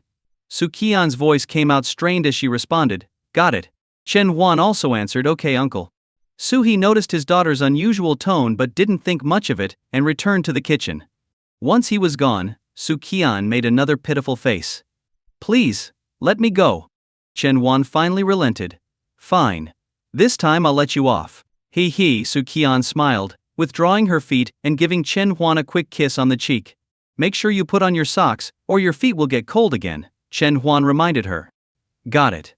Su Qian happily slipped into her slippers, went to her room to grab some socks, and then pulled Chen Huan toward the bathroom to wash their hands before dinner. As they washed up, Su Qian said, For the next song, I want to do a full version of a traditional style song. What do you think? Traditional style? Sure, Chen Huan nodded. Do you know which song you want to sing? Su Qian grinned. I'm planning to use the Peking opera style to sing New Drunken Concubine. You know Peking opera? Chen Huan asked, surprised. Su Qian raised her head proudly. Your wife can do anything. Chen Huan chuckled. Alright, we'll work on it after you're feeling better. Deal. 3 days later, at Su Qian's house. Have you been avoiding cold food these past 2 days? Did you eat the red dates I brought? As soon as he stepped inside, Chen Huan asked. Yes, I did. I've been so well behaved, Su Qian replied with a cheeky grin. Chen Huan patted her head and walked with her toward the living room. How are you planning to record your new video? Will it be like your first one? Su Qian shook her head. The first video was something I filmed on a whim that night. This time I wanted to be more professional. Chen Huan nodded. So, what's your plan? I want to sing during the opera section, wearing a full Peking opera costume. Su Qian shared her thoughts bit by bit. So, do we need to buy or rent a Peking opera costume? Also, are you showing your face this time? Chen Huan asked. Su Qian shook her head and joked. No, I won't. After all, your wife is so beautiful, I'm afraid you'll feel insecure. Oh, she's showing off now. Chen Huan smiled, gently pinching Su Qian's cheek. Even though I don't think that's the real reason, I'll take it. Su Qian pouted. Well, there's another reason actually. I want people to focus more on my music. Chen Wan smiled again, feeling a bit sentimental. Just as he loved painting, Su Qian had a deep love for singing. That was something they both had in common, and it felt nice. By the way, you haven't answered my first question yet, Chen Wan suddenly said. Su Qian grinned. A full Peking opera costume is too expensive. I told my dad about it the other day, and he said he knows someone from a small Peking opera theater who can let us film there. That's great. Chen Wan nodded. So, when are we going? At 4 this afternoon. There's no performance at that time, so we can use the space for filming, Su Qian explained. Sounds good. Chen Wan checked the time just past noon. They had 4 hours to go. At 3:30 p.m., Chen Huan and Su Qian arrived at the small theater owned by Su He's friend. They called him from outside. Hello, is this Uncle Zhang Shun? This is Su Qian, Su He's daughter, Su Qian said. A middle-aged man's laughter came from the other end of the line. Little Qian. I've already informed the front desk. Just go on in. I'm not at the theater right now, but tell them you're here, and it'll be fine. Thank you, Uncle Zhang. No problem. Have fun. After hanging up, they went inside and talked to the friendly receptionist. The receptionist was very helpful and told them that the current performance hadn't finished yet, so they could sit and wait for a bit. Chen Wan and Su Qian quietly found seats in the back and began watching the Peking opera performance on stage. They came in halfway through the show, so it took them a moment to catch on. But when they heard the word overlord, they realized the play was Farewell My Concubine. About 20 minutes later, the play ended. As the audience began to leave and the actors returned backstage, Chen Wan and Su Qian approached the receptionist again. This time she led them backstage, spoke to someone, and then a man came up to them. You want to film a video, right? That's fine, but you can't take too long. We have another performance tonight. Understood, they agreed. Su Qian followed the receptionist to the dressing room to change. After a while, Su Qian emerged, dressed in a phoenix-patterned robe, with a phoenix crown on her head, a cape over her shoulders, and a paper fan in her hand. She moved gracefully, radiating the presence of a noble woman. Do you need to put on Junban makeup too? Chen Huan asked, realizing that for a Peking opera video, the performer usually had enhanced makeup for the role. Su Qian was surprised. You know about that? Chen Huan shook his head. Not really. I just read about it in a book once. I see. Su Qian nodded in understanding. The receptionist chimed in. If you want the makeup done, you can ask one of the actors who just finished. If you're polite, they'll usually help. Taking her advice, Chen Wan and Su Qian approached one of the actresses who had just removed her makeup. After a few kind words, she cheerfully agreed to help Su Qian apply the traditional Junban makeup. Once everything was ready, Chen Huan and Su Qian entered the now empty theater. Chen Huan set up his phone on a tripod and gave Su Qian an OK signal. Su Qian understood, turned around, and when Chen Huan called action, she dramatically spun back and started singing on stage. Love and hate in a moment's time. A cup raised to the moon, feelings as vast as the sky. Love and hate, so far apart. When will we meet again, my dear? Su Qian's operatic voice was powerful and full of emotion, shifting between highs and lows effortlessly. Even Chen Huan was taken aback by her vocal skills. It was so smooth, nothing like the strained and rough delivery typical of some amateur attempts at opera. Her voice flowed seamlessly. As she sang, her movements became more animated, mimicking the traditional gestures of an opera performer. Bravo! A sudden round of applause erupted from the entrance to the backstage. Chen Huan turned to see several Peking opera actors who hadn't yet gone home, clapping for her. Though Su Qian's singing style wasn't traditional Peking opera, it didn't stop them from appreciating her talent. They filmed for nearly 2 hours, trying out different angles and poses to ensure they had plenty of material, so they wouldn't have to reshoot later. On the way home, Chen Huan asked, how did you learn the Peking opera moves? Su Qian stuck out her tongue playfully. I only know a little. I picked it up when I was filming a music video and my teacher taught me a few moves. Anything more, and I'd be lost. Chen Huan laughed. I didn't expect that. Su Qian grinned. There's a lot you don't know about me. Oh? Like what? Chen Huan asked, intrigued. Like how I'm about to kiss you. Su Qian stood on her tiptoes and planted a kiss on his cheek, leaving a bright red lipstick mark. Didn't see that coming, did you? Su Qian blinked mischievously. Chen Huan shook his head. That was a sneak attack. You're not playing fair. I wasn't ready. But it's sweet. Su Qian edited the entire video by herself since only she could bring her vision to life. Chen Huan agreed with her approach, as he had also edited his first video about his painting process by himself. It had taken him 2 full days to get it exactly the way he wanted. Next time though, the editing should go a bit faster. He logged into his Bilibili account and checked his profile. His follower count was still just over 10,000, but his first video had an impressive 1.25 million views. However, the number of likes and favorites hadn't increased by much. Exiting his homepage, Chen Huan started browsing some tutorial videos and painting process recordings posted by prominent creators in the arts section. He was beginning to feel like trying out new painting styles. Learning now would allow him to apply them in future videos. Otherwise, his channel would be filled with only sketching content, which could get monotonous. For now though, he'd stick to improving his sketching videos. Ding dong! His phone buzzed twice on the table. Picking it up, he saw messages from Su Qian. Su Qian, the admissions results for Shanghai University are out. Su Qian, I checked for you, and we both got accepted into our first choice programs. Su Qian heart emoji. Seeing the message, Chen Huan smiled. Getting into Shanghai University was expected, but it was great that both of them were accepted into their top choices. He typed out a reply. Chen Huan, that's great. Have you finished editing your video? Su Qian, nope. Sad face emoji.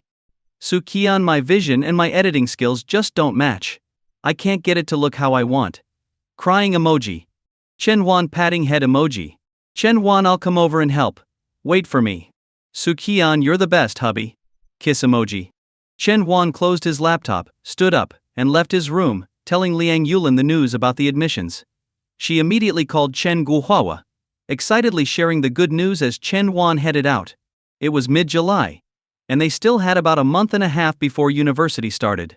With the scorching sun overhead, Chen Huan pedaled hard on his bike toward Su Qian's house, hoping to cool off faster. But instead of a refreshing breeze, waves of hot air hit him. Damn, should have taken the bus! He grumbled to himself as he pushed forward. By the time he reached Su Qian's house, his shirt was drenched with sweat. He rang the doorbell, and soon he heard quick footsteps from inside. The door swung open, and Su Qian, wearing bunny slippers, jumped straight into his arms. You finally made it. That editing was driving me crazy. Su Qian pouted, resting her head on his shoulder. Can you get down for a second? I'm all sweaty. Chen Huan gently patted her back.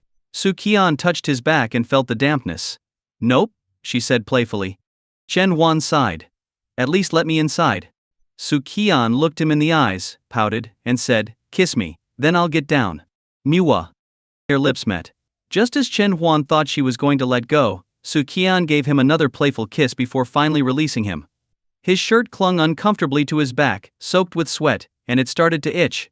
But Chen Huan ignored it for the moment and followed Su Qian to her room, where her computer was already on, displaying the unfinished video. I want to do a costume change here, from my white outfit to an opera costume. But no matter how I edit it, it looks too abrupt, Su Qian complained, explaining her editing struggles. Chen Huan sat down at the desk, listening carefully and thinking about how to solve the issue. After hearing her explanation, he began working on the video. While he had started learning video editing after Su Qian, he'd spent a lot more time on it, especially when editing his ASMR videos, which had required significant effort. Along the way, he'd picked up plenty of tips and tricks. Recalling a popular method for costume transitions from short videos in his past life, Chen Huan quickly edited the problematic part that Su Qian had been struggling with. In fact, he had seen a really cool costume change effect once, but it required advanced techniques and special effects that he couldn't replicate right now. Maybe in the future. As he worked, these thoughts passed through his mind. Su Qian, watching from the side, blinked in surprise. In just a few minutes, Chen Huan had edited the part that had been giving her so much trouble. Her gaze softened as she looked at him. Does this part need editing too? Chen Huan asked, moving the mouse.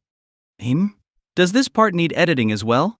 He turned his head to ask again, only to see Su Qian staring blankly at him. Huh? Su Qian snapped out of it. What did you say?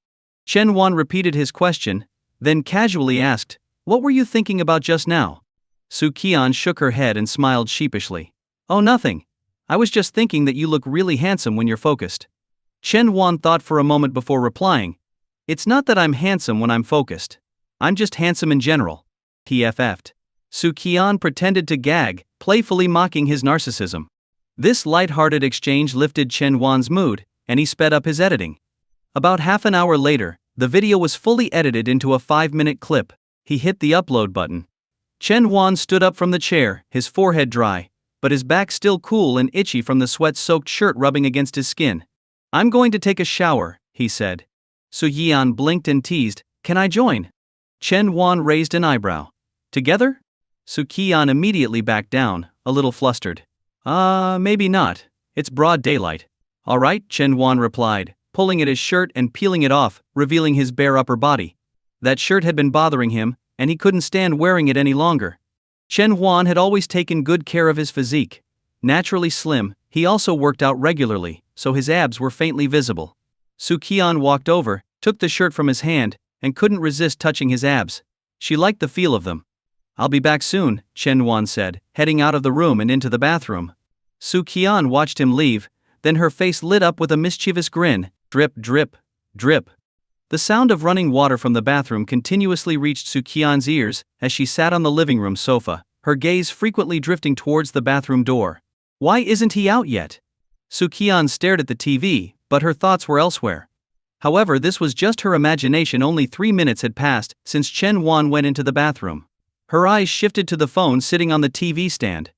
To avoid arousing Chen Huan's suspicion, she had even strategically placed a box of tissues beside it.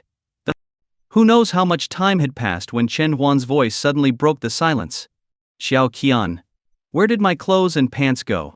Su Qian jumped up immediately, grabbing a few pieces of clothing and hurrying to the bathroom door. The bathroom was separated by frosted glass, so she could only see a blurry silhouette. Squinting her eyes and leaning closer, she still couldn't make out much, and clicked her tongue in frustration. "I put your clothes and pants in the washing machine," Su Qian called out. "I'll grab you a new set." "Oh, all right," came Chen Huan's reply. Su Qian hung the clothes she was holding over the railing outside the bathroom and said, "There. It's done." As soon as she finished speaking, she hurriedly rushed out of the bathroom. Not long after, Chen Huan's shout echoed from inside Su Qian. "What kind of clothes did you give me?" Su Qian, now sitting on the sofa, scrunched her neck, stifling a laugh. She yelled back, "Dad's room is locked, and I couldn't get in, so I grabbed some of my clothes." "Why is the room locked?" Chen Huan asked. "No idea," Su Qian replied. "Could you get me something else? These clothes." Chen Huan sounded exasperated. "They're all like that," Su Qian said matter-of-factly. Chen Huan fell silent, and moments later, a Pikachu emerged from the bathroom. "Heft, you look so cute." Su Qian couldn't help but burst out laughing the moment she saw him. Chen Huan was wearing a bright yellow Pikachu outfit, complete with Pikachu pants and even a tail. Su Qian was a little disappointed though, that he hadn't put on the hat, which would have made him even cuter with the ears sticking out. Chen Huan looked helplessly at Su Qian, who was clutching her belly from laughing so hard. He knew this was her doing. She had intentionally chosen these clothes for him. After all, the rest of the clothes she brought were things like one-piece dresses or super short shorts, which were obviously inappropriate. Watching Su Qian laughing uncontrollably, Chen Huan couldn't help but smile gently. Oh well, it couldn't be helped. She was his wife, after all. If she needed to be spoiled she would be. However, "Why? What? What are you doing?" Su Qian, still laughing, suddenly noticed Chen Huan walking towards her. She shrank back a little. Chen Huan didn't say a word, just stood there, quietly staring at her. "Zhao Huan, I was wrong." Su Qian widened her eyes and pouted, trying to act cute to get out of trouble. Chen Huan still remained silent. "How about I go check if the laundry is done?" Su Qian tried to make her escape, standing up and taking her first step, only to be blocked by Chen Huan. "Did you have fun just now?" Chen Huan's voice finally came. Su Qian pouted her lips. "It was all right, I guess." "And what if I'm not happy about it?" Chen Huan asked. Su Qian pretended to think for a moment before answering. "Then, I'll put on the Pikachu outfit too. How about that?" "You're so clever." Chen Huan flicked her forehead. Hey, Su Qian giggled. "So what do you want to do?" "Whatever I want." Chen Huan raised an eyebrow. Su Qian didn't answer, just stared at him with her big, bright eyes. Chen Huan leaned down, slowly bringing his head closer to hers, while Su Qian stood with her hands behind her back, eyes closed, waiting. Not far from Su Yan's house, He was driving slowly towards home. He had forgotten his USB drive that morning, and with an important meeting later in the afternoon, he had no choice but to head home to retrieve it. Parking outside, He immediately recognized the bicycle near the door. It was Chen Huan's. He didn't think much of it. Chen Huan and Su Qian often visited each other's homes, and their parents were long accustomed to it. Right now he just wanted to grab his USB drive and get back to the office. In a hurry, he didn't bother knocking. He used his key to open the door, didn't even change his shoes, and headed straight for the study. Huh? He suddenly stopped in his tracks, staring at the sofa in the living room. In his view, a Pikachu was sprawled out on the sofa, on top of someone. As he squinted for a better look, the person underneath seemed to be Su Qian. So this Pikachu must be Chen Huan? He felt like something more important was going on here, so he tiptoed closer to see what they were doing. As he approached, the scene became clearer. Inside his mind went ooh. Tsu. He had gotten close enough to witness them in a heated kiss, sending both Chen Huan and Su Qian into a panic when they realized someone was watching. Chen Huan quickly looked up, locking eyes with He. Uncle Su. Su Qian immediately buried her face in Chen Huan's chest, her cheeks flushed red all the way to her ears. I just came to grab something, he said awkwardly. The two of them scrambled off the sofa and sat up straight. I'll just get my stuff then, he muttered, hurriedly grabbing his USB drive from the desk in the study and rushing out of the house without a second glance. With He gone, Su Qian and Chen Huan were left staring at each other in silence. Su Qian glanced at the Pikachu outfit still on Chen Huan and squinted. Suddenly she jumped up and slapped her forehead. Oh no, my phone's still recording. You were recording? Chen Huan asked, surprised. Su Qian quickly ran over to the TV stand, grabbed the phone that had been pointed at the sofa, and pressed the pause button. I just wanted to secretly capture your expression in the Pikachu costume, she said, blinking innocently. Wait, did you just record our most embarrassing moment? Chen Huan asked. I think so, Su Qian giggled. But I think it's great. Well, as long as you're happy, will we always be like this? Please follow, vote, and recommend. July 20th, 2013, late afternoon. It had been 4 days since Su Qian posted her second video. On the bus, Su Qian rested her head on Chen Huan's shoulder, scrolling through the comments on her video. By now her second video had reached 50,000 views, with 610 likes and over 100 comments. Ningzhu's Big Daddy, that opera-style transformation was amazing. From a simple white outfit to an extravagant imperial concubine in the blink of an eye. DMOMO amazing. This is what true opera sounds like. This is the essence of traditional Chinese style. Yikan Silver, I need to criticize the host here, her makeup is a bit too heavy. The makeup for female opera roles doesn't need to be this thick, it's blocking my view of her beauty dog face emoji. One leaf falls, signaling late autumn. I think the person above has a point. Proper postnatal care for SOs should begin before birth, about 4 or 5 days ahead. Su Qian chuckled and occasionally read some of the funnier comments out loud to Chen Huan. After a while she swiped her finger, bringing the video back to the middle section the few seconds before her opera-style transformation. A few high-energy ahead comments on the screen made Su Qian smile contentedly. As the graceful sound of a flute played, the scene shifted. Su Qian, initially facing away in a plain white robe, suddenly turned. The screen blurred, then refocused, revealing Su Qian in a resplendent imperial concubine costume just as the opera singing began.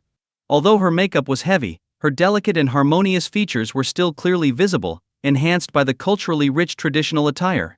Simply breathtaking. Dozens of comments instantly filled the screen, and Su Qian nudged Chen Huan excitedly, showing him the flood of compliments. Chen Huan turned his head, resting it gently against Su Qian's. Incredible, so cool, on fire wife. Chen Huan conveniently ignored the one comment he had secretly posted himself, but seeing the other positive remarks made him feel genuinely happy. Next stop, First Middle School.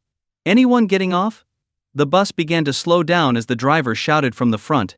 We're getting off. Chen Huan quickly helped Su Qian to her feet. Su Qian put her phone away, and together they got off the bus. Today they were heading back to school to pick up their college acceptance letters.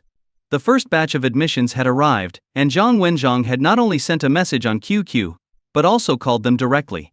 As Su Qian held onto Chen Huan's arm and walked through the school gate, she suddenly laughed. Chen Huan, puzzled, asked, "What's so funny?" Tightening her grip on his arm, Su Qian replied, "I just remembered the time in sophomore year when I was sitting on the back of your bike, hugging you, and we got caught by Director He." Chen Huan chuckled. "That's because you were way too obvious." Su Qian playfully rolled her eyes at him. "I didn't know back then that you had also come back to this time. I was really getting into the role." "Ha ha ha." Chen Huan laughed awkwardly. Su Qian. A girl's voice suddenly called from behind them. Turning around, they saw Jiang Qian waving from not far beyond the school gate. They stopped and waited for her. When Jiang Qian reached them, she glanced at both of them and smiled. "I'm so jealous of you two. You both got into the same school, so you don't even have to be apart." Su Qian giggled, releasing Chen Huan's arm and linking hers with Jiang Qian's. The two girls had always been close, and with graduation and an impending separation, they naturally had even more to talk about now. "Oh, by the way, you know there's another couple in our class now, right? You probably don't know yet, it's Wu Feng and Yin Ru. I never realized they were keeping it so hidden." Jiang Qian babbled excitedly, sharing the latest gossip. Su Qian was surprised. "Really? I didn't notice at all." Yeah. Apparently Wu Feng confessed right after the college entrance exams," Jiang Qian continued, more animated now that she had Su Qian's attention. The three of them entered the school building, heading towards the first room on the left, where the guards slept and the acceptance letters were kept. When they knocked and entered, they realized that not only was the school's guard there, but so was He Jiangguo. He Jiangguo was in charge of distributing the acceptance letters. Neither Su Qian nor Chen Huan had expected this. But it didn't matter much. "You're here," He Jiangguo said, his usual stern expression replaced with an oddly kind look that surprised the three students. He found their names among the stacks of acceptance letters on the table. They were good students, so he naturally recognized their names. "Thank you, Director He," Jiang Qian said, bowing as she accepted her letter. He Jiangguo's gaze then shifted to Su Qian and Chen Huan. He already had their letters in hand. Su Qian and Chen Huan stepped forward and took their letters.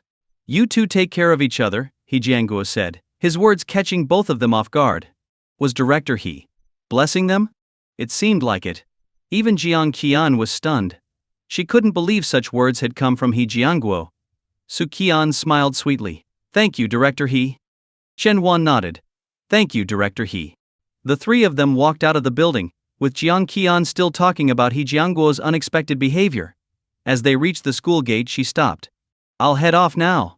My dad's waiting for me," she said, pointing to a car parked nearby. "Goodbye."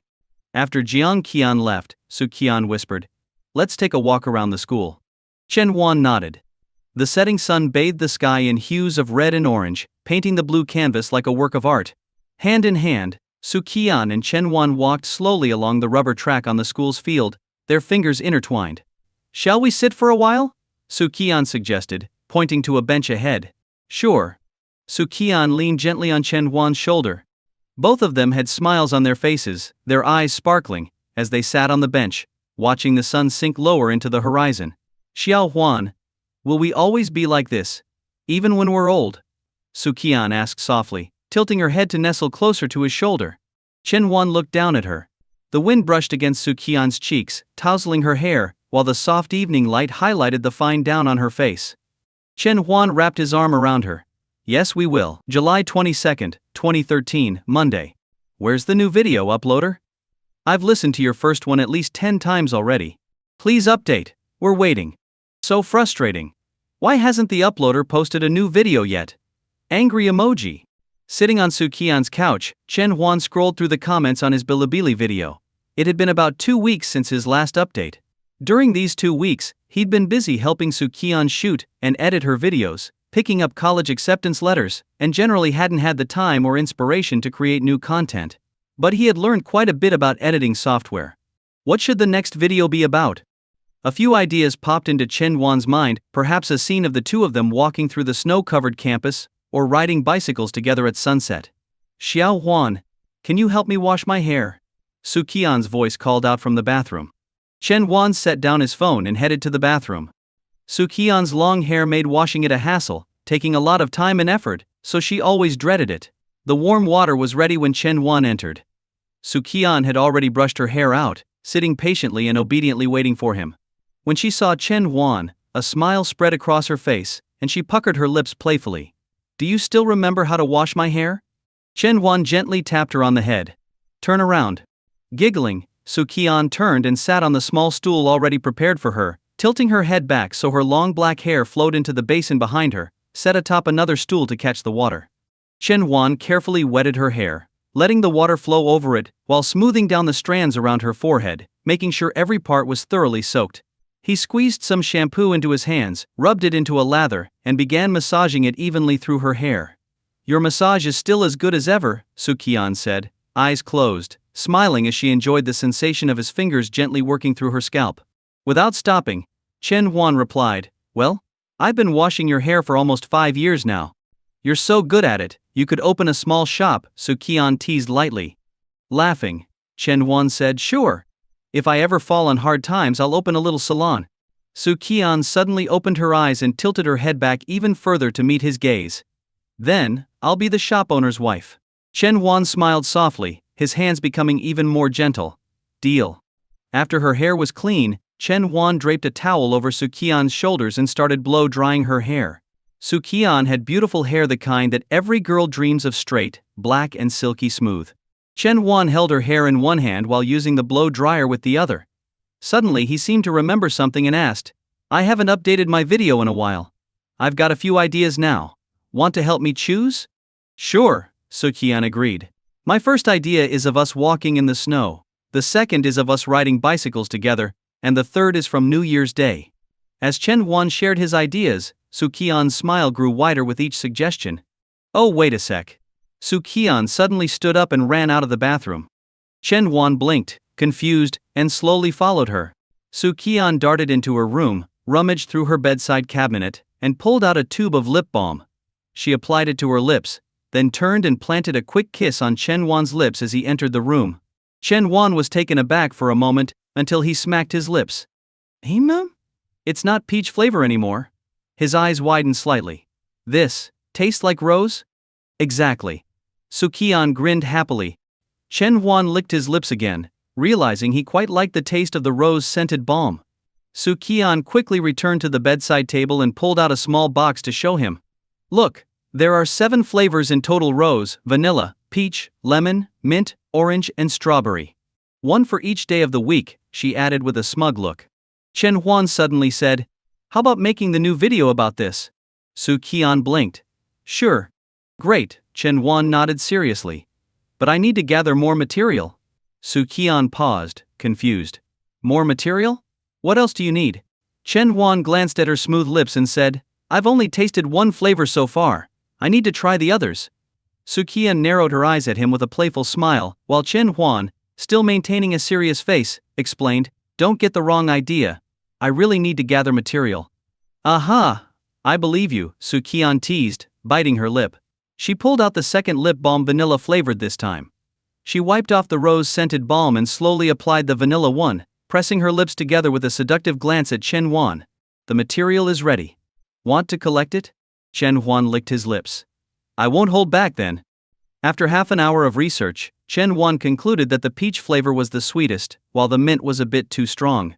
The rest were more or less the same. Of course, it might just be that he was used to the peach-flavored balm and hadn't yet grown accustomed to the others. In any case, it would take more research to become fully familiar with all the flavors, a long-term project. With the research complete, Chen Huan and Su Qian were ready to start filming. They had brought the art supplies and other equipment over to Su Qian's place earlier that week. Since Su He worked during the weekdays, Su Qian was often home alone, so Chen Huan had been visiting more frequently. After all, if they went to Chen Huan's house, his mother Liang Yulan would be there. Even though Su Qian and Liang Yulan got along well, it wasn't always comfortable. Thanks to their prior experience, this recording session went much faster. However, the ASMR portion still needed to be dubbed over later. Alright, I can handle editing the video myself. I'll do the voiceover when I get home tonight, Chen Huan said, stretching as he glanced out at the darkening sky. I'm heading home, Chen Huan announced, standing up. Okay. Make sure to let me know when the video's uploaded, Su Qian reminded him. Chen Huan nodded. Got it. I'm off. Wait, you forgot your goodbye kiss, Su Qian called out, stopping him. Chen Huan leaned in and gave her a quick kiss on the lips. It was rose-flavored again. Switched back to rose? Hee hee. A different flavor every day, remember? Yi Yuxing, finally, you updated. I've been waiting forever. And mu mu lu la you, what happened? Did you suddenly remember you have a Bilibili account? Yu Ting he, I just logged into Bilibili and saw your new video. How nice. Shortly after Chen Huan posted his video, comments started flooding in. He was a bit surprised but didn't think much of it. He sent Su Qian a message to let her know the video was up, and then waited for her reply. After recording ASMR all afternoon and editing the video late into the night, he was feeling pretty tired. Ding dong. Su Qian's response came quickly as usual. Su Qian got it. Su Qian, you must be tired. Go to sleep. Good night. Su Qian kiss emoji. Chen Wan smiled warmly and replied, good night. He closed his phone, brushed his teeth, and went straight to bed. Meanwhile, Su Qian eagerly started watching his new video. She wasn't the only one, many sleepless Bilibili users were doing the same. The video was titled A New Flavor Every Day. Right at the start, Su Qian saw a few comments pop up on the screen. Whoa, it starts with a bang, I like it. I love it. Straightforward and simple. Yes, this is exactly the vibe I wanted. Unlike his first video, this one jumped straight into the drawing process. It was a sketch again, but this time it wasn't of a person. It looked like a small bottle taking shape. As time passed, the sketch became clearer. Everyone watching realized it was a lip balm, with a rose drawn on the bottle. Once the drawing was complete, those elegant hands wrote the words rose flavor on the paper. The screen went black, and the comments exploded. What the heck? Is it over? That was fast. There's still plenty of time left in the progress bar. It has that same feeling. But I'm worried about the short length. Before those comments could even disappear, the screen lit up again, and those beautiful hands resumed their work. Another drawing began, again looking like a small bottle. What's going on? Are they drawing it again? Though confused, the viewers didn't mind too much. Some watched, others just listened, it didn't really matter. This drawing was also a sketch, but the angle was different from the first one. The sound of a pencil sharpener in between added a soothing effect, making the viewers even more relaxed, and the number of comments dwindled. After finishing the second sketch, the third drawing started. Wait, there's more? Nice. Is it another lip balm? A different flavor this time. Rose flavor, vanilla flavor, what's next? Huh? This one isn't a sketch. As soon as someone mentioned the change in drawing style, more similar comments appeared. Ooh, something new. I love creators who know how to innovate. The uploader is amazing. The third drawing wasn't a sketch but a colored pencil drawing. Chen Wan planned to make 7 drawings. To avoid the monotony of doing all sketches, he switched things up by adding different types of artwork in between. Colored pencil drawings were simpler than sketches once the basic shape was done. It was all about filling in colors. The quick strokes of the colored pencils brought in a wave of praise. I'm feeling it. This is the climax. Don't stop. Why do the comments feel so weird now? The next 2 drawings, the 4th and 5th, were also done in colored pencils. By the 6th drawing there was another change, this time it was a watercolor painting. Each new technique brought a fresh experience, and the number of comments skyrocketed. Everyone who watched up to this point had a satisfied smile on their face, not knowing that soon their joy would turn into heartbreak. The 7th drawing was finally completed, the last stroke of color applied. The screen went dark, and anticipation built up even more. But when the screen lit up again, instead of a blank canvas, viewers were met with a neatly arranged row of 7 lip balm tubes, each corresponding to the 7 flavors from the drawings. Some viewers were still clueless, innocently commenting. Is it over? I wasn't done listening. Please draw more flavors, I don't mind. Then, the screen changed again, showing a blank sheet of paper. Those elegant hands wrote a few words on the page. 1 new flavor every day. What I have, you don't. The scene shifted once more to a photograph, showing only the bottom half of 2 faces, a girl pouting her lips to kiss a boy. Damn, I feel personally attacked. Damn. Really? What the hell? What the hell? The comments filled the screen, overflowing with frustration and indignation. They had all believed there would be an 8th drawing, only to be force-fed a display of affection. How could they possibly sleep after this? Would they need to find girlfriends in their dreams? Meanwhile, Su Qian lay in bed, laughing uncontrollably at the barrage of comments. She hadn't expected Chen Wan to edit the video this way, but she loved it. She casually typed a comment, hee. These 2 words perfectly captured her mood. After watching the video, Su Qian checked the comments section. Whether it was Chen Wan's loyal fanbase or simply the frustration induced by the video, there were already over 100 comments. Amused, she began scrolling. Sui Feng's dream. After watching the entire video, I suddenly remembered a song by Jay Shao. I dried out my silence, feeling regret in my impulsiveness. Autumn breeze of melancholy. The present. After watching the video, I suddenly felt someone beside me. When I turned to look, it was my shattered self. Unique nickname, believe me. At 7 minutes and 28 seconds, it felt amazing. That 8th drawing is everything. Take me there now. Su Qian loved reading through Chen Wan's comments. She found that Bilibili users were always full of creativity, and there were always a few that made her laugh out loud. Like that comment about turning to see a shattered version of oneself. She laughed so hard her stomach hurt. If she didn't know Chen Wan was resting, she would have immediately sent him a screenshot of the comment. After reading a bit more, Su Qian glanced at the time in the top left corner of her phone. 23:45. Time to sleep. Stretching her arms, her curvy figure made the quiet room feel a bit warmer. She climbed into bed, pulling the blanket over her. It was a bit cold, and she curled up a little. If only Chen Wan were here, she thought with a sly smile. Maybe once they were in college. With that sweet thought and a smile on her lips, Su Qian reached for the light switch by her bed. Click. The lights went out. Xiao Qian, I got the things you asked for.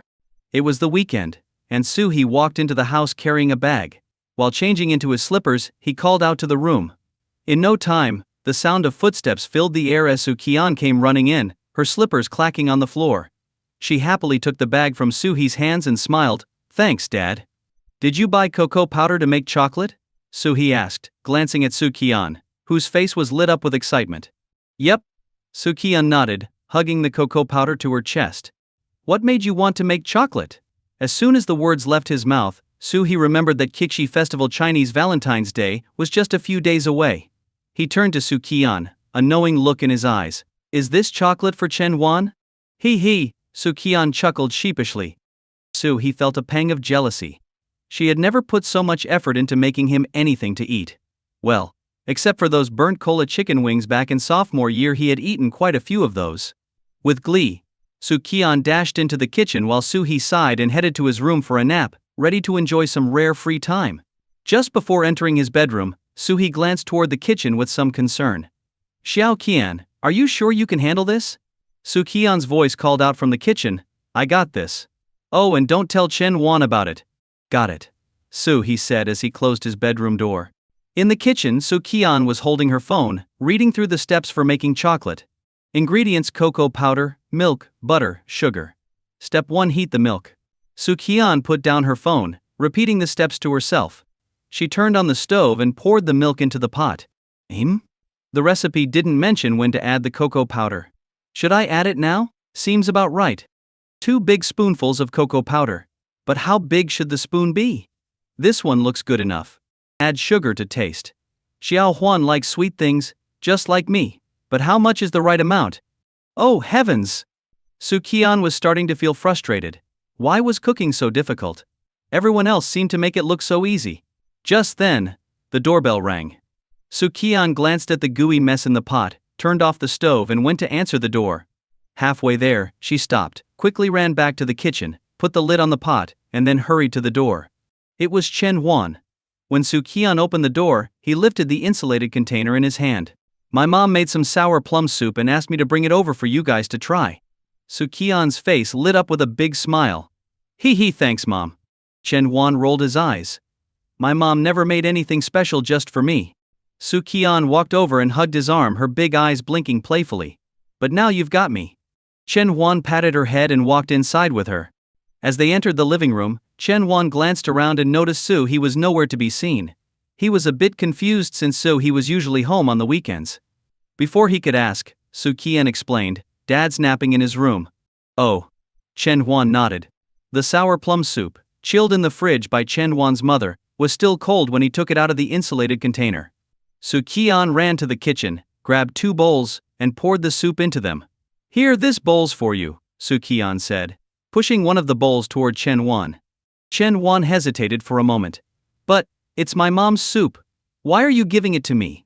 Su Qian pouted. Weren't you just sulking a minute ago about not getting special treatment? Chen Wan didn't know what to say. Looking at Su Qian's cute, pouty face, he couldn't resist pinching her cheek. My wife's the best. Of course, Su Qian replied with a proud tilt of her head and a smirk. After pouring herself a bowl of the soup, Su Qian emptied the rest of it into a large bowl and placed it in the fridge. As soon as she sat back down at the table, Chen Wan asked, What were you making earlier? Su Qian glanced nervously toward the kitchen. The pots and pans were still out, along with the milk carton and cocoa powder bag. A hint of panic flashed across her face as she stammered, Oh, it's just. My dad didn't clean up after cooking breakfast. You know, it's the weekend. He's relaxing a bit, haha. Chen Huan looked at her, then nodded slowly. To hide her guilt, Su Qian quickly took a big sip of the sour plum soup.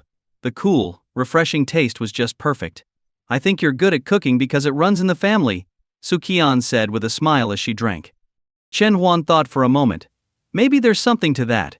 By the way, I noticed a lot of Kixi-themed videos popping up on Bilibili recently. Should we make one too? Chen Huan wasn't too familiar with these things, but he had seen several Kixi festival videos while checking his own video stats, which made him curious. When Su Qian heard the word Kixi, her heart skipped a beat, but when she heard the rest of what he said, she relaxed a little. He didn't find out. Hey, I'll surprise him later.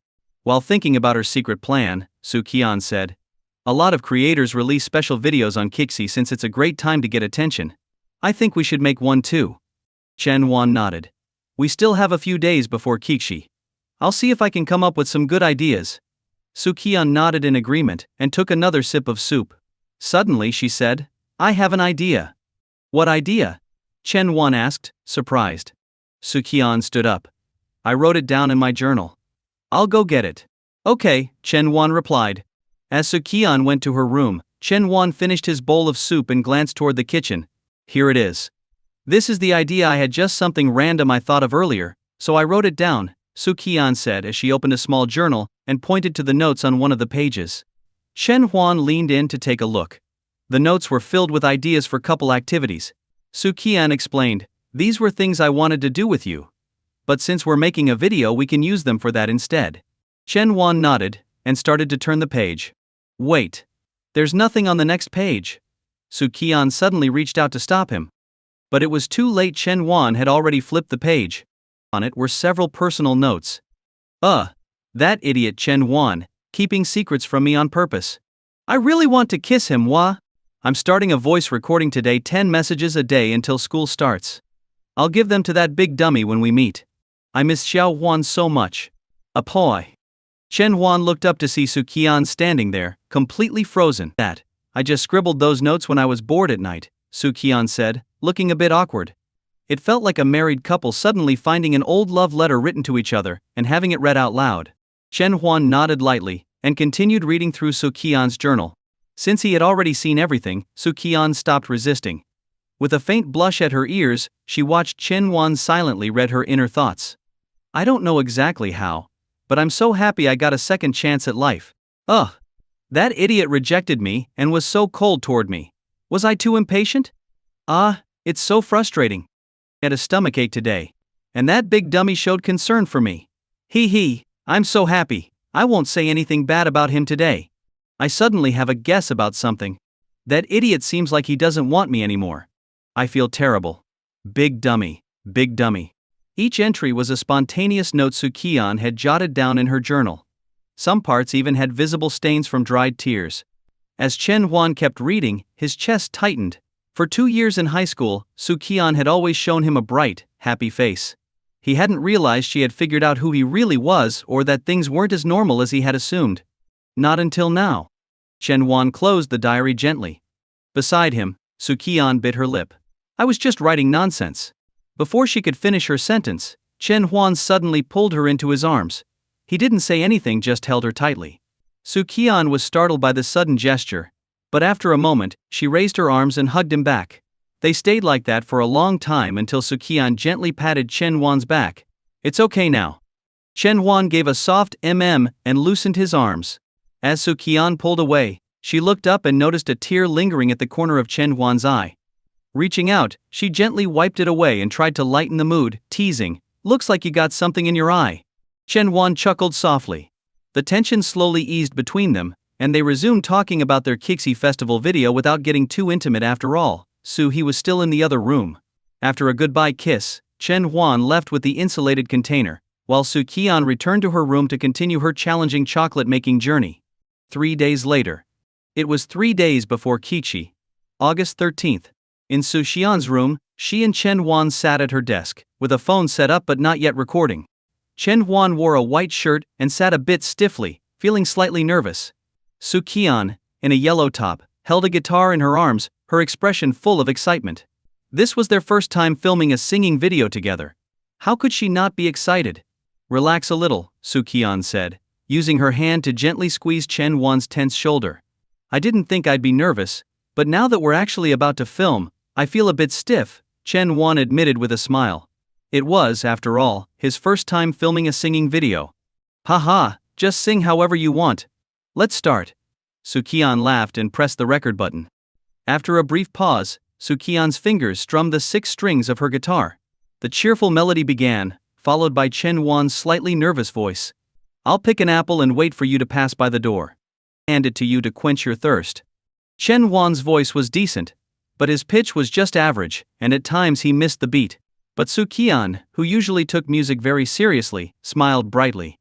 Her voice became even more joyful as she sang. Like summer's soda, like winter's hot cocoa. You're the right person at the right time. Okay, we're done. Su Qian cheered, pressing the stop button with a gleeful shout. One take is enough, Chen Wan asked. Su Qian nodded. I think the first take was great. But I feel like there were lots of mistakes. I didn't follow the rhythm in some places, rushed ahead, and even got some of the lyrics wrong, Chen Wan said. Su Qian squinted at him playfully and reached out to stroke his face. The most important thing about this video isn't the song, my dear. It's you. Muah. After receiving a sweet peach-flavored kiss, Chen Wan decided not to overthink it. So, should we film the other video for the smaller channel? Chen Wan asked with a big grin. Sure. Su Qian clapped her hands excitedly. The next video was for their couple's Kichi challenge. They had taken one of the ideas from Su Qian's journal, but after discussing it, they decided they wanted to keep their main channels pure. So, they planned to upload the couple-themed content to a smaller channel they had just created. They named the channel Qianchong Wanmo, a combination of characters from both their names. The first challenge they were going to film was the 1cm no kiss challenge. Are we ready? Let's start. Su Qian was even more excited than she had been while singing. Wait, the phone's not set up yet, Chen Wan said, adjusting the tripod to secure the phone and tweaking the height to capture them sitting in the right position. All done? Su Qian wiggled impatiently in her chair. All done. Chen Wan finally finished the adjustments and rushed back to his seat. After briefly introducing the challenge rules, Su Qian quickly turned her head toward Chen Wan. They placed their hands on each other's shoulders, their noses touching, but their lips stayed just a bit apart. Looking at Su Qian from this angle, Chen Wan thought she didn't look as stunning as usual, but she certainly wasn't unattractive either. Through her bright, lively eyes, Chen Wan could see his own reflection. The warmth of her breath occasionally brushed against the corner of his mouth, making his lips tingle. The challenge lasted for 1 minute. During that minute, they had to keep their noses touching without kissing to win. At 30 seconds, Su Qian asked, has it been a minute yet? Not yet, almost, Chen Wan replied. At 40 seconds, Su Qian pouted her lips but still didn't let them touch his. But what if I want to kiss you? She asked. Just a little longer, Chen Wan reassured her. At 59 seconds, Su Qian couldn't hold back anymore. Who cared about the challenge? Kissing was more important. Grabbing Chen Wan's head with both hands, she pounced. A long kiss. August 13, 2013 Kixi Festival. Su Qian sat at her desk, clicking the publish button on her computer. Watching the upload complete, she grabbed her phone and opened QQ to send a message to Chen Wan. Su Qian Xiao Huan? Did you post your video yet? Chen Huan's still editing. It'll take a little longer. Su Qian got it. I just uploaded both the video on my main account and the one on our shared account. I'm coming over now. Chen Wan, alright. By the time you get here, I should be done. Su Qian, see you soon. Kiss emoji. After putting down her phone, Chen Wan continued editing his video. It was more complicated than usual, and since he had filmed it last, he hadn't finished the editing yet. About 20 minutes later, he clicked the upload button and glanced at the time. Su Qian should be arriving soon. Chen Wan stood up, grabbed something from his desk, and left the room to wait for her by the door. As he walked into the living room, his mother, Liang Yulan, was sitting on the couch. When she saw him, she stood up and waved him over. Come here, son, come here, she said, motioning with a mischievous smile. Chen Wan walked over, puzzled. What's up, Mom? You know what day it is today, right? Liang Yulan asked mysteriously. It's Kitchi, Chen Wan replied. Exactly, she nodded approvingly. So, did you prepare a gift for Su Qian? If you forgot, don't worry, I've got something ready. Chen Wan blinked. a bit surprised. A gift? Liang Yulan got up and headed to her bedroom. After a moment she came out with a small box, opened it, and revealed a jade bracelet. This bracelet was passed down from your grandmother to me. It's not particularly valuable, but it holds a lot of meaning, she said, showing the bracelet to Chen Huan. Chen Huan looked at the bracelet in the box. He remembered that in his previous life, his mother had given this to Su Qian after they had graduated from college and gotten married. He didn't expect she'd offer it this early. After thinking for a moment, Chen Huan reached out to take the box. Wait, Liang Yulan suddenly stopped him, pressing down on his hand. Son, if I give this bracelet away, I'm not planning on taking it back. Are you sure? Chen Huan smiled. I'm sure. Seeing his confidence, Liang Yulan smiled warmly and waved him off. Alright, go ahead. Chen Huan took the small box and headed for the door. Just before leaving he turned back and said, Oh, by the way Mom, I already prepared a gift. What? I didn't know that. Liang Yulan called out. I did it yesterday afternoon, Chen Huan said, shutting the door behind him with a click. Yesterday afternoon? Liang Yulan sat back on the couch, trying to remember what had happened the day before. With the small box in hand, Chen Huan stepped outside, looking around but not seeing Su Qian yet. So he headed to the nearby bus stop to wait. After a short wait he saw Su Qian step off a bus, carrying a small paper bag. Her face lit up with joy when she spotted him, and she quickly ran over to hug him. This was a residential area, and the bus stop was busy with people getting on and off. Seeing the two of them embrace, several onlookers smiled. It was Kixi, after all. Did you upload the video? Su Qian asked after pulling back from the hug. Chen Huan nodded. All done. Su Qian smiled brightly and handed him the paper bag she was holding. Her eyes sparkled. This is for you. Chen Huan took the bag, opened it, and pulled out a batch of slightly misshapen chocolates. Su Qian lowered her head, kicking the ground shyly, her voice soft and sweet. I tried to make them heart-shaped, but they didn't turn out that well. But they should taste fine, she added, looking up with a pout and a bit more confidence. After all, she had made multiple attempts over the past 2 days, and at least the taste was good. Chen Huan smiled as he looked at the chocolates. On top of them, Su Qian had carefully carved their names slightly crooked, probably scratched in with a needle or something similar. How long did these take you to make? He asked with a smile.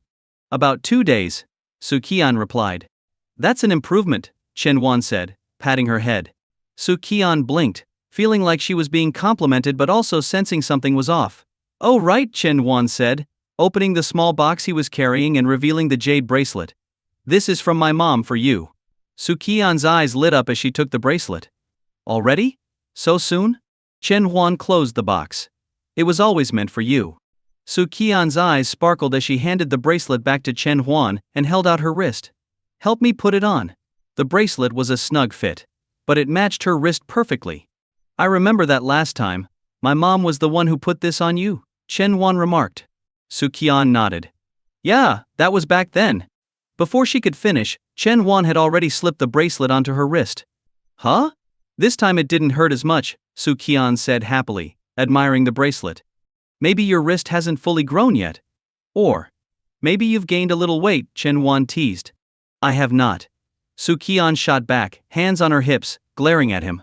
Alright, Chen Huan laughed, enjoying her playful attitude and giving her cheek a gentle pinch. That was my mom's gift. Now, here's mine, Chen Huan said, pulling a small paper bag from his pocket and handing it to her. Su Qian grinned, eager as she asked, What is it? Open it and see. Chen Huan replied. Su Qian opened the bag and was surprised to find a batch of heart-shaped chocolates inside. You were trying so hard to make chocolates, so I figured I'd help, Chen Huan explained. I found the ones you made yesterday afternoon while cleaning up the kitchen. Su Qian pouted. I thought you didn't notice. I was going to surprise you. Chen Huan chuckled, wrapping an arm around her shoulders. Well, it's not easy to keep a secret from me, but hey, at least we had the same idea. Su Qian glanced at the chocolates in her hand and turned one over. Just like hers, it had their names carved into it, only his carving was neater and more polished. He must have spent a night, just like me, carefully engraving these names. Fine. I'll accept this gift, Su Qian said with a playful huff, though the smile on her face was impossible to hide. Evening. With the soft evening breeze and the vibrant hues of the sunset in the sky, Chen Huan and Su Qian stepped off the bus, slowly making their way towards Su Qian's house. It was Kixi festival today, so naturally the two had spent the day out together, Su Qian had a great time, dragging Chen Wan from one fun activity to the next. Now, as they walked the short distance from the bus stop to her house, she leaned comfortably on his shoulder. With Chen Wan beside her for support, Su Qian pulled out her phone and began checking the stats for her new video on Bilibili. In 9 hours, it had garnered 23,000 views, 2,000 likes, and 141 comments. The numbers were much better than usual, likely because the video title mentioned Kixi Festival, which had brought in extra traffic. Her follower count had just surpassed 3,000, most of whom were drawn in by her second video. This was the normal pace for most Bilibili creators, slow but steady.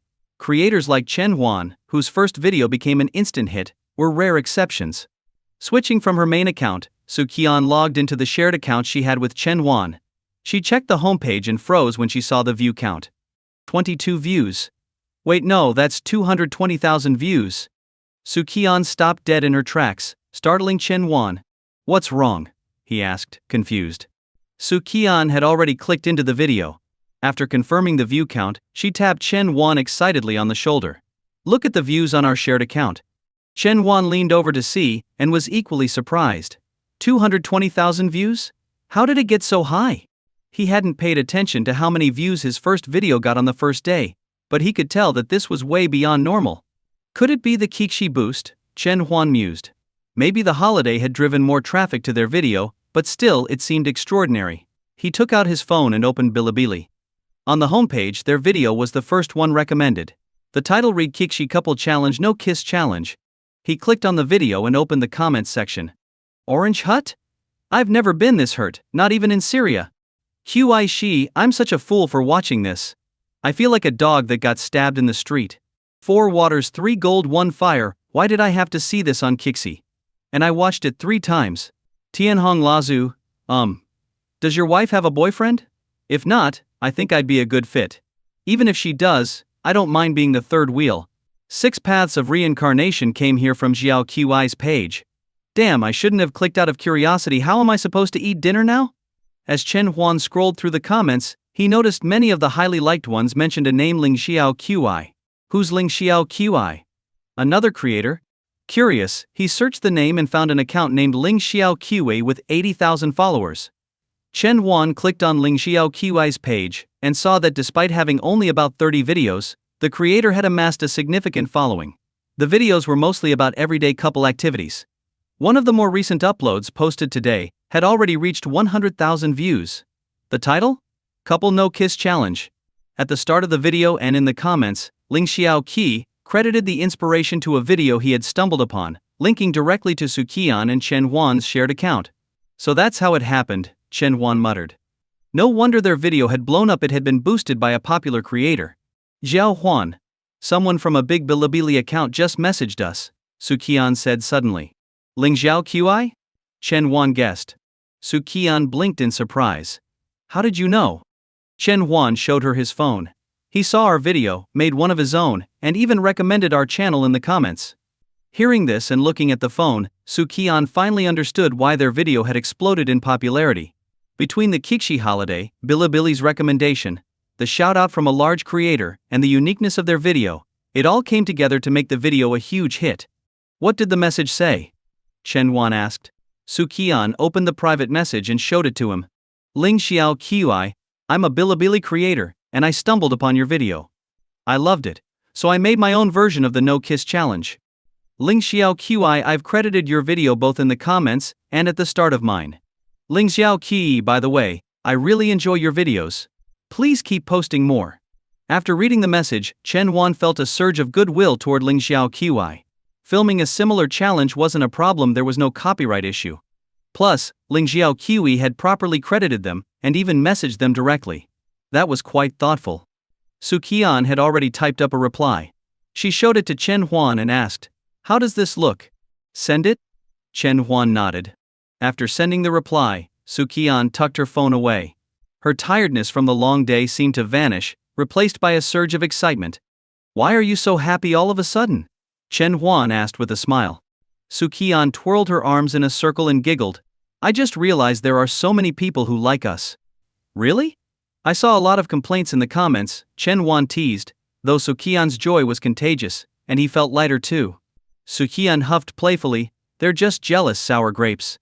Oh, that makes sense, Chen Huan agreed with a grin. Then, glancing mischievously at her, he added, so, are the grapes sweet or sour? I'd like to try them too. Su Qian snapped out of her happy daze and gave him a quick peck on the cheek. There, now you've tasted it. Sweet or sour? She asked, blinking her big eyes playfully. It's sweet. But it'd be better if it were grape-flavored. Chen Huan replied with mock seriousness. Su Qian giggled, linking her arm through his. Should I go buy some grape-flavored lip balm tomorrow? Chen Huan shook his head. No need. No need? Su Qian raised her eyebrows. I'll buy it myself, Chen Huan said, chuckling. And maybe I'll stock up on a variety of flavors. Lip balm is a consumable product after all. Better to have a whole collection ready. All right, whatever you say, Su Qian sighed playfully, pretending to give in. Zhao Huan, have you packed everything you need to send? In the living room, Liang Yulan glanced at the large pile of luggage on the floor and called out towards Chen Huan's bedroom, sounding a bit concerned. Just one more small bag, Chen Huan's voice came from the bedroom. He was packing his drawing board along with some art supplies and video equipment into a bag. Carrying it out of the room, he joined the other luggage already piled in the living room.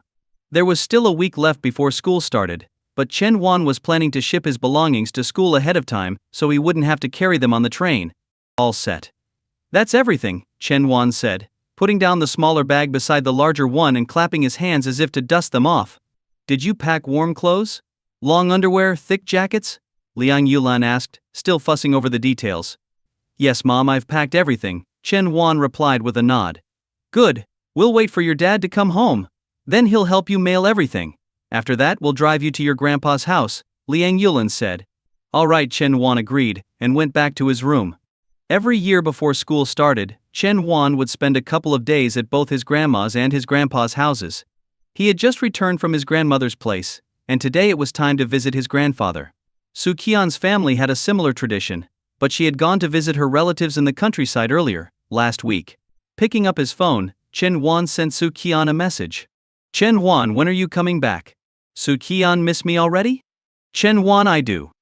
Su Qian, hee, I'll come see you soon. Chen Huan, I'm going to my grandma's house in the countryside this afternoon. I probably won't be back until 3 days before school starts. Su Qian, oh, pout emoji. Seeing her reply, Chen Huan could almost picture Su Qian pouting with her lips, looking slightly annoyed. Smiling at the thought, he decided to shift the topic to something else he had been meaning to ask. Chen Huan, I'm about to buy our train tickets to Shanghai. I was thinking of getting the 8:30 p.m. train on the 29th. We'll arrive the next morning at 7 a.m. Sound good? Su Qian, there's a big problem. Chen Huan, what problem? Su Qian, I miss you too. And that's a huge problem. Chen Huan, be good. I'll be back soon. Pat head emoji. Su Qian, okay kiss emoji. Exiting QQ, Chen Huan logged into the website and bought 2 train tickets to Shanghai. Xiao Huan, your dad's back. Get ready, we're leaving soon. Liang Yulan called from the living room. Coming. Chen Huan stood up, put his phone in his pocket, and walked out of his bedroom. Chen Guohua had just returned home. He had picked up a few things to bring to the countryside when they dropped Chen Huan off.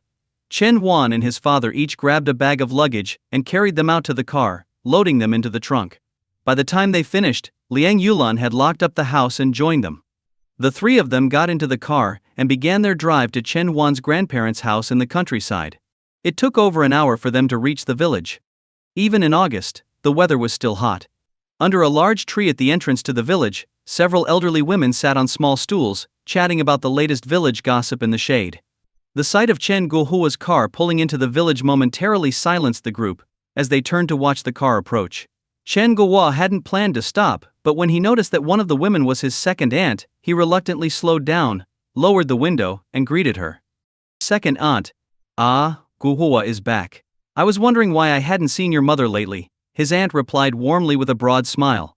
Yeah, just came for a visit, Chen Guohua replied, smiling politely. He didn't want to linger, so he rolled the window back up and drove on. Once the car was out of sight, the women resumed their conversation with renewed vigor. Guohua has really made something of himself. A few years ago he even helped renovate Yu Mei's house.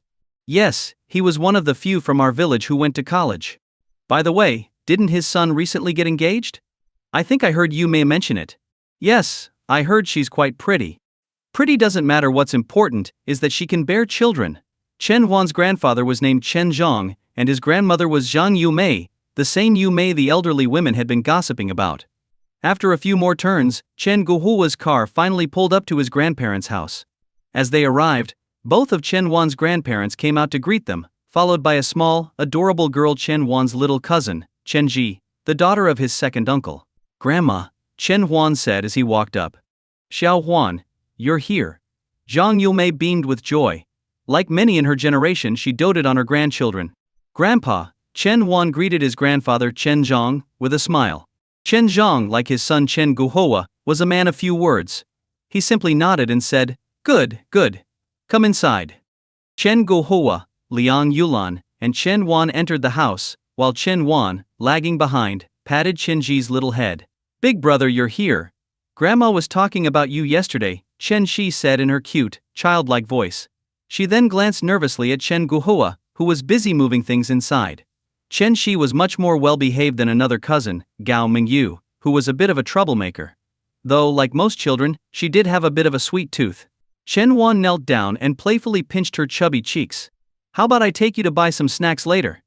Chen Shi's face lit up with a huge smile, and she wrapped her arms around his, giggling.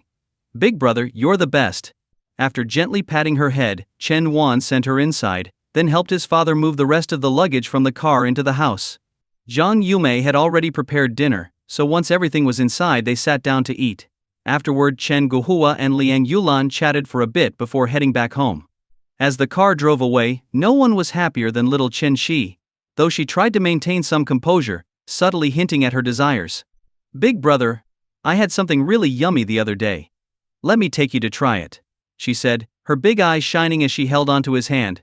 Chen Huan smiled, seeing through her intentions but playing along. "All right, I'd love to see what this delicious treat is." Chen Shi grinned so wide her eyes turned into slits. With her little legs moving quickly, she eagerly tugged at Chen Huan, ready to take him to get snacks. "Grandma, I'm taking Chen Shi out to buy a few things," Chen Huan called out to Zhang Yumei. "Go ahead, but don't buy too much. If she eats too many snacks, she won't want dinner," Zhang Yumei reminded them. Chen Shi chimed in with her cute, squeaky voice, "I never eat too much, just a little bit." "All right, let's go," Chen Huan said, pulling her along gently. "Okay," she responded instantly, her excitement palpable. Just as they stepped out the door, a familiar voice suddenly rang out. "Xiao Huan, I'm here to see you. I'm here to see you." The familiar voice echoed in his ears, making Chen Huan stop in his tracks. He turned around in disbelief and saw a girl not far away, beaming with a bright, joyful smile. Little Chen Ji, standing beside him, didn't understand why her brother had stopped walking. She thought he might have changed his mind about buying snacks, and her lips started to pout. But before she could say anything, Chen Huan had already let go of her hand. "Chen Shi?" Chen Huan immediately released Chen Shi's hand and rushed towards Su Qian. As he reached her, his voice softened. "Why are you here?" Without hesitation, Su Qian, who hadn't seen Chen Huan in days, hugged him tightly and planted a kiss on his lips. Grape-flavored. It was from the new lip balm Su Qian had bought herself. Chen Huan, now familiar with the taste, recognized it instantly. The only downside to the variety of lip balms was that he could no longer use them to figure out what day of the week. It was a strange little dilemma. "I missed you, so I came to find you," Su Qian said with a laugh, hugging him tightly before giving him another kiss on the cheek. Chen Shi, standing a few steps away, stared wide-eyed, unsure of what her brother and this strange woman were doing. But one thing she did know, her snacks might be in jeopardy. After thinking for a moment, Chen Shi realized there was still hope. She trotted over to Chen Huan, tugging at his sleeve. "Big brother, let's go. That snack is really yummy," she urged, trying to remind him of their original plan. Pulled back to reality, Chen Huan suddenly remembered he was supposed to be taking Chen Shi to the store. Su Qian also noticed the little girl standing behind Chen Huan. She had a thoughtful look on her face but wasn't entirely sure who she was. Turning to Chen Huan, she waited for an introduction. "This is Chen Shi," Chen Huan explained. "Oh," Su Qian finally recalled. She crouched down and gently pinched Chen Shi's cheek. "Hi, Xiao Shi." But Chen Shi wasn't too happy about this woman who had stolen her brother's attention. She pouted and turned her head away. "You evil woman, don't touch me. How about I buy you some snacks later?" Su Qian offered with a sweet smile. "Really?" Chen Shi blinked, her big eyes full of curiosity. Her mom had told her not to talk to strangers or accept their food, But this sister seemed to know her brother, so she probably didn't count as a stranger, right? Yes. Definitely not a stranger. Really, Su Qian confirmed. Xiao Shi is so cute. This time Chen Shi didn't dodge when Su Qian pinched her cheek again. Thank you, sister, she replied sweetly. Su Qian shook her head, smiling. I'm your brother's girlfriend, so. Thank you, sister-in-law. Chen Shi responded quickly. When it came to people who could buy her snacks, she was always quick to adapt. How about we go inside to see Grandma first, then head to the store? Su Qian suggested, standing up and holding Chen Shi's small hand. Okay. Chen Shi nodded eagerly. Looking up at Chen Wan, she added, Chen Wan Gage, let's go. Chen Wan smiled and nodded. Let's go. As soon as they stepped inside, Chen Shi ran ahead and shouted, Grandma, sister-in-law is here. Sister-in-law? What sister-in-law? Zhang Yumei, who was sitting on the kang with Chen Zhang, looked up in surprise. It's Chen Wan Gigi's wife. Chen Shi said seriously. Chen Wan's wife. Zhang Yumei suddenly remembered that her grandson did have a girlfriend. Could she really be here today? Excited by the thought, Zhang Yumei quickly put on her shoes, even giving Chen Zhang a nudge. Hurry up, your granddaughter-in-law is here. Chen Zhang, moving a bit slower due to his age, took his time getting up. Zhang Yumei, faster on her feet, had just finished putting on her shoes when she saw a beautiful young woman walk in. What a pretty girl! Her eyes widened with joy. Chen Huan hurried over to make introductions. Though Su Qian had met his grandmother before, Zhang Yumei hadn't seen her yet. Grandma, this is Su Qian, my wife, your granddaughter-in-law, Chen Huan said, supporting his grandmother's shoulder gently. Su Qian stepped forward, holding Zhang Yumei's hand. Hello Grandma, I'm Su Qian. Good, Zhang Yumei said, clearly delighted. She studied Su Qian carefully, repeatedly saying good as her excitement grew. Chen Zhang, now wearing his reading glasses, stood quietly to the side, also taking in the sight of Su Qian. If Su Qian hadn't greeted him first, he might not have said anything for a while. Zhang Yumei, thrilled with Su Qian's arrival, quickly engaged her in conversation. Meanwhile, little Chen Ji, who had been waiting patiently, was growing restless. She didn't interrupt but sat nearby, quietly imagining the snacks she would get later, occasionally wiping the drool from the corner of her mouth. After what felt like ages, Su Qian finally said, Xiao Shi, let's go get those snacks. At the mention of snacks, Chen Shi leapt up from her chair, grabbing Su Qian's hand. Yes, let's go. The small village shop sold a bit of everything, though the selection wasn't extensive. Following Chen Ji's enthusiastic instructions, they bought a few snacks, and soon the satisfied little girl was ready to head home. Just as they were about to enter the house, Chen Huan and Su Qian heard voices inside. Guests? Chen Huan closed the door behind them and walked into the living room, where a few people were already seated. They looked vaguely familiar, probably the same women they'd seen earlier at the village entrance. As soon as Chen Huan and Su Qian entered the room, all eyes turned to them, particularly focusing on Su Qian, who was still holding Chen Huan's hand. Su Qian, feeling a bit awkward under the sudden attention, released Chen Huan's hand and gave a shy smile. What's going on? How did so many people end up here so quickly? Chen Huan hadn't expected this either, but he had a pretty good guess. His grandmother had probably boasted to her friends about her grandson's girlfriend, and they had hurried over for a look. Still, this was faster than he'd anticipated. Standing in the doorway, Chen Huan and Su Qian exchanged helpless glances, both sensing the same awkwardness. Meanwhile, Chen Ji, oblivious to the tension, was content as long as no one tried to take her snacks. She scurried off to another room to enjoy her treats. Taking advantage of the moment, Chen Huan said, Su Qian and I are going to play with Xiao Shi. With that, he quickly led Su Qian out of the room, away from the prying eyes. Oh my Yumei, you're so lucky. Your granddaughter-in-law is so pretty. She sure is. But that's all thanks to my grandson. As soon as they left the room, Su Qian let out a sigh of relief. Phew.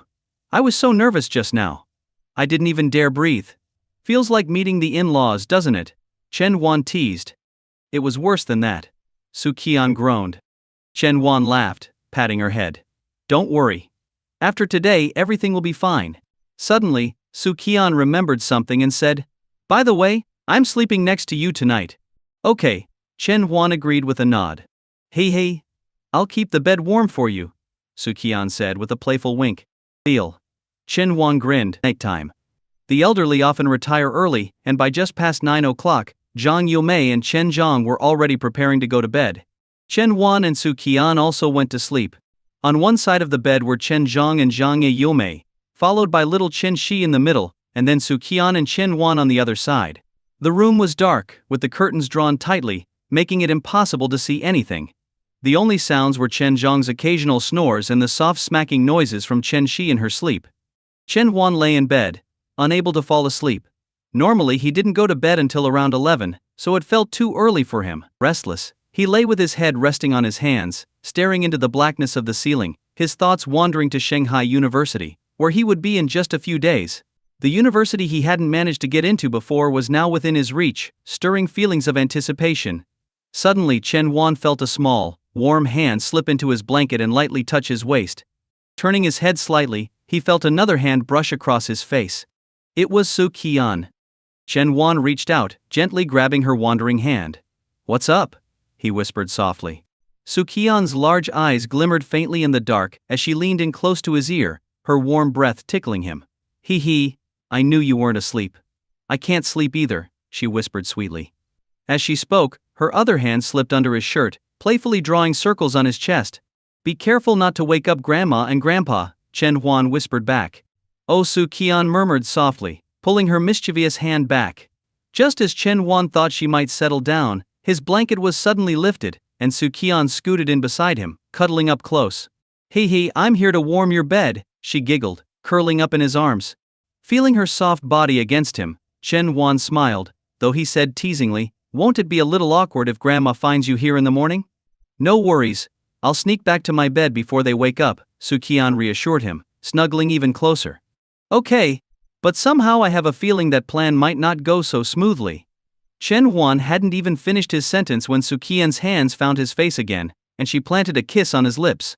"Good night," she whispered. "Good night," Chen Huan replied.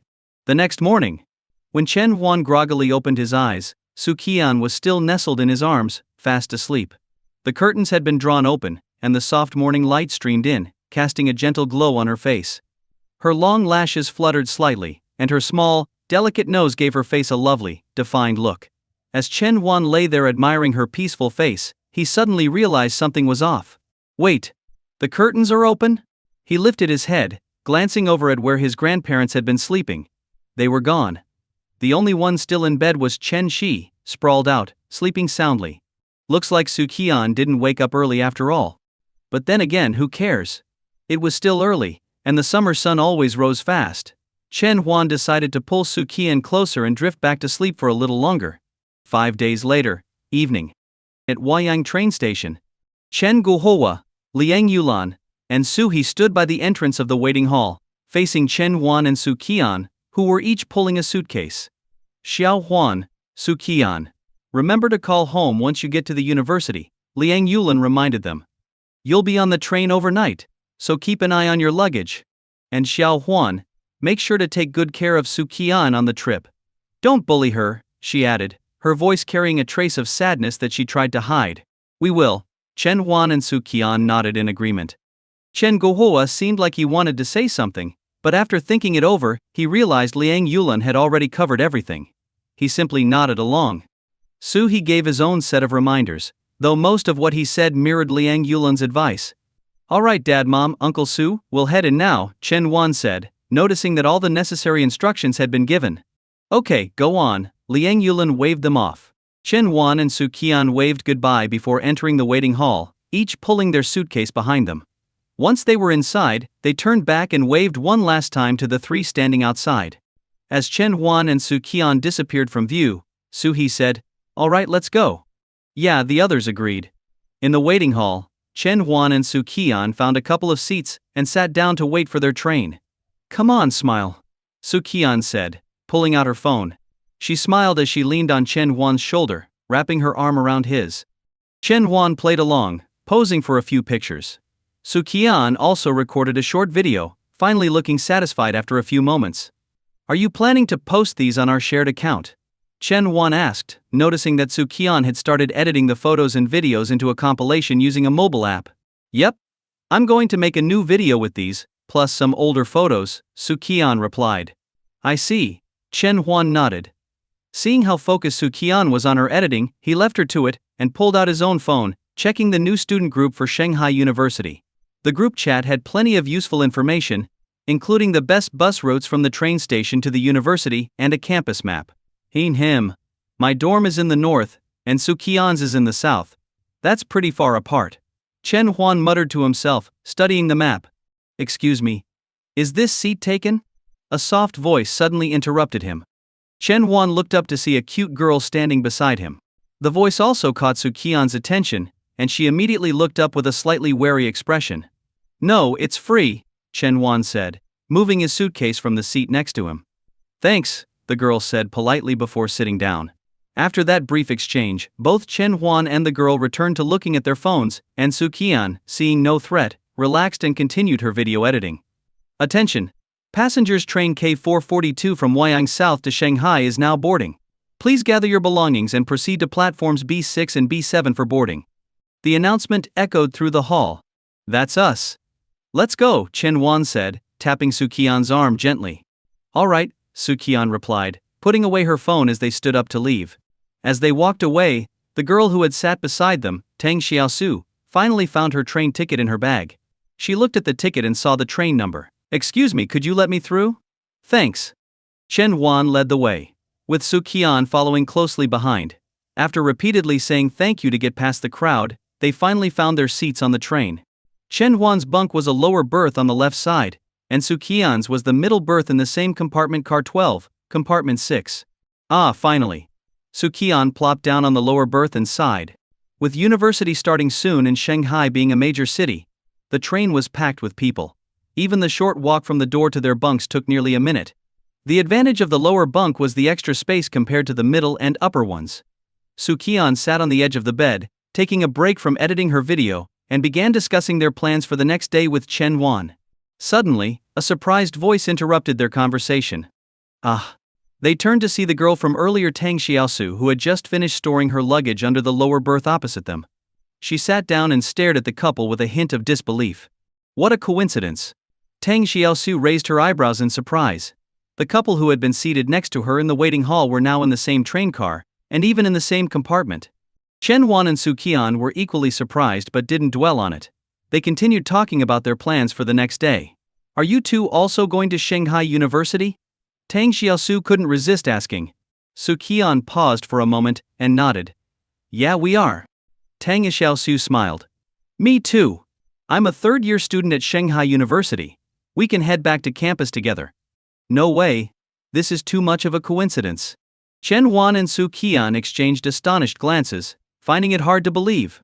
Well then, senior, could you tell us a bit about the university? Like which cafeteria has the best food? And are there any fun places nearby? Su Qian asked eagerly, clearly excited. Sure. Tang Xiaosu laughed. If you're looking for good food, the noodles at the North Second cafeteria are a must-try, especially the chopped chili noodles. In the South Campus, the hot pot at the South First cafeteria is great too. Su Qian's eyes lit up. She quickly pulled out her phone and jotted down notes in her app, making sure not to miss a single recommendation. What about fun places? Su Qian asked with wide eyes. Tang Xiaosu shook her head. The campus is a bit far from the city center, so there aren't many exciting places nearby, but there is a nice street with good snacks. Got it. Su Qian noted that down as well. Thanks, senior. No problem. You'll figure it all out soon enough, Tang Xiaosu replied casually. Then, after a moment of studying Su Qian's face, she asked, Have we met before? Su Qian thought for a moment, then shook her head. I don't think so. I don't recall meeting you. Tang Xiaosu glanced at Chen Huan, who hadn't said much, and then back at Su Qian. There was something familiar about Su Qian's face, but she couldn't quite place it. As for Chen Huan, she had no recollection of him at all. Maybe I'm just imagining things. With that, Tang Xiaosu gave a small nod. Maybe I'm mistaken. After chatting for a bit longer, their conversation wound down. Tang Xiaosu put in her earphones and lay back, watching a drama on her phone. Su Qian chatted with Chen Huan a little more before climbing into her bunk to scroll through videos. The next morning. Smack. Chen Huan lightly patted Su Qian's backside, her body still full of energy. Lazybones, wake up. We'll be arriving in 40 minutes. Su Qian groaned, turning her face toward the wall, refusing to get up. Chen Huan sighed and tickled her neck lightly, knowing it was her weak spot. Su Qian immediately shrank back, trapping his hand under her chin. Okay, Okay, I'm getting up. She surrendered. Su Qian sat up on her bunk, head slightly lowered, and placed her feet on the ladder before reaching out to Chen Huan. He held out his hands and caught her as she jumped down, rewarding him with a quick kiss before heading off to freshen up. The whole scene didn't escape the eyes of Tang Xiaosu, who had already woken up. A pang of envy hit her. She wasn't bad looking herself, and yet no one had ever chased after her like that. Su Qian's hair was a bit disheveled after a night's sleep, but there wasn't much she could do about it on a train. After a quick wash, she returned, brushing through her hair as best she could. Senior, I saw in the new student group that there's a shuttle service picking up freshmen from the station, right? Su Qian asked, sitting down next to Tang Xiaosu. Tang Xiaosu, sipping on a cup of congee, nodded. Yes, during the first few days of the semester, there will be people holding signs at the station to welcome freshmen. You can take the shuttle to campus for free. But, she added, if you're in a hurry, it's better to take a taxi or share a ride. The shuttle bus only leaves when it's full. Su Qian nodded thoughtfully, then blinked at Tang Xiaosu with wide eyes. Senior, why don't we share a taxi with you? Tang Xiaosu smiled. She had no problem sharing a ride back to campus, so she nodded. Sure. The girls' dorms are in the South Campus anyway. I can take you straight to your dorm. Su Qian beamed. That sounds great. When Chen Wan returned from washing up, Su Qian filled him in on the taxi plan. He had no objections. Half an hour later. Dear passengers, the K442 train has arrived at its final destination. Please gather your belongings and prepare to disembark. As the train pulled into the station, Chen Wan, Su Qian, and Tang Xiaosu each grabbed their luggage and exited the train. Under Tang Xiaosu's guidance, they quickly found a taxi and headed to Shanghai University. The campus wasn't located in the city center, so the taxi ride took about half an hour. When they arrived at the university gate, the welcoming staff assumed they were returning students since they hadn't taken the shuttle or stopped by the registration booths. All right, I'll go with the senior to the dorm, and then we'll meet up to get the luggage, Su Qian told Chen Wan. Chen Wan nodded. With Tang Xiaosu helping, he felt reassured. The three parted ways. Tang Xiaosu led Su Qian to the South Campus dorms, chatting along the way. After all, it wasn't every day you saw a couple get into the same university together. Here we are, your dorm is in South Building 7. My room is in South Building 5, room 203. If you need anything, just come find me, Tang Xiaosu said as they reached Su Qian's dorm. Thanks, senior. Su Qian said gratefully. No problem. Tang Xiaosu waved goodbye and turned to leave. As she walked away, she suddenly froze in place. Wait a minute. She finally remembered where she had seen Su Qian before. Isn't she the girl from that viral couple challenge video on Bilibili? Standing under a tree by the gravel road, Tang Xiaosu pulled out her phone and typed couples no kiss challenge into the search bar. Several videos popped up almost instantly. The very first video was from Chen Huan and Su Qian's small channel. 55,000 views, ranked first. Staring at the video thumbnail of the couple, Tang Xiaosu finally realized why Su Qian had seemed so familiar. A beautiful girl always leaves a lasting impression. As for Chen Wan, her memory of him was admittedly a bit blurrier. With a smile, Tang Xiaosu pocketed her phone and continued wheeling her suitcase toward her dorm. Meanwhile, Chen Wan, guided by the campus map on his phone, made his way to his dormitory. North Building 416. After entering the building and registering with the dorm supervisor to collect his key, he lugged his suitcase up to the 4th floor. Panting slightly after reaching the top, Chen Wan finally found his dorm. 411. 413. 416.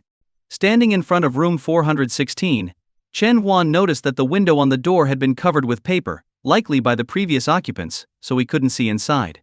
Just as he was about to push the door open, the paper on the glass was ripped away, and the face of a bespectacled boy appeared. The boy spotted Chen Huan standing outside and quickly opened the door, greeting him with a friendly smile. You're also in this dorm, right? I'm Lu Zian, on bed 1. Chen Huan wheeled his suitcase into the room. I'm Chen Huan, bed 3. As Chen Huan entered, he noticed that Lu Zian had been cleaning the dorm room. There was a small pile of dust and debris in the middle of the floor. This surprised him since most college students weren't usually this proactive. I just did a quick sweep. The floor was a bit dirty, so I figured I might as well clean up, Lu Zian explained after seeing Chen Huan's glance at the dust pile. I see, Chen Huan smiled. He placed his suitcase by his bed and joined Lu Zian to finish clearing up the mess. After tidying up, Chen Huan casually asked, Were you the first one here? Lu Zian shook his head. No, I arrived last night. Li Yihan, who's on bed 2, got here even earlier. Glancing at bed 2, Chen Huan noticed that the desk was still mostly bare, much like his own, but the bed had already been neatly made with blankets and pillows. Where is he? Chen Huan asked. Not sure. He went out early this morning, probably had something to do, Lu Ziyan replied. Nodding, Chen Huan returned to his bed and began organizing his belongings. He didn't have much in his suitcase. Blankets and other essentials were waiting for him at the school's mail station, so within minutes, he was finished. Suddenly his phone rang. It was Su Qian calling. Have you unpacked yet? Let's go pick up our packages. Su Qian's cheerful voice came through, catching the attention of Lu Ziyan, whose ears perked up immediately. I'm done. Let's meet at the mail station, Chen Huan replied. Great. See you soon. Love you. Su Qian giggled and hung up. Chen Huan pocketed his phone, only for Lu Ziyan to scoot over curiously. Hey, was that your girlfriend? She's a student here too? Lu Ziyan asked, his tone full of intrigue. Yeah, her name's Su Qian. She's in the School of Economics, Chen Huan said with a nod. How did you already get a girlfriend in college? Lu Ziyan's eyes widened with a mix of awe and envy. We went to the same high school. I'll introduce her to you guys sometime, Chen Huan chuckled before standing up. I'm off to grab my packages. We'll chat more later. Need a hand? Lu Ziyan offered. Nah, it's not too much. I'll be fine. Chen Huan shook his head. Alright, let me know if you need anything, Lu Ziyan said, giving a thumbs up. Chen Huan left the dorm and followed the map toward the mail station. The station was located closer to the southern part of campus, near the girls' dorms, convenient for them, but a bit out of the way for the guys. After a few minutes of walking, Chen Huan spotted Su Qian in a white sundress standing near the mail station, her long legs attracting more than a few glances from passers-by. Changed outfits, huh? Chen Huan thought to himself, then shifted his attention to the girl standing next to Su Qian. The girl had a sweet, girl-next-door appearance. Wow, seems like the quality of students is higher these days. I don't remember college being like this the first time around. At the mail station, Su Qian was chatting with her new dorm mate, Su Yao. They were the first two from room 101 to arrive, so they had come to the mail station together to collect their packages. It seemed fate had brought two girls with the same last name to the same room. Wait, so you and your boyfriend went to the same high school? Su Yao asked, her eyes wide with curiosity. Su Qian smiled and nodded. Yep, he'll be here soon. Oh hey, so that's why you insisted on waiting here, Su Yao teased, nudging Su Qian playfully with her elbow. Hee, Su Qian giggled, but just as she was about to respond, she spotted Chen Huan walking toward them. Xiao Huan. Su Qian waved excitedly. Su Yao looked up and saw a boy waving back at them as he approached. She began sizing him up. He's not exactly handsome, but there's something clean and fresh about his looks. Chen Huan reached them, and Su Qian immediately linked her arm through his, causing a few nearby guys who had been eyeing her to look away in disappointment. This is my roommate. Her last name is also Su Yao, Su Qian introduced. Then, with a squeeze of Chen Huan's shoulder, she added, This is my boyfriend, Chen Huan. After exchanging polite greetings, the three of them headed over to the mail station. Chen Huan had two packages to collect, one with his blankets, and another containing his art supplies, including his drawing board and video equipment. The girls, on the other hand, had three large packages each, filled with clothes and other personal items. And by the looks of it, they were heavy. Staring at the growing pile of luggage, Chen Huan regretted not asking Lu Ziyan to come along to help. Need a hand, guys? A male voice interrupted.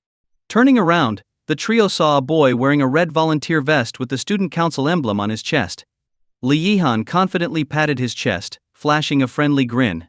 I'm a student council volunteer. Let me help. Sure, I'd appreciate the help, Chen Huan said with a bright smile. Li Yihan raised an eyebrow at him, a look that Chen Huan couldn't quite decipher. Haha, you should always turn to us volunteers for this kind of thing, Li Yihan replied. Chen Huan didn't fully grasp the meaning behind his expression, but having someone help with the luggage was certainly a good thing. Li Yihan eagerly stepped forward, reached down to grab two of the large bags and tried to lift them. Dang, these are heavy. Li Yihan cursed inwardly but kept a calm expression. He casually released the bags and asked Su Qian and Su Yao, which dorm are you in? South 7, room 101, Su Yao answered. Phew, thank goodness it's on the first floor. If it were higher, I'd be dead, Li Yihan thought, relieved. He hoisted one of the bags onto his shoulder. Chen Huan, fully aware of how heavy the bags were, did the same with one of Su Qian's bags, lifting it onto his shoulder. Su Qian and Su Yao tried to grab another bag together, but Li Yihan stopped them. One of you should stay and watch the rest of the luggage while the other leads us to your dorm. These bags are heavy, and you probably won't be able to carry them, Li Yihan said, maintaining his gentlemanly smile. Chen Huan, watching from the side with an amused smile, knew exactly what was going on. It was an unspoken rule in college. Senior students often helped freshmen, especially girls, with their luggage, and sometimes this helpfulness led to more than just a thank you. New students often felt grateful for the first person who helped them in a new environment, which made these interactions productive, to say the least. Chen Huan didn't mind though. Having someone else carry the heavy bags for him was a blessing. Su Qian and Su Yao nodded in agreement. They had already felt how heavy the bags were when they first took them out of the mailroom. So, Su Qian stayed behind to watch the bags while Su Yao led the way to the dorm. Su Yao walked ahead, leading the two guys to the dorm. As they walked, Li Yihan nudged Chen Huan and whispered, "Dude, not bad. You've got a pretty high-quality freshman here." Chen Huan chuckled. "I'm just doing my part to help out a fellow student." Li Yihan's eyes twinkled knowingly. I get it. We're on the same page. Is it too heavy? Do you need help?" Su Yao, walking ahead, turned back and asked, not having heard their conversation. No, we're good. Just chatting a bit," Li Yihan responded with a wave. Su Yao nodded and pointed to a building in front of them. "That's our dorm over there." The three of them entered the dorm building, which was buzzing with activity since it was move-in day for the freshmen. There were even some guys coming in and out, though they had to be escorted by the female students to enter. Being on the first floor was a real advantage at this point. No need to struggle with stairs while carrying heavy luggage. Room 101 was just the second door on the left. After dropping off the luggage in the dorm, Chen Huan and Li Yihan both took a deep breath, relieved to be done with the heavy lifting. They then headed back for the second load. On the third trip, Su Qian and Su Yao helped out by carrying some of the smaller bags, and together, they finally brought everything into the dorm. "All done," Li Yihan announced, placing the last bag on the floor and dusting off his hands. "Thank you, senior," Su Qian and Su Yao said in unison. Hearing their gratitude, Li Yihan felt invigorated. It was as if all the tiredness from earlier had evaporated. Su Qian pulled a pack of tissues from her pocket and handed it to Chen Huan. Chen Huan took 2 tissues and passed the rest to Li Yihan. At this point, Li Yihan had completed his task, and it seemed like the perfect time for him to bow out. However, if he left now, all that hard work would have been for nothing. Clearing his throat, Li Yihan said, "I know my way around the school pretty well. Let's exchange contacts in case you have any questions or need directions." His intentions were obvious, though he phrased it as if he were simply being helpful. Su Yao, still oblivious, happily nodded. "Sure. I'll add you on QQ. Got it." Li Yihan thought triumphantly, his face composed as he swiftly pulled out his phone and added Su Yao's QQ. Then he turned his gaze to Su Qian. Su Qian, with a knowing smile, wasn't fooled by Li Yihan's ploy. She glanced at Chen Huan, who was watching with a grin, and said, "My phone's dead from the long train ride. How about you give me your number, and I'll call you if I need anything?" Li Yihan was caught off guard for a second but quickly nodded. "That works too." He scribbled his number on a piece of paper and handed it to Su Qian. "Don't forget to call once your phone is charged." "Got it," Su Qian replied with a sweet smile. It was time for Li Yihan to make his exit, and he knew it. "Well, I'll be off now," he said, turning to Chen Huan. Chen Huan shook his head with a grin. "You go ahead. I'll stick around a bit longer to see if they need any more help." "Too eager, my friend," Li Yihan thought with a sigh but didn't argue. He waved goodbye and left on his own. As Li Yihan's figure disappeared, Chen Huan turned to Su Qian. "I think I'll head out too." "Wait, I'm coming with you," Su Qian said, picking up the small bag belonging to Chen Huan, her face lit up with a smile. Chen Huan glanced at the bag. It wasn't too heavy, so he nodded and picked up the larger one. "Su Yao, we're heading out now," Su Qian called. Su Yao pretended to be annoyed and waved them off. Go, don't make me, a single girl, suffer from your public displays of affection." He, Su Qian giggled, playfully nudging Chen Huan with her hip. "Let's go, darling." Su Yao faked a gag, waving her hand dramatically to shoo them away. As they walked out of the dorm, Chen Huan casually said, "So, are you going to hand over that little note?" Su Qian pretended not to understand. "What note?" "The one from that senior just now," Chen Huan clarified. Nope, I'm keeping it. I still need to ask the senior for help with some things I don't understand, Su Qian teased, glancing at Chen Huan mischievously. Hey, are you jealous? She asked with a grin. No, I'm just trying to help you avoid some troublesome seniors. I don't care. You're jealous. Back in North Building 416, Li Yihan walked into the dorm wearing his red volunteer vest, looking excited. I'm back, boys, he shouted. I'm back, guys. Li Yihan's excited voice echoed through the dorm as he walked in, catching Lu Ziyan, who was sitting nearby, a little off guard. That outfit you're wearing, Lu Ziyan said, noticing the red volunteer vest Li Yihan had on. Li Yihan, unable to hide his enthusiasm, replied, Oh, this. I got it from the senior students in the student council. Before school even started, I made sure to get in good with them in the new student chat groups. Lu Ziyan nodded, understanding how Li Yihan had gotten his volunteer outfit. However, he still looked puzzled. But why volunteer? You're a freshman yourself. I went to help with the freshman orientation, Li Yihan said, trying to sound casual, though his face betrayed his smugness. Orientation? But aren't you a freshman too? Lu Ziyan was baffled. Yeah, but that doesn't stop me from helping out, does it? Li Yihan raised an eyebrow, looking pleased with himself. Doesn't it? Lu Ziyan was starting to get confused. Seeing Lu Ziyan's perplexed expression, Li Yihan couldn't hold back his excitement any longer and eagerly explained everything. A few days before the semester started, I rented a hotel room near the campus and did a little reconnaissance. I familiarized myself with the campus, particularly the routes from the orientation buses to the dorms and various apartment buildings. That's how I got involved in the orientation team. Of course, most of the freshmen I helped were girls, Li Yihan added with a grin. As Li Yihan proudly recounted his master plan, Lu Ziyan was left dumbfounded. He couldn't believe this was actually happening. You could do that? As a new student himself, Lu Ziyan felt like he was still adjusting to his role. Yet here was Li Yihan, already running wild and carefree like a horse galloping across a vast green field. The stark contrast left Lu Ziyan reeling. Let me tell you, I just ran into two stunning freshmen at the mailroom, surrounded by a mountain of luggage. Even though there was already a senior helping them, I managed to step in and got their QQQ contacts, Li Yihan boasted. Really? Lu Ziyan's eyes lit up, his curiosity piqued. Despite his usual calm demeanor, he couldn't hide his excitement at the prospect. Of course. They're from the economics department, Su Qian and Su Yao. I'd say they're probably the best looking freshmen this year, Li Yihan continued, feeling invigorated just talking about them. He swore Su Qian was the most beautiful girl he had seen among the new students. Su Qian? Lu Ziyan froze. The name sounded familiar, as though he had heard it somewhere before. He tried to remember but couldn't quite place it. Still, his admiration for Li Yihan grew. Meanwhile, outside the north dormitory, Chen Huan carried a large bag while Su Qian held a smaller one. They walked along a path lined with bikes and laundry racks, making their way toward the dorms. The journey from the south campus to the north was long, and Chen Huan's arms were aching from carrying his luggage. He had to constantly shift the weight to ease the strain. Almost there, Chen Huan muttered, finally spotting the dorm entrance. He stopped to catch his breath under a large tree just outside.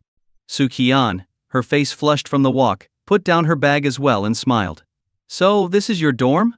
I'll remember it, she said, glancing at the building. Chen Huan turned around, set down his bag and gently touched Su Qian's reddened cheeks. Did you really come all this way just to memorize where my dorm is? I could have just told you later. No way, Su Qian shook her head. I need to walk it with you so I can remember. Chen Huan sighed, then reached out his hand. Give it to me. Oh, Su Qian rummaged through her pocket and handed Chen Huan a small piece of paper. Satisfied, Chen Huan patted her head. Stay away from seniors like that in the future, okay? Got it. Su Qian giggled, smiling sweetly. All right, I'll head up then, Chen Huan said, placing the small bag atop the larger one and gripping both securely. Wait, aren't you forgetting something? Su Qian called out, her big watery eyes gazing at him affectionately. Forgetting what? Chen Huan glanced down at the luggage in his hands, confused. You dummy. Su Qian rolled her eyes. Chen Huan, still holding his bags, looked up just in time for Su Qian to lean in close, catching him off guard. He instinctively backed up, his body pressing against the large tree behind him. They locked eyes, and with Su Qian's hands resting on the tree, she leaned in further. Mua. Huo. A passing freshman couldn't help but exclaim. His mouth hung open in shock, eyes wide as he watched the scene unfold. University life is amazing, he thought, suddenly filled with excitement for his own college experience. Don't forget to give me a goodbye kiss next time, Su Qian teased, pulling back and gently flicking Chen Wan's forehead with her fingers. Was I just wall-pinned? Chen Wan thought, licking his lips as he considered retaliating, but decided to let it slide since his hands were full. He still couldn't quite place the flavor of the lip balm she'd used. It was getting harder to identify ever since he bought her more of them. Maybe one day, he mused, I'll be able to assign different flavors to different days of the week. Are there even enough flavors for that? Lost in thought for a moment, Chen Wan eventually spoke again. All right, I'm really going now. Go on, Su Qian said, standing with one hand behind her back and waving with the other. Chen Huan picked up his bags and made his way to the dorm entrance. Just before stepping inside, he glanced back to see Su Qian still standing there, smiling softly in his direction. She waved again as their eyes met. Chen Huan turned and entered the building, carrying his luggage up the stairs to the 4th floor. After finally reaching his floor, he paused to catch his breath, setting the bags down for a moment before heading toward his dorm. Inside room 416, the last of the roommates, Li Chengqiu, had arrived. He was seated with Lu Ziyan, both of them listening to Li Yihan animatedly recount his latest exploits. I've been scoping things out all day, and I've gotta say, the quality of the new freshmen this year is pretty impressive, Li Yihan said, facing away from the door as he chatted excitedly. Just then, the door swung open, and Chen Huan appeared in the doorway. Chen Huan's back, Lu Ziyan called out from his spot by the window, immediately noticing him. Li Yihan stood up and turned around, his eyes widening in recognition. "Ho! It's you." A long silence settled in. Chen Huan looked at the familiar face in the dorm room but didn't know what to say for a moment. Li Yihan was equally at a loss for words, while Lu Ziyan and the newly arrived Li Chengqiu seemed completely bewildered. "What's going on with you two? Why aren't you saying anything?" Lu Ziyan asked curiously. Chen Huan shook his head. "It's nothing, just a little misunderstanding from earlier." Li Yihan let out a hearty laugh, shaking off the awkwardness. He glanced at the bags in Chen Huan's hands and said, "I thought you were here to help with the orientation too. Didn't expect you were just picking up your luggage."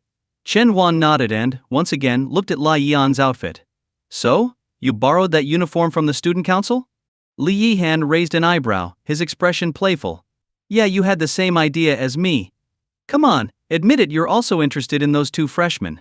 Chen Huan chuckled and nodded, marveling at how quickly things had changed. In just a short while, the senior he'd run into had become his roommate. But wow! Using this method to approach girls, Li Yihan really was something else.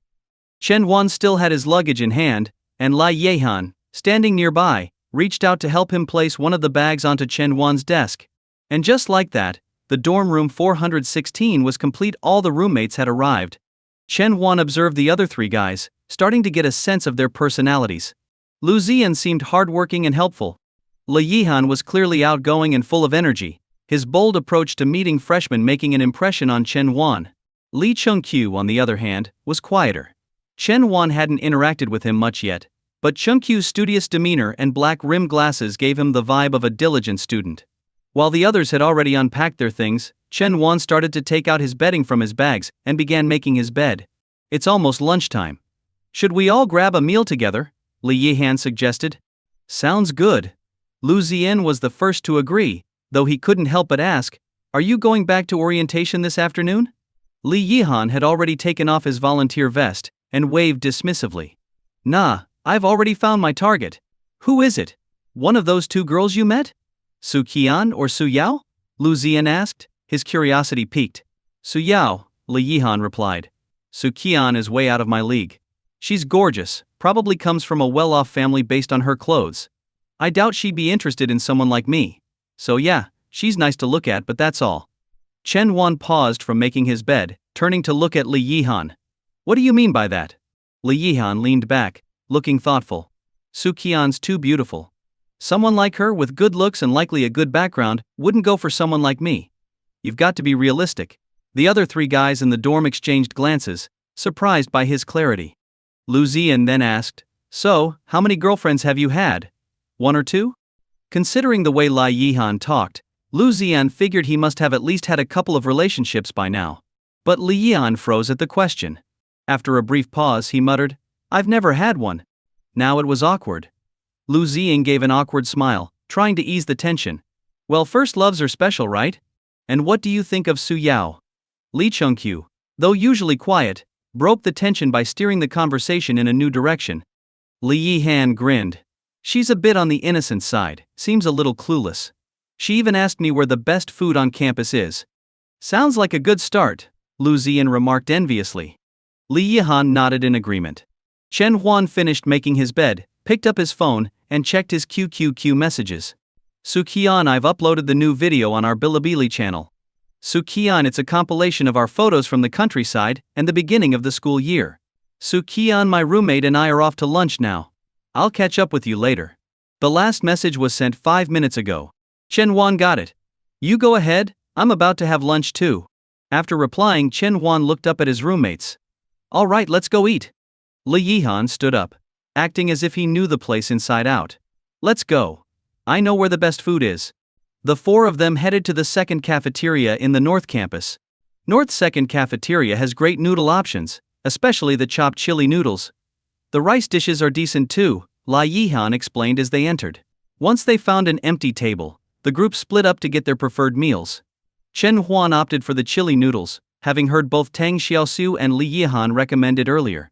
When he returned with his noodles, Li Yihan and Li Chengqiu were already back with their rice dishes. Shortly after, Lu Ziyan joined them with his meal. As they ate, Lu Ziyan couldn't help but ask, Hey Li Yihan, can I borrow that volunteer vest this afternoon? Li Yihan glanced at him. You want to help with orientation too? Lu Ziyan chuckled awkwardly. The truth was he was a bit envious of Li Yihan's success. Seeing how Li Yihan had already struck up a conversation with a girl made him want to give it a try. Thinking about how even Chen Huan had a girlfriend made his desire to try even stronger. Sure. But don't tell anyone you're an upperclassman. Just say you're a volunteer. Otherwise, if they find out later, it might hurt your chances. Don't worry. Lu Ziyan replied confidently, patting his chest. So, were those two girls you met this morning really that pretty? Lu Ziyan asked, getting excited about his upcoming orientation stint. Li Yihan grinned. Oh yeah, I spent the whole morning at the orientation stand, and Su Qian was by far the most stunning. She's one of those girls that just takes your breath away. But as he was speaking, Li Yihan suddenly stopped, his gaze fixed on the entrance to the cafeteria. What's wrong? Lu Ziyan asked, noticing his sudden pause. He followed Li Yihan's gaze toward the door. His eyes went wide. Holy crap, what a beautiful girl. At the cafeteria entrance, Su Qian and Su Yao were walking in, arm in arm. The sunlight bathed them in a golden glow, making them look even more radiant. Just as Li Yihan and Lu Ziyan spotted them, Su Qian's eyes lit up. She had seen Chen Huan sitting at the table and immediately headed toward him.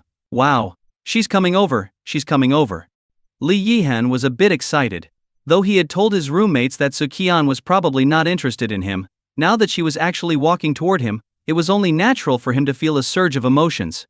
Could it be that she actually likes me? No way, no way. Is my charm really that strong? Stay calm. I can't lose face in front of them, or my entire college life might be over. Wait a second. Li Yihan suddenly remembered something and turned his gaze sharply toward Chen Huan, who was sitting with his back to the entrance of the cafeteria, eating quietly. If Su Qian saw Chen Huan, wouldn't she realize that we're roommates? And then find out that I'm just a freshman? Li Yihan was currently chatting with Su Yao, but only in the usual senior-junior kind of way. He had planned to talk to her more over the next few days before confessing the truth. If she found out now, things could get awkward. Chen Huan, Li Yihan called softly. Chen Huan was engrossed in a video on Bilibili from Su Qian's alternate account. Hearing Li Yihan's voice, he paused the video and looked up. What is it? Su Qian and Su Yao are coming over. Please, just take your bowl and leave. I don't want them to find out. It could complicate things between me and Su Yao, Li Yihan said urgently. Su Qian is coming?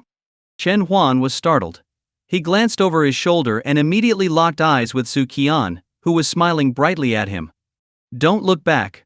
Hurry, they're almost here. Li Yihan was getting more anxious. But Chen Huan didn't move. He put down his chopsticks and sighed, somewhat helplessly. I think it's already too late. Li Yihan didn't quite understand, but then he saw Chen Huan stand up, turn to Su Qian, and casually ask, What are you doing eating at the North Campus cafeteria? Su Qian pouted. What? I'm not welcome here? What? Li Yihan was stunned. Not just him, but Lu Ziyan and Li Chunqiu were equally shocked. How did Chen Wan know the most beautiful freshman Li Yihan had been talking about? Oh! Now I remember. Chen Wan once told me he had a girlfriend, and her name was Su Qian, Lu Ziyan exclaimed, slapping his forehead. Now it made sense why the name Su Qian had sounded so familiar when Li Yihan first mentioned it. Li Yihan whipped his head toward Lu Ziyan. What? Meanwhile, Su Yao, feeling a bit awkward, spoke up softly. It was my idea to come to the North Campus cafeteria. I heard the noodles here are pretty good, and I really like noodle dishes, so we came over. As she spoke, she glanced at Li Yihan, who was sitting with his head lowered, and gave a small huff, turning her head away. Chen Huan noticed this too, but all he could do was silently wish Li Yihan luck. After all, it was his choice to get involved with both Su Qian and her roommate. What are you eating? Su Qian asked, looking at where Chen Huan had been sitting. Chopped chili noodles. Pretty good, Chen Huan replied. Let me try, Su Qian said, walking over. She bent down, held her hair with one hand, and picked up some noodles with the chopsticks Chen Huan had just used, taking a bite. Li Yihan and the others stopped eating altogether, watching the scene in envy, jealousy and frustration, while Chen Huan remained as composed as ever. Damn, we're all freshmen! How can the gap between people be so wide? Wow! This is really good! Su Qian's eyes lit up after tasting the noodles. She quickly stood up and dragged Su Yao along to buy some for themselves. After they left, Chen Huan returned to his seat. Wow, Chen Huan. So your girlfriend is the Su Qian that Li Yihan's been talking about, Lu Ziyan said with envy. Chen Huan casually explained. I happened to meet Li Yihan when I was helping Su Qian carry her luggage. Li Yihan, meanwhile, was frantically messaging Su Yao on QQ, trying to explain the situation. However, whether it was because Su Yao was busy ordering food or because she simply didn't want to reply, there was no response. Su Yao might have seemed a little naive, but she wasn't stupid. When she saw Li Yihan sitting with Chen Huan and the others, everything clicked into place. As they waited for their noodles, Su Qian heard the constant pinging of Su Yao's phone and asked, Why aren't you checking your messages? Su Yao pulled out her phone and blocked Li Yihan on QQ, her face showing a hint of resentment. I don't want to deal with him. Su Qian glanced at the messages on Su Yao's screen and quickly realized that Li Yihan was the one trying to reach her. But her reaction was different. Her opinion of Li Yihan didn't change much. In fact, it hadn't even diminished. After all, if a few words of senior could get her boyfriend, Chen Huan, to help carry her luggage a few times, it was a pretty good deal. But Su Yao probably didn't see it that way. Back in the dormitory after lunch, Chen Huan, Lu Ziyan, Li Yihan, and Li Chunqiu settled in. Lu Ziyan excitedly put on his volunteer uniform to welcome new students, while Li Yihan continued staring at his phone. Li Chunqiu, on the other hand, pulled out a textbook on advanced mathematics. What the heck, you're already starting to study? We haven't even started military training yet, Chen Huan exclaimed, now understanding how one of their seniors, Hu Jun, must have felt. Li Chunqiu adjusted his black-framed glasses and smiled. I just want to look ahead a bit. I heard advanced math in college is tough, so I'm getting a head start. Did you buy that book from an upperclassman? Chen Huan asked, glancing at the textbook in Li Chunqiu's hand. Yeah, Li Chunqiu nodded. My sister helped me find it. She just graduated from our university this year. Impressive, Chen Huan said, giving him a thumbs up. It was August 30th, and military training at Shanghai University would begin on September 1st. All freshmen had to undergo 2 weeks of rigorous training. Chen Huan returned to his seat, pulled out his phone, and resumed watching the Bilibili video he hadn't finished. The video was a slideshow of photos, with Su Qian's voice narrating each one, briefly explaining what was happening in each picture. There were about 20 photos, and some of them were of moments Chen Huan hadn't even noticed Su Qian capturing. In some he was helping his grandma in the garden, with Su Qian smiling brightly and flashing a peace sign. In others, Su Qian had draped an arm around Chen Huan's neck, their faces close together in a candid shot. Each photo, a brief voiceover. The last photo in the video was taken at the train station, showing Chen Huan and Su Qian. We're off to college, Su Qian's voice rang with excitement and joy. The video ended there, and as usual, Chen Huan scrolled through the comments section. Muyus, I'm single. But I like watching these videos. Is that normal? Best Supporting Actor 0013 Daily Questions. Does your wife have a boyfriend? When are you and your girlfriend breaking up? Would you mind adding one more? South Wind Confidant. Damn it. I don't have the luck of Kyo, but I have his ambitions. No regrets, I feel awful eating this dog food. But I can't bring myself to unfollow you because of your girlfriend. These first few comments were all from guys poking fun, clearly part of the brotherhood of single men. Chen Huan silently downvoted those comments and continued scrolling, where the rest of the comments were more normal. God Emperor Mo, the uploader is just starting college. Flash Rainbow, I love the content you upload, but I hate how slow you are to update. Xiao Yu, 2 lemon trees grow lemons, and you and I sit under them, I'll admit. I'm feeling jealous. Seeing these more reasonable comments, Chen Huan smiled in satisfaction. He checked the video's view count, just over 2,000, but there were dozens of comments, probably because the followers noticed the small account had updated. Their side account, Qianchang Wanmo, now had around 3,000 followers. Some were attracted by a special Kixi festival video they had posted, while others came from a shoutout by Ling Xiaoqi. The Kixi video had gone viral at the time, riding the wave of the festival, so their follower count grew quickly, almost rivaling Su Qian's main account. Ding Dong, it was a message from Su Qian on QQ, likely sent after she returned to her dorm. Su Qian, did you watch the video? Chen Huan, yeah, finished it. When did you record the voiceover? Su Qian, hee. The night before we left for college. Chen Huan realized what she meant. They had left his grandma's house the night before, so Su Qian must have already picked out the photos and written the script that night. Chen Huan, I saw a lot of shady comments. Su Qian, don't worry, I'll deal with them for you. Su Qian fist-punching.jpg. Su Qian, by the way, we haven't updated the main account in a while, have we? Chen Huan thought back and realized the last video they uploaded was during Kixi, a drawing of the two of them walking through a snowy landscape. It had been half a month. Yeah, it was time for an update. Su Qian, let's record a video tomorrow. Chen Huan, sure, where should we do it? On campus?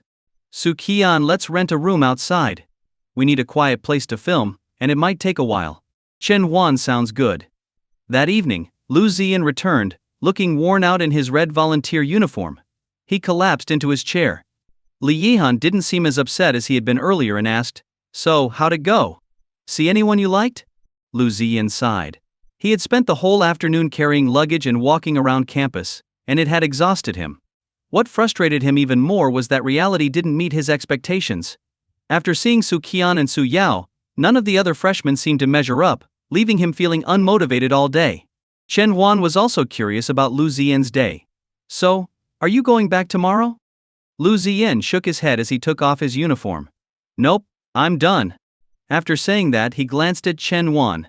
By the way, what do the other 2 girls in your girlfriend's dorm look like besides Su Yao? Chen Huan? Li Yihan raised an eyebrow. You're thinking about setting up a dorm date? Lu Ziyan chuckled. Well, you know, having Chen Huan as a connection gives us an advantage. And besides, wouldn't this be a good chance for you to get closer to Su Yao? Lu Ziyan's suggestion made Li Yian's eyes light up.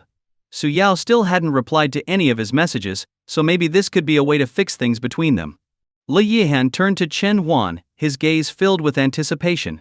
Chen bro, Huan bro. Talk to your girlfriend, see if we can have a dorm get-together after military training. Yeah, Li Yihan chimed in.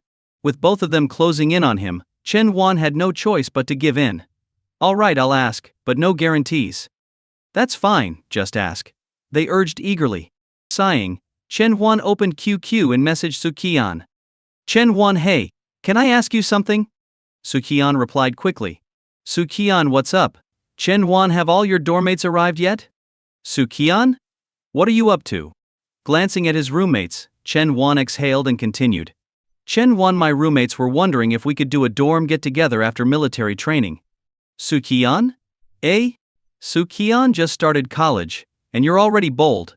Knock-on-forehead.jpg. Chen Huan, it's not me, it's my roommates who want to do a get-together. Su Qian, I see. Well, everyone in our dorm is here now. I'll ask them and get back to you later. Chen Huan, great, thanks. Alright, I've asked. We'll know soon enough, Chen Huan said to his roommates. Awesome. Chen bro, you're the best. Lu Ziyan grinned. You're a real friend, Li Yihan added, patting Chen Huan's shoulder in approval. After a short wait, Chen Huan's phone dinged with a new message. Su Qian had sent an OK hand emoji. It's on! Chen Huan shouted. Chen bro, you're amazing.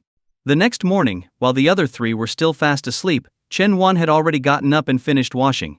By the time he returned to the dorm, Lu Ziyan groggily stirred from his bed. Chen Wan, why are you up so early? He asked. I'm going to take care of something off campus. I'll be back by evening, Chen Wan replied, drying his hair. Oh, okay, Lu Ziyan muttered. Then flopped back down to sleep. Chen Wan packed up his drawing tools and video equipment, grabbed his phone, and quietly left the dorm, carefully closing the door behind him. Xiao Huan. And at the university gate, as Chen Wan searched for Su Qian, a familiar voice called out from his left. He turned to see Su Qian waving at him, dressed in a khaki t-shirt and short shorts. She jogged over, her long slender legs glowing in the summer sun. All right, let's go, Su Qian said with a bright smile, linking her arm with Chen Wan's. The two walked out of the campus and headed towards a nearby hotel. There were many internet cafes and small inns around the university, so even though they weren't familiar with the area, they could easily spot the signs of various hotels. They found one that looked decent and walked inside. Hi, we'd like a room, please. A quiet one with good soundproofing, Chen Wan said, placing his ID on the counter. The hotel receptionist glanced at them but didn't say a word, proceeding with the check-in process. Room booked, payment made, keys handed over. Chen Wan and Su Qian took the keys and headed upstairs. The room was on the second floor, tucked away in a quiet corner, just as they had asked. It wasn't big, but it was more than enough for recording their video. All right, let's get ready, Chen Wan said, placing his bag on the bed, ready to unpack. Before he could start, Su Qian gently tapped his shoulder. He turned to see her leaning in, her fingers lifting his chin as she teased in a sultry voice, "What's the rush, man?" Su Qian had suddenly switched to a more seductive tone, and Chen Wan blinked in surprise, immediately dropping the bag in his hand. With a playful pounce, Su Qian pushed him onto the bed, resting her chin on his chest and gazing at him with her big, bright eyes. Chen Wan felt a bit uncomfortable with her chin pressing into his chest, but when he lifted his head, he saw Su Qian's smile and her expressive eyes. How about a kiss first? Su Qian asked, her demeanor shifting into that of a shy girl next door. Not just one, two, Chen Wan replied. Fine, I'll allow it, she said playfully. Their lips met, and the atmosphere grew warm. I can't. Chen Wan gasped, lying on the bed, his swollen lips parting as he called out. Su Qian, her eyes sparkling with excitement, teased him. A man should never say he can't. But we haven't even started recording the video. Chen Wan's next words brought Su Qian back to reality. She pouted, all right. With one last quick kiss, they both sat up from the bed. Taking a deep breath, Chen Wan got up and searched for his bag, which he had tossed aside earlier. Finally finding it by the bed, he opened it and began pulling out his drawing supply sketchpads, a tripod, and various tools. He set up the sketchpad in the room's open space, adjusted his phone on the tripod, and turned it to silent mode, making sure the camera angle was just right. What are you drawing this time? A sketch? Su Qian asked, watching from the side. As Chen Wan arranged his pencils and erasers, he replied, No, I'm drawing chibi versions of us. Chibi versions of us? Su Qian blinked. Yeah, I had the idea before. And I even made some drafts, Chen Wan said, pulling out a stack of paper from his bag and handing her the top 2 sheets. This is the version I'm happiest with. Su Qian took the papers and examined them closely while Chen Wan explained. Drawing the chibi versions wasn't too hard. The main challenge was designing the characters themselves. I looked at existing chibi designs and used some of what I've seen before to create versions of us. The first drawing was a chibi version of Su Qian. Her long black hair draped over her shoulders, topped with a small crystal crown, and she wore a flowing blue dress. She stood barefoot, hands behind her back, with her large eyes taking up most of her face, giving her an even cuter look. This was modeled after Su Qian's appearance at a New Year's event back in their second year of high school. Wait a minute, Su Qian looked closely and quickly spotted a hidden detail. There's a tiny figure inside my eyes. Her expression turned to one of pleasant surprise as she flipped to the second page, where she saw a chibi version of Chen Wan, and in his eyes, there was a tiny version of Su Qian. Chen Wan smiled at her reaction. Yep, in my design, we're meant to be looking directly at each other. Su Qian's eyes softened as she gently ran her fingers over the 2 little characters on the page. Chen Wan's chibi version was even more playful, as his character was dressed in a Pikachu hoodie, the same one he had worn during one of Su Qian's pranks. A smile crept across Su Qian's face as she remembered the sight of Chen Wan in that hoodie. In the drawing, however, Chen Wan's chibi character had the hood on, with his hands behind his head, looking slightly reluctant. What made you think of drawing this? Su Qian asked, turning to Chen Wan. who was smiling beside her.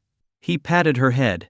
I was thinking about how to represent myself, and this idea popped into my head. Plus, I know you like it. Su Qian leaned over and gave him a light peck on the cheek. I love it. I'm also planning to turn these chibi characters into a comic series. It'll be a way to capture our daily lives, Chen Wan said as he returned to the sketchpad, preparing his tools. Alright, I'm ready to start recording, Chen Wan announced once everything was set up. His drawing tools were laid out neatly both for the sake of aesthetics on camera and to make it easier to switch between tools during the recording, which would also help with the video editing later. As the recording began, the room fell into silence. Since it was a single room with only one chair, Su Qian sat on the bed, patiently waiting for Chen Wan to finish drawing. 3 hours later. Done, Chen Wan said, standing up and stopping the recording on his phone. He stretched his back and looked at Su Qian. Your turn? He said with a smile. Su Qian got up, playfully saluting with 2 fingers to her forehead. Roger that. In the hotel room, Chen Wan and Su Qian had just returned after lunch downstairs, getting ready to record Su Qian's video. What song are you singing this time? Chen Wan asked as he helped Su Qian tie up her hair. Su Qian sat quietly in the chair and replied, You probably know this one. It's a high-energy Japanese song, but I'm adding a Chinese version to it. I've heard it too. Which Japanese song? Chen Wan asked. Su Qian smiled. Blue Bird. Blue Bird. Chen Wan was surprised. He definitely knew this song. It was the theme song from a famous anime, and a really beautiful one at that. All done. Chen Wan gently adjusted Su Qian's hair and said. Su Qian's eyes curved into a smile. She picked up her phone and walked over to the mirror in the room. She turned on the camera and positioned it so that her reflection showed half of her body, with the phone in front of her face, conveniently blocking it. Sheesh. Su Qian raised 2 fingers to her lips, signaling for Chen Wan to be quiet. Understanding her cue, Chen Wan stood quietly to the side. She opened the music app on her phone and played the instrumental for Blue Bird. Spread your wings and fly, and you'll reach the end of your dream. Always moving forward. It belongs to me, it belongs to me. The blue sky. Pull. Recording Su Qian's video took slightly less time than Chen Wan's. The whole process filming the video, then recording the audio took about 2 hours. For the Chinese version of Blue Bird, Su Qian didn't use the existing translation. Instead, she used a new version that hadn't been widely released yet. Both of them agreed that the new Chinese lyrics were much better. With the filming done, all that was left was editing. The plan for the day was to finish both the filming and editing, as they knew military training would begin tomorrow, and they would be exhausted. Each of them grabbed a laptop. Chen Wan sprawled on the bed while Su Qian sat at the desk and connected to the hotel's Wi-Fi to begin editing. 1 hour later. Su Qian closed her laptop, having completed the editing and successfully uploaded the video. Now, she only had to wait for Chen Wan to finish, and they could head back to campus. Chen Wan, still sitting at the room's only desk, was deeply focused on editing his video. Bored, Su Qian sat on the bed, swinging her long legs back and forth, and occasionally glancing at Chen Wan. Is it still not done yet? I'm so bored. Feeling a little restless but not wanting to disturb him, Su Qian quietly tiptoed over to see how far along he was with the editing. Standing behind him, she looked at his screen, where the first frame of the video was still being edited, but he was nearing the end. Pouting a bit, Su Qian quietly returned to the bed and checked her phone for messages. There weren't many messages in the university's class group, but the dorm group had a new notification tagging her. Ning Xiaoxu, when are you coming back? At Su Qian. Xu Ming, haha, maybe she won't come back. After all, she has a boyfriend now. Ning Xiaoxu, little train. Choo choo choo choo. Su Yao em, have you guys forgotten? There's a dorm inspection tonight. Xu Ming, oh right. Do you think Su Qian forgot? The next few messages were all from her dormmates, tagging her and sending the same gif. Come back now. Su Qian smiled at the dorm messages. Su Qian, I know, I'll be back soon. After sending the reply, she glanced at Chen Wan again, who was still focused on editing. Sighing, Su Qian lay down on her back and closed her eyes to rest. 1 hour later. Su Qian groggily opened her eyes and checked her phone. It was 5 p.m. The only sounds in the room were the light clicking of the mouse and keyboard. Su Qian turned her head to look at Chen Wan. Still editing? Su Qian sat up, rubbing her eyes, and walked over to him. The room was getting dark, and Chen Wan hadn't turned on the lights. The soft blue glow from the screen made him look a bit cold. Su Qian came up behind him. gently wrapped her arms around his neck, and nuzzled her face against his cheek. Her voice was soft and sweet. Xiao Huan. Awake already? Chen Huan turned, gently stroking her warm cheek. HM, are you done yet? Su Qian swayed slightly, causing Chen Huan to sway with her. Almost. Just a little longer, he said, patting her hand. Okay. Su Qian kissed his cheek, then let go and waited quietly by his side. When Chen Huan said almost, he really meant it. Within 3 minutes, he finished editing the video and uploaded it to his Bilibili account. He shut down his laptop and closed it. All done. Let's head back and we can still catch dinner at the cafeteria, Chen Huan said, packing his laptop into his bag and zipping it shut. Su Qian stretched, grabbed her backpack, and together they left the room. They went downstairs to the front desk, checked out, and headed back toward the university gate. Once they were back on campus, they went straight to the South Campus cafeteria. After dinner, Chen Huan walked Su Qian back to her dorm. Both of them were tired after a long day and didn't linger much. Back at dorm room 416, Chen Huan's roommates were already there. As soon as he walked in, Lu Ziyin spoke up. Chen Huan, I picked up your camouflage uniform. It's on your desk. Thanks, Chen Huan said, glancing at his desk. Sure enough, there was a plastic-wrapped set of military training clothes. That must be the uniform for tomorrow's training. He opened the plastic bag to find a green t-shirt, a hat, a camo jacket, and camo pants. Ding dong. Chen Huan's phone buzzed with a QQ notification. It was a group message from their class advisor. Tomorrow at 9 a.m., meet in front of the department building. Please wear your military training uniforms. Reply to confirm you've received this message at everyone. 1, 2, 5, Chen Huan replied, then announced to the room. The advisor sent out a notice in the group. Got it. Lu Ziyin and the other two replied, also marking their acknowledgement in the group. Anyone want to play League?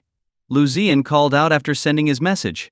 Li Yihan immediately responded, I'm in. Chen Huan, Li Chengqiu, you guys want to join? Lu Ziyin asked. Li Chengqiu shook his head. Nah. Chen Huan also shook his head. Not playing tonight. You guys go ahead. Alright, Lu Ziyin nodded. Li Yihan, let's queue up. Let's go, Ziyin, Lu Ziyin, hurry up. After lunch we need to head straight to the assembly, Li Yihan called out as he, Li Chengqiu, and Chen Huan stood at the door in their camouflage uniforms, looking a bit exasperated at their roommate. We have military training today, and the girls from our class will be there. I need to look my best. Lu Ziyin said seriously as he fussed with his hair. We're in an engineering program. And there are only 4 girls in our class, Li Yihan reminded him. Lu Ziyin paused for a second, but then brushed it off. No problem. There are girls in other classes too. If nothing unusual happens, you'll mostly see guys at the assembly. The ratio of men to women in our school is about 8:1, Li Chengqiu added dryly, always able to cut straight to the point. Ugh. I should have applied to the School of Economics. So many girls there. But here, in engineering, they're so rare, Lu Ziyin grumbled, giving up on fixing his hair and heading out of the dorm, locking the door behind him. Let's go, he said, leading the group downstairs. Like them, many first-year students were dressed in camouflage uniforms, all heading in the same direction. Once they reached the bottom floor, they started walking toward the cafeteria. Chen Huan. Men Ti say. They hadn't gone far when they heard someone calling Chen Huan's name. Chen Huan looked around. He had also recognized Su Qian's voice. Over here. She called again. Chen Huan spotted her standing under a large tree near the dorm. She was wearing a camouflage uniform, just like everyone else, but even without makeup, her natural beauty stood out. Wow. That girl is stunning. Is she a freshman too? Someone nearby commented. Who's going to ask for her number? I'll fully support you. I'll go, but if I get it, don't expect me to share. Lu Ziyin was practically drooling with envy, while Li Yihan and Li Chengqiu remained calm. Li Yihan patted Chen Huan on the shoulder. We'll go ahead and eat first. Chen Huan nodded and started walking towards Su Qian. But before he could reach her, someone else was faster. Another guy in a camouflage uniform approached her, walking briskly.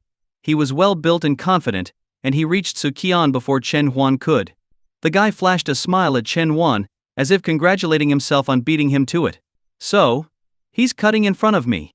Chen Huan slowed his pace, curious to see how Su Qian would handle it. Hi there, I'm Qing Yang from Mechanical Engineering Class 134, the guy introduced himself.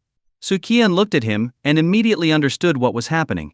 She had seen this scenario countless times since starting college. Hi, What can I do for you? She asked sweetly, her hands clasped behind her back. Well, I have a friend who wants your contact info, the guy stammered. Being this close to Su Qian made him nervous, and his confidence faltered. Su Qian bit her lip to suppress a laugh. Oh, I'm sorry, my family doesn't allow me to give my contact info to strangers. The guy was momentarily stunned, clearly not expecting that response. But he wasn't ready to give up just yet. I think.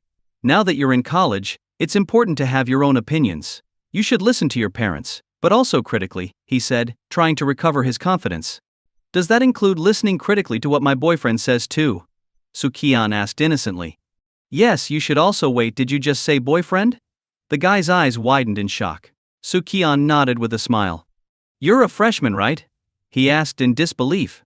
Yep, but does that have anything to do with me having a boyfriend? Su Qian replied with a playful smile.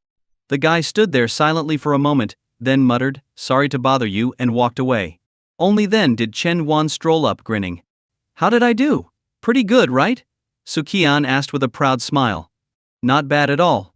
I'm impressed, Chen Wan responded. I thought so too, Su Qian laughed, grabbing his arm and leading him toward a quieter spot. So, why did you come looking for me? Chen Wan asked curiously. Su Qian rolled her eyes. Do I need a reason to come find you?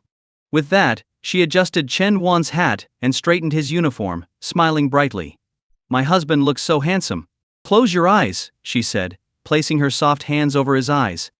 Chen Wan thought she was going to kiss him, but after a moment of waiting, he felt cool lotion being dabbed onto his face.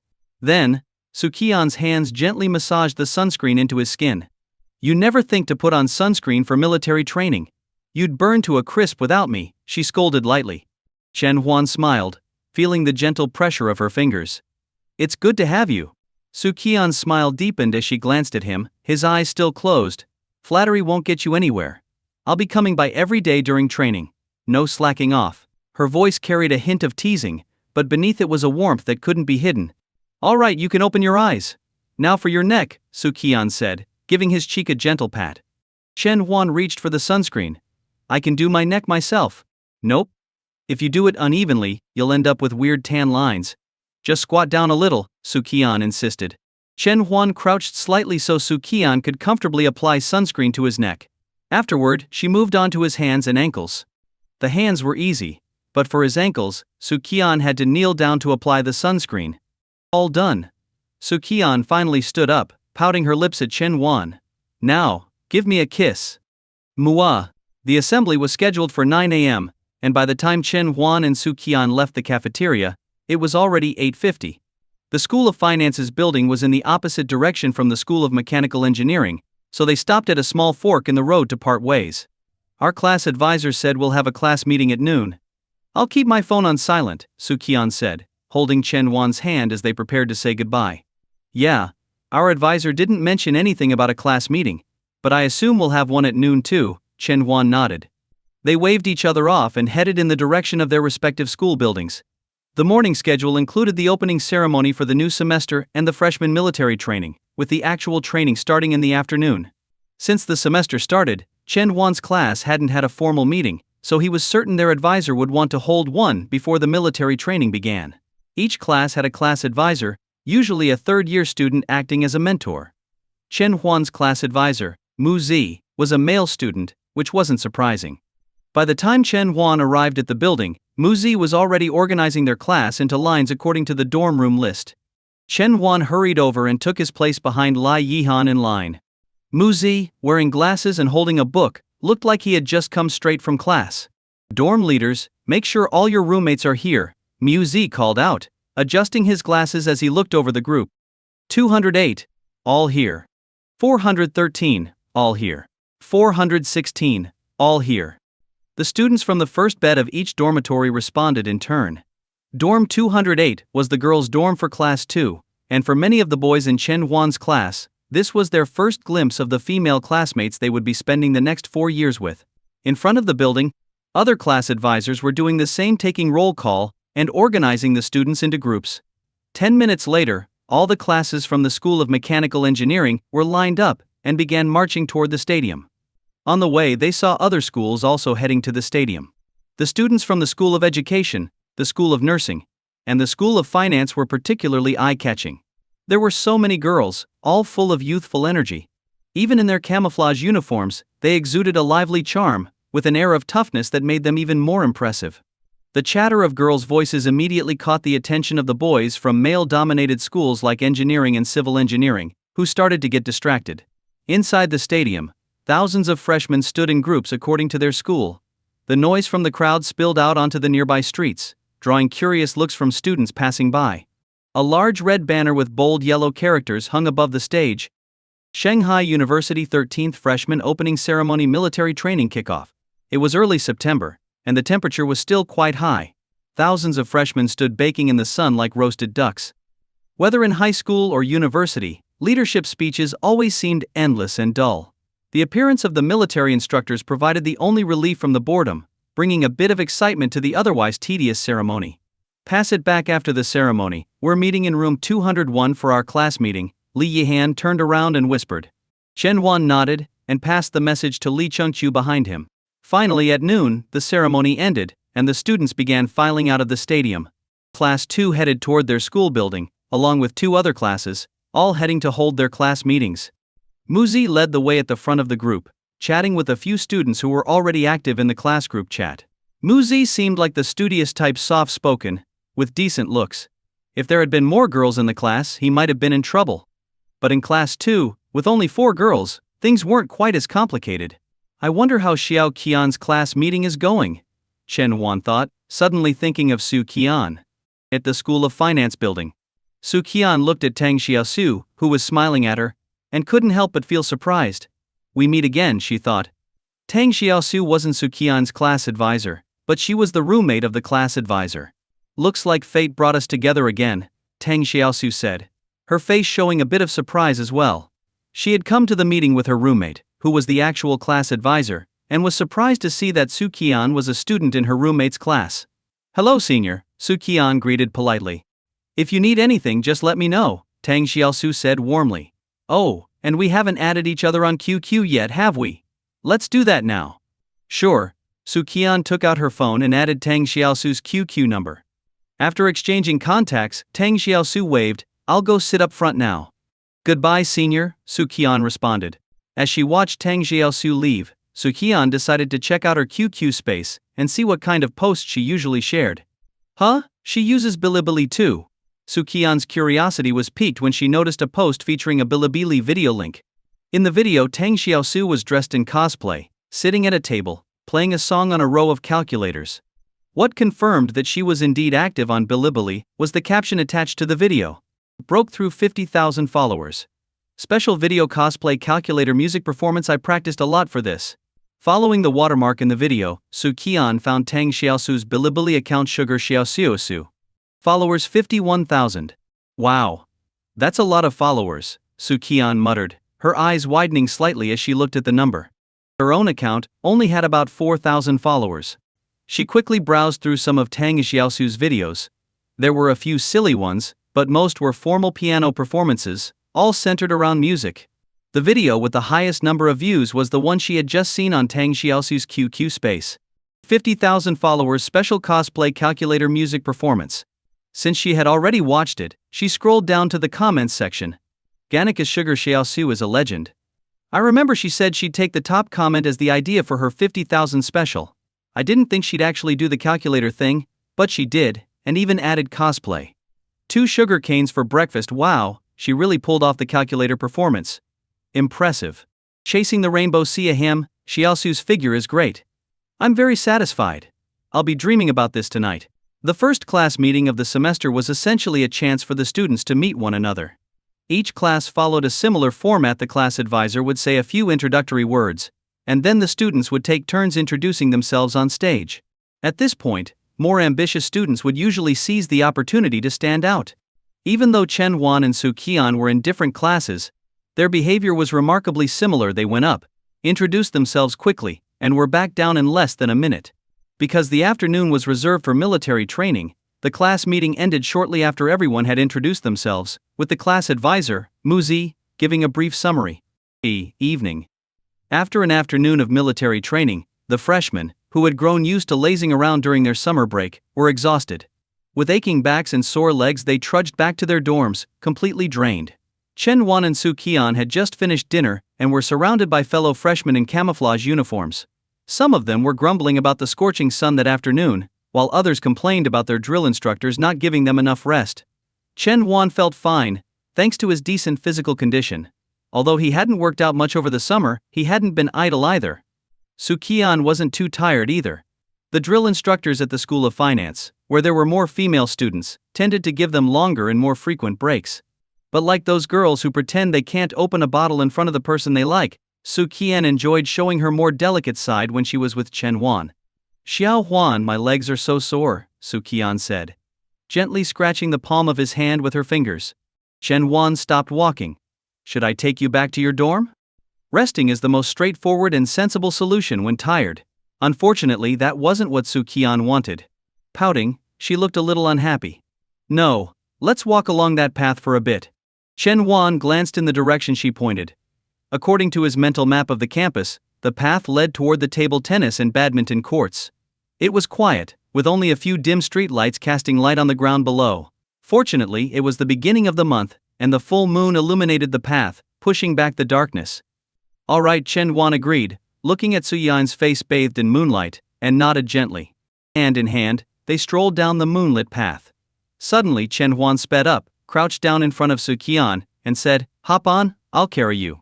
Su Qian smiled softly, her voice quiet. "Aren't you tired?" "This is nothing, it's not even as tiring as running 3 kilometers, Chen Wan replied. Su Qian's eyes crinkled into a smile as she climbed onto Chen Wan's back. With a light bounce, Chen Wan stood up, adjusting his grip to comfortably support Su Qian's legs. This kind of rest is emotional, the kind only girls with boyfriends get to enjoy.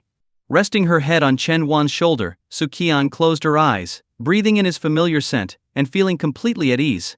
"Today I found out that Senior Tang is also a Bilibili creator, and she has 50,000 followers. That's more than all of our accounts combined," Su Qian mumbled, her eyes still closed as if half asleep, sharing her day with Chen Wan. "Senior Tang? Who?" Chen Wan thought for a moment and said, "Tang Xiaoxiu? Hema." Su Qian responded in a soft voice. "While we were marching today, I heard someone say the group next to us was from your school. I kept looking, trying to spot you, but I didn't see you. I later realized it was the civil engineering school instead. Ugh. I was so annoyed. Our drill instructor said we'll start learning martial arts next week. Once I've learned it, if you bully me, I'll fight back." Su Qian's voice grew softer and softer until it faded away completely. Chen Wan turned his head slightly to look at her. Su Qian's long eyelashes lay softly against her cheeks, her lips slightly parted as if she were murmuring in her sleep. Shaking his head with a smile, Chen Wan carried Su Qian toward the South Campus dorms. "Dummy, did you forget I'll be learning martial arts too?" Chen Wan muttered to himself. "I'll smack your butt when the time comes." "Him?" Su Qian made a sleepy sound, barely registering his words. "Never mind. Go back to sleep," Chen Wan whispered. "Okay," Su Qian mumbled, her head shifting slightly to get more comfortable. They walked on for a while longer before Chen Wan finally reached the dormitory area. The South Campus dorms mostly housed female students, so the paths were busy with girls coming and going. It wasn't unusual to see guys here, but seeing a boy in military uniform carrying a girl in the same outfit caught the attention of several passersby. When they reached the entrance to Su Qian's dorm, Chen Wan gently shook her. "Wake up, we're at your dorm." Su Qian opened her eyes, still a bit dazed, as she slid off Chen Wan's back. Her eyes were half closed, and she seemed only half awake. The fact that she had fallen asleep so quickly showed that, despite appearances, she really was tired from the day. "All right, go get some rest," Chen Wan said, patting her head affectionately. "Okay." Su Qian nodded softly but didn't move, standing still. "What's wrong?" Chen Wan asked, puzzled. "You forgot our goodnight kiss," Su Qian said, still half asleep but remembering this important detail. Chen Wan looked at her sleepy eyes and couldn't help but smile at her persistence. Leaning in, he gave her a quick peck on the lips. "Now you can rest, right?" Chen Wan asked with a grin. Su Qian rubbed her eyes and nodded. "I'm going now." Chen Wan watched as Su Qian entered the dorm before turning to leave. That night, in a rented apartment near Shanghai University, Tang Xiaoxiu sat on the sofa, curiously reading the comments on her latest 50,000 follower special video. She had moved out of the dorms in the second semester of her sophomore year. As a content creator in the music category, she needed a quiet place to record her videos. After gaining more followers and starting to accept advertisements, she decided to rent her own place. As she scrolled through the comments, Tang Xiaosu felt satisfied. Even though there were a few unpleasant ones, they didn't affect her mood. After checking her own profile, she glanced at her feed, which showed updates from the creators she followed. "Oh, this one has a new video too," Tang Xiaosu said with a smile, clicking on the latest video from Little Juan the artist.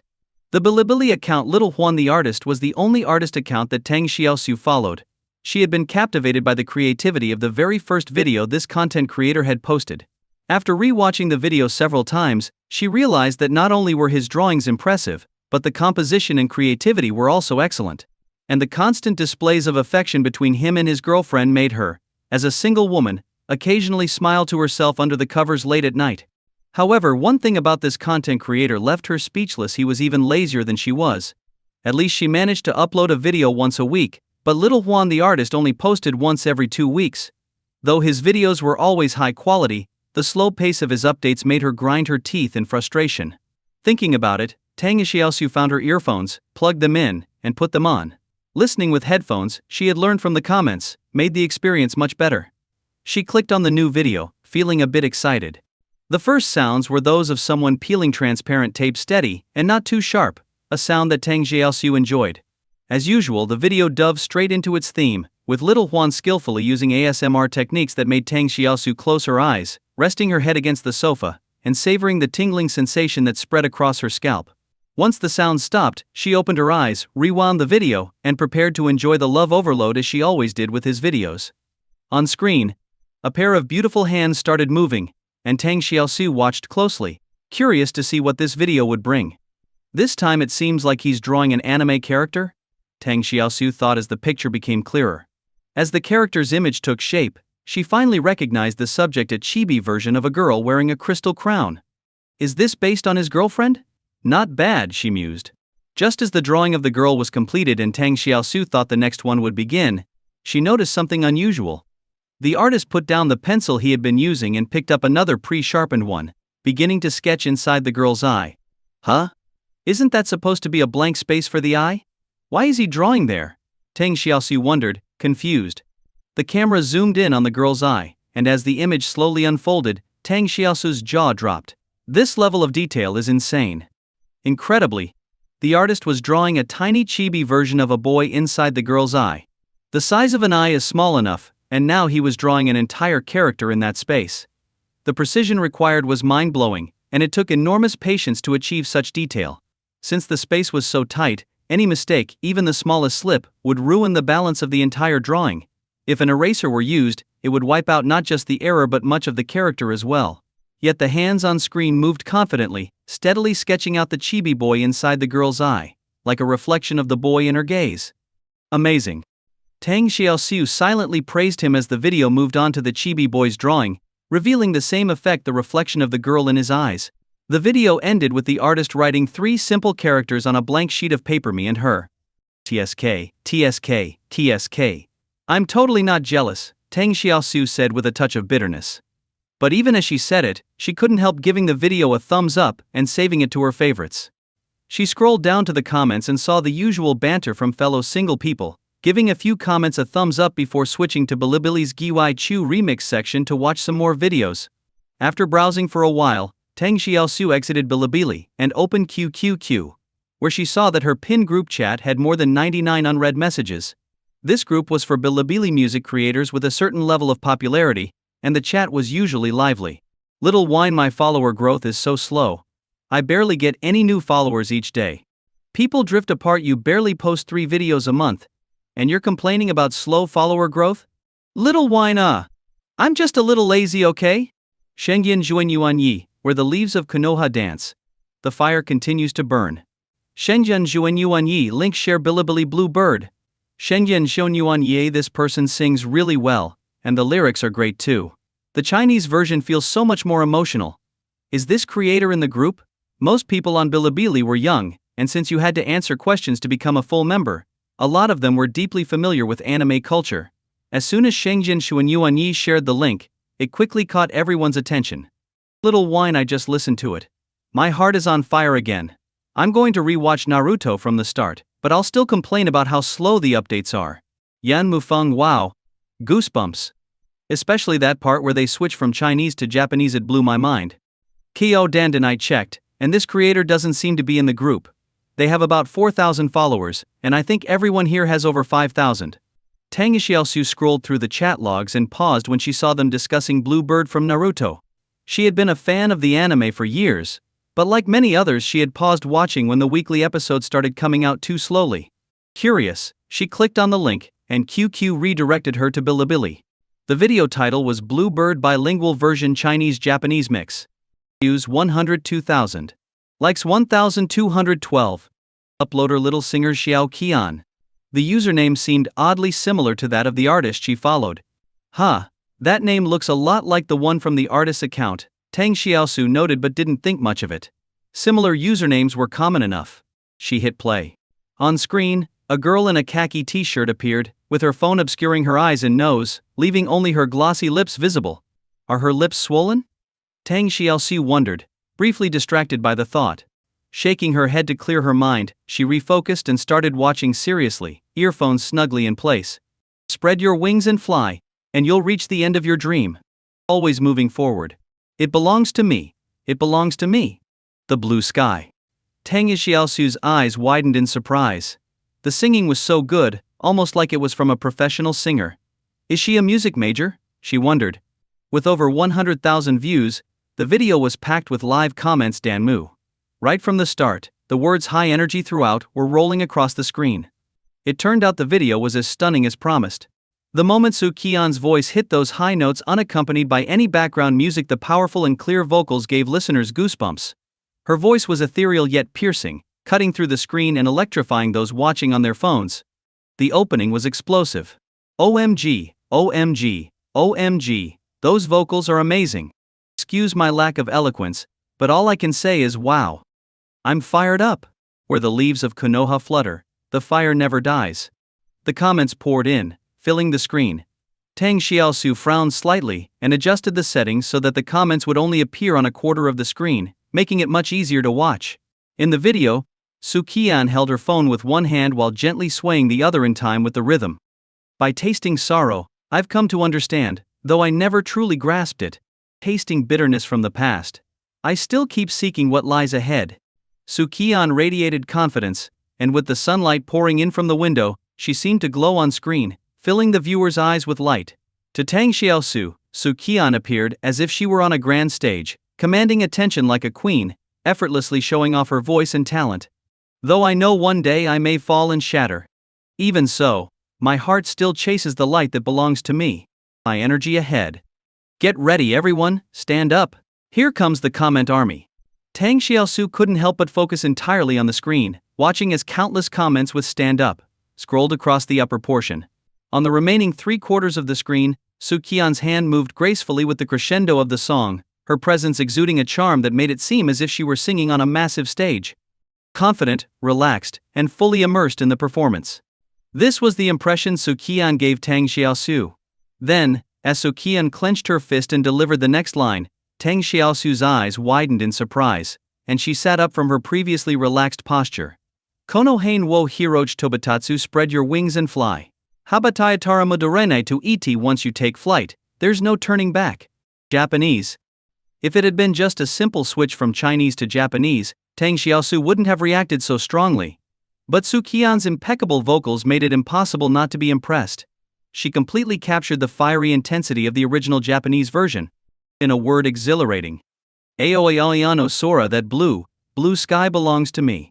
Aoi aliano sora, it's that pure sky. After hitting several high notes, the song finally came to an end. Tang Xiaosu, sitting on her sofa, let out a long breath as her excitement ebbed. What an exhilarating performance! That was her most immediate feeling. Especially the transition from Chinese to Japanese, it made her blood race. It wasn't just Tang Xiaosu. For many fans of Naruto, this song stirred up a flood of memories. Its melody alone could evoke strong emotions, and for many, it was a soundtrack to their youth. Tang Xiaosu opened the comments section. Yangshan Tianzun Naruto fans are tearing up. The singer has great vocals, and the Chinese lyrics fit so well. To quote Lei Lai Jun, this is epic. Moon gazing bear. Wow, I literally jumped out of bed from excitement. This girl sings with so much feeling. Chaos and creation. That transition from Chinese to Japanese was amazing. I have to admit, her Japanese pronunciation is really good. As a long-time anime fan, even I wasn't bothered by her accent. Coffee or Lafitte. I checked out her previous videos, and they're all great. I'm subscribing. I'm a fan now. After reading through some of the comments, Tang Xiaoxiu restarted the video. The initial shock had passed, and on her second viewing she felt much calmer. As a fellow music content creator, and a girl herself, she naturally started comparing Su Qian to herself. Seems like she might be a little taller than me. Her thighs look a bit slimmer too. I'm not sure about the length, let's just assume mine are longer. And her face. Well, I can only see her lips, but I'll give myself the edge here. Her lips are swollen after all. As for her singing, she's definitely better than me. After mentally balancing the scales, Tang Xiaoxiu smiled in satisfaction and continued watching. After a while, she suddenly paused the video and focused on something reflected in the mirror in Su Qian's room, a table with a few drawing tools like sketch pads and pencils. Normally that wouldn't be significant, but there was also a black backpack on the table that caught Tang Xiaoxiu's eye. Why does that backpack seem so familiar? She thought, frowning as she stared at it. Where have I seen that before? Tapping her fingers against the screen, she racked her brain for answers. Suddenly she froze. With a quick exit from the video, she opened her following list and clicked on Little Juan the artist. Sure enough, it was the same backpack. Her eyes lit up with excitement, as though she had just uncovered a hidden secret. If she had been wearing glasses, they would have glinted dramatically at that moment. She could almost picture herself pointing at the screen and shouting, "There's only one truth." Feeling a rush of giddiness, Tang Xiaoxiu compared the setup in Little Juan the artist's video with the items in Su Qian's room, the art supplies, the size of the sketchpad, and of course, the black backpack. They were identical. These two were definitely a couple. Their usernames had similar formats, and while she had initially dismissed it as a coincidence, it now seemed very intentional. A couple, and both were content creators. She felt a twinge of envy. Little Juan the artist and little singer Xiao Qian. Xiao Huan and Xiao Qian. Tang Xiaoxiu muttered their names under her breath before suddenly pausing again. She opened her follow list and clicked on another account, Qian Changguanmo. Xiao Qian and Xiao Huan. Su Qian and Chen Huan. Tang Xiaoxiu blinked, realizing she had just stumbled upon something quite big. The next morning, after watching Lei Yihan and the others leave with jealous looks on their faces, Chen Huan walked towards Su Qian, who was still waiting by the tree. "Close your eyes," Su Qian said with a playful smile, holding up a bottle of sunscreen and shaking it teasingly. Obediently, Chen Huan closed his eyes, feeling Su Qian's soft, warm hands gently massaging the sunscreen onto his face. "My new video has already reached 105,000 views, Su Qian said, her tone filled with a hint of pride as she continued applying the sunscreen. Chen Huan's eyelids twitched slightly, and he responded, "Really? I haven't been paying much attention to my Bilibili stats these past couple of days." Su Qian, still smiling, carefully rubbed the sunscreen into his skin, clearly proud of herself. "Yeah, last night after I went back to the dorm and washed up, I went straight to bed. When I checked this morning, the views had already skyrocketed." Chen Huan nodded lightly. "That's quite a high number. But honestly, I'm not surprised, it's what your video deserves." Su Qian grinned even wider, not even trying to be modest. "I think so too." A minute later, Su Qian finished applying the sunscreen. "Your turn," she said, handing the bottle to Chen Huan and closing her eyes in anticipation. Holding the bottle, Chen Huan looked at the girl in front of him and couldn't help but press his lips together in thought. Su Qian stood with her hands behind her back, her head slightly tilted up, the cool morning light casting a soft glow on her delicate features. "Mua." Su Qian opened her eyes, her gaze meeting Chen Huan's with a playful smile. Her hands still clasped behind her back, she parted her lips slightly, letting him savor the moment. A short while later they broke the kiss. Chen Huan licked his lips and said, "All right, time to apply the sunscreen." Su Qian pouted. "Make sure you're thorough."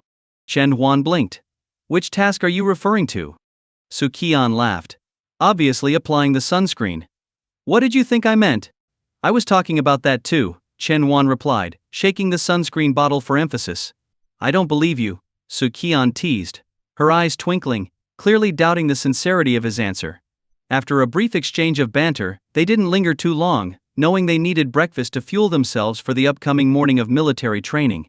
Once they finished applying the sunscreen, they headed to the cafeteria on the North Campus together. While they ate, Su Qian opened Bilibili on her phone and showed Chen Wan the stats of her latest video. Views 106,000. Likes 6,745. Favorites 3,291. The numbers were impressive. Having uploaded a few videos himself, Chen Wan had learned about Bilibili's recommendation system. Videos get small pushes after 3 hours and bigger pushes after 7. If the data looked promising, the video would continue getting more recommendations. If not, it would be pushed to the background. Chen Wan had already watched the video when they filmed it at the hotel, so he didn't replay it. Instead, he scrolled through the comments section. Most of the comments were positive, full of praise for the video, with some viewers requesting to see Su Qian on camera more often. After closing the comments, Chen Wan checked out Su Qian's profile page. Followers 4,337. Your followers are growing pretty fast, Chen Wan said, sounding impressed. Su Qian nodded enthusiastically. Thanks to this video, the views and likes on my other videos have gone up a lot too. Chen Wan looked closer and saw that Su Qian's first video had already surpassed 10,000 views. He remembered that it was previously sitting at around 5,000, so the recent surge in views wasn't too surprising. Just then, Su Qian's phone rang. It was a call from QQ. Chen Wan glanced at the screen. It's Tang Xiaosu. Oh. Su Qian quickly swallowed the food in her mouth and answered the call. Hello, Senior Tang. Tang Xiaosu's voice came through, teasing, Xiao Qian, are you on Bilibili too?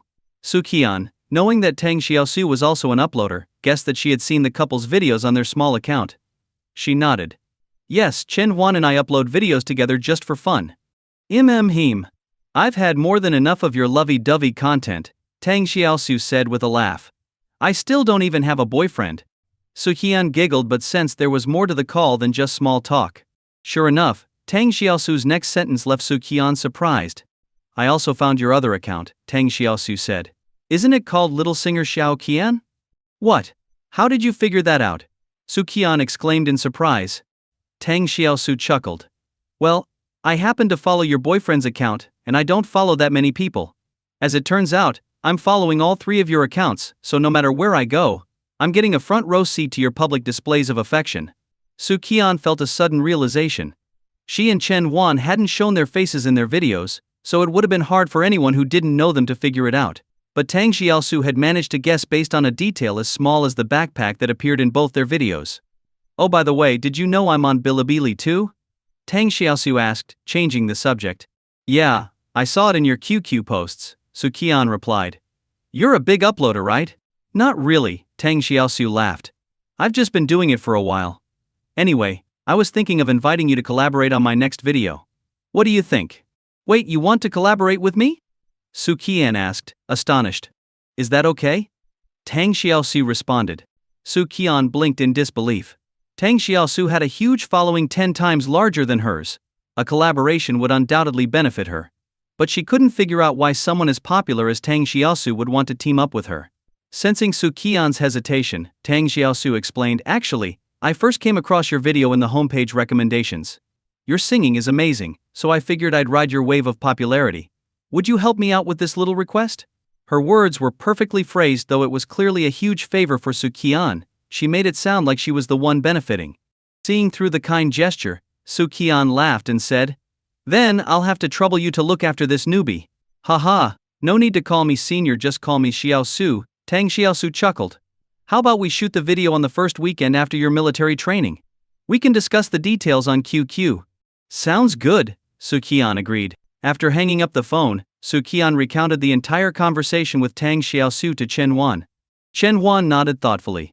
This is a great opportunity for you. Your video will likely stay trending on Bilibili for a few more days, which should boost your follower count. And collaborating with Tang Xiaosu will give her a good excuse to release a new video, helping both of you gain more traffic. That's what I was thinking too, Su Qian agreed. After finishing their breakfast, they headed to the stadium together, then parted ways to join their respective class groups for military training. At lunchtime, Chen Wan abandoned his 3 friends to have lunch with Su Qian instead. Chen, don't forget to ask about the dorm hangout. Lu Zian yelled after him as he walked away. Got it. Chen Wan waved back before walking over to where Su Qian was waiting at the stadium gate. Let's go, Chen Wan said, as he approached her. Su Qian linked her arm with his and said, Let's go get some spicy hot pot at the South Campus. How about it? Chen Huan glanced at her. Are you sure you can finish the hot pot? Su Qian pouted. Of course I can. Let's go. I haven't had spicy hot pot in ages. Alright. Chen Huan smiled and nodded. The spicy hot pot at the South Campus dining hall was known to be better than the one in the North.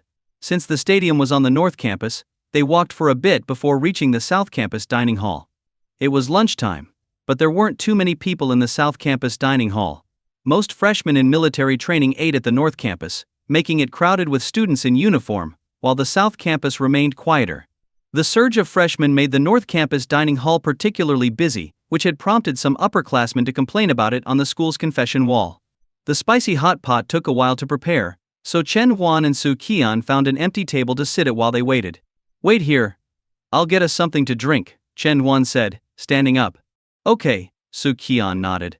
Chen Huan walked over to the beverage section, bought a bottle of milk-based drink, and returned, placing it between them on the table.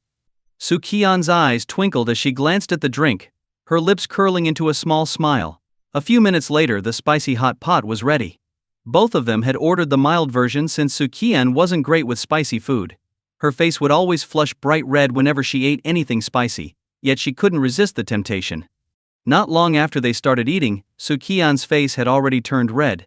She glanced at Chen Huan, then pressed her shiny, slightly oily lips together, thinking about the confident claim she had made earlier. Okay. This hot pot is spicier than I remembered. She picked up a piece of sausage from her bowl, the red oil dripping down its tender surface, making it look incredibly appetizing. Su Qian took a small bite. Ugh! It's hot! She exclaimed after chewing for just a few seconds, sticking her tongue out. Here, drink this, Chen Huan said, handing her the milk drink, the cap already unscrewed. Su Qian gratefully took a sip, ignoring the earlier bravado about being able to handle the spice. The burning sensation in her mouth subsided a bit, though her tongue still felt tingly. It wasn't real milk, so it didn't do much to ease the heat. Looking at the bowl still half full of spicy hot pot, Su Qian stole a glance at Chen Huan, then picked up the sausage she hadn't finished and held it up to his mouth. Say ah, Su Qian said with a playful smile. Chen Huan chuckled, watching her act all serious. I specifically ordered extra just for you. He opened his mouth, and Su Qian happily fed him the sausage. Chewing, Chen Huan teased, weren't you the one who said you weren't afraid of spicy food and could finish the whole bowl? Su Qian widened her eyes and feigned innocence. I don't know what you're talking about. That must have been some cute girl. Here, ah. She fed him another bite, this time of vegetables. Chen Huan decided to stop eating from his own bowl, content to let Su Qian feed him instead. She giggled with each bite she gave him. Not far away, Tang Xiaosu was holding her tray of food, caught off guard by the scene unfolding in front of her. What had she done to deserve witnessing such a scene? She had only planned to chat with Su Qian about their video collaboration after seeing her by coincidence. Now, she was stuck watching this overly sweet display. I can't take this, Tang Xiaosu thought to herself, feeling slightly envious. Meanwhile, Su Qian continued feeding Chen Huan until more than half of her spicy hot pot was gone. Tapping her bowl lightly, Su Qian cleared her throat. All right, I'm out of extra portions for you. Chen Huan smacked his lips. Fair enough. He picked up his own chopsticks and ate some of the vegetables from his bowl. Each him. It doesn't taste as good as what she fed me. Xiao Qian, you're eating here too? Tang Xiaosu finally approached, hoping to ease the awkwardness. She even made a show of pretending she had only just noticed them. Su Qian looked up, her flushed face breaking into a smile. Xiaosu, you're here for lunch too? Yep, just grabbing a bite. I saw you two here and thought I'd come say hi, Tang Xiaosu said with a smile, hiding her slight bitterness. Tang Xiaosu sat down beside Su Qian, and continued, Xiao Qian. I noticed in your videos you never show your face. Are we also going to film the next video without showing our faces? Su Qian nodded, slightly hesitant. Would that make things difficult? Tang Xiaosu shook her head. Not at all. I noticed it when I was watching your videos, so I thought I'd ask.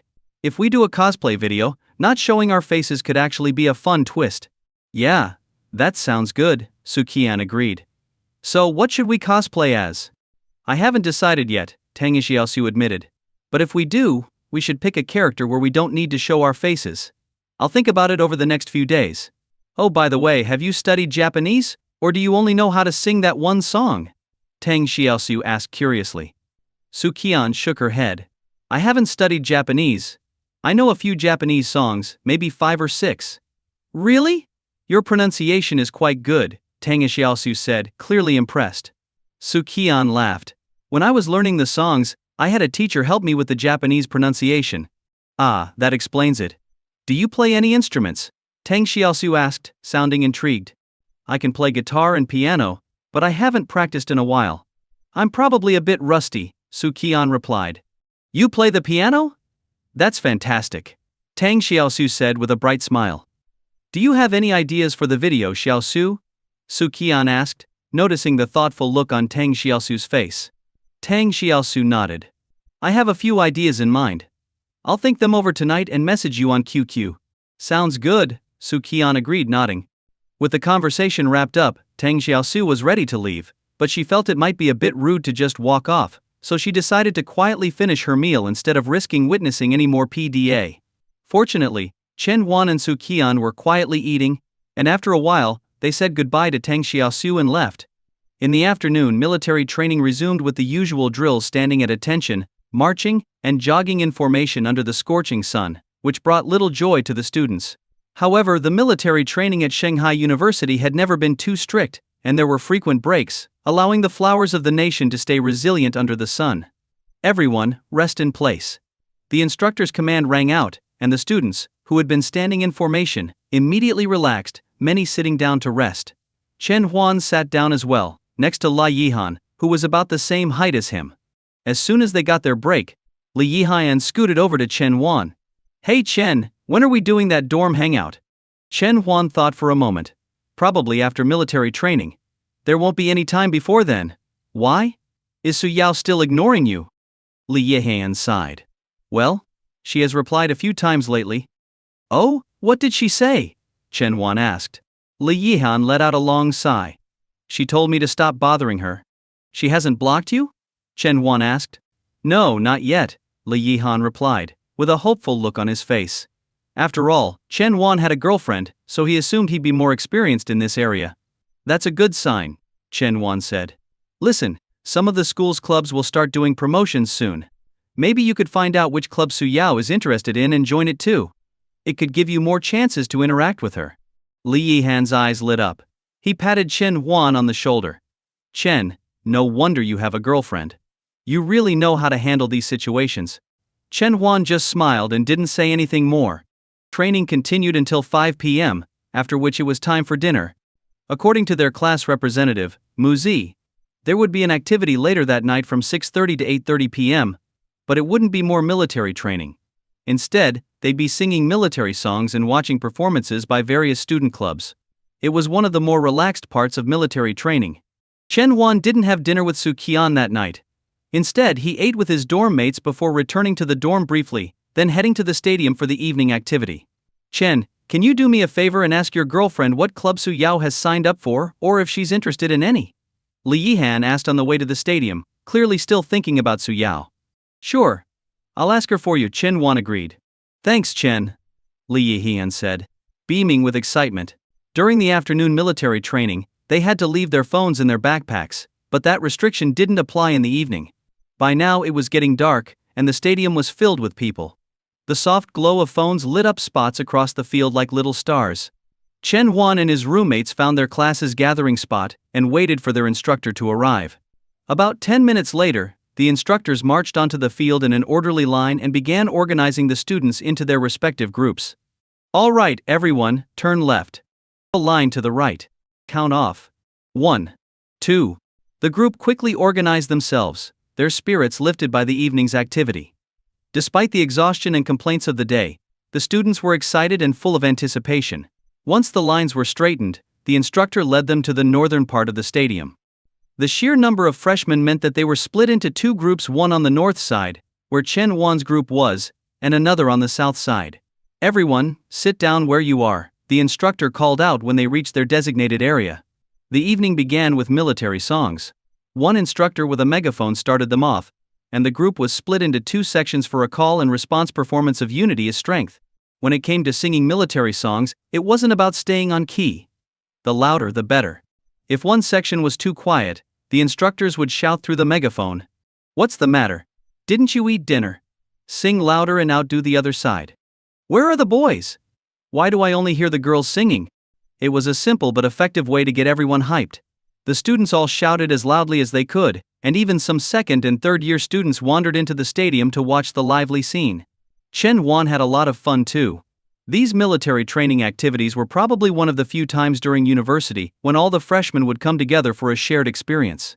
Singing together was surprisingly exciting. After about half an hour of singing, the student performances began.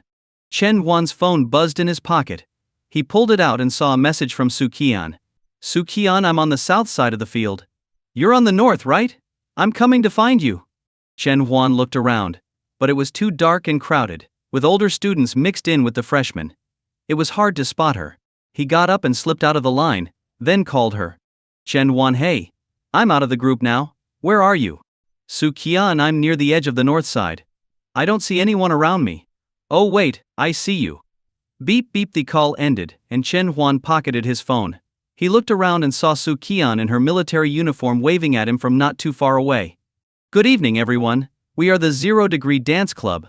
Up ahead, the first student club was already taking the stage. 5 girls showing off their legs and 2 guys lined up in front, causing quite a few freshmen to start cheering. As a normal guy, Chen Huan couldn't help but glance at the girls' legs too. That was when he felt a cool hand slide onto his waist, settling on the soft spot at his side. What are you looking at? Su Qian asked sweetly, narrowing her eyes at him. Chen Huan grinned. I was just comparing them to my wife to see how they measure up. Chen Huan's response made Su Qian smile, her eyes crinkling with amusement. She playfully pinched the soft flesh at his waist and pouted. All right, you passed the test. Chen Huan chuckled, gently squeezing her cheek. Let's sit over there, Su Qian pointed to a quieter spot. Sure. The two walked away from the crowd and found a quiet corner on the field to sit down. Su Qian pulled out her phone and turned on the flashlight, handing it to Chen Huan. Hold this for me. I'll help you remove your sunscreen. I forgot yesterday. Oh, okay. Chen Huan took the phone and shone the light on his face while Su Qian took out some makeup remover and cotton pads from her pocket and carefully wiped his face. Feeling tired today? Chen Huan asked with his eyes closed. My legs are a bit sore. But other than that, I'm fine, Su Qian replied. Chen Huan nodded. After a few minutes, Su Qian finished removing the sunscreen and stuffed the cotton pads and remover back into her pocket. She sat down next to Chen Huan, hugging her knees. Stretch out your legs. I'll massage them for you, it'll help with the soreness, Chen Huan offered. Su Qian hummed in agreement and placed her legs on Chen Huan's lap. He began gently massaging her calves. Even through the fabric of her uniform, he could feel the firmness of her muscles. As he worked his way up to her thighs, which were softer and more supple than her calves, the massage became more effective. The relief from the tension and fatigue in her legs set in, and Su Qian started feeling much better. By the way, Tang Xiaosu suggested I cosplay a character. Do you have any preferences? Su Qian asked. Chen Huan wasn't an avid anime fan, having only seen a few popular shows and never finishing them. He shook his head. I haven't seen much, but whatever you choose, I'll definitely like it. Hey, you're getting better at sweet talking, Su Qian giggled and leaned in to give him a quick kiss on the cheek. Moi, that's your reward.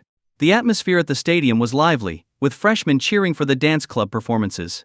Meanwhile, Chen Huan quietly massaged Su Qian's legs as she showed him cosplay ideas on her phone. I think this one's pretty good. No need to show my face. And it looks cool, Su Qian said. This one's nice too, though it's a bit more revealing, she added with a grin. A week passed quickly, and the daily military training routines became familiar to the students. Each night, they sang military songs, watched performances, and enjoyed club promotions. Although the 2-hour sessions seemed short, they were a highlight of the otherwise exhausting days. Every evening after the songs, Chen Huan and Su Qian would sneak away to a quiet spot. There, Su Qian would help Chen Huan remove his sunscreen, and they'd take turns giving each other massages before settling down to watch the student performances from afar. One night, under the clear sky, Chen Huan lay with his head resting on Su Qian's lap, his eyes closed in relaxation. Su Qian held her phone in one hand, the other gently supporting his neck so he could lie more comfortably. On the phone screen, she was chatting with Tang Xiaosu. Tang Xiaosu, okay, let's go with this plan for the shoot. We still have a week, so if we think of any better ideas, we can adjust. Su Qian, sounds good. Tang Xiaosu image. Tang Xiaosu, here's the outfit I think you should cosplay. What do you think? Tang Xiaosu, I'll be cosplaying a different character. Su Qian enlarged the image that Tang Xiaosu had sent. The costume wasn't too revealing, and it covered her face well enough that no one would recognize her. Su Qian, it looks great. I'm in. Tang Xiaosu, awesome.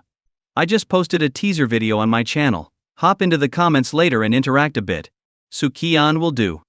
After finishing the conversation, Su Qian opened the Bilibili app and found Tang Xiaosu's channel. Sure enough, there was a new video at the top. The title read Special Feature Teaser Hanging Out with the Bluebird Singer. The video was short, only about 2 minutes long, featuring Tang Xiaosu animatedly talking to the camera. I'm super excited to tell you that I've invited Su Qian to collaborate with me on an upcoming special feature. Let me tell you, she's got a sweet voice, is super pretty, and has an amazing figure, though you guys won't get to see it, hee hee. Tang Xiaosu smirked mischievously, clearly enjoying her tease. Su Qian doesn't show her face, but she'll be cosplaying as an anime character. Wanna guess who? Let me just say, her figure rivals mine. Tang Xiaosu's playful expression left no doubt that she was having fun with the teaser. Even though the video had only been up for a short time, the comments were already rolling in. Commenter 1, you're up to no good, woman. Commenter 2, where do you get the confidence? Your figure isn't even close to anyone's level, laughing emoji. Commenter 3, who's Su Qian? Commenter 4, she's the one who sang Bluebird the other day. The video's been blowing up, probably has over 200,000 views by now. Commenter 5, her singing is amazing. Too bad she never shows her face. Commenter 6, can't trust that woman's word. I'll wait and see. Most of the comments were from Tang Xiaosu's loyal fans, and the banter was lighthearted. Bilibili's user base might not have been huge yet, but the community was incredibly active. After all, it took effort to become a registered member, and only the most dedicated would go through the hour-long quiz to gain full membership. Su Qian scrolled through the comments and saw that Tang Xiaosu had already mentioned her. Tang is Xiaosu's shout-out to a Su Qian the singer. She's amazing, inside and out. Smiling, Su Qian replied, here I am. Xiaosu Ji is the best. After leaving her comment, Su Qian closed Bilibili and opened her gallery, reviewing the cosplay images Tang Xiaosu had sent. Achin Wan yawned and slowly sat up, still feeling a bit groggy. Lying on your lap is pretty comfortable, he said with a sleepy grin. Su Qian laughed. You're awake now? Come take a look at the character I'll be cosplaying. Let me see. Chen Wan said, leaning in to look at her phone. Chen Huan leaned in to look at the image on Su Qian's phone. The character was dressed in a tight black leather suit that highlighted her perfect figure. She wore a black and yellow helmet with cat ears on top, giving her a mix of coolness and playfulness. And who's this character? Chen Huan asked, not recognizing her. Su Qian explained, I just looked it up. She's Celti from Durarara, the Headless Rider. Oh, Chen Huan nodded. I haven't watched that anime, but I think you'd suit the character well. But with Su Qian's already impressive figure, wearing that leather suit would make her look almost identical to the character, practically a perfect cosplay. When are you planning to film? Next Sunday? Chen Huan asked. The military training officially ended on the morning of the 14th, which gave them the afternoon and the entire day on the 15th to work on their videos. I told Tang Xiaosu we'd film on the 15th. We'll have the whole day. On the 14th we've got our dorm gathering, Su Qian replied. Oh, right, the dorm gathering. Chen Huan smacked his forehead, remembering how Lai Yihan and Lu Ziyan had been eagerly waiting for it, especially Li Yihan, who had taken Chen Huan's advice and kept trying to get closer to Su Yao. But Su Yao hadn't shown interest in any of the clubs they visited. Eventually Chen Huan had asked Su Qian to find out Su Yao's preferences. Turns out, she wanted to join the student council. That complicated things since the student council was in the economics department, and Li Yihan wasn't part of that department. It only made him more invested in the upcoming dorm gathering, seeing it as another opportunity to get closer to Su Yao. Alright, the 15th works. I need to film a new video too. Chen Huan agreed. Curious. Su Qian leaned closer. What are you planning to record? Last time I drew chibi versions of us. This time, I'm thinking of making a short comic based on our daily life, Chen Huan explained. Su Qian blinked. What kind of daily life? Like you putting sunscreen on me or us going for a walk. There's a lot of cute moments I can turn into drawings, Chen Huan said. Su Qian suddenly sat up straight, her eyes twinkling mischievously. How about adding another one? She leaned in, biting his lip playfully. Today's flavor is original. Chen Huan chuckled. That's definitely going in the comic. September 14th.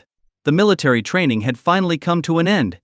All the freshmen gathered once again on the field, listening to the endless speeches from the university leaders, but this time with a sense of excitement. The grueling days of training were over. It was a Saturday, and tomorrow was Sunday, their first real weekend break since starting university.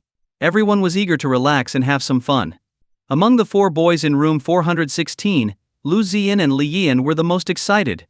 They were determined to make the most of the dorm gathering, both seeing it as a potential turning point in their love lives. Li Chengqiu, however, had different plans. He wanted to stay in and review his textbooks for Monday's classes. That's right, Li Chengqiu didn't want to go to the dorm gathering. At first, the others thought he was just shy, but they soon realized he genuinely wasn't interested. How did they know? His desk was piled high with textbooks, not a computer in sight. In the end, Li Chengqiu was reluctantly dragged along by Lu Ziyan and Li Yihan. Chen Huan, Su Yao's going, right? Li Yihan turned to Chen Huan, his voice filled with anticipation. Yes, she's going. You've asked me that a million times already, Chen Huan sighed. She still isn't responding much to you? I try not to bug her too much, but lately she's been replying once in a while, Li Yihan said, a glimmer of hope in his eyes. That's progress, Chen Huan gave him a thumbs up. By 11:30 a.m., the military training officially concluded. The 2 dorms agreed to meet at the campus gate at 5 p.m. to give everyone time to rest and clean up after a sweaty morning under the blazing sun. As Chen Huan put down his phone, he received a message from Su Qian. Su Qian, Tang Xiaosu and I finalized our plans for tomorrow. We'll meet at her place at 9 a.m. Don't oversleep, lazybones. Chen Huan Hichim. That sounds familiar. Su Qian He, you used to tell me the same thing when we'd plan dates. Chen Huan, oh yeah, I remember. You'd always oversleep, and I'd have to go wait for you outside your dorm. Su Qian, really? I think you're misremembering. Haha. Dog head emoji. Seeing Su Qian playfully denying the truth, Chen Huan smiled helplessly. Chen Huan, if you oversleep tomorrow, I'll have to come spank you. Su Qian he. Would you dare? Chen Huan, are you challenging me? Raised eyebrow emoji. Su Qian, I'll wake you up first. Determined emoji. Chen Huan, alright. Su Qian, I'm off to shower now. Talk later. As soon as the conversation ended, Li Yihan and Lu Ziyan were already ready, standing at the dorm door with their shower caddies, calling for Chen Huan and Li Chengqiu. Let's go, let's go! If we don't hurry, the showers will be packed. Li Yihan shouted. Yeah, and I still need to style my hair after, Lu Ziyan added. Hold on, Chen Huan slipped on his slippers and joined them, along with Li Chengqiu. By 4 p.m., Li Yihan and Lu Ziyan were standing in front of the dorm's only full-length mirror, obsessively fixing their hair. Meanwhile, Chen Huan and Li Chengqiu were lounging at their desks, one playing on his phone, the other reading a book. Alright, let's go. Lu Ziyan finally said, satisfied with his appearance. Yeah, it's about time. Li Yihan agreed. Wait, it's only 4 p.m. Chen Huan pointed out, exasperated. Lu Ziyan stood tall and said with great conviction. As men, how can we make the girls wait for us? Exactly. Li Yihan nodded enthusiastically. Chen Huan sighed. Alright, let's go.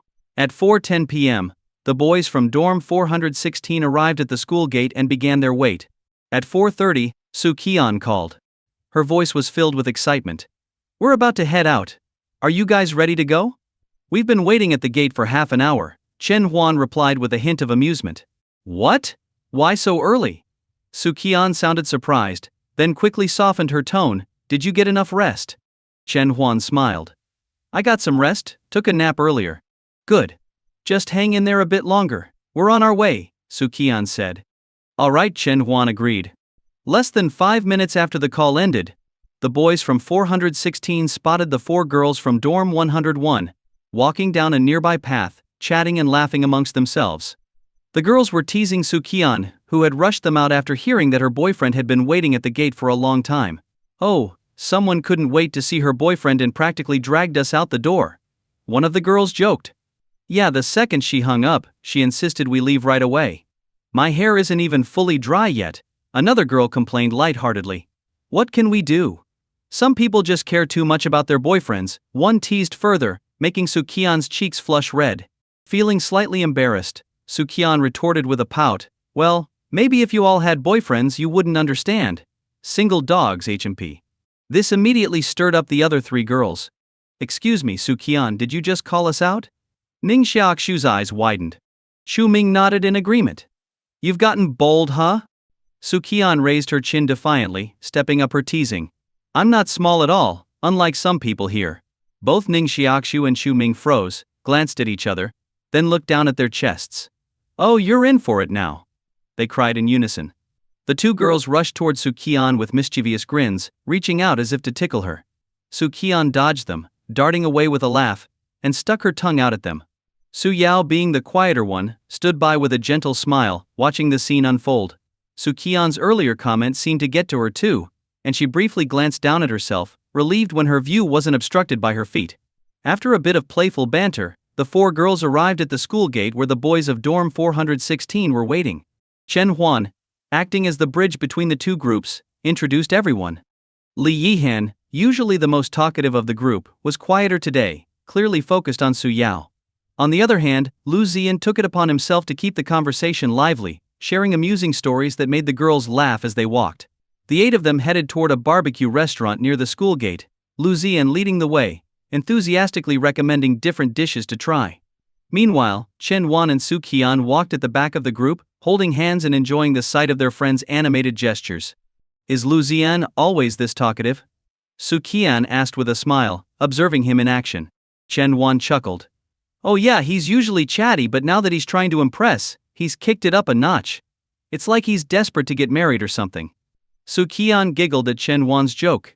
Oh, by the way, Chen Wan added, if they offer drinks tonight, don't drink too much. You always end up feeling awful afterward. He slipped his arm around Su Qian's shoulder, gently brushing her earlobe with his fingers. Su Qian pouted playfully. Got it, she replied sweetly. Though a mischievous glint appeared in her eyes, she had other plans. Soon, they arrived at the barbecue restaurant. Su Qian, familiar with Chen Wan's preferences, went to prepare their dipping sauces while Lu Ziyan, having already made his, watched her with envy.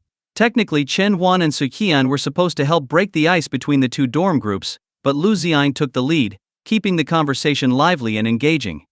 They talked about military training, campus life, and shared funny stories from their dorms, with Chen Huan and Li Yian occasionally chiming in. Even the usually reserved Li Chengqiu responded now and then, though he mostly sat back and listened. Before long, the meat was grilled to perfection, and everyone started to dig in. Shall we have a drink? Lu Ziyan suggested, feeling the atmosphere had warmed up. Ning Xiaoxu was the first to respond. Sure. I'll take some of the hard stuff beiju. Her statement surprised everyone, even Lu Ziyan, who had made the suggestion. Seeing their reactions, Ning Xiaoxu giggled. What?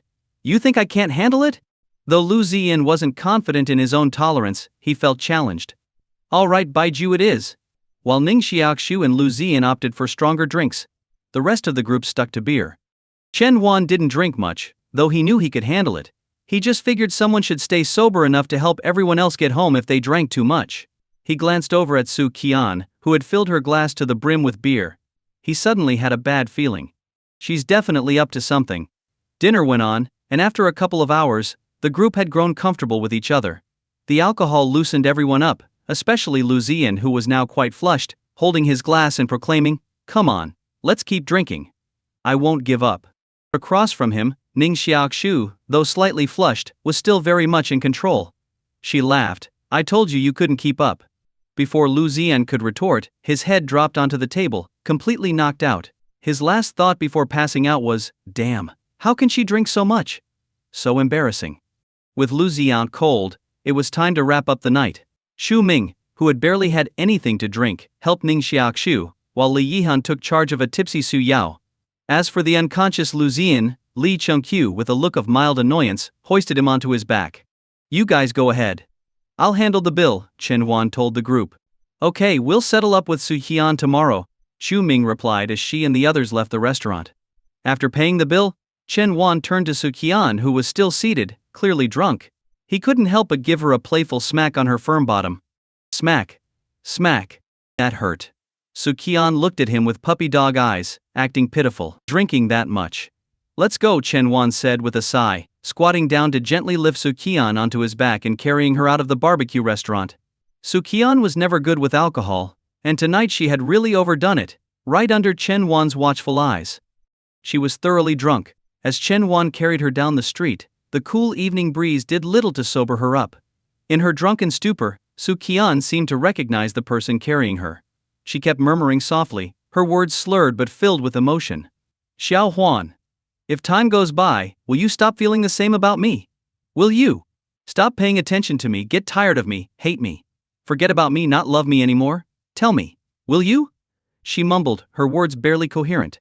Although her voice was quiet, and some parts were hard to catch, Chen Huan understood the meaning behind her ramblings.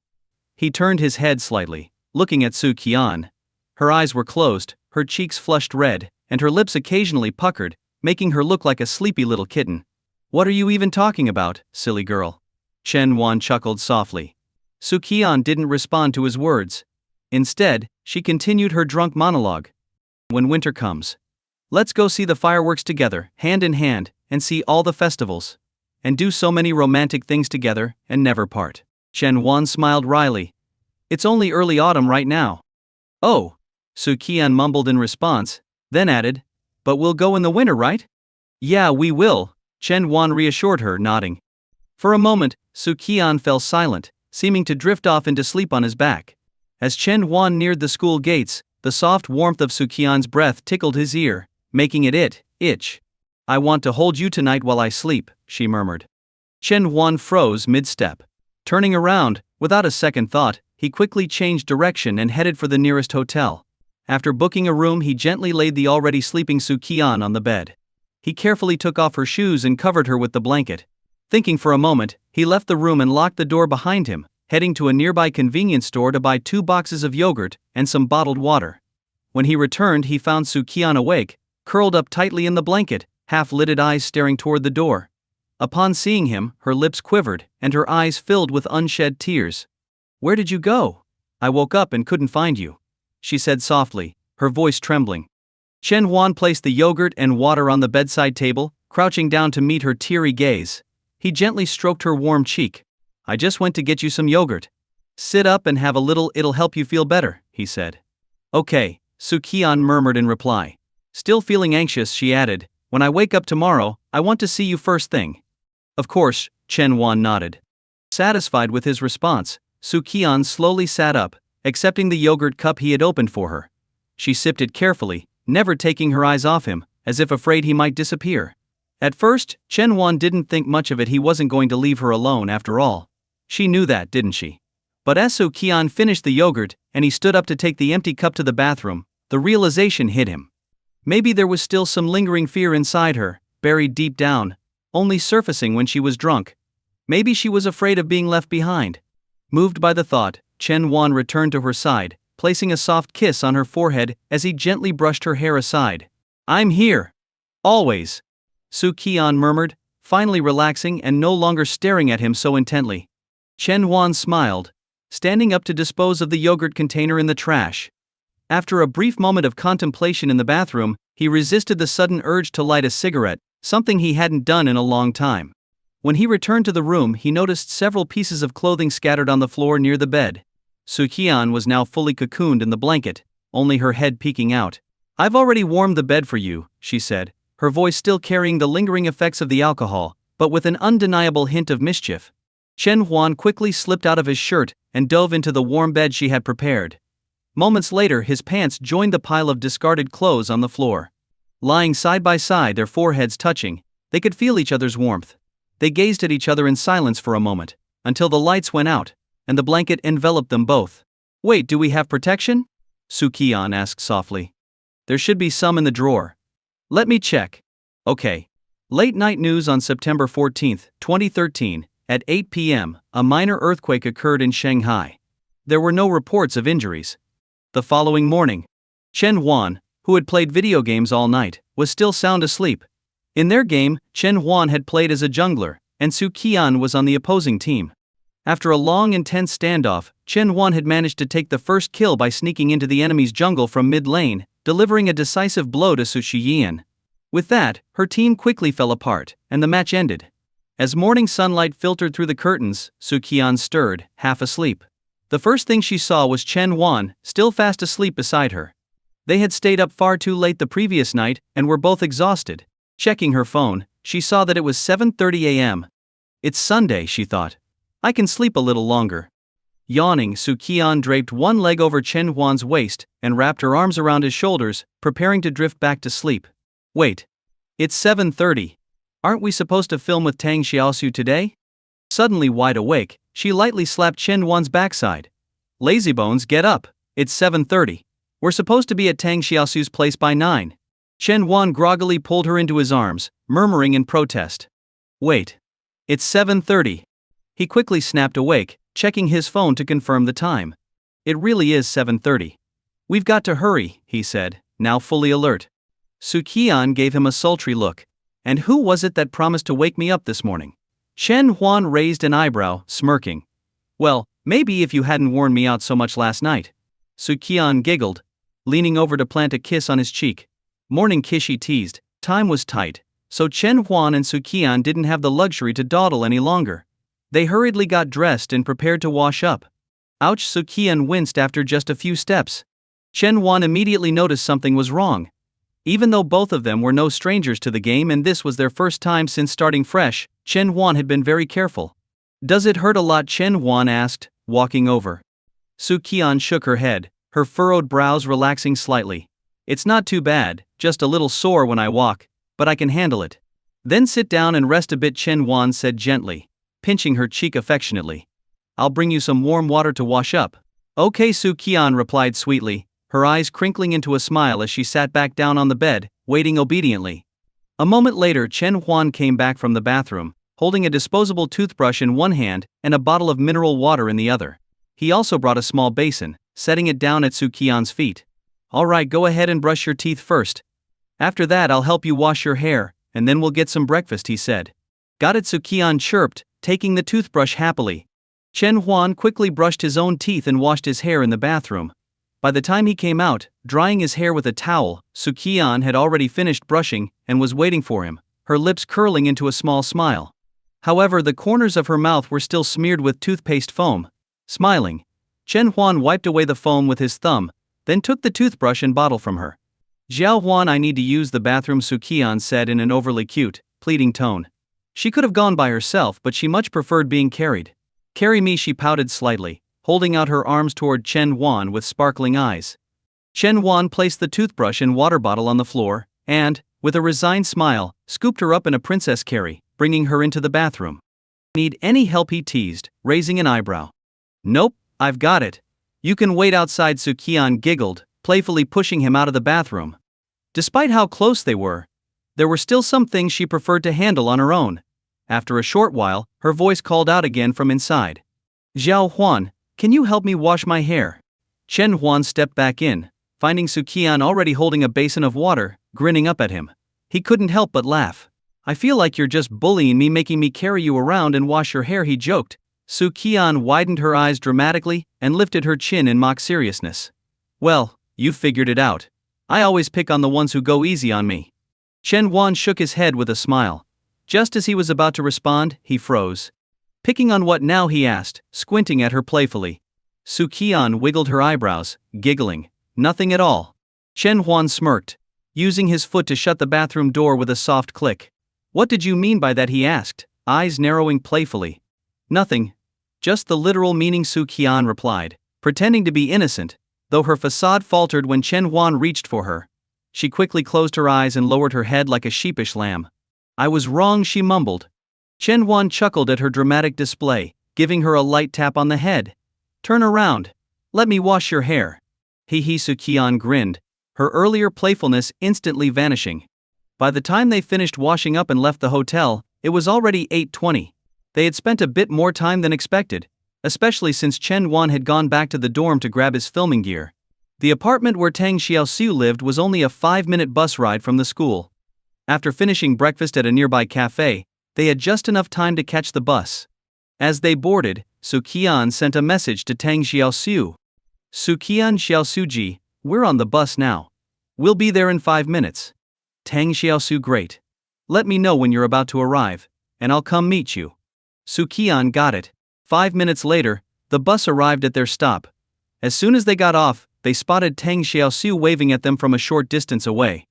After exchanging quick greetings, Tang Xiaosu noticed Su Qian's slight limp. Hey, what's up with your foot? She asked, concerned. Twisted it a little yesterday, but it's fine now, Su Qian replied, giving Chen Huan a quick side eye before smiling. Oh, all right, Tang Xiaosu nodded, oblivious, and linked arms with Su Qian, leading the way to her apartment. Naturally, Chen Huan followed close behind, carrying his gear. I've already got the cosplay costumes at my place, freshly cleaned. We'll try them on and shoot the first part of the video.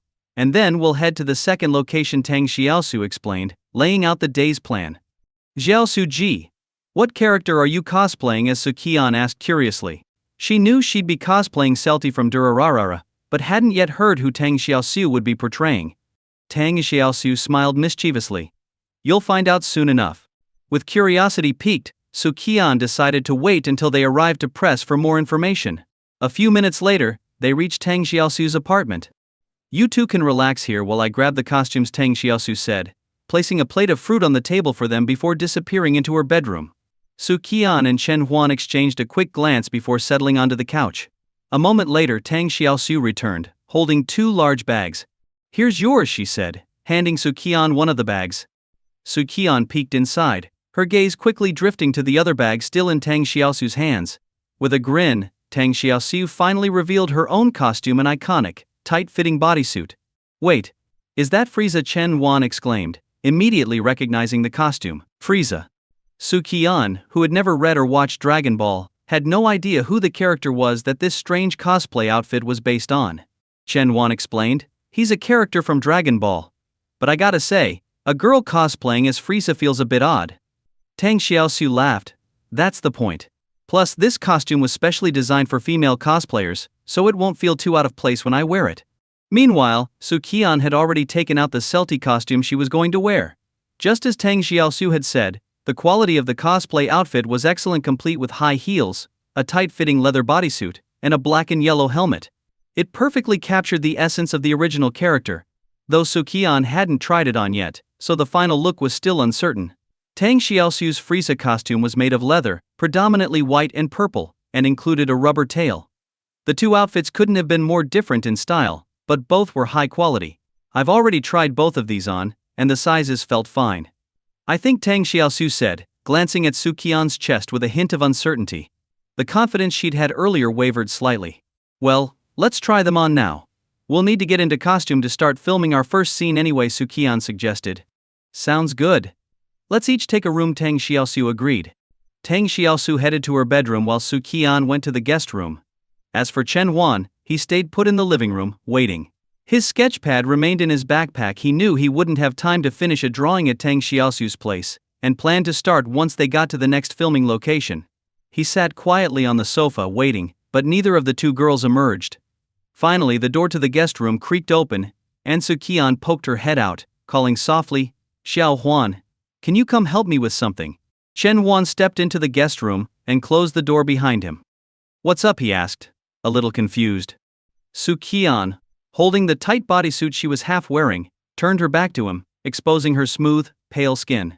I can't zip it up, she said with a pitiful expression. Chen Huan moved closer and saw that the zipper of the Celti bodysuit ran down the back, making it nearly impossible for Su Qian to reach on her own. She had managed to pull it halfway up, but that was as far as she could go. Gently, Chen Huan took hold of the zipper and slowly tugged it upward. As he did so, his fingers brushed against Su Qian's soft, smooth skin. He paused, letting his hand linger for a moment. Does it feel nice? Su Qian asked with a playful smile, turning her head slightly to look at him. Chen Huan, with a serious expression, responded, I have a question. Why is it that girls' skin is always smoother than boys? Su Qian chuckled, her eyes twinkling. Maybe it's because women are made of water, so our skin is softer. Chen Huan shook his head, maintaining a scholarly tone. No, that's not the reason. Su Qian tilted her head in surprise. Wait, are you really thinking about this? Of course, Chen Huan replied earnestly. I mean, I scored 676 on the college entrance exam. When there's something I don't understand, I have to figure it out. Su Qian, amused, joined in on the banter. We could always look it up later. It's probably something to do with biology. I'm not exactly sure though. No need, Chen Huan said, shaking his head. Su Qian blinked, puzzled. Huh!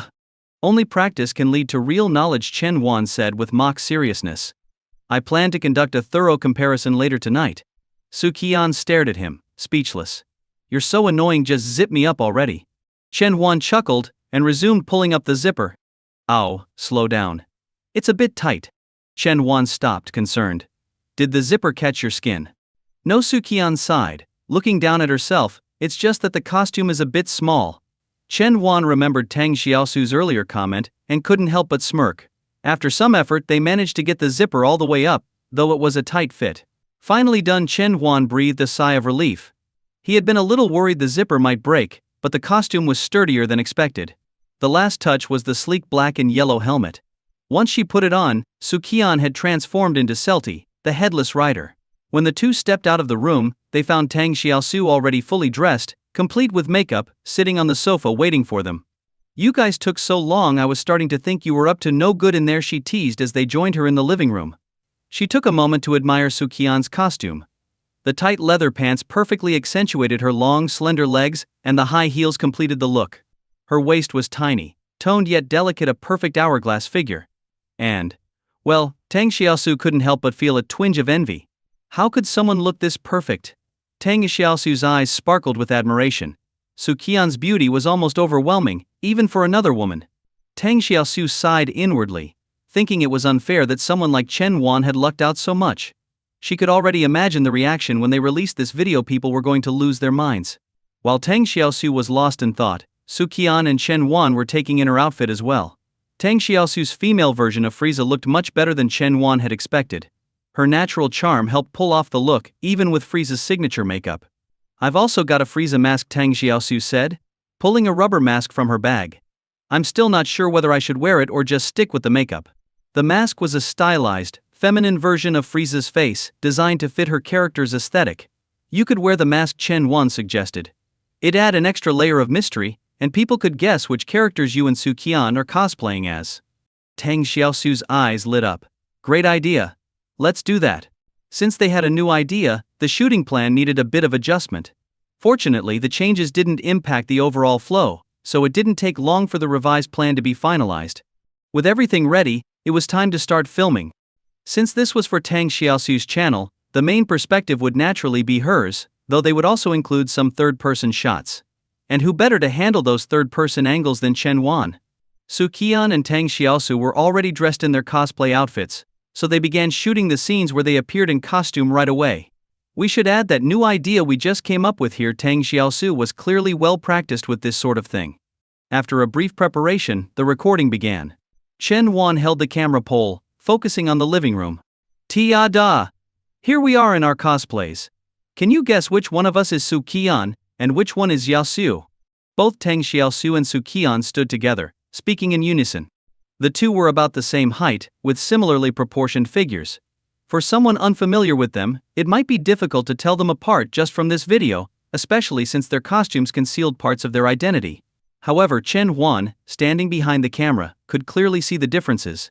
Standing side by side, it was much easier to compare the two, and the disparities between them became more obvious, so much so that the idea of hiding their identities seemed like it wouldn't quite work. Wisely, Chen Huan chose not to mention this awkward truth aloud. It wasn't until Su Qian and Tang Xiaosu finished recording and started reviewing the footage that the room fell silent. The atmosphere became a bit awkward as both of them watched the video on Tang Xiaosu's phone. The differences in their figures were striking, and Tang Xiaosu couldn't help but feel a pang of frustration and jealousy. I've never thought my figure was bad. But how on earth does someone have a body like that? She fumed internally. Su Qian also sensed the awkwardness from her friend. She figured that anything she said would sound like gloating, so she chose to remain quiet.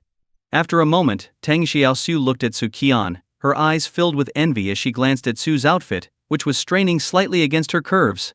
She sighed and said, "You really do have the kind of figure that makes every girl jealous." Su Qian blinked, unsure of how to respond, and Tang Xiaosu waved her hand dismissively. "Forget it. Let's just stick with our original plan." Su Qian smiled. "Sure. I can't believe the first obstacle in our shoot turned out to be this," Tang Xiaosu lamented, glancing ruefully at her own chest before continuing. "Still, we could use this footage as a blooper or an extra at the end of the video." Su Qian nodded. "Yeah, that could work." "Great. Chen Huan, you can go chill in the guest room for a bit," Tang Xiaosu said, turning toward him with a smile. The original plan revolved around Su Qian's visit to Tang Xiaosu's place, shot entirely from Tang's perspective. Since Chen Huan wasn't supposed to appear in the video, he didn't have anything to do at this point. Hearing Tang Xiaosu's suggestion, Chen Huan nodded and quietly left the living room, retreating to the guest room, leaving Su Qian and Tang Xiaosu to continue filming. In the guest room, Chen Huan didn't just sit idle. He pulled out the rough sketches he had been working on during the evenings after military training and began refining his unfinished comic drafts. He wasn't sure how much time had passed when he suddenly felt a pair of hands gently massaging his shoulders. Without even looking, Chen Huan knew who it was: Su Qian. Finishing the last few strokes of his drawing, he turned and smiled. "All done?" "Yeah," Su Qian replied, having already taken off her helmet. She was still wearing the tight latex suit, her figure clearly outlined in the glossy material. "We're heading to the next location soon. I need to change back, could you help me take this off?" She leaned on his shoulder, her arms wrapped loosely around his neck, her breath warm against his ear. Chen Huan stood up, about to lean in closer, but Su Qian quickly stopped him with a teasing, "Xiaosu is waiting for us outside." Ever since the day before, Su Qian had gotten more and more playful, often teasing Chen Huan. But whenever he leaned in, she would put on an innocent face, laughing mischievously when he backed off. Chen Huan didn't mind though. He knew that sooner or later, Su Qian would have to pay for all the tricks she'd been pulling. Once Su Qian had changed back into her regular clothes, she and Chen Huan left the guest room, joining Tang Xiaosu to head to the next filming location. Tang Xiaosu had arranged all the locations in advance. Since she had experience shooting videos and knew several people who rented out spaces, finding the right place wasn't difficult. The next location was a small shop that rented and sold musical instruments. The owner, a friendly older man, greeted them warmly. It was clear that he and Tang Xiaosu were on good terms. After a brief chat, the shop owner led them to a room filled with instruments, including a striking grand piano that dominated the space. "Uncle Lu, we'll need both the violin and the piano today," Tang Xiaosu explained. The shop owner chuckled. "Going back to the piano, are we? I thought you were practicing the violin all this time." Tang Xiaosu smiled. "I'm still sticking with the violin. The piano's for my friend here," she said, gesturing toward Su Qian. The shop owner glanced at Su Qian, nodding approvingly. "I see. Well, I'll leave you to it. Just let me know when you're done and you can settle the fee later." "Thank you," Tang Xiaosu said with a grin.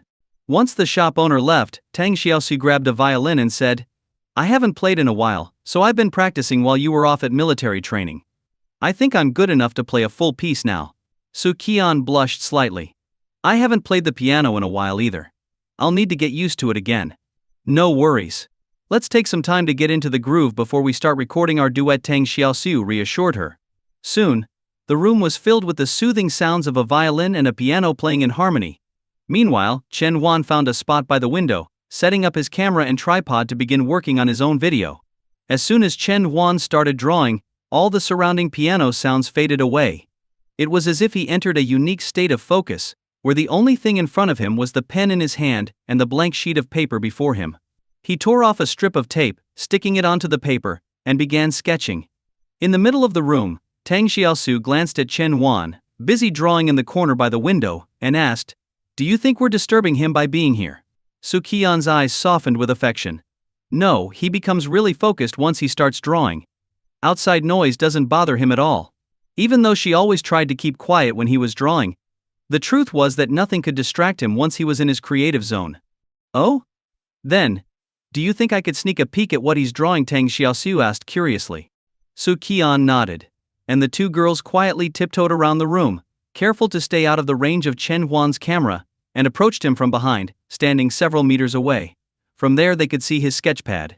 It was a rough draft, but the drawing was already taking shape. It looked like a chibi-style boy in a bathtub, part of some everyday scene. Tang Xiaosu leaned closer to Su Qian and whispered, "What's Chen Huan drawing this time?" "It's a comic," Su Qian explained softly. "He's sketching little everyday moments of the two of us." Tang Xiaosu's eyes filled with admiration. After watching Chen Huan for a few more moments, a thought came to her, and she turned to Su Qian with a playful look. "By the way, when are you updating your small channel?" "Oh, I was so tired during military training, I didn't film anything new," Su Qian said, furrowing her brows. But suddenly her expression brightened. "Wait, I just remembered. I do have some footage for a new video." Tang Xiaosu's eyes sparkled. "Can I see it?" Sure, Su Qian pulled out her phone and browsed through her gallery until she found the video. Here it is. It's actually a prank I pulled on Chen Huan. If I edited it, it could make a good new video. Tang Xiaosu eagerly took the phone from her. Intrigued by the idea of a prank video. Who doesn't love a good prank? Even if some people might not enjoy being pranked themselves, they certainly like watching others get pranked, especially the kind of content that does well on Bilibili's quirky humor channels. As she considered the potential of the video, Tang Xiaosu hit play. The camera's perspective was low, aimed at a living room couch, partially obscured by a ceramic cup, giving the scene a secretive, almost hidden camera vibe. The faint sound of running water could be heard in the background. Su Qian sat on the couch, looking expectantly at something off-screen. Su Qian. Where are my clothes? A male voice suddenly called out from beyond the frame. Tang Xiaosu immediately recognized it as Chen Huan's. Wait, are they living together?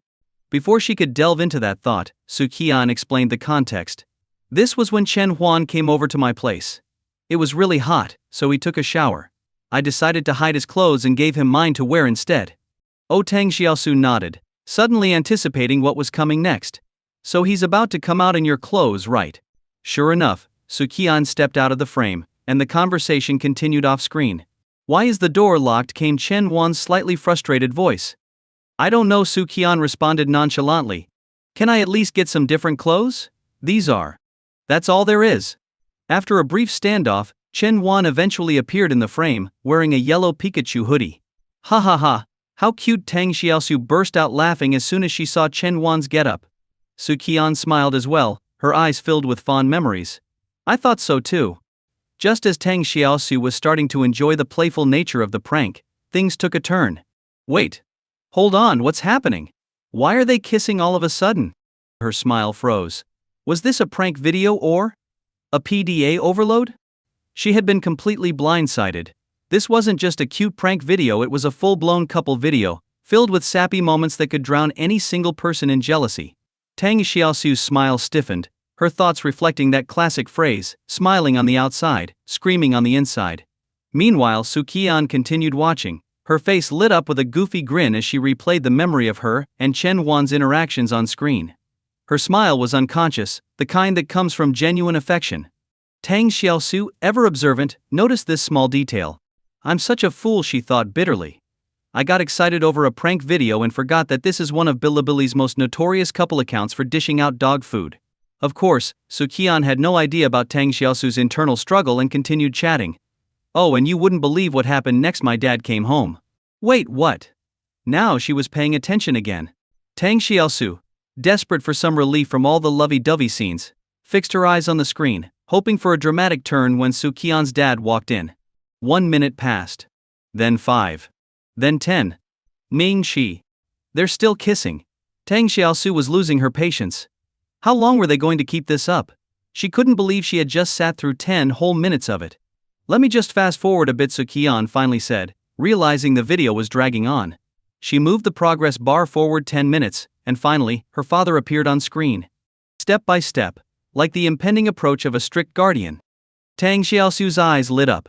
At last. Here comes Dad to break up these lovebirds. Shut this down, Uncle Su.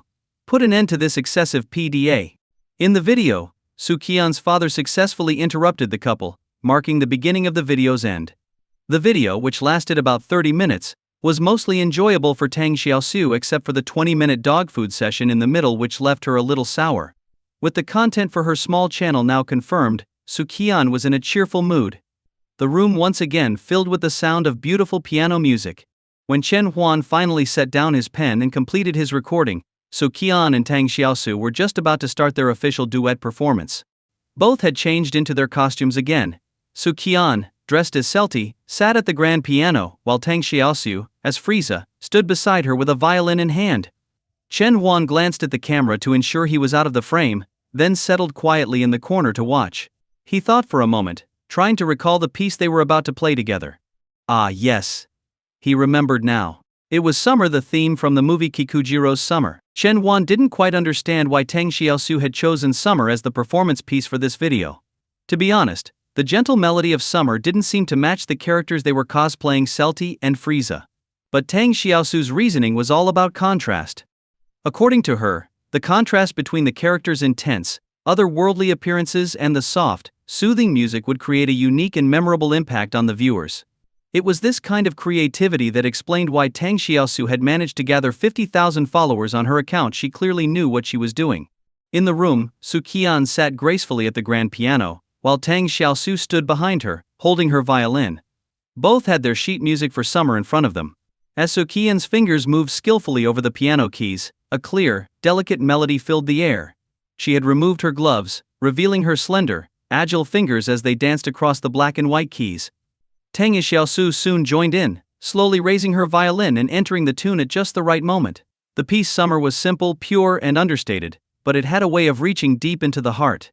As Chen Huan stood by the window, watching them play, a soft breeze blew through a slight opening, causing the wind chimes to tinkle gently.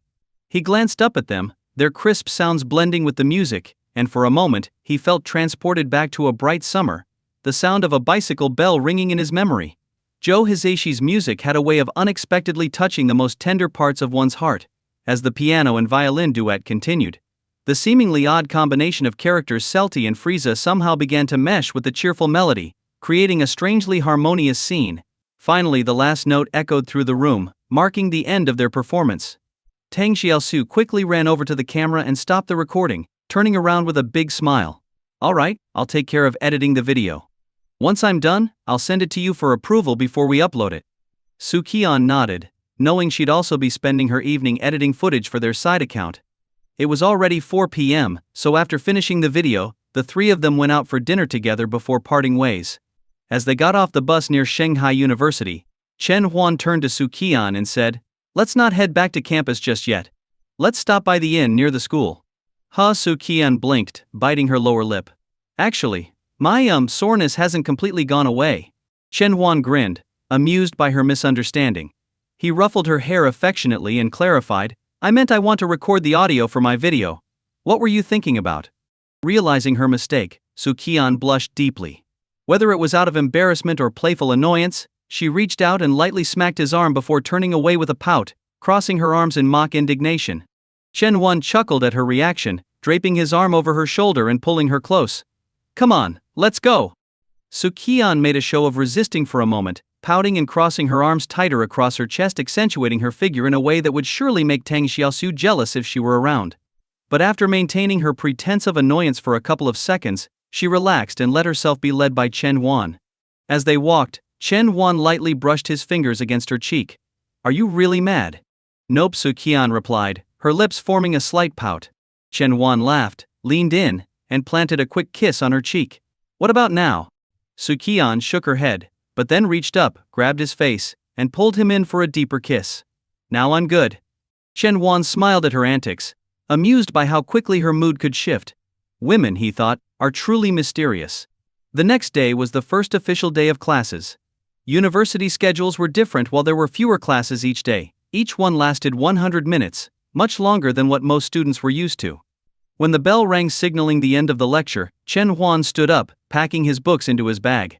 Li Yan had already packed up and, in his usual rush, called out a quick goodbye to the group before darting out of the classroom. "Where's he off to?" Chen Huan asked, watching Li Yan's hurried exit. Lu Ziyan explained, "You missed it yesterday, but apparently his relationship with Su Yao is improving.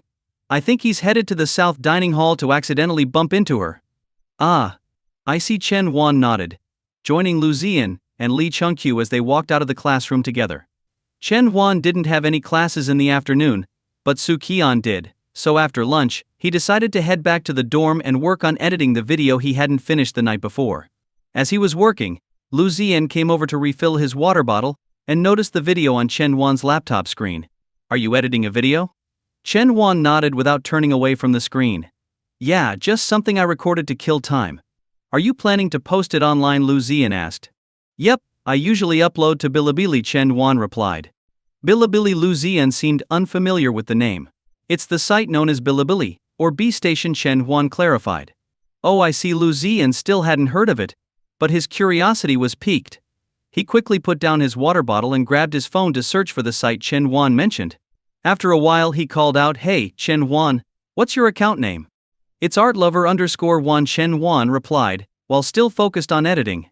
A few moments later, Lu Ziyan's surprised voice rang out. "Oh, Chen Huan, you've got 20,000 followers already. Chen Huan paused and turned around. 20,000? I hadn't even noticed. Did you just start this summer? Let me check it out. Lu Ziyan clicked on one of the videos, which showed Chen Huan drawn GB-style characters. What the heck? That sound of ripping tape is so loud, Lu Ziyan remarked. Put on some headphones and set the volume to around 60 or 70%, it's a different experience, Chen Huan suggested. Slightly puzzled, but intrigued, Lu Ziyan did as he was told. A few minutes later, dude, this video is awesome, Lu Ziyan exclaimed. Lu Ziyan, still amazed, paused the video and took off his headphones, shouting toward Chen Huan with disbelief in his voice. Man, this sound is seriously addictive. How did you even pull this off? Lu Ziyan couldn't help but walk over to Chen Huan and ask. I incorporated some ASMR elements into the video, Chen Huan explained casually, giving a brief overview of his production process. Lu Ziyan nodded along, understanding bits and pieces, then returned to his seat to continue watching. Not long after, Lu Ziyan spoke up again. Chen Huan, why can't I comment on your video? You have to pass a quiz. If you score over 60, you become an official member, and only then can you comment or interact, Chen Huan answered, uploading the freshly edited video to Bilibili as he spoke. Oh, got it. Damn, these questions are brutal. Shortly after finishing the upload, Chen Huan glanced at his phone and saw a QQ message. There were still about 10 minutes left before Su Qian's class ended, but she had already sent him a message. Su Qian, I'm done in 10 minutes, will you come pick me up? Chen Huan, sure. I'll be waiting for you at the entrance of Jiwan building. Su Qian, hee. How did you know I'm in Jiwan? Chen Huan, you sent me your class schedule the other day, remember? Silly. Su Qian, oh. Right, I forgot, sticking out tongue. Su Qian, see you in a bit, love you, kisses. Smiling, Chen Huan stood up, glanced at their chat, and saw a screenshot of a class schedule, Su Qian's schedule, not his. Lu Ziyan, still absorbed in watching Chen Huan's video, noticed him putting on his jacket. Heading out, he asked casually. Yeah, I'll be back after dinner, Chen Huan replied. Got it, Lu Ziyan said, nodding without looking up. Chen Huan left the dorm and made his way to Jiwan building. In classroom 201, Su Qian put down her phone after messaging Chen Huan. Her own chat background was also a screenshot of a schedule Chen Huan's. Xiaoxu, I won't be heading back to the dorm later. You guys go on ahead, Su Qian said, nudging her friend Ning Xiaoxu, who was sitting next to her. Ning Xiaoxu teased, Go on. Ever since you got a boyfriend, you've forgotten about your girlfriends. As soon as the bell rang, signaling the end of class, Su Qian quickly packed up her things and dashed out of the classroom. Outside the doors of Xi'an building, she soon spotted Chen Huan waiting, his head swiveling as he scanned the crowd for her. Smiling, she waved excitedly. Xiao Huan. Then, without any hesitation, Su Qian sprinted over and threw herself into his arms. After a brief moment of embrace, Su Qian released him and looped her arm through his. Shall we take a walk by the campus lake before dinner, she asked, resting her head on his shoulder. Sure, Chen Huan nodded. It was still a bit early for dinner anyway. The lake near the southern part of campus had a few lotuses, though none were in bloom this late in the season. Still, some students could often be found feeding the fish with bits of bread. I'll go buy some bread, I want to feed the fish too, Su Qian said as she released his arm. Chen Huan nodded. All right.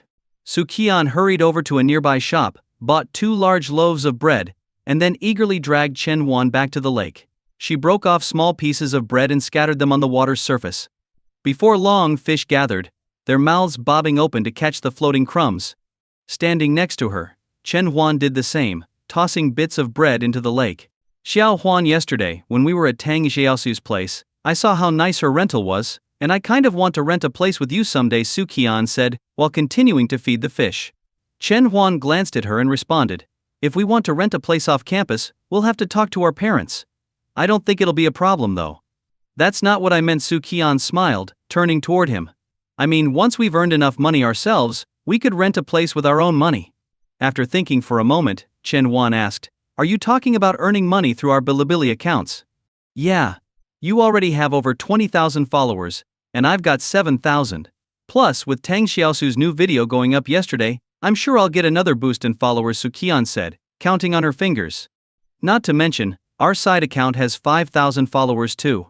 If we pick up some sponsorship deals, we could easily save up enough to rent a place without relying on our parents, she continued, her eyes sparkling with excitement at the thought. Chen Huan nodded, then asked, So, Where do we find sponsors? Su Qian shot him a curious glance.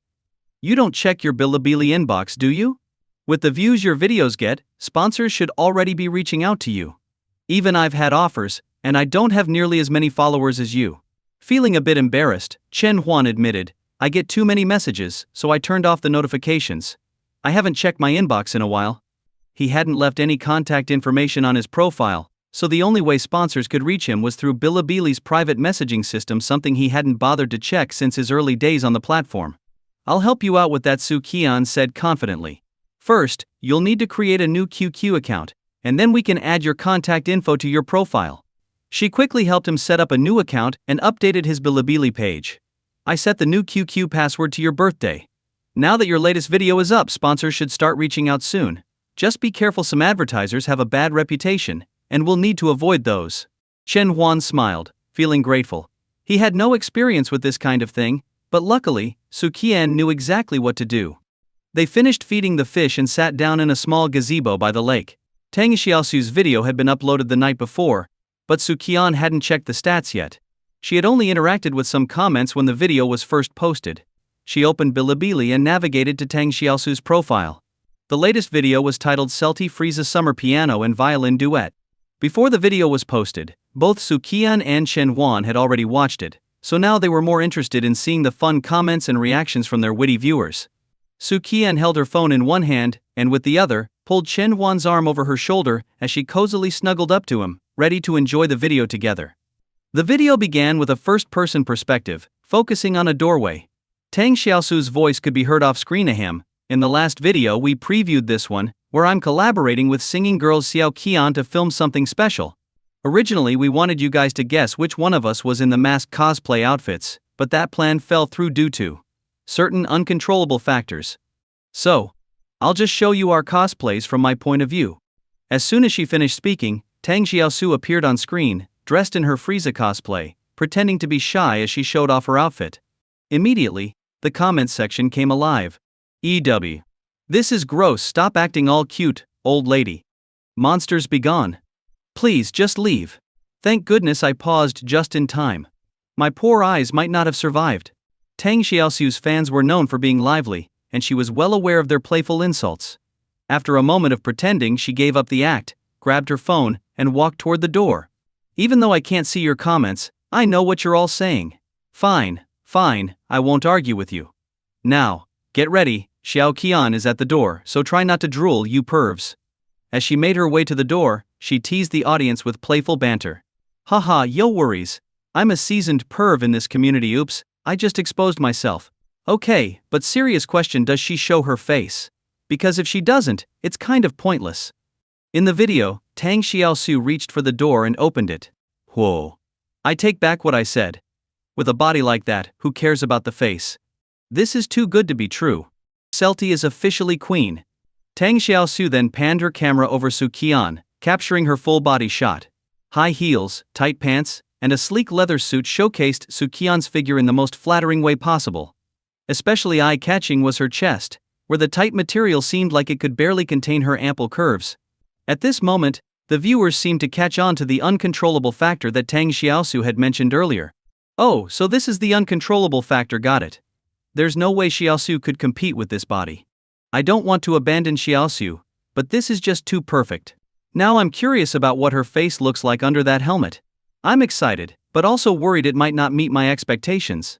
Back in the pavilion, Chen Huan was watching the video, slightly jealous of the flood of comments admiring Su Qian's figure. His hand, resting on Su Qian's shoulder, began to move a little restlessly. Hey, behave yourself, Su Qian pouted, giving him a playful side-eye before lightly slapping his hand. Oh right, Chen Huan said, but didn't move his hand away. Su Qian paused the video and looked at Chen Huan with her wide, sparkling eyes. Smiling mischievously, she leaned in close and whispered in his ear, "Are you jealous?" Chen Huan nodded, just a little. Su Qian grinned, her eyes twinkling. How about this next time, I'll wear it just for you. Deal. Chen Huan's eyes lit up. Next time? When's that? A question like that needed clarification after all. Su Qian pouted playfully, whenever you want. Chen Huan, now thoroughly satisfied, patted her shoulder and said, all right, let's keep watching. They resumed the video. After some more playful banter between Su Qian and Tang Xiaosu, a snap of Xiaosu's fingers signaled the transition to the next location. The screen cut to Su Qian seated at the grand piano, with Tang Xiaosu holding a violin. The audience quickly flooded the screen with comments, many of them deviating from the topic at hand. This is it. Xiaosu must be questioning her life choices after seeing this comparison. That's such a stark contrast. Poor Xiaosu might need therapy after this video. Haha, I can't stop laughing. Side view shot Su Qian gun Tang Xiaosu gun. The comparison is clear. The comments exploded in number, especially when the music began. Within moments the screen was flooded with words. Dia da da, da da da da. The light piano and lively violin played harmoniously, pouring emotion into the melody of summer. Whether by coincidence or careful planning, the sunlight streaming through the window divided the two in the frame. Su Qian, dressed in black, was bathed in light, while Tang Xiaosu, in her white and purple costume, remained in the shadows. Light and dark. The scene was unexpectedly beautiful. The comments thinned out as more viewers seemed to sit back and enjoy the music in peace. I remember hearing this somewhere before, but I never knew the name until now. It feels like summer again, even though it just ended. Beautiful. Absolutely beautiful. As the final notes played and the music faded, the comments resumed. The last seconds of the video featured bloopers and outtakes from their earlier filming sessions. Su Qian, not particularly interested in those, skipped ahead and scrolled down to the comments section. Most comments were compliments and praise, making Su Qian smile as she continued scrolling until she stumbled upon one comment that stood out. Rain-soaked. I think I saw a guy in the reflection. Shanghai-kun? I didn't see anything. Where did you see this? Rain-soaked. It's during the duet. There's a reflection of a boy in the window on the right. Superfan Luo. Shoot, you're right. Who is that guy? Is he Xiaosu's boyfriend? Xiao Qian's? Or just a crew member? Feiju. Xiaosu doesn't have a team, right? Her videos always seem like solo projects. So, who is that guy? Drifting in the Wind 3. I'm doomed. Xiaosu, my beloved, has a boyfriend. Crying. Feiju. Maybe it's Xiao Qian's boyfriend? Drifting in the Wind 3. New. Not my sweet Xiao Qian too. I'm even sadder now. Sobbing. Feiju, get lost, dude. In the pavilion, Su Qian and Chen Wan both looked closely at the part of the video the commenters had pointed out. The window in the frame was small, and the reflection was faint, but the sharp-eyed viewers had noticed it, just like detectives with magnifying glasses. Su Qian and Chen Wan exchanged glances, both smiling wryly at how sharp their fans could be. Hi guys, your opinion means a lot to me. I'm working on improving the stories to make them more interesting for you. Please leave a comment and let me know what you liked about this story. Your feedback helps me get better and create content that you'll enjoy. Your feedback is very important to me. Thank you for your support and attention. If you enjoyed this story, I can't wait to share its continuation with you.